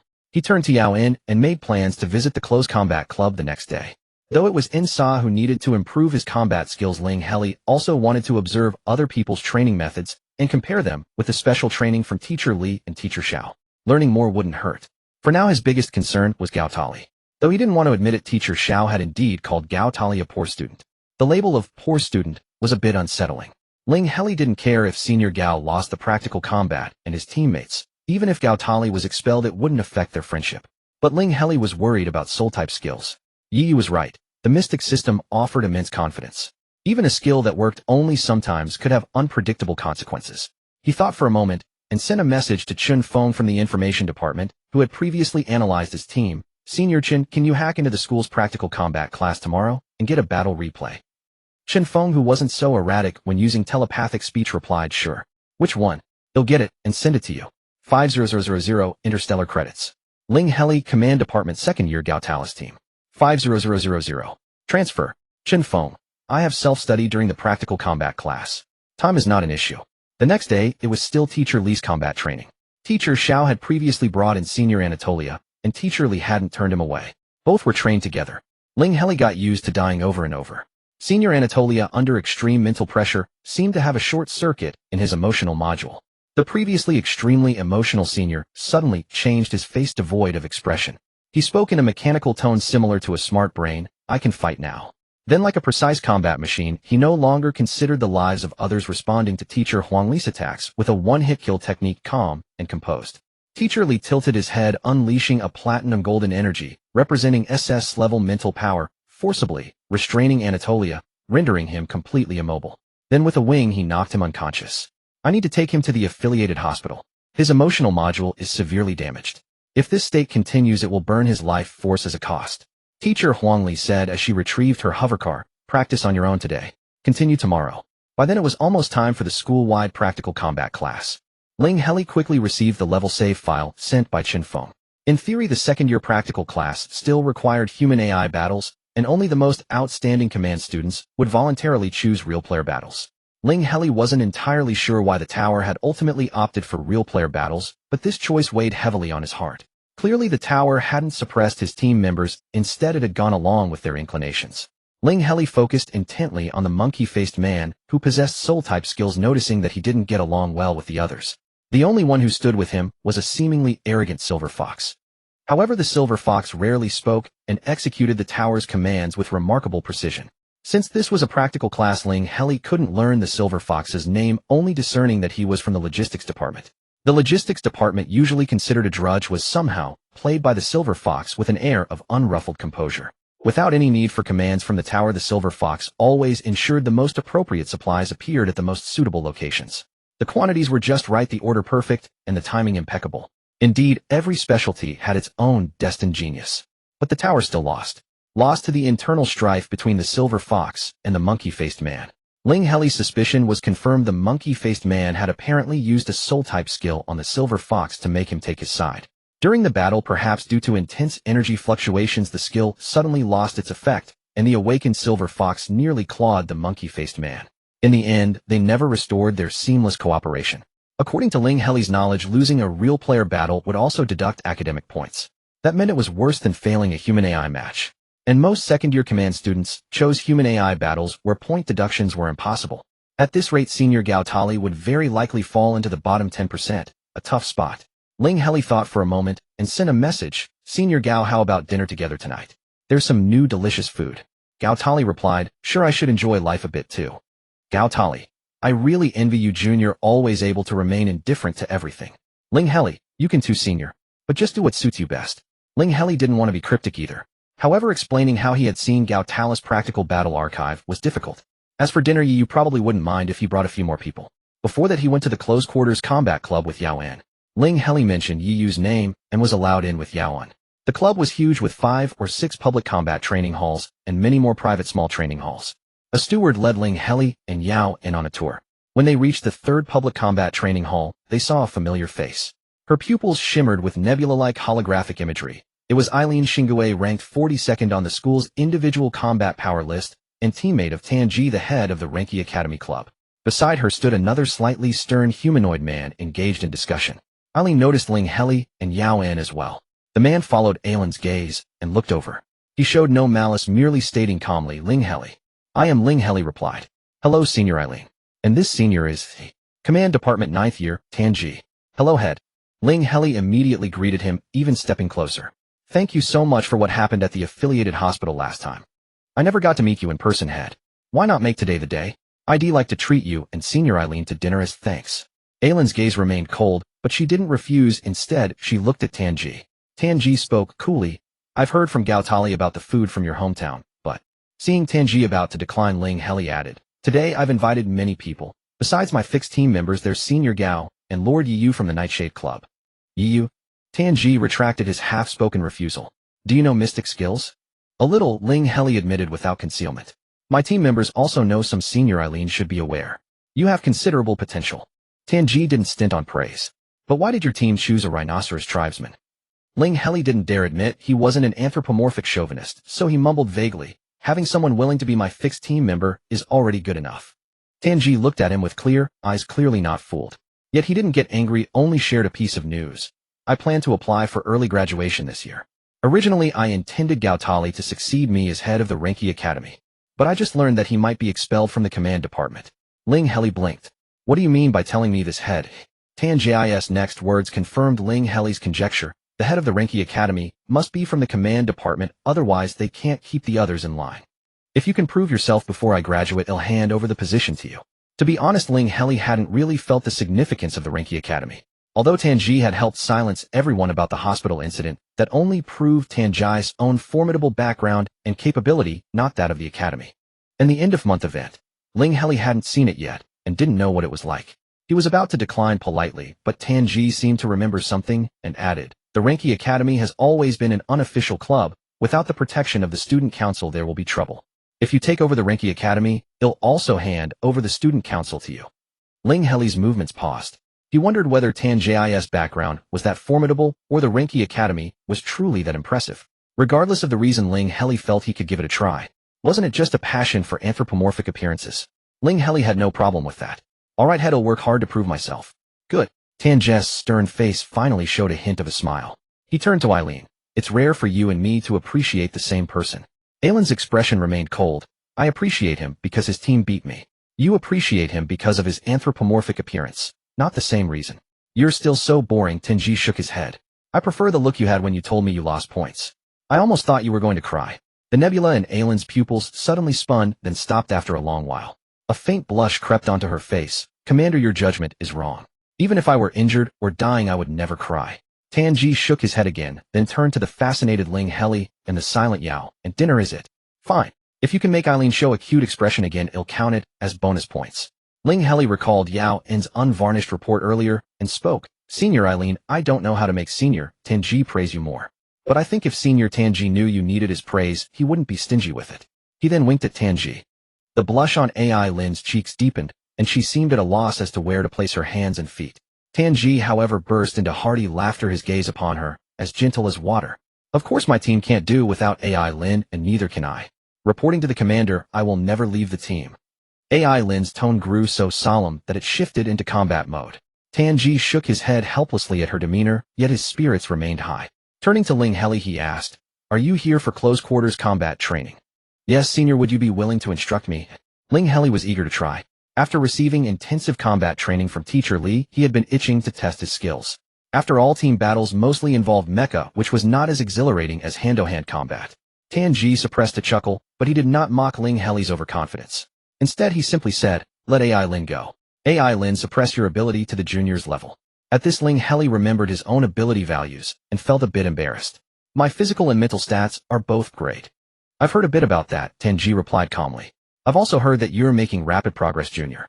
Perhaps you really are suited for the command department." Though it was a close-quarters bout, the arena was still spacious, spanning over 50 meters in both length and width. Ling Heli quickly understood why such a large space was necessary. No sooner had Tanji, acting as referee, announced the start than AI Lin, positioned at the opposite end of the arena, lunged straight at Ling Heli. He sensed the danger, but his grade physical limitations hindered his counterattack. He could only watch as AI Lin's hand knife came at him, while his own defensive arm had barely lifted halfway. Then Tanji spoke up. "AI Lin, reduce your speed to match the juniors." After AI Lin repeatedly suppressed her own abilities, Ling Heli finally managed to barely block her first strike. Then he realized that AI Lin's technique far surpassed his own. When blocking, Ling Heli often relied on sheer ferocity. If AI Lin threw a punch, he threw a punch. If she kicked, he kicked. Though he occasionally recalled some combat moves, once he actually engaged, he threw caution to the wind, believing that any hit on the opponent was a victory. But AI Lin was different. If she could use her elbow, she would never use her arm. If a hand knife sufficed, she would never use her palm. If a single ounce of strength could solve the problem, she would never use two. Every attack of hers found the optimal angle, paired with the most efficient motion, razor-sharp and terrifying. Real combat is the best teacher, especially a guided spar where abilities were deliberately suppressed. Unconsciously, Ling Heli became immersed in the fight, even as he was struck again and again, even as he exhausted all his strength. He felt no pain, no fatigue, just kept fighting. The gains were immense. From initially only being able to land a hit on AI Lin, through mutual destruction, he gradually learned simple dodging and striking techniques. By the final rounds, he even managed to spot openings entirely through his own eyesight and strike AI Lin. "Enough, Junior. Your body can't take any more," Tanji said, stepping in to separate them. AI Lin stopped instantly. Ling Heli finally snapped out of the endless battle. Though his instincts still urged him to continue, Tanji's energy bind held him completely immobile. Emerging from the medical pod, Ling Heli realized that several hours had passed. Yaoan had already purchased a club course and started training. Tanji and AI Lin had presumably come to train as well and hadn't left yet. Ling Heli quickly approached. "Senior, thank you for the sparring session. They'll go prepare the ingredients for tonight's dinner and come back soon." "Sure," Tanji replied on behalf of AI Lin. Since there were quite a few ingredients this time, Ling Heli didn't prepare them in his dormitory, but rented a courtyard near the academy. Gao Tali arrived first as usual. His demeanor appeared unchanged, if anything even more relaxed, as if he had shed all burdens. "Junior, this is quite a project." Gao Tali marveled at the courtyard filled with arthropod carapace creatures. Ling Heli thought it was manageable. "I just wasn't sure which kind tastes best." "Well, try them all, and there's plenty of seasoning." Then he casually asked, "I heard about a problem with your teammate yesterday, Senior. Has it been resolved?" Gao Tali paused, then gave a self-deprecating smile. "I was too arrogant. I lost my practical combat class. I'm afraid it'll soon become your junior. Ling Heli understood. If Gao Tali was expelled from the command department and had to reapply to the Battle Soul Academy, he would indeed become Ling Heli's junior. Not wanting to dwell on Gao Tali's sore spot, he followed up. "Then which department do you plan to apply for, Senior Gao?" Gao Tali had clearly thought about it. "Support department. I'm fairly balanced in all aspects, so it suits me." "Then join my team, Senior." Ling Heli's eyes lit up. He had been wanting a powerful support-type teammate for a long time. Even though Gao Tali wouldn't be re-enrolled until next year, he could wait. "Your fixed team doesn't have a support yet." "That works," Gao Tali agreed without hesitation. The next to arrive was Yi Yu. However, Yi refused to help wash and scrub the arthropods, instead sitting down directly to wait for the food. When Tanji, Lin, and Yao arrived together, the first pot of crayfish was just coming out fresh. Yi urged silently with his eyes. Ling Heli didn't delay and served the dish immediately. Yi's movements were still graceful but alarmingly fast, even faster than Ling Heli's full combat speed, and in a few swift motions he peeled off the shells and stuffed the meat into his mouth. This is the 13 spice flavor. Not bad. What about the spicy one? Yi licked his claws, his tone seemingly indifferent, but his speech was a bit hurried. Next pot. Ling Heli didn't dare cook too much of the spicy kind. Even though he had reduced the amount significantly, he was afraid the others wouldn't be able to handle it. He had made plenty of the diluted 13 spice version though. As expected, Yi couldn't stomach the spicy flavor. He washed his claws many times to remove the spicy residue, then pushed the spicy plate far away and never touched it again. Gao Tali, on the other hand, was quite accustomed to Longwa cuisine. He and Ling Heli both ate the undiluted full-spice crayfish and enjoyed it thoroughly. Yaoan surprisingly liked the spicy flavor, though he needed it diluted a bit more. Tanji peeled a crayfish for Ai Lin. Then Ai Lin, as if struck by a revelation, kept peeling crayfish for Tanji non-stop. Tanji had to stuff the meat into her mouth. Ling Heli decided to ignore them, otherwise he would be full of dog food. The first to break the silence was Tanji. He looked at Gao Tali, not hiding his disappointment. I knew long ago that you weren't suited for the command department, but I never expected you'd be expelled by your sophomore year. Perhaps overly disappointed, Tanji averted his gaze after speaking and continued feeding Aline, not bothering to look at the tower again. The tower's face turned pale, and Ling Heli quickly interjected, "Speaking of dropping out, have you heard about Senior Anatolia? His emotional module seems to be malfunctioning. If he can't fight, will he have to drop out too? Anatolia. What a pity." Tanji wiped his mouth and said, if he had graduated normally, he could have become a second-level commander upon entering the 5th Legion. Now he can only go back to inherit the family business.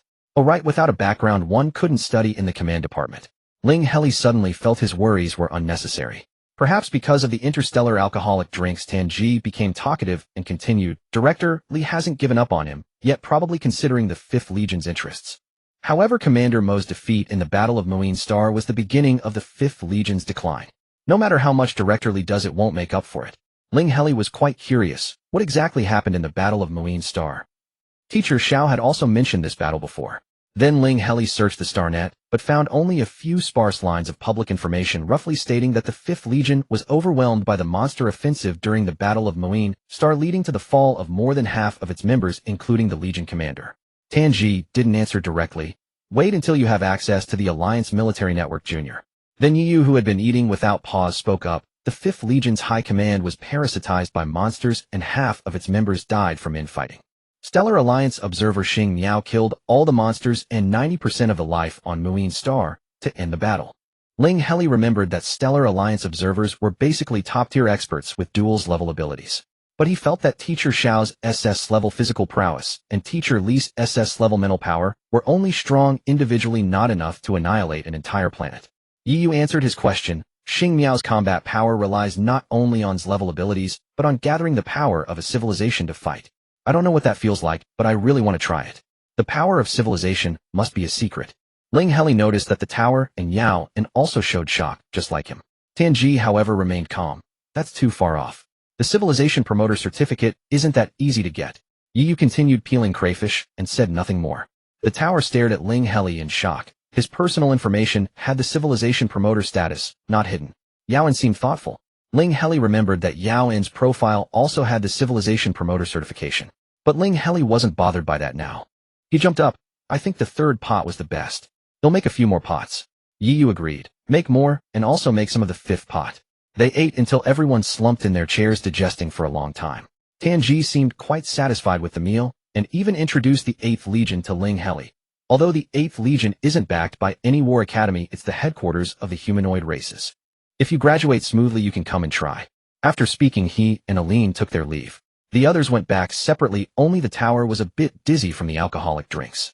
Fortunately, he was just dazed, not unconscious, and could still communicate. So Ling Heli escorted him back to the dorm. Outside the tower's dorm, a silver fox was crouching, who knew for how long. Ling Heli recognized him. He was the tower's teammate who had been controlled by the monkey-faced man. But now he should be back to normal. He originally had a slightly arrogant demeanor, looking down on others. But when he saw the tower slightly tipsy, he suddenly flew into a rage. The silver fox sprang in front of the tower and swung his fist viciously. The tower being from the command department, and not completely out of his senses caught his attack. After a couple of moves the tower was completely sober. Yin Mingling, what are you doing? Attacking a commander. Do you want to lose your professional points? The silver fox stepped back, still fierce, baring his teeth and glaring. Aren't you already ready to drop out? The commander I followed just gave up like this. What an insult to my judgment. Ling Heli remembered correctly that it was the infighting between the silver fox and the monkey-faced man that caused the tower's practical lesson failure. But he didn't get involved, just watched. The tower lowered his head. Maybe I'm really not suited for the command department. Yin Mingling, you know what? When I realized that my decisions weren't the most important factor in determining victory, I actually felt relieved. Yin Mingling arched his back as if ready to pounce again and scolded without restraint. Where is the commander who told me he carried the family's hopes? Is this the weakling now? The tower might still be a bit drunk. He apologized while fending off the fox, then went back to his dorm, leaving Ling Heli and Yin Mingling outside. Hello, senior. Ling Heli greeted awkwardly. Yin Mingling still looked disheveled, glared at Ling Heli, and turned away. Ling Heli didn't go back to his dorm immediately. He first went to find Pu Hua, bringing along all the spicy crayfish from today. Junior, next time you treat, you must invite me. Pu Hua ran out of the dorm at the scent and met Ling Heli halfway. After he happily took the crayfish back, Ling Heli brought up the matter of the ores and the intermediate mecha technician certificate. He could lend Pu Hua 5 million interstellar credits, but they needed to agree on a repayment time. Pu Hua didn't hesitate and immediately brought out a pile of combat mechas. These were originally meant for Mu 2 to sell on the black market. Since you also have a black market pass, can you handle this for me? The total value is over 6 million. Anything above 5 million can go into the team's public funds. But from now on the team will also supply me with materials. Ling Heli agreed. Then he brought crayfish to Mu 2 and Ha Jiujio. He also arranged to go to the black market with Mu 2 tomorrow. Although Star was no longer in the black market and seemed to cause no trouble, it was still terrifying without a supervisor there. Going with Mu 2 felt safer. Back in the dorm, his optical brain suddenly received a message. Ling Heli opened it and found it was about his help-seeking post in the nightclub's home assistance section. The AI determined that a private arrangement had been made and asked if he wanted to close the post. If he closed it, the little fishman could receive the nightclub's points reward. Ling Heli became interested. What could the nightclub's points be used for? Ling Heli immediately messaged, Brother Yi, what's the use of club points? I can't find where they're needed. Yi, a threshold to upgrade membership levels. Ling Heli, after the upgrade will there be more privileges? Yi, connections, wealth, skills. Everything the nightclub offers is at the members' disposal. Ling Heli understood and decided to earn points in the mutual aid zone whenever he had time. Besides, he already owed Yi countless favors. Even without rewards, it was only right to help the club. However, the 1-month deadline he had set for himself was approaching, so he still prioritized his studies. The next day was still combat training. Anatolia arrived at the training simulation ground again. He seemed to have recovered from the emotional module short circuit, though he still looked somewhat melancholic. But since he had been discharged from the affiliated hospital, he was presumably fine. Senior, shall we spar first? Ling Heli took the opportunity to invite Anatolia before Teacher Lee arrived. When this senior was emotionally charged, sparring with him felt incredibly safe, and the combat proficiency gain was no less effective. Anatolia shook his head wistfully. I've come to say goodbye. I'm returning to my homeland. I hope peace and safety prevail forever. If you ever come to the Mechanical Star Tekanuyo, they'll show you the scenery of my homeland. Without Anatolia, Ling Heli was prepared to face Teacher Lee's brutal training alone. However, today's session turned out to be theory. You now have a preliminary understanding of combat methods, but mastering all weapons and fighting styles will take a long journey. Now you need to learn combat psychology. Teacher Lee as always wasted no words. He switched the simulation to a cramped space, casually picked up a laser gun, and said, My objective, your response. Ling Heli had the basic information memorized. The laser gun as a standard firearm is suitable for a wide range of scenarios. Before he could finish, Teacher Lee fired directly. Ling Heli dodged with difficulty, only to find his back against the wall with no escape. The objective is to restrict movement. Ling Heli immediately realized. Without teammate support, even if injured, I must not dodge entirely according to the opponent's will. Then Teacher Lee's firing rate suddenly became extremely fast, all shots aimed at Ling Heli's heart. This time Ling Heli still dodged, but he understood Teacher Lee's intention and answered again. For a killing blow, I can choose to evade. The laser gun has limited energy reserves and will soon run out. The same weapon, different operations, different responses. Combining the attack patterns of various weapons he had memorized earlier, Ling Heli gradually sorted out the correct combat logic. Only when Teacher Lee ended the training did Ling Heli realize that a whole day had passed. He quickly checked his optical brain. As expected, Mu 2 had sent a message asking when to go to the black market. Ling Heli returned to fetch the intelligent machine made by Pu Hua and soon met up with Mu 2. Although Xing was not present to oversee, the star market remained orderly, as usual, with guards still at the entrance. After presenting their passes, the two entered normally, only to find an unusual atmosphere inside. Though the black market did not prohibit weapons, private fights were forbidden except on the grievance platform. Now everyone had their weapons within arm's reach, as if ready to strike at any moment. In the black market, people always kept a cautious distance from each other, but now the gap was even more pronounced, as if they feared stepping on someone else's landmine. "Let's go straight to the shop," Ling Heli said softly. Mutu had helped Pu Hua sell a few intelligent machines, and was familiar with the shop, so he led Ling Heli there. It was the same shop where Ling Heli had been warned by a robot on his first visit, "No license, no entry." Mutu handed over his black market magnetic card, and the robot changed its tone, "Regular customer this way. So you brought a friend this time?" The shop owner was a Cthulhumanoid who walked upright. Relying on his thick fur, he wore no clothes, exuding the aura of a performance artist. "Yeah, my friend," Mutu introduced briefly, then pulled out a large bag of intelligent machines. "Give us a price." The owner glanced at them and had an answer, 618,000 star coins. "I recognize your friend's skill. This is a fair price." It was indeed close to what Pu Hua had estimated. Ling Heli nodded to Mutu. After the transaction, the owner marked Ling Heli as a regular customer, so he wouldn't be blocked next time. Ling Heli casually remarked, "It's quiet here, boss. Outside it looks like a fight is about to break out." The owner looked somewhat smug. "That's right. Even if the black market collapses, my shop will stand firm." Something's happened outside with Xing. Someone from the Black Alliance wants to take over the star market. Peace is certainly not the order of the day. But trying to take Xing's stuff isn't that easy. Ling Heli feigned curiosity. "The Black Alliance. I've heard of it. Who's making the move?" The owner put his hands on his hips, showing off his furry physique. "That'll cost you 100,000 star coins." Ling Heli knew he couldn't fool a black market dealer so easily. So he handed over his magnetic card for the transaction. Hua Zhuo from the Black Alliance. A little girl, but with quite a background. Still, she underestimates Xing. If not for Yi Yu's earlier assurance that the Black Alliance's bounty was not a conspiracy, Ling Heli would have fled on the spot. He maintained a calm expression, but Mutu's face changed instantly. "Hua, one of the Black Alliance's managers who sells out teammates without batting an eye." Although Ling Heli had told him about Yi Yu's prophecy, Mutu was clearly not as composed, and grew visibly uneasy. The owner laughed. "What teammates does the Black Alliance have? Anything can be sold for money." "That description is spot on." Mutu looked nervously at Ling Heli. With the owner present, Ling Heli only gave Mutu a reassuring gesture before taking his leave. As soon as they stepped outside, they saw two groups of people confronting each other at the entrance of the intelligent machine shop. Though no blows had been exchanged, the tension was palpable. Seeing them, one of the people tapped on his optical brain and quickly said, "Confirmed, it's the same two." If it were Xing's people, they wouldn't likely be looking for Mutu. Those seeking both Ling Heli and Mutu were most likely from the Black Alliance. After all, the Black Alliance's bounty was on Ling Heli's team. Mutu reacted swiftly. Upon hearing those words, he summoned his mecha and resolutely stepped in front of Ling Heli. "Junior'll hold them off. Go back and get Teacher Shu to save me."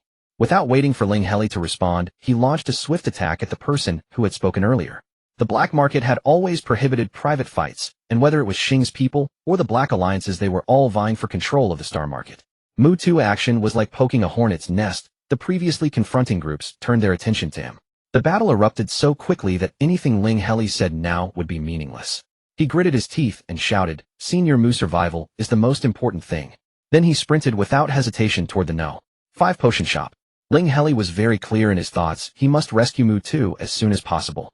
Even if the Black Alliance truly had no ill intentions, Mutu's current actions had provoked them, and the consequences were unpredictable. He did not know if he could run out of the black market to seek help. Even if he did, by the time Master Shu arrived, it might already be too late. But with Mutu's desperate resistance, he had more than enough time to reach the No. 5 pharmacy. Regardless of whether the Nyowa shopkeepers claim that even Lian Xing dared not enter the No. 5 pharmacy to snatch someone was true, the No. 5 pharmacy certainly had the power to contend with Xing. Roughly speaking, it also had the strength to confront the Black Alliance. Fortunately, the Nyowa shopkeeper was indeed present today. Seeing Ling Heli's exhausted appearance from his desperate sprint, the shopkeeper was somewhat surprised, but quickly approached. "What's the matter?" "Seeking refuge in my No. 5 pharmacy. Save my companion." Ling Heli immediately stated his request. "The one who came with me last time from Muan Star, you know him. Name your price, and I'll pay whatever I can." At that moment, the sound of battle outside also reached them. Mutu had truly given his all. Fighting alone, he had not fallen, yet only wanting to buy Ling Heli a little more time. The Nyowa shopkeeper straightened his clothes, stepped outside to take a look, and suddenly became tense. "Your companion is about to lose control of his energy. Saving him is not difficult, but calming his energy surge is something I cannot do alone. I don't know what grade his Mu crown emblem is, or whether it can protect him. Ling Heli knew that in battle Mu 2 always fought fearlessly thanks to his Mu crown emblem, and recently, he had consciously reduced Mu 2 combat load in team matches. But he had never expected that Mu 2 would lose control of his energy at this very moment. If not handled promptly, it could severely damage his foundation. Can the No. 5 pharmacy contact the outside? Ling Heli immediately asked. Of course. The Nyowa shopkeeper, always proud of his No. 5 pharmacy, answered without hesitation. Contact the dean of the Warrior Soul Academy for me. What price do you need? Nyowa clasped his hands behind his back. Contacting the outside is simple, but the No. 5 pharmacy can only reach that one place. Seeking official rescue in the black market. It sounded absurd. But as long as it could save Mu 2, nothing was too big a deal. Just as Ling Heli was about to make his plea, Mu 2, still fighting outside, indeed, lost control of his energy. Yet before the energy surge, he retracted his silver-white mecha. Then the Mu crown emblem on his right hand began to glow. The flash enveloped his entire body, and the restless energy was miraculously calmed. Shopkeeper, save my companion. We can negotiate the price. Ling Heli immediately spoke. All right. It's not often that the Warrior Soul Academy owes me a favor. The Nyowa shopkeeper rolled up his sleeves, leaped outside, and let out a loud croak. Both sides clearly recognized the Nyowa shopkeeper, and they stopped bothering with the unconscious Mu 2, returning to a standoff, forming a three-way stalemate with the shopkeeper. Ling Heli quickly ran out to help Mu 2 up. Feeling that the energy fluctuations on his body were within a safe range, he breathed a long sigh of relief. Since when did the Black Alliance become so bold as to provoke children from the Warrior Soul Academy? The Nyowa shopkeeper struck first, revealing Mu 2 identity. Xing's side stated their stance first. The star market prohibits private fights. He started a fight, so he must be punished.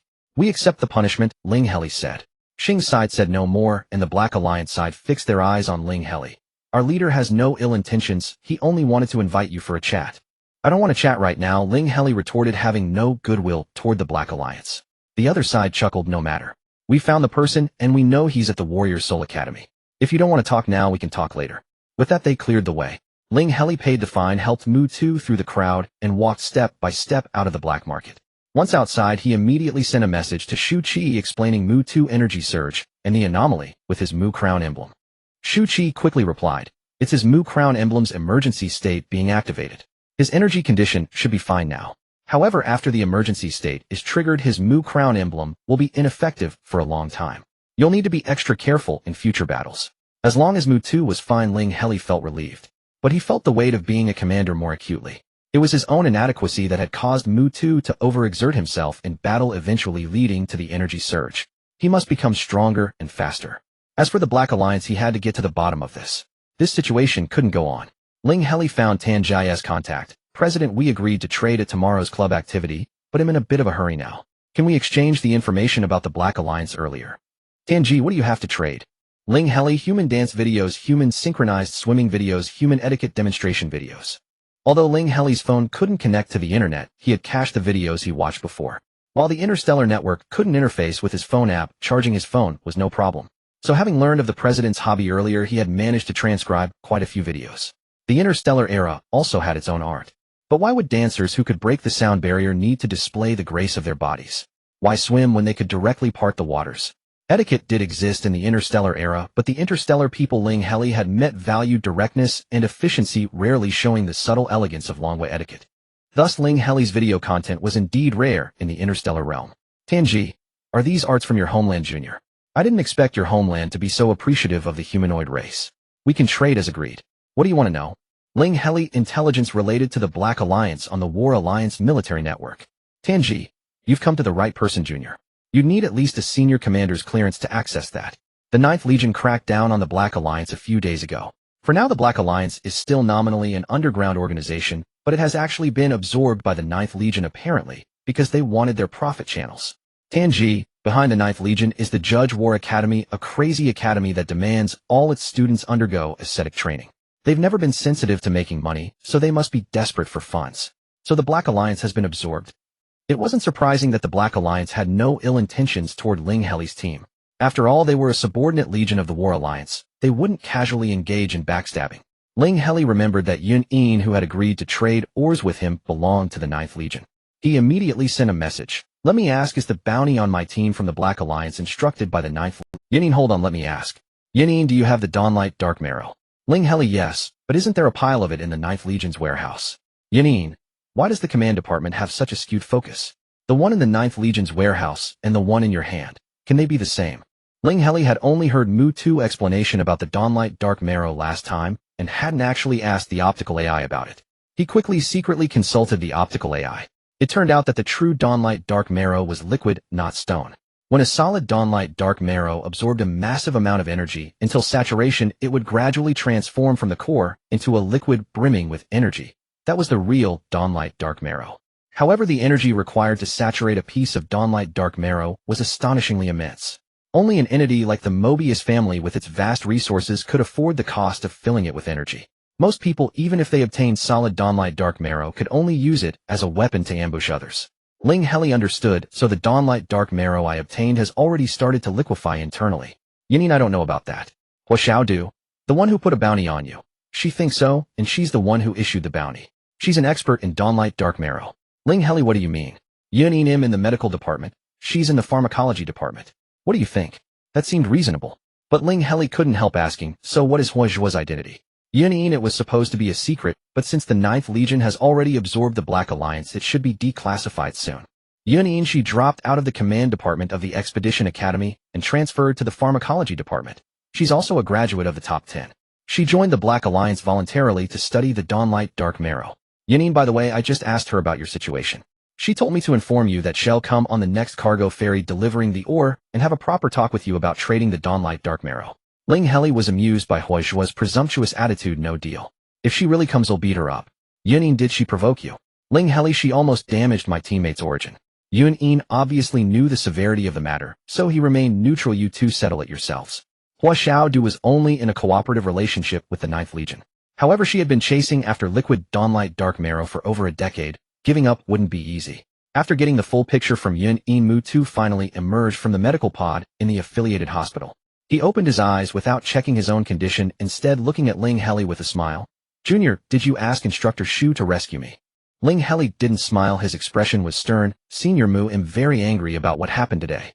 Mu2 nodded in agreement. Isn't it just the Black Alliance? Let's mess with them next time. Ling Heli continued to stare at Mu2 with a serious expression, saying nothing. Mu2 scratched his head. Why are you looking at me like that, Junior? Ling Heli crossed his arms and kept staring. Mu2 felt a bit uneasy, thought for a moment, and quickly asked, was it because I couldn't control my energy? Ling Heli finally spoke. So Senior, you knew your energy could go out of control. I still have the Mu crown emblem, Mu2 said nonchalantly. Look, I'm fine. The commander informs Mu2, please don't act without discipline or authorization. Now tell me, what is the first article of the second chapter of the Enlon Division of Labor Model? Mu2 replies to the commander, the first article of the second chapter of the Enlon Division of Labor Model is that one must trust the commander's judgment more than one's own. After replying, Mu2 probably understood what Ling Heli meant. His wolf ears drooped and his spirits dampened. Senior Mu, I appreciate you always treating me as a junior. But in team combat, please remember that I am your commander. Ling Heli insisted on finishing. Please trust me as you trust every commander. If you face difficulties, tell me, and I will tell you how to choose. Fortunately, Mu2 was only dejected for a short while before his spirits rallied. He patted his chest, absolute trust in the commander, obedience to the commander's orders. Good. Ling Heli nodded, his expression finally softening. Then 3 days from now, we'll go beat up the mastermind behind the Black Alliance.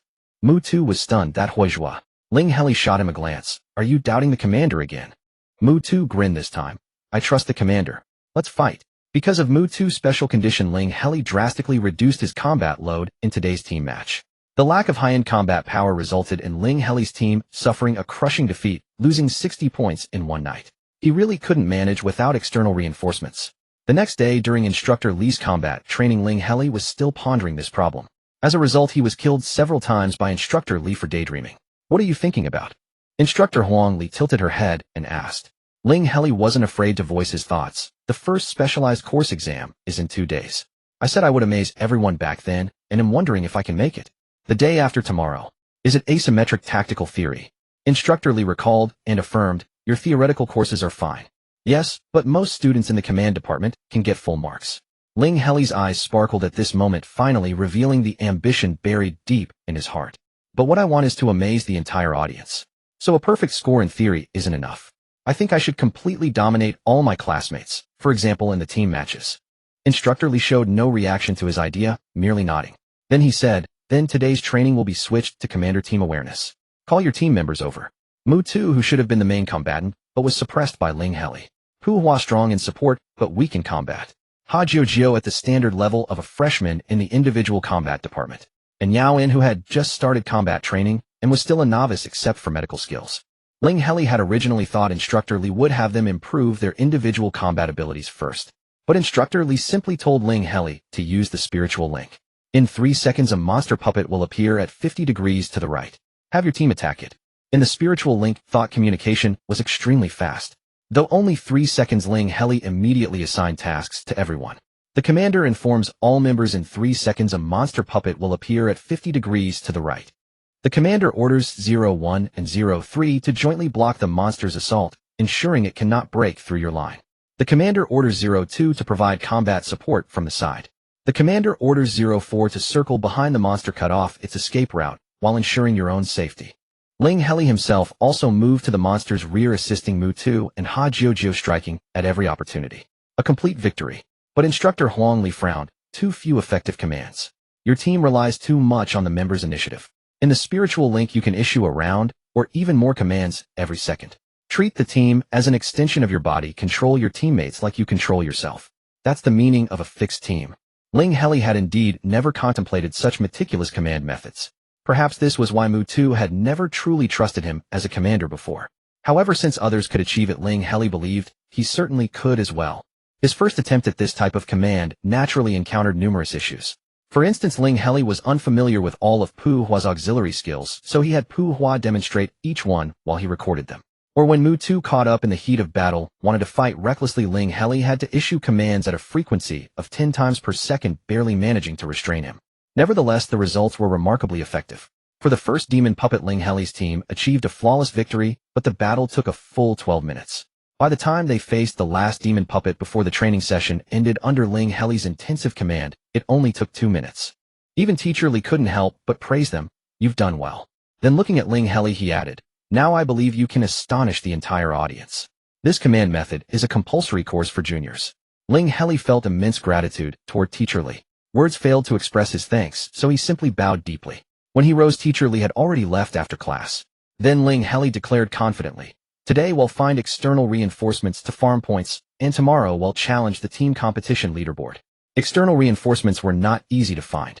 However, today was the day of the Humanities Academy's club activities, and Ling Heli could finally meet the club's senior members. Perhaps he could even persuade a club big shot to be an external reinforcement. Though that was his thought, he still prepared everything necessary. For example, the human videos he traded with the club president. He believed others would also enjoy them. As for other matters, he could easily exchange items through divination. Tall Tower, in high spirits today, sought out Ling Heli early to head to the club together. In his words, the freshmen's first trading session was an opportunity to grab bargains. The earlier they arrived, the better, lest they miss the seniors' generous offerings. They were not the first to arrive. Club President Tanji and several senior members had already set up the venue, which resembled a tea party. Seeing Ling Heli, Tanji extended his hand. First come, first served. I've prepared 10 free intelligence reports for the freshmen. Those who come late will miss out. What Ling Heli received was the predicted price trend for all commodities on planet Z73219 over the next month. The value of this intelligence was staggering. Even if Ling Heli had no plans to engage in business himself, simply following the price trends to buy low and sell high would earn him considerable profit. Tall Tower also smiled and extended his hand. I'm still your senior, so let me give you a free gift. It was a knowledge archive on interstellar racial studies.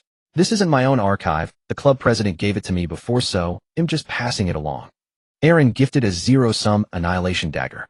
Another senior gave a collection of academy secrets and legends. One senior gave a guide to the most cost-effective shops on Z73219. While not all were priceless, each carried sincere intentions. Ling Heli, walking along and collecting gifts, was thoroughly delighted. By the time the club activity officially began, an important guest arrived. A graduate senior, now an officer of the 8th Legion, brimming with fervent battle spirit. Before even settling down, he launched into an impassioned discourse on war for nearly 10 minutes, leaving Ling Heli dumbfounded. Senior, restrain yourself, Tenji said bluntly, hooking an arm around his shoulder to force him to stop. I couldn't help it seeing such vibrant juniors and seniors, the officer said, then activated his light brain's holographic projection. What I give to you all is a real battle. This was the second time Ling Heli had witnessed an actual interstellar battle. The first was the Mobius family's landing on their own mining planet, a grand spectacle, but with minimal casualties due to the disparity in strength. This time, however, blood was spilled at every step and life was taken at every turn. A brutal large-scale ground war. The battlefield is a crucible of will. Slay all demons, and what remains is the beautiful life our humanoid race deserves. If that's not enough, then charge into the demon stronghold. Fight for the interstellar human race. The officer senior was once again dragged aside by Tanji, finally ceasing to peddle more war rhetoric. But his projection continued, playing the entire ground battle in full, igniting the freshman's blood with fervor. Ling Heli quietly asked Tall Tower, "Who is that 8th Legion senior?" Tall Tower replied in a low voice, "He's the former president of the Humanities Academy. When I first arrived last year, he was like this too. But he's a good person. He's continued to support the Humanities Academy even after graduation." Ling Heli acquired many gifts from senior club members and also added several friends. He now had a target for the support-type external reinforcement his team needed most. It was a senior named Lyle. If the sophomore who greeted him on freshman welcome day was strikingly beautiful at first glance, then this senior, Lyle, was captivating at first sight.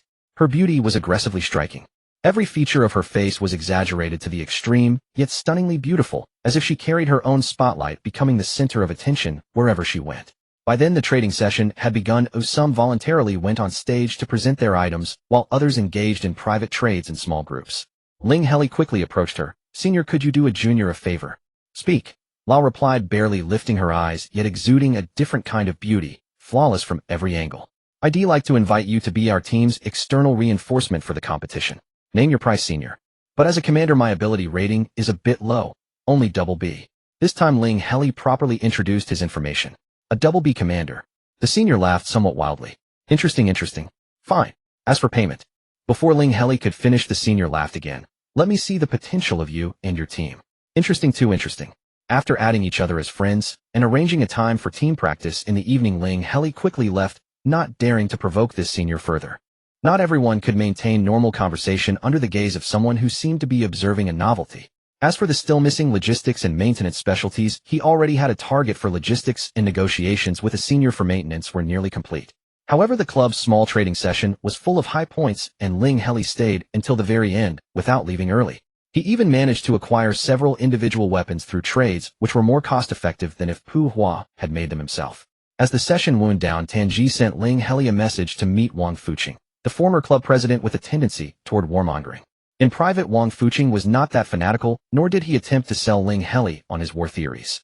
Instead, he asked with genuine interest. "Tanji said he intends for you to take over the Humanities Academy. What do you think?" When conversing with a senior figure, lying is always the most base of actions. Ling Heli tactfully said, "If I can meet the president's requirements, I would be very willing to take over as the next president of the Renki Academy." Wang Fuqing did not let him off and continued, "Then do you know the purpose of the Renki Academy?" This time Ling Heli shook his head honestly. "One last question, do you know about the Humanoid Union?" Wang Fuqing asked again. Ling Heli quickly consulted his light brain. This time there was indeed an answer. The Humanoid Union was a formal organization jointly established by all humanoid races with many demands. For instance, among the non-permanent members of the Star Alliance, there is always at least one planetary force belonging to the Humanoid Union. It was all earned by the Humanoid Union itself. There are countless interstellar races, each with its own racial advantages. Some races even achieve clever ability values or higher at birth. And most cyborg modifications are of pure hominid races. Guess why? Since Wang Fuqing had said so, Ling Heli could deduce the answer without guessing. Because pure hominid races are too weak. Correct, but I have always believed that the hominid race is the best. Wang Fuqing once again adopted a speech-like tone. Because only the hominid race possesses the most splendid civilizations. He looked at Ling Heli meaningfully. "I heard you have already passed the examination for civilization promoter. In the future you will know how great a civilization is." Senior Gao was a good-natured person. When Ling Heli finished talking with the two presidents, he was still waiting as agreed. "Thank you, Senior Gao. Can you take me to see Senior Yin Mingling?" That's right, Ling Heli was planning to poach a talent. Zhanhuan Academy had no shortage of geniuses, but they were mainly concentrated in the command department. Geniuses in a labor-intensive department like the logistics department were extremely precious. Last time he watched the combat records of Gao Tali in the tower and was amazed by Yin Mingling's strength. Even if he couldn't recruit him into a permanent team, he had to at least get him as an external support. Inhu saw Gao Tali again, baring his teeth, almost bristling with anger. "What are you doing here?" Gao Tali quickly lowered his posture. "Sorry about the day before yesterday. I was a bit drunk." "Heh," Yin Mingling sneered. "Isn't it because you were drunk that you wanted to hit me, yeah?" Gao Tali looked somewhat troubled, but still apologized again. "It was my fault. I'm sorry, I shouldn't have hit you for no reason." Yin Mingling continued sneering. It's not entirely without reason. This is just a chance for revenge, isn't it? Gao Tali let out a long sigh. Yin Mingling, you know that's not what I meant. I never blamed you for the failure in the practical class. Being soul-controlled was not your fault. I just genuinely feel that leaving the command department is a relief for me. My peers of the clan can start their own academic journeys again without me having to shoulder the entire family's future alone. It's good for me. As he spoke, Gao Tali introduced, this is my junior from the command department, you've met him before. Once I re-enroll in Zhanhuan Academy, he'll likely join his fixed team. So what? What does that have to do with me? Yin Mingling said coldly. Well, my fixed team still lacks a member from the logistics department, and I think Senior Yin would be perfect. Senior, would you like to try teaming up with us? Ling Heli immediately stepped forward to promote himself. That junior with double B ability values. Yin Mingling had obviously heard of Ling Heli's name, but looked down on him completely. No. Such a blunt refusal, only Gao Tali could still smooth things over. He tried to persuade again. How about trying as an external support first? The junior's growth rate is extremely fast, and he has a promising future. You want me to go? Yin Mingling glanced at Ling Heli critically.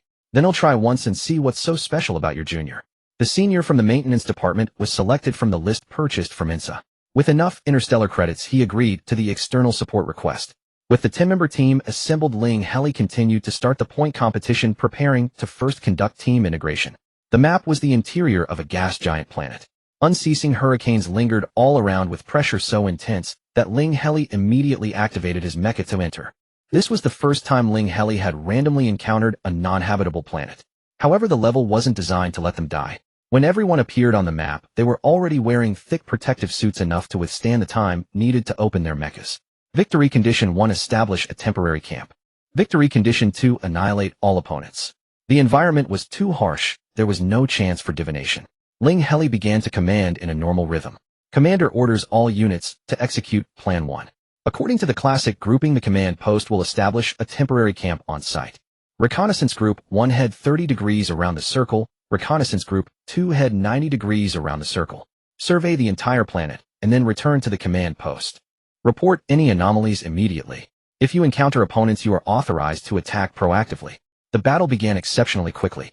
The opponents did not split into groups, but chose to eliminate all enemies as their goal, advancing cautiously. Before long, they encountered Ling Heli's Reconnaissance Group 2. Although the opposing team also had a full 10 members, it was evident from the fact that most of them used standard mechas that they were likely a freshman team. The support system: external support from Group 2. The young lady Lyre fought extremely ferociously. Because of Ling Heli's order authorizing active attack, the moment she saw the enemy, Lyre charged forward, even more fearless than Mu 2 before, and could even be said to have a hint of madness. With one strike, she half-crippled a freshman mecha. Commander orders 06 Lyre, fall back, maintain a distance where you can always respond to teammates. Commander orders 06, flank left to create attack opportunities for teammates. Commander orders 04 Yao, and use support skills to control the retreat route of the half-crippled mecha. Commander orders 03 Ha Jujo, move up to fill the position and execute directly. Teacher Li's course on commander team awareness had a significant effect. If Ling Heli had only given general directions, as before, Lyre's combat power was too outstanding, and she could only fight as a main force, while Yao En's power was too weak to help at all. However, when the effective commands were refined to a certain degree, Ling Heli turned the actions of Lyre and the other two into a cohesive whole.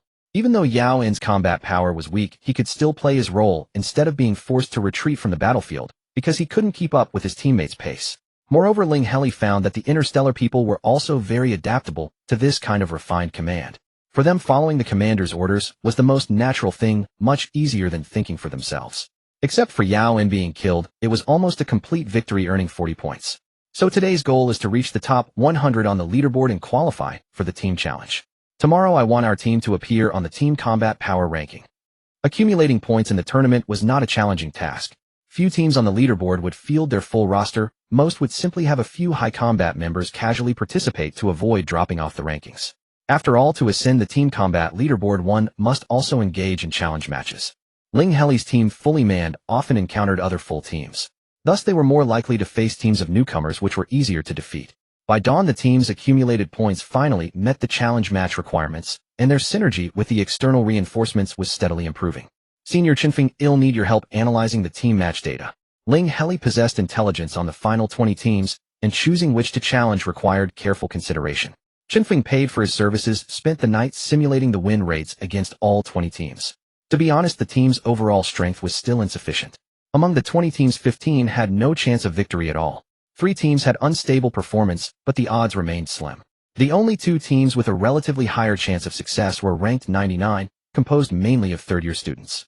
Their weakness lay in the overly balanced combat power. Their top-tier fighters were crushed by Ling Heli's team.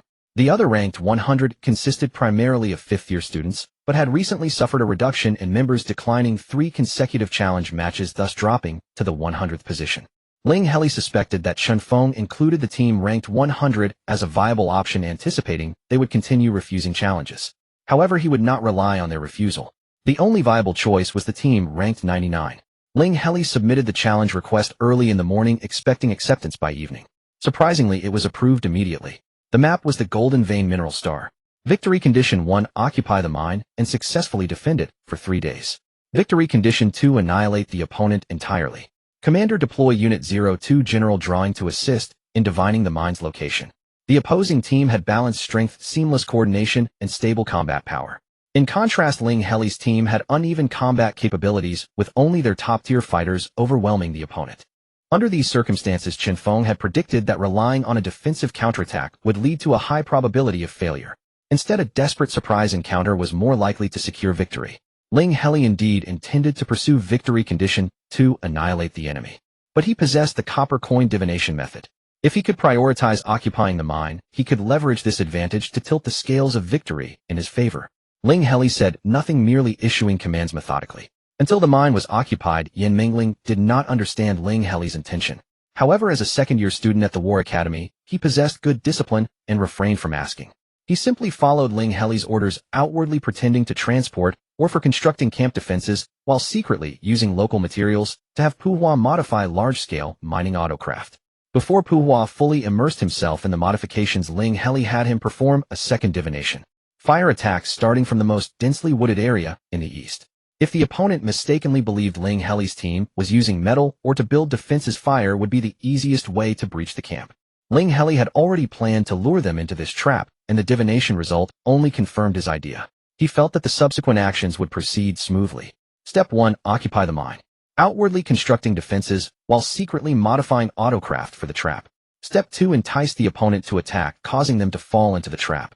Step 3, use the autocraft to separate the trapped enemy team, gather the team's strongest combatants, and swiftly decapitate the enemy commander. When the enemy team appeared at the predetermined location from the divination, Tianjin was the first to deploy the modified mining autocraft's arms. 12 autocraft, 12 arms activated simultaneously. This was more difficult than piloting a starship. Coordinating 12 autocraft in unison was typically a task for the command department. But Tianjin managed it. The 12 arms worked together to separate the enemy team. Even with mental links, they could not act together, and despite their excellent coordination, their combat effectiveness dropped significantly. The support specialist Senior Layla, along with Mutu and Hajiyu, immediately surrounded the isolated enemy commander. Ling Heli did not micromanage them. 3 against 1, and being the strongest, Ling Heli was confident. As for himself, he had to worry whether he could bear the burden of containment. Tianjin frantically piloted the mine's autocraft in various maneuvers. The enemy's remaining members found their attacks blocked and could easily be separated elsewhere. Thus, Ling Heli only needed to face 1 or 2 opponents at a time. The containment was highly successful. Despite having only BB level combat ability, Ling Heli's battle awareness compensated for everything. With constant vigilance, he countered all enemy attacks.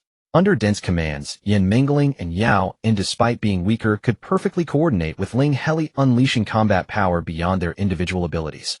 With Puhua and the information specialist Senior Chinfeng providing perfect support, Ling Heli had never felt such smooth combat. The other side also went smoothly. Senior Layla with Mutu and Hajiyu subdued the enemy commander in less than 5 minutes. Without the commander's mental link, the enemy team's actions became chaotic and disorganized, with no hope of victory. When the system announced their victory, Ling Heli's team combat ranking successfully rose to 99th. Junior, you're amazing. Mutu was the first to slap his shoulder vigorously. Fortunately, this was in the virtual star network. Even if Ling Heli was injured, it would not affect him in reality. Tianjin also looked at him admiringly, making a rare promise. If you need reinforcements again, you can come to me. I enjoyed piloting today. Senior Layla, the greatest contributor, still looked at Ling Heli as if he were an interesting object. Your tactics are quite amusing, hee, you've caught my attention. Yan Mingling was not overly excited, showing little joy, but his gaze toward Ling Heli held a new curiosity. He thought for a moment and sent Ling Heli a message on his light brain. Is the divination skill your inheritance? Can I learn it? Ling Heli did not check the message immediately. He first looked at the team match reward information. Each member of a team making the list for the first time would receive 100 professional points, and the team would receive a total reward of 50 star credits. If the ranking improved, the rewards would be even more generous. Teams that maintained their position on the list for a long time would also receive a payout every 10 days. The War Soul Academy was indeed generous. Ling Heli glanced at the fixed teams group chat. Hajiyu was marveling at the large sum while others were not shocked by the amount, but were equally delighted. Ling Heli, now it's time to officially establish the team's public asset fund. Before the fixed team meeting began, Ling Heli first replied to Yin Mingling. It's a heritage from my homeland, and am not yet ready to pass it on. Yin Mingling persisted, asking further, what conditions would make you teach me? Can I join your team? I love this heritage. It has a mysterious yet orderly beauty. Ling Heli hesitated. Were it not for the existence of the civilization plunderers, he would have had no qualms about spreading Blue Star civilization. In fact, he would have been eager to do so. But now just sharing the I Ching. Ling Heli replied, sure, welcome to the fixed team senior. We're preparing an off-campus team base. Once it's settled, let's have a meal together. He'll also introduce you to the I Ching and the copper coin divination method. Everyone in the group warmly welcomed Yin Mingling's joining. In recent team competitions, Yin Mingling's talent in logistics had truly won over everyone. Take the just concluded challenge match, for instance. Without Yin Mingling preparing resources and setting up a diversion, it would have been uncertain whether Ling Heli's plan could have succeeded. Ling Heli asked, does anyone know of a suitable place nearby for our team base? Preferably not too crowded. Mu Tu said, the command department people know better. Junior, why not ask your senior acquaintances? This reminded Ling Heli that the team in the tower was as good as disbanded, and its base might be available for takeover. Ling Heli called out Senior Gao. Junior, I'm in need of a team base. Do you have any recommendations? Gao Tali replied, I'm about to dispose of the old team base. You can come and take a look. Ling Heli said, great, tomorrow. Let's have dinner together, Senior. The group matches at War Soul Academy always allowed free use of the time acceleration function. After the match, it was just in time for class. Ling Heli's first lesson was asymmetric tactical theory, the course whose specialty score would be determined by today's exam. For theoretical courses, Ling Heli, who had been benefiting from teacher Xiao's decade-long time acceleration every day, was utterly unafraid. In fact, because mind reading made cheating impossible, many people were stuck at the hurdle of self-confidence. If one didn't genuinely believe in their own answers, they couldn't even write them on the exam paper. But Ling Heli had no such issue. The results came out immediately. A perfect score. In the command department, where geniuses abounded, a perfect score was merely a normal achievement. No one paid much attention. Of course, there were also those who fell short. For instance, Xiao Yuran, despite memorizing the templates Ling Heli gave him, only scored 88, still enough to pass. Bei Qiao fared worse with a score of 73. Had he not chosen to take the course instead of self-study, his specialty score would have been voided. Speaking of which, after returning the tutoring fee to Bei Qiao, Ling Heli had been busy and had little contact with him. Seeing him now in such a dejected state, Ling Heli sent a message, what I said before still stands. Receiving no reply from Bei Qiao, he opened the school's Star Network homepage and posted, I said to wait and see. It hasn't been long. Perfect score. Rank 99 in team competition. Done. And I will do even better. His optical brain kept notifying him of new replies. But Ling Heli turned off notifications and didn't respond further. The post gained heat quickly, yet no one in the academy held any contempt for Ling Heli anymore. Classmates who had previously added him as a friend sent congratulations. Others who were supposed to go to the next class came over to greet him amicably. In the class group, everyone had already reconciled with Ling Heli, and now they showered him with praise. Classmate A said, is this a born command saint? Classmate B, my team can't even accumulate points. We're just getting beaten up all the time. Classmate C, Ling Heli, are you going to represent our academy in the freshman competition of the top 10 war academies? Ling Heli was no longer a complete novice. He actually knew something about the top 10 war academies freshman competition. The primary condition for participating in the freshman competition was to enter the academy's team combat power ranking. Indeed, if not a single freshman from the academy made it onto the list, then even the top 10 academies would not be eligible to participate that year. As for the timing of the freshman competition, it was generally set 2 to 3 months after enrollment, with specifics to be decided through communication between academies. Ling Heli's pursuit of the team combat power ranking was driven by 2 reasons: to secure team funds and to fulfill the promise he made a month ago. But another reason was to participate in the freshman competition. Now that the qualification was all but secured, he stopped worrying and went with Gao Tali to inspect the designated team base. It was a perfect place, just as Ling Heli had imagined. Not far from the city, sufficiently secluded and spacious, and most importantly fully equipped. Since it was taken over directly, the different functional areas were already delineated: warehouse, training ground, restrooms, etc. None needed renovation, and it was ready for use. In the interstellar era, buildings themselves were not expensive, as many professionals could erect high-rises with their bare hands.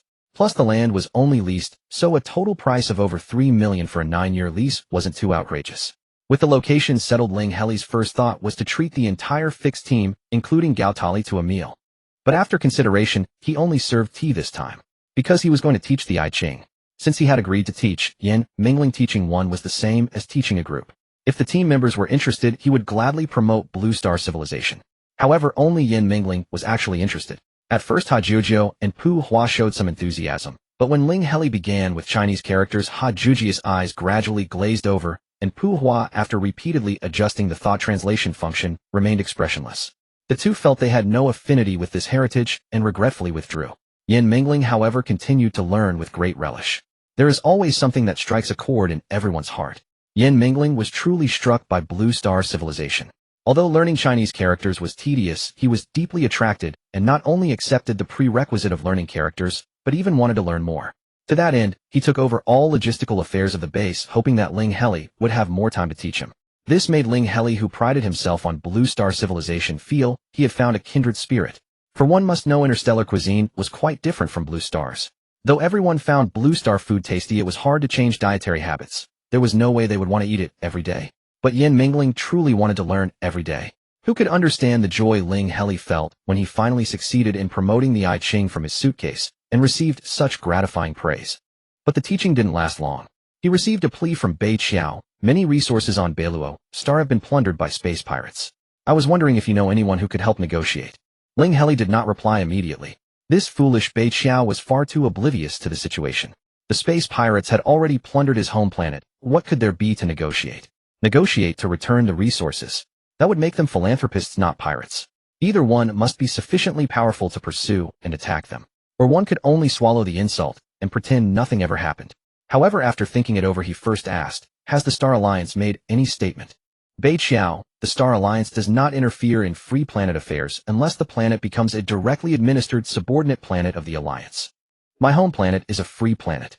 Ling Heli asked further, "Did the people of your home planet ask you to handle this?" Bei Qiao, "No, it was mentioned by a clan member who brought me resources. I came to study in the command department to serve my home planet, but now I can't help at all. Am I too weak?" Ling Heli understood and knew how to advise. Seeking help always comes at a cost. Your home planet would rather send you resources than use them to put a bounty on the pirates for revenge. Ling Heli, "So why are you wasting these resources?" Ling Heli, "Think about it yourself. Isn't that the logic?" Bei Qiao, "Am I really that stupid? I can't even figure this out." Ling Heli indeed thought Bei Qiao was not suited for the command department, but if not for that, given Bei Qiao's ability stats and learning capacity, he was still quite strong. He spoke bluntly, "No, you're just not quite suited for the command department." Bei Qiao did not reply this time. But just as Ling Heli was about to forget his message, he suddenly sent another one. "Bei Qiao, even though I'm stupid, I will become a commander and personally slay those space pirates. What you can do, I can do too. By the way, slaying space pirates was a good way for senior year teams to earn extra money. No choice. Maintaining a team was too expensive and space pirates were generally quite rich. Ling Heli's fixed team wasn't even fully staffed yet, so he didn't dare to consider taking on pirates. He didn't know whether Bei Qiao was really planning to fight pirates or just talking, but he had already done enough and wasn't going to do more. Speaking of which, Ling Heli indeed felt the financial pressure of his own team. Just today, because of the theory exam, teacher Li had not conducted special training. He decided to see if he could earn some money from the mission board at the Nightshade Club. Then, as before, he added filter conditions for clients with high spirit power and foresight type skills. The filtered results showed over a dozen tasks. But there were no particularly high-value commissions. The highest was only 2 million interstellar credits from a research studio seeking a breakthrough direction. Unfortunately, the client was far away, and there was no ultra-long-distance wormhole available. The other tasks were even cheaper, some as low as 1,000, which Ling Heli felt was not cost-effective. However, he remembered that during a previous student club activity of the Human Sciences Academy, the club president Tanji had given him a forecast of all commodity price trends on planet Z, 73219 for the next month. It seemed he could use it to make money. He wasn't very good at this kind of thing. His eyes swept over his friend list. Then he sent a message to Yin Mingling. "Senior, Yin, are you good at commercial operations?" Yin Mingling, "Not too difficult, I can handle it." Ling Heli, commodity price forecast trends. "Senior Yin, how many times do you think our team's funds could multiply in a month?" Yin mingling, this intelligence is valuable enough. I think just selling it directly could earn tens of millions of interstellar credits. Ling Heli. Selling it isn't good, it was a gift from someone. Yin mingling, that's quite troublesome. At the very least you need 30 million principal. And that's still just small time. If you really want to make a lot you can pour in as many credits as you have. This time Ling Heli didn't hesitate. He directly sent a message in the fixed team group chat. I need to borrow at least 30 million as team funds to be returned in 1 month. Can everyone chip in?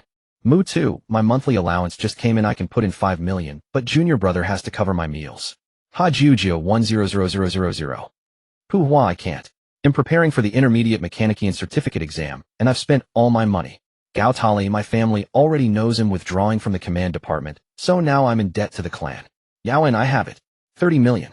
Transfer. Ling Heli indeed knew that Yao En, as the last inheritor of the Callister civilization, must have some money on him. However, that Yao En could so readily take out 30 million still surprised him greatly. Ling Heli. Yao En, there is some risk.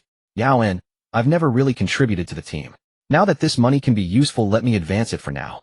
With the money and operator settled, Ling Heli didn't bother with it anymore. When he returned to his dormitory, he received a message from Insa of the Intelligence Club. The Hei Ming have withdrawn the bounty on you. That meant the Pu Hua wanted and Huozhua were finally coming. Huozhua had withdrawn from the command department of one of the top 10 war academies, and although she later switched to the pharmacology department, Ling Heli still dared not underestimate her combat ability. But since he had said he would give her a beating, he had to follow through. Ling Heli sent a message to Mu 2. Senior, have you prepared the energy isolation suit? Mu 2, the top tier 1 can resist the energy draining effect of Dawn Core Essence for about 10 minutes. Ling Heli, good. Senior, bring the Dawn Core Essence and wait for me at the team base. Sure enough, not long after a message came from Yunin. The ore has arrived. Trade at the Star Market. Hua Xiao Du is escorting the shipment. Handle it yourself. Huozhua's appearance was quite unexpected to Ling Heli. Her form was indeed purely humanoid, though he didn't know if it was a disguised form. She was alone in a corner sucking on a candy, looking somewhat restless and anxious. The moment she saw Ling Heli, her eyes fixed on him, and she urgently spoke. It's you. Ling Heli completely ignored her, acting as if he hadn't seen her, and turned to ask the others nearby. I am Ling Heli from the Warsoul Academy. The trade agreed with Yunin. Is it here? Huozhua's emotions seemed unstable. She almost immediately stepped forward to block Ling Heli and say something. But she suddenly crunched the candy in her mouth, swallowed slowly, and finally calmed down a bit. Ling Heli carefully inspected all the completed the transaction, and then looked at Huozhua again. Her gaze never left Ling Heli. As soon as she saw his movement, she immediately spoke, trade with me. The black market was crowded and noisy. Ling Heli wouldn't mention the Dawn Core Essence in public. However, both he and Huozhua knew perfectly well what it was about. So he directly refused, not available. He turned and walked away. But not very fast. Sure enough, Huozhua immediately followed, saying nothing, maintaining a constant distance. When Ling Heli got into his hovercar, Huozhua also took out her own hovercar and followed all the way to the deserted team base. Private grounds. Ling Heli said coldly, then walked in alone. Huozhua indeed stormed into the base. There were not many people inside, but all the regular team members were present. Ling Heli wasted no time and directly unleashed the Dawn Dark Marrow. Regardless of Huozhua's ability level, it could drain most of her power and reduce her to the same level as Ling Heli. He had also considered the possibility of really being unable to defeat her. Not to worry, Yao En hadn't used Divine Resonance for a while, and his energy chaos had recovered well. If necessary, he could use it once today without causing problems. Anyway, he had to land a punch. Under the Psychic Link command, he and Mu 2 attacked simultaneously. Huozhua's emotions had been unstable. When she felt the Dawn Dark Marrow absorbing her energy, she became even more flustered. Although she quickly chewed another candy, she was already at a disadvantage against Mu 2 and Ling Heli. Perhaps her combat experience surpassed theirs, but now she couldn't use her skills, and channeling energy into attacks was difficult. She also had to worry about whether the Dawn Dark Marrow's absorption would harm her own origin. It was utterly frustrating. Suddenly she spread her arms, and her originally slender limbs transformed into dreamlike purple wings, scattering tiny fluorescent purple powder. Ling Heli and Mu 2 failed to dodge in time. Commander Order 0 for Yao En, I have a splitting headache and difficulty breathing. Assess the condition of Mu 2 and myself. In medical matters, Yao En was highly trustworthy. He quickly examined Ling Heli and Mu 2 and gave his judgment. It's the venom of the purple fantasy butterfly's wing powder. The onset is rapid, but I've suppressed it. Treatment in the medical pod will restore you. When Ling Heli emerged from the medical pod, Huozhua was firmly tied up in a corner. Ha Jiujio watched her unwaveringly, ready to strike whenever she showed any sign of movement. Huozhua, who possessed the body of the purple fantasy butterfly, looked exceptionally dazzling even in human form. But after being beaten by Ha Juju like this, Ling Heli silently looked away, no longer paying attention to her appearance. Now we can talk properly, Ling Heli said, standing before her. Huozhua gnashed her teeth. Huanzi Star won't let you off. Ling Heli looked somewhat troubled. If that's the case, it seems I can't let you leave alive. Huozhua immediately shut up. Ling Heli stared at her again. I ask you answer. What do you need the Dawn Dark Marrow for? Huozhua didn't answer immediately, and then saw Ha Juju raise its claw. Her body trembled reflexively, and she swallowed her pride, and spoke to heal Lord Yiyu. I believe that by using the Dawn Dark Marrow, I can definitely develop a restorative potion that recovers its level ability value. This time it was Ling Heli's turn to be stunned. He wasn't sure if he had beaten a friend of Yiyu. But since things had come to this, he pretended not to hear, and continued, besides you, how many people know that our team possesses the Dawn Dark Marrow? Huozhua answered honestly, there's also Yunin from the 9th Legion. He asked about you, and I didn't hide anything. I've always operated alone in the Heimeng. The few subordinates I have are all from Huanzi Star, and can be trusted. Then the third question, what do you want with Xingfang? Huozhua's voice was still a bit low, but she couldn't help carrying a hint of excitement, because Lord Yiyu is here. I've wanted Xingfang for a long time, and with such a good opportunity this time of course I had to seize it. Ling Heli secretly sent a message to Yiyu. Brother, Yi, do you know Huozhua from the Heimeng? She seems to admire you a lot. Yi replied, I don't know her. But if she admires me it might be because she's learned about my deeds. Some people on the Starnet claim to be my fans, but I've said I won't allow anyone to affect me because of that. Ling Heli understood and smiled quickly, helping Huozhua up. Actually, I'm also a fan of Lord Yiyu, but I call him Brother Yi. Seeing Huozhua's completely disbelieving gaze, Ling Heli showed his membership card of the nightclub. I was invited by Brother Yi to join the nightclub. This time Huozhua's look became half doubtful. She thought for a moment and asked what is Lord Yiyu's favorite color. Ling Heli replied calmly, I won't discuss Brother Yi's personal matters with anyone because Brother Yi doesn't want us to affect him. Huozhua believed him now. She spoke solemnly, since you're also a fan of Lord Yiyu, you must want him to recover to his level spiritual power. I hope you can trust me. I've been researching this topic for over a decade, and now I only lack the Dawn Dark Marrow. But Ling Heli shook his head, I don't trust you. Huozhua grew anxious again, and said, I have the identity of a Heimeng administrator, and I can grant your team members access to all black markets under the Heimeng. Ling Heli continued, shaking his head, that's not important to my team. Huozhua wanted to chew some candy, but her mouth was empty. She took a deep breath, then I'll mortgage Xingfang to you. I can take down Xingfang within the next 2 days. Mortgage? Ling Heli expressed confusion. Shouldn't it be a direct trade? That's liquid Dawn Dark Marrow. Huozhua glared at Ling Heli fiercely, but she couldn't control her emotions well, and couldn't fight.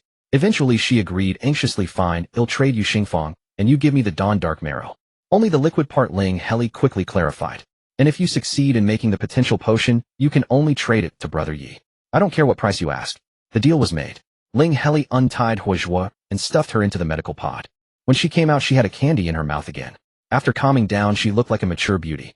Speaking of which, since Huozhua was a Heimeng administrator, Ling Heli took the opportunity to ask if she knew about the space pirates robbing Bailuo Star. Huozhua actually knew the specialty of Bailuo Star is Buwang Pearl, which many mystic rituals require. If a large quantity is shipped someone will definitely know. Lord Yiyu holds a significant position in the mystic system, he definitely knows. The Mobi's family almost monopolizes the Buwang Pearl, so they should know too. After thanking Huozhua, Ling Heli shamelessly asked her to grant black market access to all team members, including those in the tower. Though it wasn't important, he still wanted to take advantage of the opportunity. Then Huozhua hurriedly left to prepare for taking over Xingfang. Ling Heli was about to call everyone back to the academy when he received a team challenge request on his optical brain. The opposing team's commander looked familiar. A wolf-like figure, obviously shrewd and meticulous.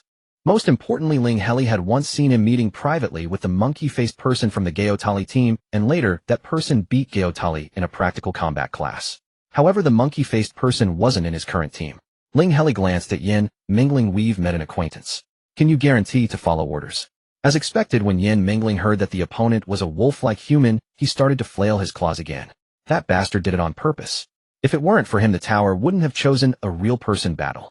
If we had fought against bots last time, how could we have lost? Ling Heli had a headache. As the commander, he issued multiple behavioral guidelines to Yin Mingling, finally calming him down. The battle proceeded smoothly. The wolf-like humans team was mostly second-year students, and their individual combat strength held no advantage over Ling Heli's team. Even though the wolf-like humans' command skills were commendable, they didn't cause much trouble for Ling Heli. Then the wolf-like human's eyes darted around, and he suddenly shouted trash talk at Yin Mingling. Tell me, how does it feel to be charmed by that monkey? I'm really curious. Before Yin Mingling could go berserk, Ling Heli unhesitatingly issued another command for him to restrain his words and actions. In this regard, although Yan Mingling was impulsive, his obedience was indeed excellent, and he managed to control himself. As for the wolf-like human, since he dared to employ underhanded tactics, Ling Heli showed no mercy. He sent the trio of Sister Lyre Mu-Tu and Ha Jojo charging and using their high-end combat power to completely overwhelm the wolf-like human's team members. A battle that could have ended quickly was deliberately prolonged until the opponent's morale collapsed, and the wolf-like human had no choice but to surrender. With the victory, Yan Mingling finally vented his grievances and felt extremely satisfied. Ling Heli quietly sent a message to the tower, "Senior, we are now a team. If you have any trouble dealing with what happened before, feel free to come to me." The tower replied, "No need. I'm already afraid that my clan's scheming will provoke the academy. I can handle this issue myself." Since the tower said so, Ling Heli didn't interfere. Pu Hua had obtained the ore today, and as soon as the team match ended, dived into the team base's assembly room. It was said that he was warming up, and once his hands were ready, he would apply for the intermediate mechanist certification. Ling Heli couldn't help with this, so he could only try not to disturb him. The next day, Little Fishman sent a message, "You won another match yesterday. Then your spot for the top 10 freshman tournament is already secured. The school was supposed to tell you, but my clan told me to take this opportunity to build a good relationship with you. Yunyan, the Fishman Galaxy can now provide your team with free assistance worth up to 10 million interstellar credits. If you achieve a good ranking in the freshman tournament, there will be even more rewards. What do you want? Tell me. What a deal." Ling Heli didn't reply immediately. For a major power like the Fishman Galaxy, asking for money wasn't the best choice. Instead, it would be more appropriate to bring up matters that were usually difficult to handle. However, what Ling Heli's team lacked most now was combat power, which had to be honed bit by bit on their own. Even the Fishman Galaxy couldn't help with that. "Ling Heli, my fixed team is still short of members. Can I wait until my team is stable before making a request?" Yunyan, "Alright, but only before the freshman tournament, since this assistance is meant to boost your team's strength for that event." The freshman tournament allowed at most 2 external helpers, so Ling Heli still needed to find 2 permanent team members. Senior Tianjun had said she had cleanliness issues and didn't like long-term teaming, but she had agreed to temporary teaming before. Ling Heli felt he had a chance. However, he was too embarrassed to persuade her with just words, so he planned to think carefully about what his team could offer Senior Tianjun. For example, getting a starship for her to pilot. Although a small starship would cost over 100 million, there was no harm in dreaming. Moreover, once the Star Workshop was in his hands, he would have a place to dock if he really bought a starship.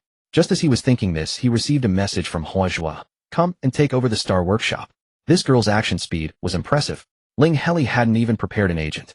Time was too tight. He had originally thought it would take at least a few days. Now he had no choice but to pull Mu-Tu, Yan Mingling, and the 2 Husky brothers along to the Star Workshop. As they passed by the mechanist shop, the fur-covered, completely naked cat-like human shopkeeper ran out. "Yo, I heard you're the final winner. Congratulations, congratulations. Hey, race a gift." The shopkeeper gave him a robot similar to the ones in his shop, just a few sizes smaller. "Thank you, shopkeeper. He'll come back to patronize your business." The robot's price was reasonable and not too expensive, so Ling Heli didn't refuse. Then the cat-like human put his hands on his hips. "My name is Qijia. Remember, I'm the most fearsome person in the black market." Ling Heli made a mental note, though he felt the shopkeeper might be exaggerating.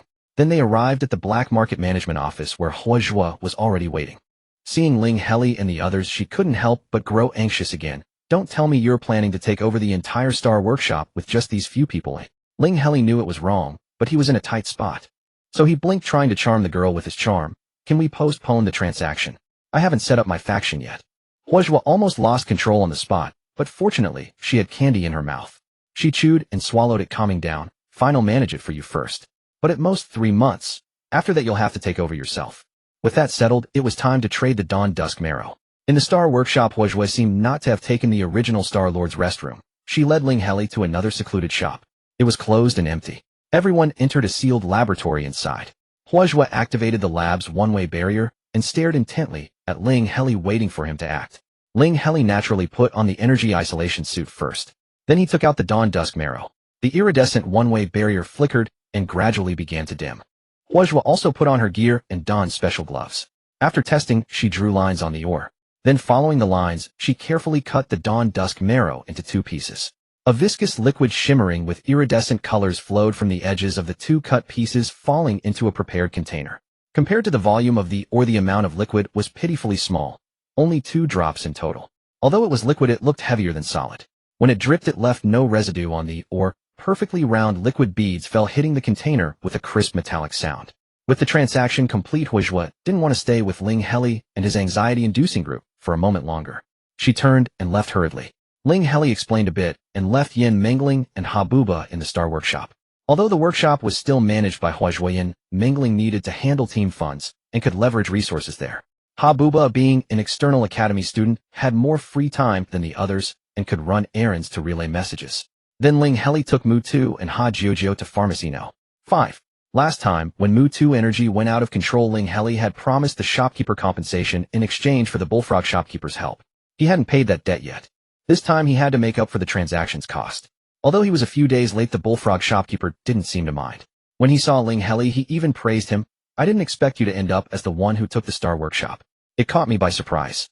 Ling Heli did not assume the demeanor of a star market manager. Instead, he spoke with utmost sincerity. "I haven't yet thanked you for last time, shopkeeper." "Thank you," Mu2 added. "All right, then how about reducing my shop's management fee by 1%? The bullfrog shopkeeper made an exorbitant demand. Ling Heli didn't even blink. "My teammate is worth that price." "Agreed." The bullfrog shopkeeper chuckled, thoroughly satisfied. "Very well, young man, you're refreshingly straightforward." After laughing, he added with an earnest tone, "But you're also impulsive." He looked toward the black market administration. "Stellar objects aren't so easily snatched." Ling Heli smoothly took the cue. "Shopkeeper, do you know something?" The bullfrog shopkeeper spread his hands. "I said nothing." The stance of the No. 5 pharmacy is not something to meddle with.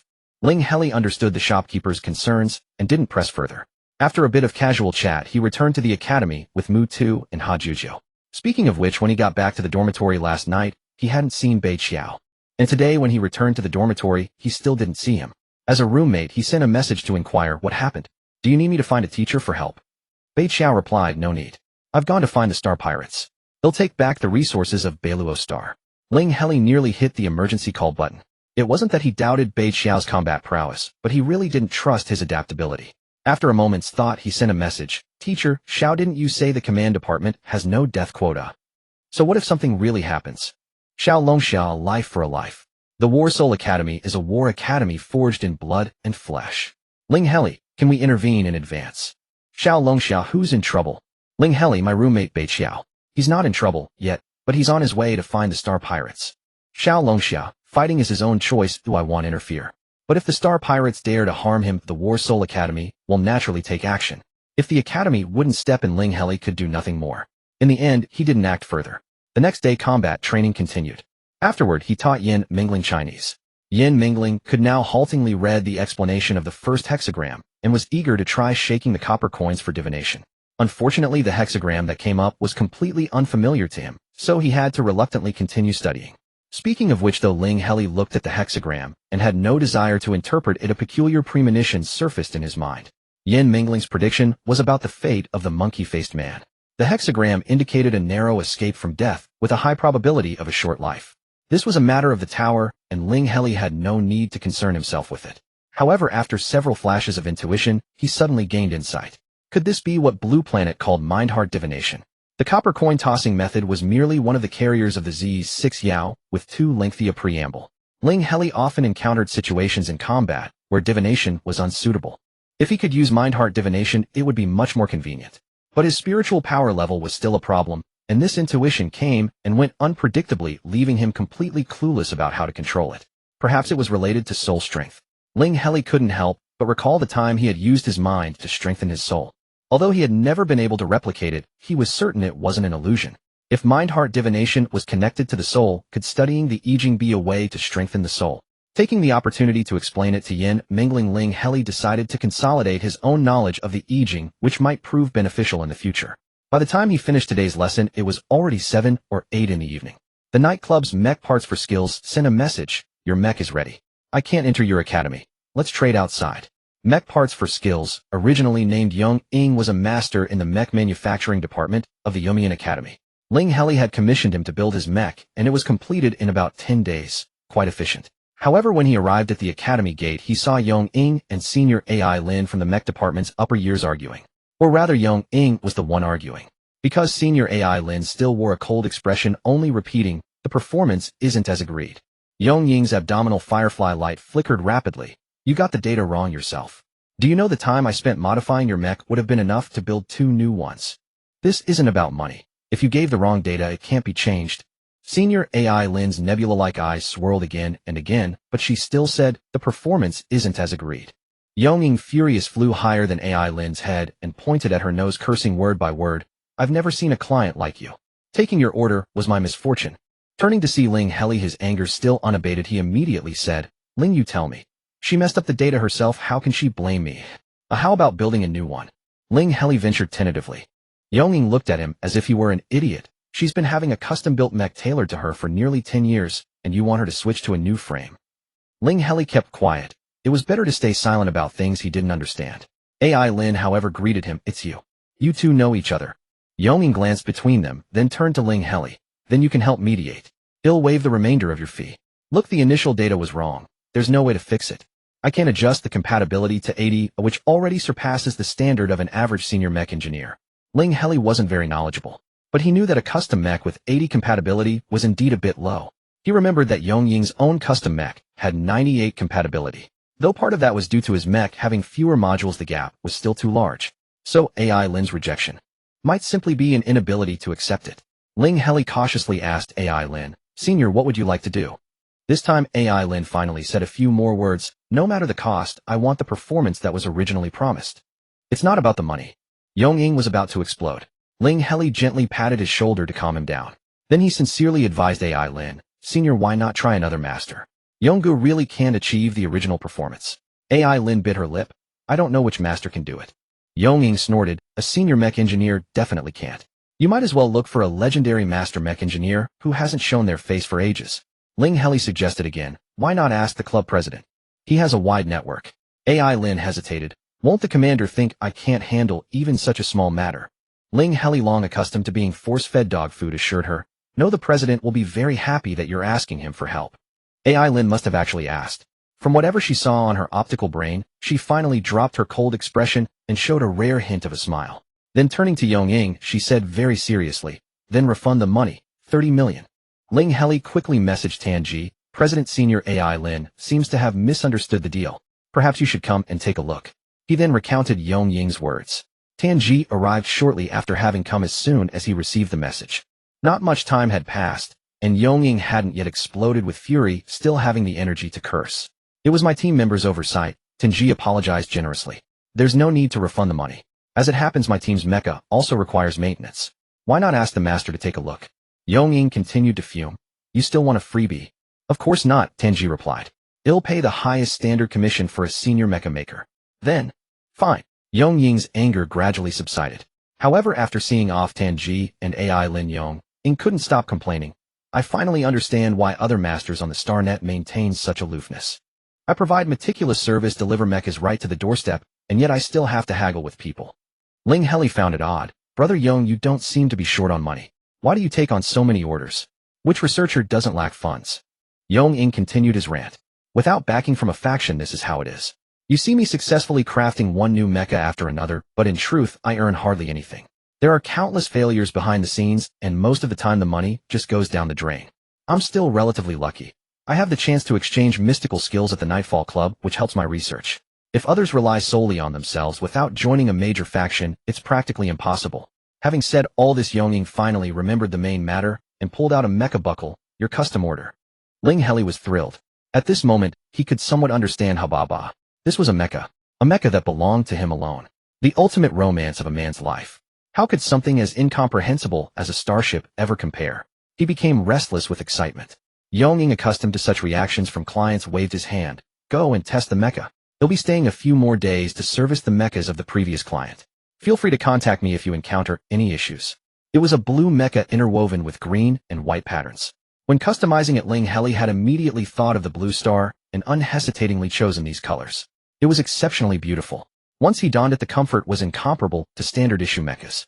When using a standard mecha, Ling Heli felt as if he had an extra hard shell over his body. But with this fully customized mecha, it felt no different from moving his own body. It could be controlled with thought, and energy could flow through it to unleash skills, simply amplifying his own abilities many times over.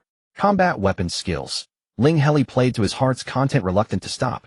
Only after a long while did he reluctantly return to the academy, still too excited to sleep. He decided to open the StarNet and browse the member assistance section of the Nightfall Club. He first searched for posts related to Planet Z73219, as these were more likely to be helpful. There were few such posts, but one of them was extremely urgent, having offended someone and needing protection, willing to exchange soul-type skills. The post had been up for 2 days and already had a reply private message. The replier's avatar was a meticulously designed holographic pattern of a budding sprout. Unlike Ling Heli, whose nickname was still the unmodified anonymous. Unfortunately, the content of the private message was invisible to him, so he couldn't know the outcome. He then scrolled through other messages and found that the Bu Wang Pearl from Beiluo, star the home planet of the Beiqiao, was also mentioned. A help post: what's the current price of Bu Wang Pearl? Seeking affordable ones. Reply 1, same request. The Mobi's family has gone mad. They monopolize the supply and are jacking up the price. Reply 2, prices only rise with demand. There have indeed been many large-scale rituals requiring Bu Wang pearls recently. Reply 3, has there been that many large-scale rituals lately? Something feels off. Original poster, nothing off. It's just that my skills require them, and the current price is simply unaffordable. Still seeking affordable Bu Wang pearls. Reply 4, I heard a rumor that some space pirates raided Beiluo Star. If that batch hits the market, it might bring prices down a bit. Original poster, really. I need a source. I have no channels to the pirates or the black market. Ling Heli realized that like this poster, the majority of Nightfall Club members lacked special connections. For instance, Ling Heli saw many help posts requesting intelligent equipment with specific effects. But he could clearly craft such items with his pulling blueprint skills. It seemed that anything military-related wasn't easily accessible to ordinary people. He gradually understood the War Academy was a rarity in the interstellar realm. Most people in the galaxy were not that powerful. Just like on Blue Star, selling one's labor was the mainstream. Ordinary people didn't study as obsessively as the command department. For example, he saw some help posts seeking advice on daily life and work difficulties. The root cause was a lack of specialized knowledge and skills. But Ling Heli found that he could solve many of these problems. The command department, while primarily focused on warfare, also excelled in basic disciplines. Just like the medical department of the War Academy, though nicknamed Muscle Tools, its students still had to study fundamental theory courses similar to those of the Soul Healing Academy. Ling Heli immediately began replying, earning heartfelt gratitude from the posters and club points. The next morning, Ling Heli received another team challenge request, this time from an unfamiliar team. Considering that the pulling blueprint certification exam demanded his focus, Ling Heli declined the challenge, dropping his team to rank 100. Yet this didn't dampen his good mood. He eagerly arranged a real mecha battle with Mu Tu for the evening. Then he received a message from Gao Tali. Something happened here. My clan members got a bit impulsive and stirred up too much attention. The authorities have taken over. Gao Tali added, you'll need to cooperate with the investigation. If you can't reach me, don't worry. Ling Heli immediately messaged Teacher Xiao. As long as I haven't dropped out, I'm still in the command department, right? Xiao Longxiao replied. Are you talking about Gao Tali's situation? The department has already sent someone over. It's not a big deal. In the end, isn't it? Because he's a nobody. He hasn't even passed the junior commander certification, so of course the authorities can act without restraint. If he had earned that certification and registered with the War Alliance, would Planet Z73219 dare to arrest him? Seeing that Teacher Xiao still had the leisure to scold, Ling Heli knew the situation wasn't serious and relaxed. But Teacher Xiao seemed not to have had his fill of cursing and sent another message. You little brats are all a handful. Today someone even pressed the Academy's emergency button from several star systems away. Do you trust the Academy so blindly that you set aside all logic? Ling Heli knew that the command department had one chance per month to use the help button, but he never expected it could be pressed from several galaxies away. So the Academy can actually receive distress messages from beyond several galaxies. Even if they receive the message, they can't fly over, said Xiao Longxia. However, that area falls under the 3rd Legion's jurisdiction. The War Soul Academy has good relations with the Sangxiong Academy behind the 3rd Legion, and they have already requested the 3rd Legion's assistance. Speaking of which, the student who asked for help. You mentioned him last time, wasn't he your roommate named Bei Xiao, said Xiao Longxia. I think he doesn't want to stay until next year. Oh, alright, you're just too nosy because you're idle. Come to my lab and use up this month's 3 divinations. Ling Heli obediently ran to the lab. Teacher Xiao did not ask about the opponent's schemes this time, but instead murmured to himself, a good commander should have prepared for all possible contingencies. Speculating about the opponent's actions is not decisive. However, from the combat cases you've been recounting recently, I've found that divination is a shortcut that saves a great deal of time. Teacher Xiao stated his request. Help me predict whether the opponent will use an attack method outside my contingency plans in the next simulated battle. He tossed a silver coin and interpreted the hexagram. No, all attack methods are within the plans. Teacher Xiao tapped his pincer. Then in the next simulated battle, where is the most likely point for me to improve efficiency? How can we quickly improve efficiency? He tossed again. Ling Heli confirmed the hexagram. A lot of manpower is wasted on locating the opponent's command center. A third time. Actually, the opponent's command center has been moving constantly, never far from the core battlefield. After obtaining the divination results, teacher, Xiao, went to the adjacent War Alliance military network, leaving Ling Heli alone to take advantage of the time flow. Another long session of study. When it ended, Ling Heli noticed that his optical computer was flashing with an announcement from the nightclub. The nightclub has placed a long-term bounty on all members and related clues of the Whispering Forest organization, dead or alive. Additionally, it will investigate all members of the Whispering Forest among its own ranks. Choose between the nightclub and the Whispering Forest. Ling Heli first looked up information on the Whispering Forest. This was also a mystery-type organization, just not as famous as the nightclub, with little information on the Star Network. However, the emblem was familiar, a holographic pattern of a budding sprout. He had seen it yesterday in the help section. Moreover, the person who posted the help request was on planet Z73219. He chose to ask the person directly, "Brother Yi, I just saw the club announcement. What happened?" Yi, someone from the Whispering Forest, used the club's member mutual aid section to force people into their organization after real-life contact. If it weren't for encountering the demon this time, I wouldn't have noticed. The nightclub has been silent for too long. It's time to show our claws again. Got it. I support Brother Yi. With such a big incident, the club's member group must be restless. Ling Heli opened the group chat and indeed found an unusually large number of messages today, one after another, overwhelming. Which astrological technique is strongest? Fight. Fight. Is there a live broadcast? I heard the Whispering Forest headquarters has been destroyed. Which big shot acted so quickly? Soft and cute newbie, always offline. Did the 9th Legion take the bounty? Your legion is that poor. Always offline. Already offline, do not disturb. Void Wanderer playing dead is useless. This time the 9th Legion will be a laughingstock. A legion under the War Alliance actually takes third-party missions for money. Aren't you afraid the War Alliance will find it too embarrassing and kick you out? Always offline, no need for the War Alliance. The teachers from the Arbiter War Academy have already come looking. I really can't say more, I have to go get scolded. Void Wanderer soft and cute newbie. Speaking of which, all the legions have been having a tough time lately. Soft and cute newbie, this is not suitable for discussing in the group. Let's private chat. A few big shots had left, and the rest were mostly speculation, not very meaningful. Moreover, members of the fixed team gradually arrived at the base, so Ling Heli stopped reading the group chat. The base facilities were complete. Everyone exercised or trained as needed, each finding their own tasks. Only Yin Mingling was obsessed with Chinese, and the I Ching pestering Ling Heli early in the morning. However, necessary tasks were still done well. First, he reported on the team's financial status. The price trend intelligence is highly accurate. I can buy low and sell high, and it's no problem to multiply the funds several times. The price trend of the Buwang Pearl is even steeper than predicted. Great risk, great opportunity. Should we try? Ling Heli knew this one. Don't trade this. I don't know how the price rose before. But regardless of where the pearls looted by space pirates from Bay Luo Star end up, as long as they aren't lost once they flood the market, the price will drop. Yin Mingling laughed instead. It seems the commander doesn't understand merchants. The current price trend won't fall just because goods appear. Monopolized items won't see their prices drop. However, he didn't argue with Ling Heli. High-value commodities are not limited to this. If the commander doesn't want to touch the Buwang Pearl, he'll switch to another. Not long after Mu 2 finally arrived at the team base. Ling Heli's eyes lit up when he saw him. Let's have a real mecha battle. Mu 2 confidently took out his mecha. I can't say much about other things, but in Mecha Combat Junior you'll need more practice to catch up to me. Prepare for repair costs. A peak showdown between mecha. Mu 2 was far superior to Ling Heli in both personal combat power and mecha module functions, and he originally planned to go easy. But he soon realized he was wrong. After this period of combat training, Ling Heli had improved rapidly and was very familiar with Mu 2 behavior patterns. When Mu 2 deployed the phase pulse aurora emitter, Ling Heli actually used a magnetic rail gun to hit the core components of the emitter before he could fire, preventing the attack. One step ahead leads to every step ahead. After closing in, Ling Heli maintained a fast, ruthless, and precise combat style, each step ahead of Mu 2. What did ability difference matter? A mecha was an extension of the body that amplified one's own abilities. Ling Heli now fought with ease. Even if a single attack didn't break defense, multiple strikes on the same point would still work. Mecha modules did not represent combat power. Mu 2 was a bit behind from the start, and then struggled to cope, never having a chance to counterattack. No matter how many mecha modules he had, they were useless.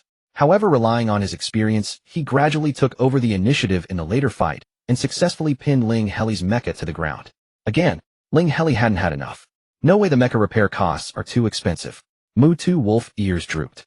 Junior, you're really not holding back. After this fight, my mecha repair costs will be over $1 million. At some point, Pu Hua stood beside them looking pale. but speaking fiercely, "Fight me." Ling Heli, seeing Pu Hua's unusually distraught demeanor, immediately assumed he had failed to obtain his intermediate mech tech certificate. He hesitated to ask directly, but Mu Tu was blunt. "Didn't you go for the certification?" "Failed." Pu Hua's eyes reddened. "Failed?" The evaluation said although a mech tech leans toward support, it is still a combat profession. He stepped past Yao In, who was training, and stood on the combat platform, throwing his jacket aside. "Fight me." Ling Heli was eager, but Mu Tu stepped up first. "Junior, you're too rough. He'll handle it." Before the match began, Yin Mingling took out his silver coins, muttered incantations, and began tossing. Who will win, Mu Tu or Pu Hua? The hexagram appeared, and he was baffled, completely unable to understand. Ling Heli, however, understood. Oh, perhaps it was due to his own divination with intent. If you don't fight to the death, you want progress. Winning or losing is certain, but gaining experience is what matters. He resolutely said, "I'll fight." Pu Hua doesn't need a guided battle. He needs a real combat experience. The fight was quite brutal. Even Yao In stopped his training, ready to provide medical aid at any moment. Ling Heli felt it was average. To be honest, the fight with Pu Hua definitely improved his own skills, but the process was far less brutal than Instructor Li's training. He fought quite relaxed. As for Pu Hua's feelings, he didn't know. There should be gains. They fought relentlessly until exhausted and forced into the medical pod. It couldn't be just pure venting. Even Mu Tu watched thoughtfully. My combat power improvement has also stagnated. Am I lacking life and death experience? When Pu Hua came out of the medical pod, Ling Heli forwarded the challenge information he had just received to the group chat. This team seems to have targeted us. If we refuse again, we'll drop out of the team combat ranking. Let's fight. The map was the interior of a planet. Victory condition 1: obtain the subterranean crystal ore from the crust and transport it to the surface camp. Victory condition 2: annihilate the opponent. If purely for victory, it would be more appropriate to divine the ore's location and then transport it to the surface camp as quickly as possible.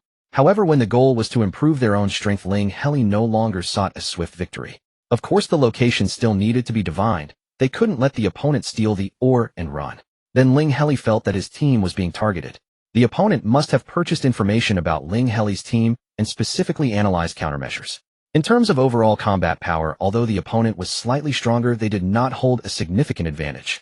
After all, even among the teams on the leaderboard, many members had combat power below Mu Tu, let alone teams that hadn't made the list. Although Sister Lier wasn't on the individual combat power ranking, it was mainly because her mecha was inferior. However, her firearms and hand-to-hand combat skills were genuinely not inferior to Mu Tu. The opposing team didn't contest combat power, they contested speed. Except for Lier, Mu Tu, and Ha Juju, the others still had huge room for improvement. It was Ling Heli who, through dense commands, united everyone into a whole, unleashing a synergy greater than the sum of its parts. But this had a fatal flaw. If the opponent used the fastest precise strikes to quickly disable a single member of Ling Heli's team, then Ling Heli had no good countermeasure. Even if he could enhance the intensity of support between members, as long as the opponent was fast enough, they could always find someone isolated. After all, they couldn't all cluster together. They lost, but Ling Heli felt it was worth it. Knowing their own flaws, there would always be opportunities to improve and elevate. Dropping off the leaderboard, they could just fight their way back up. The only question was whether it would affect the free funding from the Merman Galaxy. Union, the freshman tournament list hasn't been decided yet. Once the time is confirmed, there will be a 1-week grace period for maintaining the ranking. Dropping off the list now doesn't matter. You can fight back when the list is officially confirmed. Union, you made the list on your own strength. Maintaining it won't be difficult. Still, I suggest you use the funding earlier to improve faster. There was still some time before the freshman tournament, but Ling Heli wanted to wait. He felt that now was not the time when he most needed the funding. As for maintaining the ranking, he agreed with Little Merman's view and thought it was no problem. Until he received a message from Tanji. I've investigated the matter of AI Lin's mecha data. It was not an accident.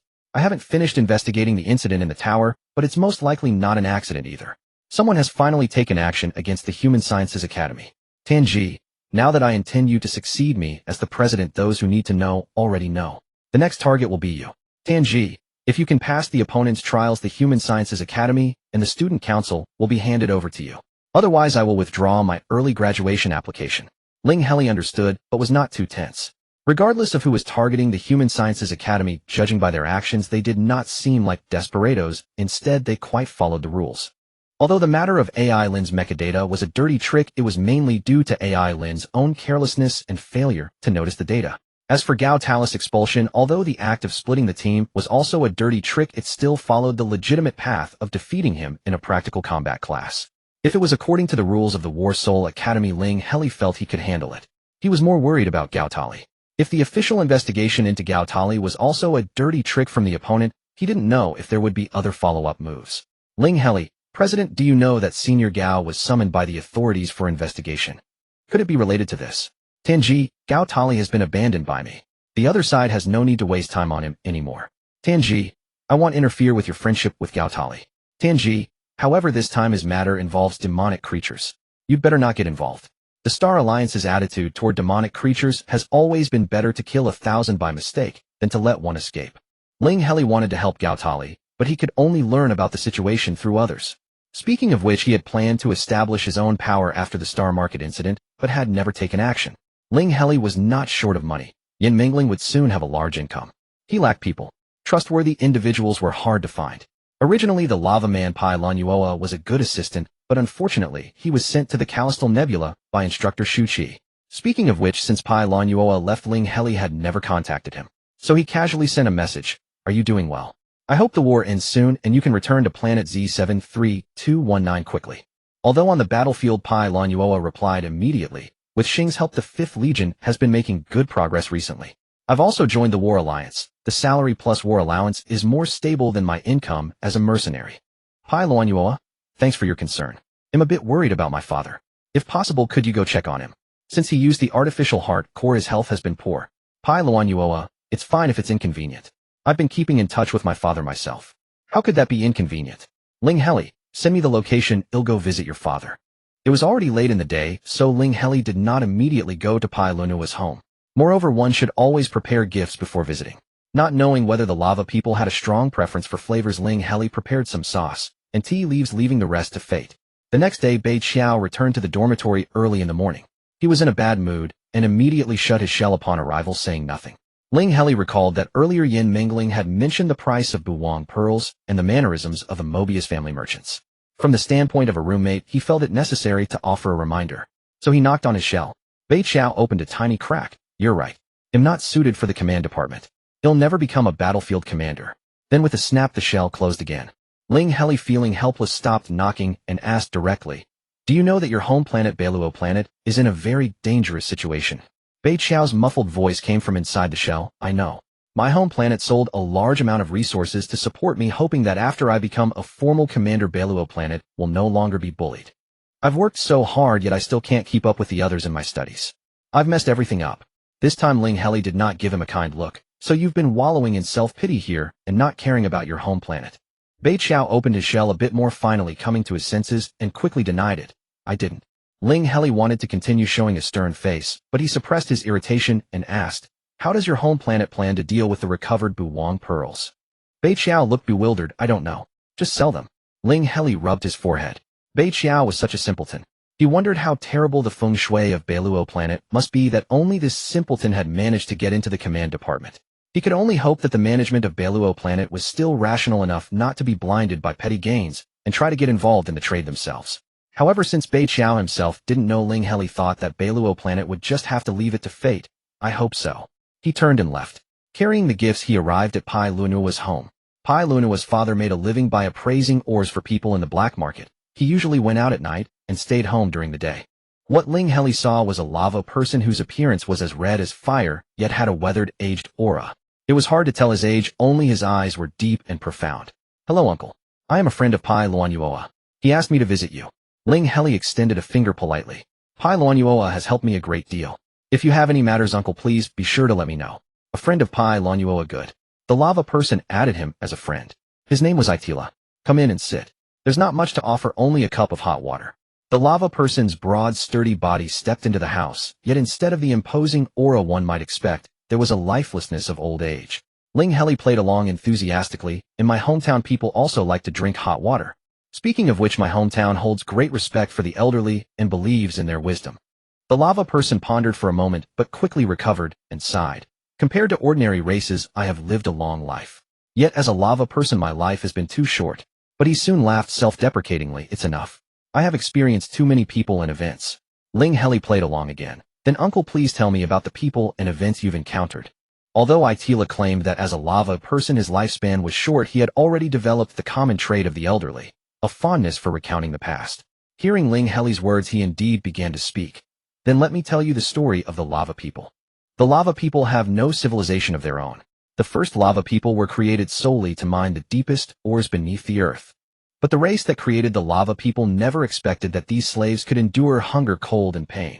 As long as their core remained intact, they could live until their bodies decayed. He sighed. The creators instead became afraid of us lava people and wanted to exterminate their own creations. It was the Star Alliance that saved us. Even as he spoke of the Star Alliance saving the lava people, Itila's face did not show much gratitude.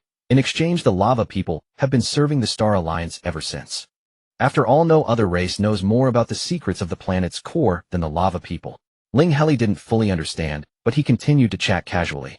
Uncle, tell me more stories. About the past or the present, anything is fine. Itila spoke again at length. Indeed, he had experienced many people and events, and every story was extraordinarily fascinating. When it came to recent events, he became a bit melancholy. A few days ago on planet Z73219, people possessed by demonic creatures appeared again. I hope it's not a vanguard of a demonic invasion. The last planet that suffered mass possession by demonic creatures, Muin planet, saw 90% of its life perish. In comparison, the various internal conflicts among the interstellar races are just petty squabbles. Ling Heli was instantly horrified. However, thinking that the War Spirit Academy had been following up on the situation and that the situation couldn't be as uncontrollable as Muin planet, he said no more. Having talked for so long, Ling Heli had gained considerable understanding of Itila, a very talkative and knowledgeable elder. So he made an invitation. Uncle, you also frequent the star market. Perhaps you know that the star market has recently changed hands, and it's now under my control. However, I don't have much time to manage it, so I'm looking for an agent.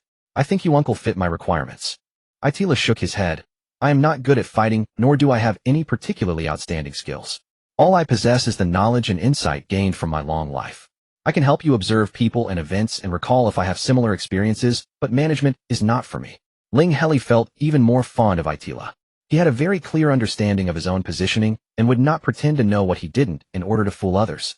Ling Heli quickly explained, I was worried that you might not accept a supporting role, so I didn't specify the duties. Then I formally invite Mr. Itila to become the consultant of the star market. Is that acceptable? The main responsibility is to provide advice to other managers without the need to directly participate in management or combat. Itila looked quite satisfied. Consultant. A very novel position. You are thoughtful. For Pai Luanyuoa to have a friend like you. His good fortune has finally arrived. It was still class time, so yen mingling should not be at the black market. Ling Heli and Itila agreed on a time to meet at the black market, and he also sent a message to yen mingling to confirm.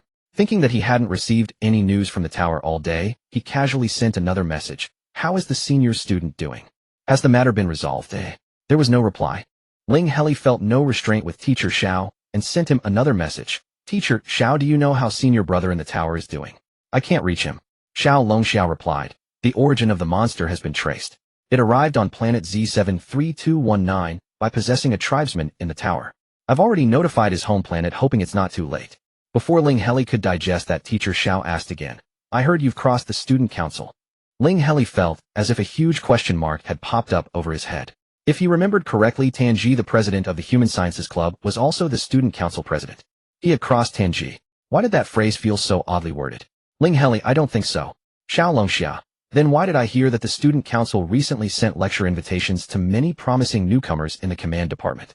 The topic was how to break into the team power rankings, analyzing several teams at the bottom. And you were the main subject of their analysis. Without a second thought, Ling Heli immediately messaged Tanji, President, your home has been stolen. Tanji, what are you talking about? After Ling Heli relayed Teacher Xiao's words, Tanji was silent for a moment, likely to verify the information. After a while he replied, I've been busy with the Legion matters lately, and have neglected the student council. They'll handle it. But your team's information has been exposed, and the battles ahead will be much tougher. That part is up to you. Ling Heli, is it the person you mentioned last time who has a grudge against the Human Sciences Club? Can you tell me who it is? Tanji, you president of the Racial Integration Research Society and vice president of the student council backed by the Star Abyss Symbiosis Society. But the actual execution wasn't by him. He's a straightforward guy, not the type for this. Ling Heli quickly asked his optical brain. The Star Abyss Symbiosis Society was also a large-scale formal organization, no less than the Human Union. If the Human Union's goal was to unite all humanoid races, the Star Abyss Symbiosis Society's aim was to destroy the internal unity of all races, accepting only indiscriminate universal kinship. At first glance it sounded like something funded by the Star Alliance to stir trouble, but there was indeed no evidence that it was the Star Alliance's doing. It was hard to understand why the people of this organization liked to do things that harmed others without benefiting themselves. Although the Star Abyss Symbiosis Society was a formally recognized organization by the Star Alliance, seemingly even more orthodox than the Human Union, its reputation was quite poor among many races. After all, there were still few interstellar beings who could truly treat every race equally. Even many legions within the War Alliance, such as the 8th Legion, which gathered humanoid races, or the 2nd Legion famous for its abundance of long-lived species, sneered at the Star Abyss Symbiosis Society. Ling Heli understood. Okay, he'll lead the team back up the combat power rankings. That evening he had agreed to meet AI Tila and Yin Mingling at the black market. Just as he retrieved his hovercar, he suddenly received a message from Yiyu. The guidance of fate tells me that what you are about to do is the beginning of changing the future. Thank you for not betraying my 200 years of waiting. It was solemn to the point of being sentimental. Ling Heli quickly replied. I also need to thank Brother Yi for your help, which allowed me to keep going until now and continue. Yiyu. As a bonus, hey, race, a piece of information: before the Whispering Forest was destroyed by the 9th Legion, they were preparing a large-scale mystery-type ritual that could communicate with the person in one's heart regardless of spatial distance. Yiyu, though I don't know how it will be useful to you, the guidance of fate says you need this. Yiyu, you can contact the daily missing person in the member group and arrange through the 9th Legion to continue this ritual at the Whispering Forest headquarters. When Ling Heli saw the effect of the ritual, his heart began to race. He used great willpower to stop himself from immediately messaging Yunin, and instead replied to Yiyu first. Thank you, Brother Yi. This is really important to me. Ling Heli, if I go through the 9th Legion, what price do I need to pay? Yiyu, the 9th Legion accepted my bounty, so this can be considered an additional service. If you feel uneasy, you can give the 9th Legion some extra star coins. They've been really strapped lately. Ling Heli, no problem. Yin Mingling was still in the stage of making money with all funds invested, so Ling Heli really couldn't afford much star coins at the moment. But he still transferred 300 from his account to Yunin. Yunin didn't confirm the transfer, but replied instantly, what's the situation? Ling Heli, I need to borrow a passage through the 9th Legion. Brother, you should have told you. I'm short on cash, so I can't give much toll. Barely 300 for now. Yunin, the command department really is generous. Yunin, no problem, what time and place? Ling Heli, do you need us to pick you up? Yunin, need any other services? This attitude. Ling Heli now believed the 9th Legion was really poor. Ling Heli, Brother Yi said the ritual prepared by the Whispering Forest can communicate with anyone in your heart regardless of space. I wonder if the materials prepared are enough. Ling Heli, if anything is missing, you'll buy it here. Yunin, mostly ready, just need some Buwang pearls, about 100 pieces. Ling Heli, okay, when I've bought the Buwang pearls, you'll contact Brother Yun. With that done, he also drove to pick up the lava man AI Tila.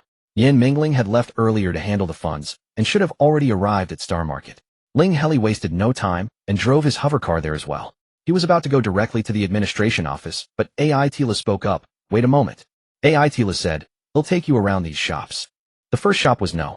5 Pharmacy. The shopkeeper Nyowa was not there, but Ling Heli already knew the background of No. 5 Pharmacy, so AI Tila didn't say much. The second shop had once treated Ling Heli as a fat sheep, a mark to be exploited. This time the shopkeeper immediately recognized Ling Heli's identity and greeted him with smiles. AI Tila stepped in front. Ling Heli listened carefully and realized that AI Tila was just making small talk with the boss. Finally, they made a verbal agreement. If the star returned, the shop would still support Ling Heli's affairs. Ling Heli didn't understand, but he didn't ask, waiting for AI Tila to explain. Sure enough, as soon as they left the shop, AI Tila asked, do you think my agreement with the boss was pointless? Ling Heli neither nodded nor shook his head. The advisor has his own ideas. AI Tila was quite satisfied with Ling Heli's answer. Looks like you understand too, so I wasn't being redundant. If only one shop promises to support you, it's not very binding. But once all the shops in the black market promise, it won't be so easy for them to back out. The third shop had once treated Ling Heli like air. The shop owner was not as easygoing as the first one. He showed only superficial respect to Ling Heli and didn't even stand up. AI Tila changed his style, using a mix of coercion and bribery to secure the deal. The fourth shop was a smart mech shop guarded by a robot, and the owner was a cat-like humanoid who loved celestial art. Etra couldn't even enter the shop. The owner of this shop runs faster than anyone when something happens. It's useless to look for him. Ling Heli was stunned. The boss told me he's the most untouchable person in the black market. Etra laughed. The owner here also cares a lot about face. But he's quite sharp in sensing danger. He can always escape when something goes wrong. Ling Heli felt his strong filter about the black market figures instantly shatter. They visited one bizarre shop after another. There was a shop offering battlefield funeral services, mainly taking on tasks like retrieving corpses. The shop owner was a mercenary-looking crocodile turtle person, but when she spoke it turned out she was a woman. She wasn't too willing to get involved in the affairs of Star and Ling Heli. No matter how Etra tried to persuade her, she just answered according to her own thoughts, giving a default of read, but reply randomly. Finally, Etra was about to throw a punch, frightening Ling Heli so much he almost jumped up to pull him away.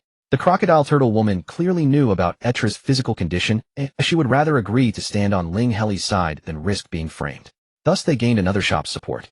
There was also a shop for interstellar smuggling. The boss was very slick, saying nice words, but with no substance. Etra directly pointed out the smuggling route, and they gained another shop's support, as well as a starship modification workshop, the largest shop in the entire black market. The boss had probably heard about Etra's glorious achievements along the way and agreed without a second word. After introducing Yin, Mingling, and Etra to each other, it was nearly dawn when Ling Heli returned. In the dorm, Beiqiao was reading a book. Actually, most of the time, when Ling Heli returned to the dorm, he could see Beiqiao studying hard. He really worked hard. Ling Heli still needed to get the Buwang pearls from Beiqiao, so he approached. Can you sell me 200 Buwang pearls? At market price, that's fine. Upon closer look, he realized Beiqiao wasn't really reading, he was just staring blankly. Completely dazed. Hearing Ling Heli's question, Beiqiao stiffly said, I have 200 on me. Ling Heli hesitated. What's wrong with you? Beiqiao's demeanor was too unusual, not like his usual self. The Beiluo star has erupted in conflict. Beiqiao still seemed numb. Who's fighting whom? While asking, Ling Heli started querying his optical brain. Indeed, the optical brain was more reliable. The news showed that the Beiluo star had erupted into civil war. The original star leader was killed by the opposition, and the entire planet was in chaos with a large number of refugees fleeing. Neighboring planets were drafting aid charters. The great leader was killed. The people who had been sponsoring me were all killed. Many of my friends died. As Beiqiao spoke these words, a painful expression appeared on his face. He was no longer the numb person he had been. Ling Heli sighed inwardly. It seemed that the great leader of Beiluo Star was indeed not very intelligent, having chosen to handle the Buwang pearls on his own. As expected, since the Mobius family had already monopolized the supply, how could they allow him to disrupt the market? But since things had come to this, nothing could be said. On the contrary, once Beiqiao vented after a period of pain, he would get through it. The next day, Beiqiao's mood improved a little, and he also traded the 200 Buwang pearls to Ling Heli. He asked hesitantly, if I go to the Outer Academy, can you still help me pass the junior commander certificate? I still have some money with me. I can afford the tutoring fees. Ling Heli no longer cared about the tutoring fees, but it was good that Beiqiao was thinking clearly. Yes. Keep your money. The command department has many expenses. But after you pass the junior commander certificate, you must work for me for at least 10 years. This condition was not harsh at all. Beiqiao agreed without hesitation. But he was a bit conflicted. If I want revenge. Ling Heli smiled. I think the chances are higher if I help you get revenge. Then let's change it to 30 years of work for me. They signed a contract. Ling Heli immediately contacted Yun Yin to set a date for the ceremony. This time there was no instant reply. Perhaps he was out of contact again. Today was also the day Teacher Li delivered soul crystals to little Oriole. Ling Heli mentioned it to Teacher Li, and it was fine for Teacher Xiao to not substitute the class, so he could have free time. Early in the morning, Puhua was looking for a match in the fixed team group. Ling Heli thought for a moment and said, they'll go with you for a team match to gain points right now. A half-baked main attacker plus a support who wanted to be a main attacker. Their points dropped drastically. No way those who dared to solo or duo for points were at least like Irene in the top 50 of the personal combat ranking. Ling Heli and Puhua were simply not in the ranks. Puhua felt a bit embarrassed. Maybe we should fight at the team base. Ling Heli shook his head. Points aren't important. They can be earned back. Senior Pooh still fighting. Fight. Puhua decided immediately. They continued losing. This time Puhua finally restrained his desire to be a main attacker. Maybe I should focus on support. Ling Heli didn't give a definite answer. Seniors still fighting. Fight. Puhua never doubted this. This round they lost fewer points. Puhua seemed thoughtful, but hadn't fully understood. Ling Heli still said seniors still fighting. At worst they dropped to 0 points, not negative. When they finally won a match, occasionally Puhua understood. I'm a mecha engineer, inherently more of a support. Indeed, mecha engineer is a combat profession, but combat isn't only about being a main attacker. The examiner's comment said I lack the heart to fight, not that I should be a main attacker. This realization couldn't be reached if they kept practicing close combat at the team base. Regardless, it was good that Puhua could understand. Ling Heli didn't say much more, just congratulated him. But Puhua was a bit melancholy. I realized too late, the failure record can't be erased. It will be my eternal regret. Ling Heli secretly asked Yongji, can I ask how many times you took the mecha engineer certificate? Instant reply passed on the first try. Ling Heli understood. A genius after all has their own pride. But when Senior Pooh becomes a mecha engineer surpassing everyone, this failure will be an interesting anecdote, not a regret. This time Pooh Hua laughed. Junior is right. He'll take the exam again. Oh, wait for my good news. Next, Ling Heli first received a bad message from Yin Mingling. Commander, have you seen the StarNet news? The mother planet taming star in the tower has been blockaded by the Star Alliance. Ling Heli messaged Gao Tali, but still got no reply. Then he messaged Teacher Xiao. Xiao Long Xiao, it's not the worst situation. Oh, only a few people are possessed by demonic creatures. Xiao Long Xiao, that kid Gao Tali, it's hard to say if he's lucky or unlucky. Xiao Long Xiao, if he hadn't dropped out when the demonic creatures spread on Taming Star, it would have been another disaster. Before Ling Heli could reply, he changed the topic. How did you get involved with the 9th Legion? And asking the 5th Legion starship to pick you up on the way. Ling Heli glanced at his friend messages. Sure enough, Yunin had replied, the Whispering Forest headquarters is on a barren planet with no direct wormhole. After asking around, a 5th Legion starship will pass by planet Z73219 the day after tomorrow and can pick you up. Ling Heli sensed something was off. How could the 5th Legion starship sail directly into the 9th Legion's jurisdiction? Yunin replied, of course not. Take the 5th Legion's troop transport starship to the Callistal Nebula, then transfer to a logistics ferry half a day later to planet Q29480. They'll be waiting for you there. Such a convoluted route. Ling Heli asked, could I just take a wormhole to planet Q29480? Yunin answered, if you have money to burn, sure. Planet Q29480 is a military-controlled world. Without War Alliance clearance, the military wormhole toll is 10 times that of a civilian one. Money was a deal-breaker. Besides, Ling Heli still felt something was off. The troop transport starship. Would it be heading directly to the front lines on Callistal? Yunin replied, exactly. A command student afraid of the battlefield. If only you had War Alliance military network access, you could even pick up a few missions to earn some pocket money in half a day. Ling Heli thought it over and found it reasonable. If my teammates have access, could we take on missions together? Yunin replied, definitely. The 5th Legion has the Fishman Galaxy as its backing. Strong finances decent bounties on their missions. With that settled, Ling Heli immediately posted in the fixed team group. I have some personal business passing through the Callistal Nebula the day after tomorrow. They'll be at the front lines for half a day and want to take on a few War Alliance missions. Anyone want to join? Yao and you don't need to come. Yao En replied, Mutu said he'll go. I have the highest War Alliance level clearance here. Yin Mingling said, same level clearance, but I can't get away from the Star Workshop. Pooh Hua asked what level is the highest. Pooh Hua said, intermediate mech technician certificate. Pooh Hua added, now War Alliance a level. Hajio exclaimed, wow. Ling Heli decided. Then Senior Mu and Senior Pooh will come with me. The rest of you can earn team match points if you're free. Yin Mingling said, maybe you should take Hajio along as well. That way we can finally give up on earning points. Hajio said, I can go. Ling Heli replied, Hajio doesn't have a custom mech. Too dangerous on the front lines. It's settled, just the 3 of us the day after tomorrow. Ling Heli said, Pooh Hua check the War Alliance military network for suitable missions. After selecting a few monster-slaying tasks, Ling Heli, Mutu, and Pooh Hua spent a day grinding team match points as a rehearsal. They finally managed to raise their previously zeroed score a bit, almost enough to qualify for the challenge tournament. When the team matches ended, Ling Heli noticed Bei Xiao meticulously organizing something, muttering, Enemy 198, opposition small fry. Enemy 199. Ling Heli recalled that he had promised to help Bei Xiao get revenge. But it seemed Bei Xiao still needed him to identify the enemies. Though Ling Heli knew the turmoil on Beiluo planet had a hidden hand, likely the Mobius family. For specifics, however, he would have to consult the intelligence agency ENSA. Ling Heli interrupted Baikyo's recording. Do you just want to take revenge on those who killed your family and friends, or on the mastermind behind the Beiluo planet chaos? Bei Xiao was stunned. There's a mastermind. Ling Heli understood, so you want revenge on the mastermind. He sent the message. Shortly after ENSA's avatar Little Jelly bounced into their dormitory. Inside story of the Beiluo planet turmoil. 2 star credits please.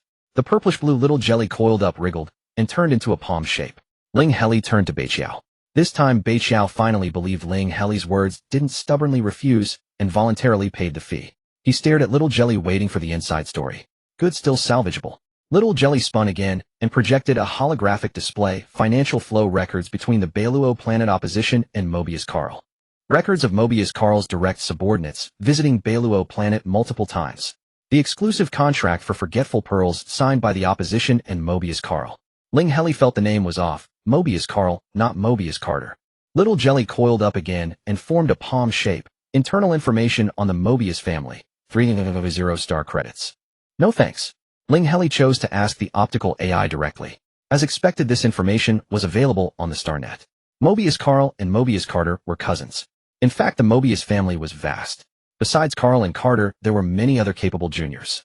For a long-lived species, anyone under 10,000 years old was considered junior. Being too capable was sometimes a fault. Overall, the relationships among this generation of the Mobius family weren't great. But with the elders keeping them in check, there was no major trouble. Each junior had a very different style of conduct.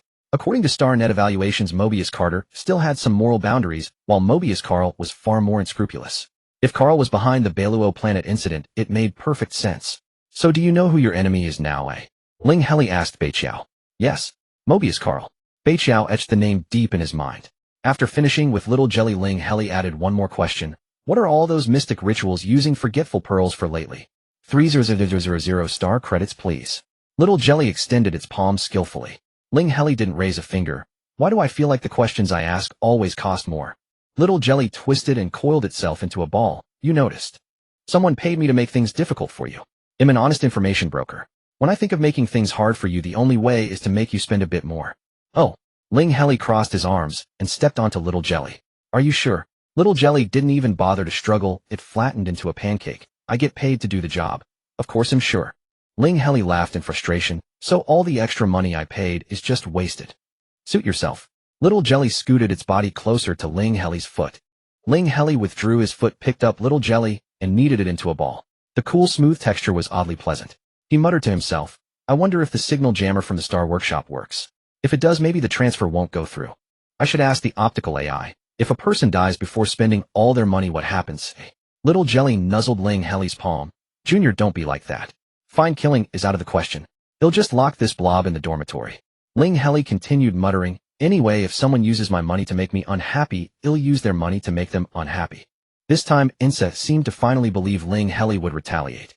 Little Jelly shrank, slipped out of Ling Heli's hand like water, and reformed into a ball. All right. That last piece of info is free for you, Junior. Send a few more. Ling Heli was not one to be polite. 2 at most. 3. The haggling process was omitted. The rituals related to Bawang Pearl are mainly the 2 mystic systems Yaisiu and Shiwu-Si. Xiao Guodong began to explain in a serious tone again.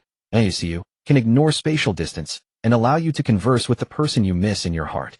Shiwu Abyss, also ignoring spatial distance, can open a dimensional rift to the place you desire in your mind. There is also a rumor that performing the Shiwu Abyss ritual in reverse can be used to close dimensional rifts. Ling Heli fell into thought. The role of Yaisiu in the interstellar realm was not that significant. With the existence of the star network, instant communication was possible even across galaxies. As for Shiwu Abyss, it was somewhat similar to wormholes and generally not needed except for places unreachable by wormholes. Thinking this, he suddenly recalled the sudden monster tide on the Callistal Nebula. At that time, the great commander Nyamo had firmly stated that there were not so many monsters on the front line. But the fact was that the monster tide had arrived. How did it come? He directly asked. What is the relationship between dimensional rifts and monsters? Xiao Guodong instantly collapsed into a flat pancake again. This question is a loss for me. It counts as 2. Fine 2. Ling Heli did not bother with him this time. Xiao Guodong suddenly sprang up, turning into a cheerful little water droplet. The origin of monsters is still a matter of debate, but it is true that most areas where monsters appear indeed have dimensional rifts. It is said that among the observers of the Star Alliance, some have passed through dimensional rifts to the other side and saw a world entirely occupied by monsters. Ling Heli's expression turned grave. So the Bawang Pearl is used to reverse the Shiwu-Si ritual and close dimensional rifts. The increasing demand for Bawang Pearl indicates that there are more and more dimensional rifts. There was another sentence he did not speak out. Previously, the big shots of the nightclub had mentioned that all major legions of the War Alliance were facing great difficulties. For a legion, if there was no war, there would be nothing difficult, so it must be that they were fighting monsters everywhere. The next day, Yin Mingling sold off a portion of supplies and transferred 10 million interstellar coins to Ling Heli. When one was out and about, it was always better to carry more money for protection. Teacher Li, knowing that Ling Heli was going to Callistal, changed the special training content on the spot. On the battlefield, new recruits have the highest mortality rate. This lesson is to get you accustomed to facing the death of others. Teacher Li used his own knowledge archive for Ling Heli. It was not for learning knowledge, but for experiencing death. What Ling Heli experienced was the defense of Muin Star. Strictly speaking, it was everything that Teacher Li's rescue force had witnessed. As the supreme commander of the rescue force, Teacher Huang Li had to be constantly aware of everything on the battlefield. Whether it was the horrific sight of monsters bursting out of bodies, the torn flesh and blood particles, or the helplessness so painful that one had no strength to cry out. all were seen with absolute clarity. By the time the rescue force arrived, the high command of the former 5th Legion had been completely wiped out. In the sealed conference room, some of the deceased showed no signs of monster possession, yet they still resolutely remained inside. Little Huangli cried and wanted to rush to her mother, but teacher Huangli paid no heed, still commanding the battle in an orderly manner, evacuating her daughter and the others to the rear. Then among the evacuated crowd, monster possession erupted again, until an elderly man with white hair arrived, his hand transforming into slender, dreamlike colored tentacles. A dazzling orb of light surpassing the limits of individual energy radiated outward from him, spreading in all directions. Everything fell into silence. Have you grown accustomed to the sight of death all around? Teacher Li spoke. Ling Heli's entire body was still chilled. Since his physical strength had been elevated to level, he had not felt this way for a long time. But he finally recovered. Not yet used to it, but I can adapt. Teacher Li nodded. Then go. The one who took Ling Heli and the other two onto the starship was a senior who had graduated from Warsaw Academy. Junior, are you also from the command department? You haven't even graduated yet, and you're already on close terms with the 9th Legion. It seems you'll be a 2nd-level commander after graduation. The senior was very talkative. I just barely made it through graduation, and after all this time am only a 3rd-level commander. Sometimes I think I'd be better off leaving the Legion and working on my own. Then he laughed again, just saying I don't have the ability. With such a talkative senior accompanying them, although Ling Heli and the others were only allowed to stay in their room and not move freely, at least the time did not pass too painfully. It was only when they disembarked from the starship that they saw the troop reinforcements transported by the 5th Legion. Truly worthy of the top students from Warsaw Academy, one of the 10 great academies. Strict, discipline, immediate obedience. That went without saying. Everyone was brimming with vitality and spirit. Their ability values were also top-notch. One glance was enough to fully believe that such a team could defeat the monsters. Ling Heli and the other two were sent to the mercenary camp and immediately felt no longer constrained. Senior Pooh, let's just take a mission to kill a few monsters and get some practice. The three had already studied the missions available for mercenaries here. Ling Heli did not consider rescue or assault missions. First, they were unfamiliar with the place. Second, he was worried about insufficient strength. As for monster-killing missions, most required killing large numbers and were reserved for large mercenary groups. The small-scale missions were rare, mainly used for newcomers to practice. Ling Heli chose a type of monster with sharp claws and thin wings. The last time he had seen this kind of monster was when he escaped from the Callistal Nebula. A large number of people at the transport station were torn into flesh and blood by these monsters. However, when they were few in number, the attack power and defense of this kind of monster were not very high. Commander Orders 01 Mu 2 advance 3 steps in the direction of 20 degrees on the circle, attack the monster on the left. Commander Orders 02 Pu Hua use energy bind on the monster at 10 degrees on the circle. At first they fought very cautiously, with Ling Heli meticulously arranging every step, afraid of any problems. Then they gradually got into the groove. When a person moves their limbs, they never feel discomfort. That was how Ling Heli felt commanding the team now. It was like moving one's own arm, as if the teammates were extensions of his own body. The newcomer mission was completed before long. Considering that they took the mission to earn money, after completing it, Ling Heli stopped fighting and chose to return to the camp first to turn in the mission. Then he saw Xing. He seemed to have been waiting for a while, and his target was definitely them. Xing had not changed much except for some mechanical weapons that seemed to have been replaced. He was still the same mechanical armored person covered in ferocious equipment. Seeing Ling Heli and the others, he did not hesitate to reveal his cannon barrel, aiming it directly at Ling Heli. Brother Xing, hello. Ling Heli greeted obediently. Mu Tu and Pu Hua were a bit nervous, but Ling Heli calmed them down through the mental link. You're doing just fine, Xing said coldly. What, not dodging? Do you really think I wouldn't dare to touch you on the 5th Legion's turf? Ling Heli indeed thought so, but at this moment he dared not say it. Continuing to act obedient, he said, the matter at Xingfang was somewhat coincidental. However, I have already repaid Xing's favor last time, and now I owe nothing. Xing aimed the cannon again, but ultimately did not fire. He waved his hand and cursed, damn War Spirit Academy when I get back. Ling Heli was about to breathe a sigh of relief when Xing's fist had already arrived. To save energy, he had retracted his mecha on the way back, and now he faced the iron fist with his bare body. He quickly summoned Mu Tu and Pu Hua for help through the mental link. Relying on the tacit understanding cultivated from previous combat training, they barely managed to block the attacks. Xing only struck 3 moves and had not yet hit Ling Heli when he was pulled away by the lava man Pai Luanyuoa. Pai Luanyuoa, are you going to stop me? I am your teammate now, Xing said angrily. The lava man shrugged. No. It's our turn to fight. The commander told me to find you and bring you back. With that, he put his hand on Xing's shoulder and forcefully dragged him away. Although Xing wasted a bit of their time, Ling Heli and his 2 companions still completed several missions. From the initial small number of monsters to the targeted extermination. It was a pity that they had little time to stay in the camp, otherwise Ling Heli would have liked to try an assault mission. In the evening, the three boarded a logistics ferry heading toward planet Q29480.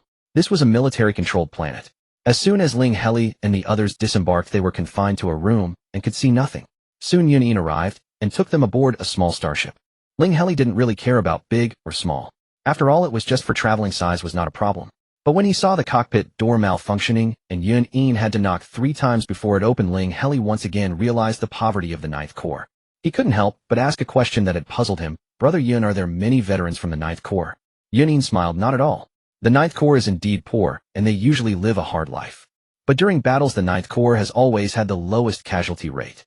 Ling Heli remembered that the Arbiter War Academy was the top 1 war academy in the galaxy. He then asked, Brother Yun, can you tell me where the money of the Ninth Corps actually went? Military secret. Don't tell me. Just out of pure curiosity. This time Yun couldn't smile anymore. The Ninth Corps never had any money, so where would it come from? And where would it go? Your War Spirit Academy has the Fishman Galaxy behind it, but the Arbiter War Academy has nothing behind it. Even if there were, it was a reputation forged through their own efforts. Ling Heli gave a thumbs up, as expected of Top 1. That's right, the Eternal Night Watch will never surpass us, Arbiter. Yun said proudly. Ling Heli didn't understand. Is the Eternal Night Watch the top 2 of the 10 great academies? Yun said naturally, of course it's also top 1. There are 2 top 1 academies, isn't that common knowledge? Although he had a good conversation with Yun.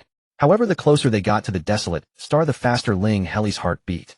After seeing the nearly completed ritual site, he realized for the first time that he too could get nervous.